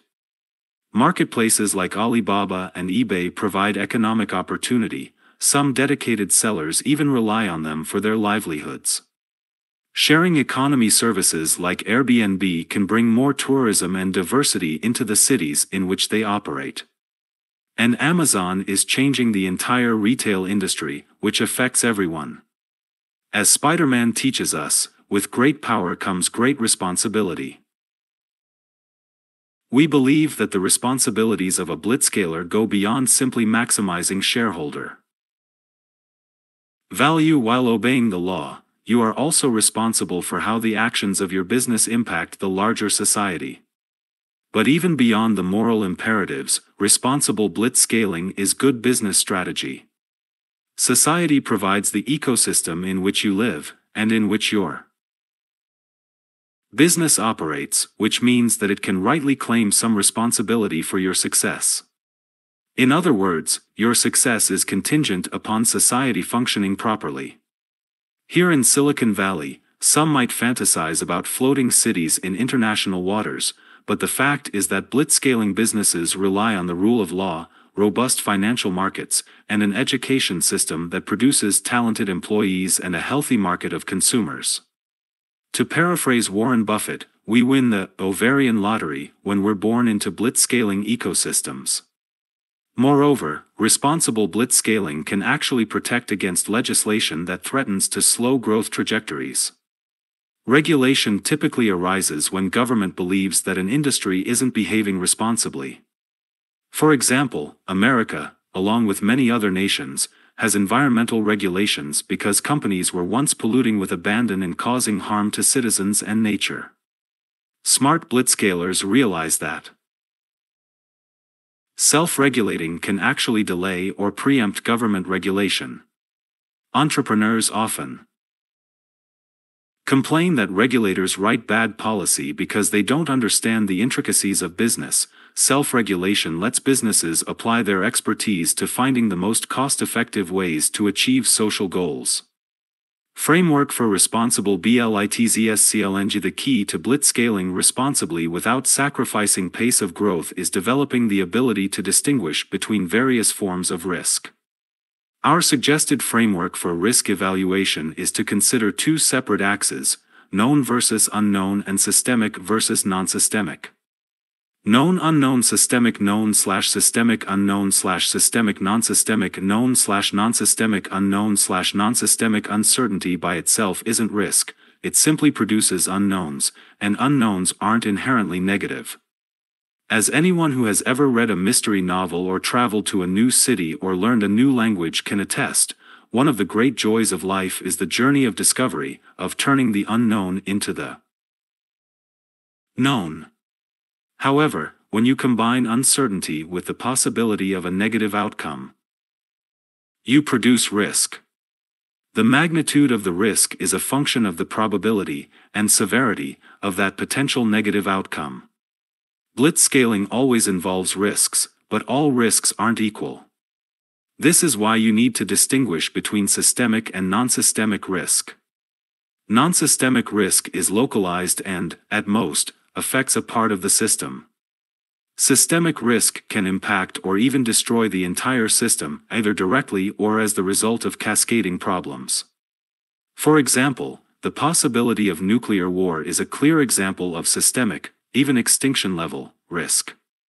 Even if we don't believe that we can eliminate this risk entirely, the magnitude of the risk makes it worth expending a great deal of effort to reduce the probability that it occurs. Applying this analysis shows that a number of common fears about blitzscaling are actually non-systemic risks. For example, one common fear is that blitzscaling will produce an oligarchy of powerful technology executives with too much power over our government and our society. But even today, with technology firms dominating the ranks of the world's most valuable companies, traditional business moguls such as Rupert Murdoch and the Koch brothers have had a far greater influence over public policy than tech leaders such as Jeff Bezos, Larry Page, or Mark Zuckerberg. An additional fear that is starting to be broadly voiced is that social media, largely a product of blitzscaling companies, is a uniquely dangerous technology that is harming consumers, especially the young, by addicting them and consuming all their attention. It is certainly true that some people are spending more time producing and consuming social media than is optimal for their health and productivity. But is this really a systemic risk? In 2010, an article in Slate entitled "Don't Touch That Dial" enumerated the many times in history that critics have argued that new mediums for consuming information would ruin society. Socrates warned against the pernicious effects of the written word, which he believed would harm memory. In the 16th century, Conrad Gessner tried to compile a list of every book, an effort that led him to conclude that the newfangled printing press had resulted in an overabundance of data that was confusing and harmful to the mind. The French statesman Guillaume de Lamoignon de Malherbe wrote that newspapers socially isolated their readers, who would otherwise get their news from their church pulpits. Despite these warnings, the written word, the printing press, and newspapers have brought tremendous benefits to humanity. It's possible but unlikely that social media will have a qualitatively different impact than any previous form of media, but we generally find that when people start saying, "This time it's different," it usually isn't. New technologies have always had the potential to lead to new problems. Newspapers led to demagogic, yellow journalism. Advertising led to snake oil salesmen. The answer wasn't to ban newspapers or advertising, but to build policies and institutions to mitigate the risks involved. That's why we have libel laws and regulators like the FCC. And with time, audiences themselves become more sophisticated and develop their own immune responses. Critics of social media are correct when they point out the corrosive effect social media have had on both the civility of political discourse and the ideal of objective, evidence-based truth. These are real problems, and that means we should try to fix them. Social media should be more transparent about who is paying for advertisements, and should require the same standards for truth in advertising as any other medium. On the other hand, there are technologies emerging from Blitzscaling companies that could pose real, systemic problems, yet get far less media attention. Synthetic biology, driven by CRISPR-Cas9 targeted genome editing, has the potential to produce huge benefits in medicine and agribusiness, but brings with it the systemic risk of bad actors engineering a deadly global pandemic. Changes and developments in this field have occurred so quickly that it is difficult for governments to create intelligent regulatory regimes to manage these risks. Responsible blitzscalers should give serious considerations to systemic risks and seek structural dialogue that involves a broad set of stakeholders rather than defying or stonewalling regulators. Conversely, regulators shouldn't assume that they know better than industry and make unilateral decisions. Broad collaboration with transparency and open communications is the best way to both identify the systemic risks and figure out the least costly interventions to reduce them while still encouraging rapid innovation. The systemic/non-systemic distinction is dynamic, not static, and blitzscalers should be prepared to change their approach accordingly. For example, Facebook has been extensively criticized for its role in the 2016 U.S. presidential election, both for distributing deceptive content, aka fake news, and for not doing enough to protect its users' personal data from being exploited by political consulting firms like Cambridge Analytica. Both of these issues are legitimate concerns, since they both erode the trust that Facebook users have in the content they find on Facebook and in Facebook itself. Facebook Scale has made it the keeper of vast troves of data on more than 200 million Americans, as well as the primary way in which most Americans get their news and share it with their friends. This means that the issues of data privacy and deceptive content not only affect Facebook and its users, but the fabric of society itself. If Facebook were still a niche social network for students at Ivy League colleges, the impact would largely be localized, but if these issues did in fact sway the outcome of the 2016 presidential election, then that would undoubtedly represent a systemic jolt. In instances like these, a company may have to work together with the government in order to address a serious issue. In cases of such magnitude, the default impulse is often to call for the creation of a new regulatory agency, but government Regulation alone has proven too slow to keep up with the rapid changes of blitzscaling. At the same time, pure self-regulation hasn't proven sufficient. What's needed is a dynamic public/private partnership where government input meshes with private implementation. Similarly, in the wake of all the revelations that misinformation spread via social networks may have compromised the outcome of the election, the response of traditional media outlets like the New York Times and the Washington Post was to call for Facebook to hire human editors to police fake news. This seems like a classic example of, when you have a hammer, everything looks like a nail. You can't simply apply the traditional editorial processes designed for a 50-person newsroom to a platform with 1 billion potential reporters writing billions of articles per day. Instead of trying to copy and paste a solution, Facebook should come up with its own ideas for how to address the problem and then find scalable ways to implement them. These solutions don't need to be perfect, they just need to be better than what came before, and importantly, continue to improve over time. It will be a challenge, but we wouldn't be surprised if the solutions ultimately produce a final product that is even better than that of the old system, incorporating more voices, transparent fact-checking, and social proof. The response spectrum: once you have categorized a risk as known versus unknown or systemic versus non-systemic, you need to decide how you will respond. We believe that potential responses fall into 4 broad categories. Number 1, take decisive action now. Systemic risks may require an immediate, stop the presses response. In 2011, for example, an Airbnb host in San Francisco came home and discovered that an Airbnb guest had trashed her house and stolen her possessions, including her grandmother's jewelry. Airbnb's initial response, which was to coordinate with the police department and compensate the host financially but to emphasize that such incidents would be dealt with on a case-by-case basis, may have been legally sound, but didn't address the systemic issue: hosts losing trust in Airbnb. After he recognized the magnitude of the problem, Brian Chesky took decisive action. First, he accepted full responsibility, in writing, on the official Airbnb blog: "With regards to EJ, we let her down, and for that we are very sorry.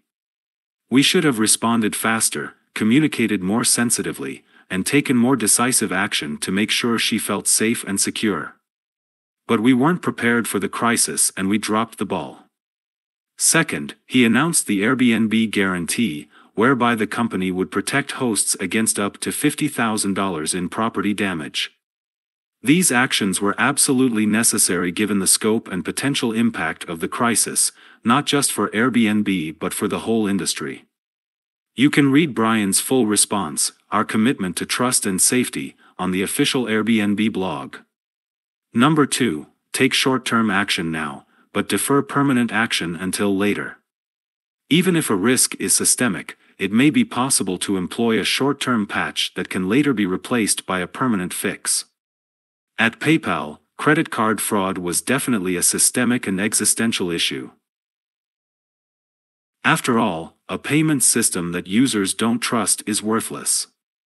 But we didn't have an immediate solution for preventing such fraud.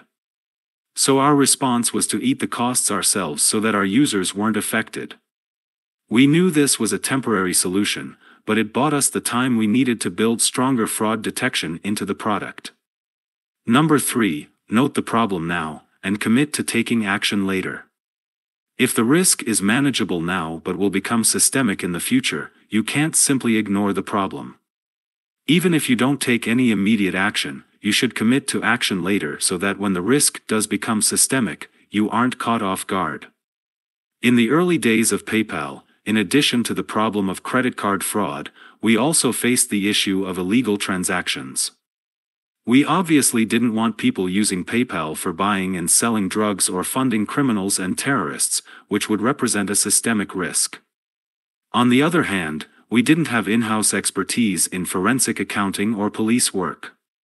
Because our transaction volume was still low, and because we judged the probability of illegal Transactions occurring to be very low, we deferred working on the problem, but we also committed to building the necessary expertise and infrastructure to better manage the issue later on.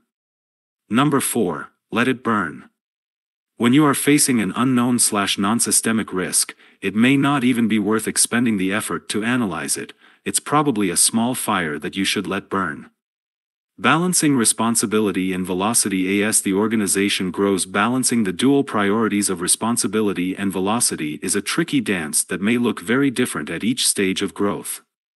We've observed some broad patterns that seem to apply to most companies. Early on, during the family and tribe stages, responsible blitzscaling means clearly defining the company's mission and laying the foundation for a culture that values being a responsible part of a larger society. To do so, you should imagine a future in which the company has succeeded in becoming a global giant, and then evaluate the likely impact of that success on your key stakeholders and on society as a whole. For example, does your company produce negative externalities in which transactions between you and your customers impose costs on external parties? John D. Rockefeller might not have realized the impact that blitzscaling Standard Oil would ultimately have on the global climate, but his descendants seem to have done so, given that in 2016 the Rockefeller Family Fund announced that it would immediately divest its holdings in ExxonMobil, the largest corporate descendant of Standard Oil. Ideally, you want to predict these externalities while you still have time to either radically reshape the business model or simply get into another business, since it's easier to institute radical change or abandon the project altogether when you're still very small. At this stage, you should also take actions that anticipate the internal effects of growth. For example, blitzscaling companies need to hire so quickly that they often rely on personal networks to source job candidates. Applied carelessly, this technique can result in a homogeneous and non-inclusive culture. But if you build a diverse and inclusive network before you scale, hiring within the network doesn't pose as many diversity challenges later on. As the company achieves success and grows into the village stage, it's time to ask yourself, what things, if I don't fix them now, will be functionally impossible to fix at scale? It's especially difficult to find the balance between morality and velocity during this stage, because the company is probably firing on all cylinders and pursuing all-out lightning-fast growth, and if you pause or slow down to fix things, a competitor might grab the first scalar advantage from right under your nose. That's why the question asks what is impossible, not just what is difficult. You should also continue to give serious thought to the potential negative impact of your success. In earlier stages, you were simply speculating about the future. By the village stage, you have enough data to extrapolate into the future with reasonable accuracy. You might still be wrong, but if you don't perform this exercise, you'll be culpably negligent when it comes to your moral obligations if the worst happens. Once your company reaches the city or nation stage, it now needs to take on the responsibilities of an incumbent, which are very different from the responsibilities of a challenger. Remember when you asked yourself which problems you could fix later? Well, later just arrived. If you previously ignored issues such as diversity, legal compliance, or social justice, you need to understand that all eyes are now on you, and you'll be expected to behave as a responsible citizen and role model. Plus, if you don't tackle these responsibilities proactively, you'll have to tackle them reactively, which will almost certainly be more costly and more painful. Like it or not, when your company is a city or a nation, you need to start thinking like a mayor or a president and set rules for the good of humanity as a whole rather than just for the good of your profits. Conclusion. Over the past few decades, blitzscaling has redefined countless industries and helped shape nearly every part of our lives. Each waking hour, you probably use multiple products from companies that blitzscaled in the past or are in the process of blitzscaling today. But what if the blitzscaling era is just getting started? So far, blitzscaling has been concentrated in software and the internet, but it's likely to reshape our physical infrastructure or even our bodies in the future. Artificial intelligence will soon be ubiquitous, thanks to self-driving vehicles and better machine learning. Technology innovations in the life sciences, such as CRISPR gene editing, may change the fabric of life itself. Cryptocurrencies and blockchain technology may change the role of governments and corporations in global finance and commerce. New technologies are emerging rapidly and promise to change everything. Again, these new technologies will enable new business models, which in turn will create new industries. In the history of high-tech, platform shifts, such as the move from mainframes to client-server or the move from the web to mobile, have represented huge opportunities. Today, multiple platforms are emerging or shifting simultaneously, bringing greater complexity, and even greater rewards for speed. Meanwhile, markets and investors are increasingly willing to fund aggressive bets on blitzscaling. Because private investors are willing to fund growth, companies are staying private longer so that they can keep making investments in blitzscaling that the public markets might frown upon. Companies like AirBnB and Xiaomi have valuations in the tens of billions, making them more valuable, on paper, than the vast majority of publicly traded companies. Because investors in the public markets aren't able to profit as much from post-IPO blitzscaling, those investors are looking to invest in privately held companies, which makes even more money available to fund blitzscaling. In this book, we've tried to help the various stakeholders in society better understand the phenomenon of blitzscaling, how it's changing the world, and how to respond to it. Entrepreneurs should be aware that blitzscaling is the main pattern by which major new technologies, business ecosystems, and companies establish themselves and replace their predecessors.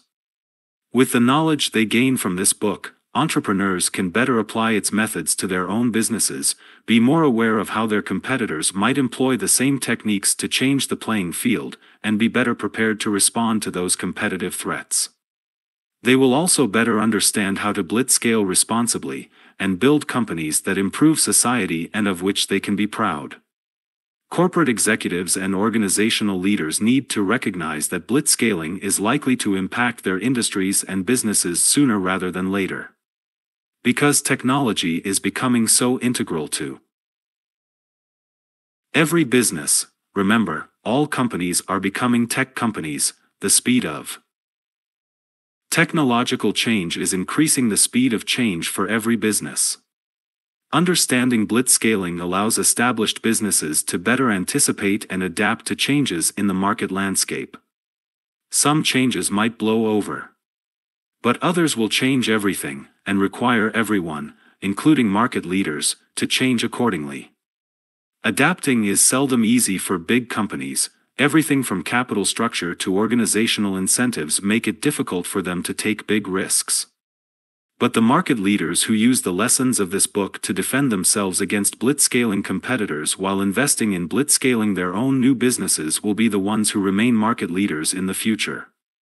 Governments, politicians, and regulators should try to understand how blitzscaling can help rather than harm society. The rapid change that blitzscaling brings can be disruptive and thus frightening. The natural impulse is to try to slow down blitzscaling, whether through taxes or regulations. The problem with giving in to this understandable instinct is that change is going to happen whether it originates in your backyard or not. Slowing things down might make you feel more comfortable, but it comes at the cost of allowing competitors from other areas to gain lasting dominance of the global market. Blitzscaling attracts investment capital and creates major new industries. As a community or a nation, you want more blitzscaling companies, not fewer. A better understanding of the positives and negatives of blitzscaling will help governments not only to make the appropriate adjustments to encourage it, but also to improve the chances of arriving at the right social outcomes. The economic reform and growth of China over the past 30 years has lifted 800 million people out of poverty, more than any other policy or program during that time. Despite the very real social and environmental price of that growth, the world is much better off for it. Blitzscaling also improves social mobility. Compared with a child born to parents in Detroit's poorest 20%, a child born to parents in San Francisco's poorest 20% has double the chance of ending up in the richest 20% as an adult. We believe that blitzscaling can bring that kind of economic miracle to other areas of the world, and that educated blitzscalers will be more likely to fulfill their ethical obligations to strive for positive societal impact. Consider, for example, the positive impact that the mobile banking service M-Pesa has had in Africa since its introduction in 2007. It has raised incomes, boosted economic growth, and financially empowered women. When Alexander Hamilton proposed a nationwide banking system for the United States in the 1790s, it took nearly a century for his vision to be realized. Thanks to blitzscaling, M-Pesa did this for multiple countries in just 10 years. Progress occurs when new ideas emerge and spread. Sometimes these ideas take the form of technologies like the printing press or the smartphone, and other times they remain abstract, like democracy or capitalism. Blitzscaling may be an abstract meme, but it has had a very concrete impact on the world. The meme of blitzscaling got its start in Silicon Valley, took root in China, and is spreading quickly, the only way that blitzscaling knows how. As it spreads, it also acts as a catalyst, helping to accelerate the impact of other ideas. We would love to see this book help to transform every region, Africa, the Middle East, Europe, Latin America, as well as North America and Asia, where the United States and China have led the way. Here's what all of us need to realize about the blitzscaling era: speed and uncertainty are the new stability. The only way to thrive in this fast-changing world is to accept the inevitability of change. Use it to your advantage, whether you're focused on your individual life or the fate of a nation. This book is actually the third in a series that covers adapting to the networked age. The startup of you focuses on how individuals can adapt their careers to a rapidly changing world by remaining in a state of permanent beta. Visit thenecessary.com for more resources and inspiration.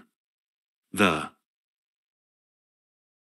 Alliance analyzes how companies and managers should adapt their talent management strategies to build stronger relationships with employees despite an uncertain future. Visit alliedtalent.com to get help introducing these frameworks into your organization. This volume is both a prequel and a sequel. It explains how blitzscaling helped create the networked age, and how entrepreneurs, leaders, companies, and governments can shape the coming change. First, be an infinite learner. The best and worst thing about the rapid pace of change today is that there are no experts with 10+ years of experience in any emerging phenomenon. If you're able to climb the learning curve faster than others, you have the opportunity to create massive value from it. While we wish we could write a simple, comprehensive list of rules that would guarantee your success, it's unclear how anyone could describe a strategy that would apply to all the potential changes that will occur in the next few years, let alone decades. The landscape is always changing, and learning is how you adapt. Second, be a first responder. As new technologies and trends emerge, the uncertainty of where they are headed will paralyze many people and keep them from acting. Those who are willing to act, and act quickly, despite the uncertainty, will have a disproportionate advantage. Seek out blitzscaling companies and markets. That's where you'll find the greatest growth and opportunity. Finally, and somewhat paradoxically, be a source of stability. In a world of constant change and uncertainty, people will need reassurance and support. Offering stability and calm in the middle of the storm while others are caught in the tumult will make you a natural leader. This prescription may seem scary, but we believe that this era of intense competition can be a good thing. Competition may be challenging for the individual person or company, but it is good for the collective whole. As more regions and ecosystems promote blitzscaling, more net value will be created. Like biodiversity, this blitz diversity supports different types of growth and will allow blitzscaling to be applied to a broader array of important problems. Blitzscaling also helps guard against stasis and complacency, because it allows new domains to emerge and grow quickly, forcing incumbents to adapt.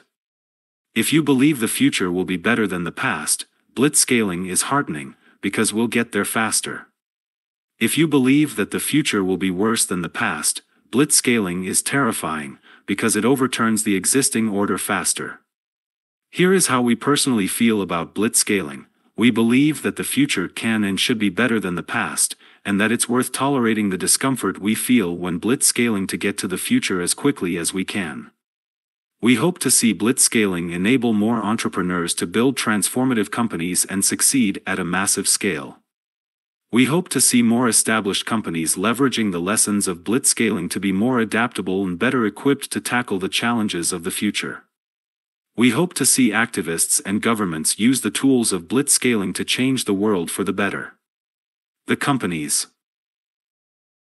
that choose to blitzscale will soon set the pace of progress in every industry. It's up to you to lead this change, for yourself, for your company, and for society as a whole. Race you to the future.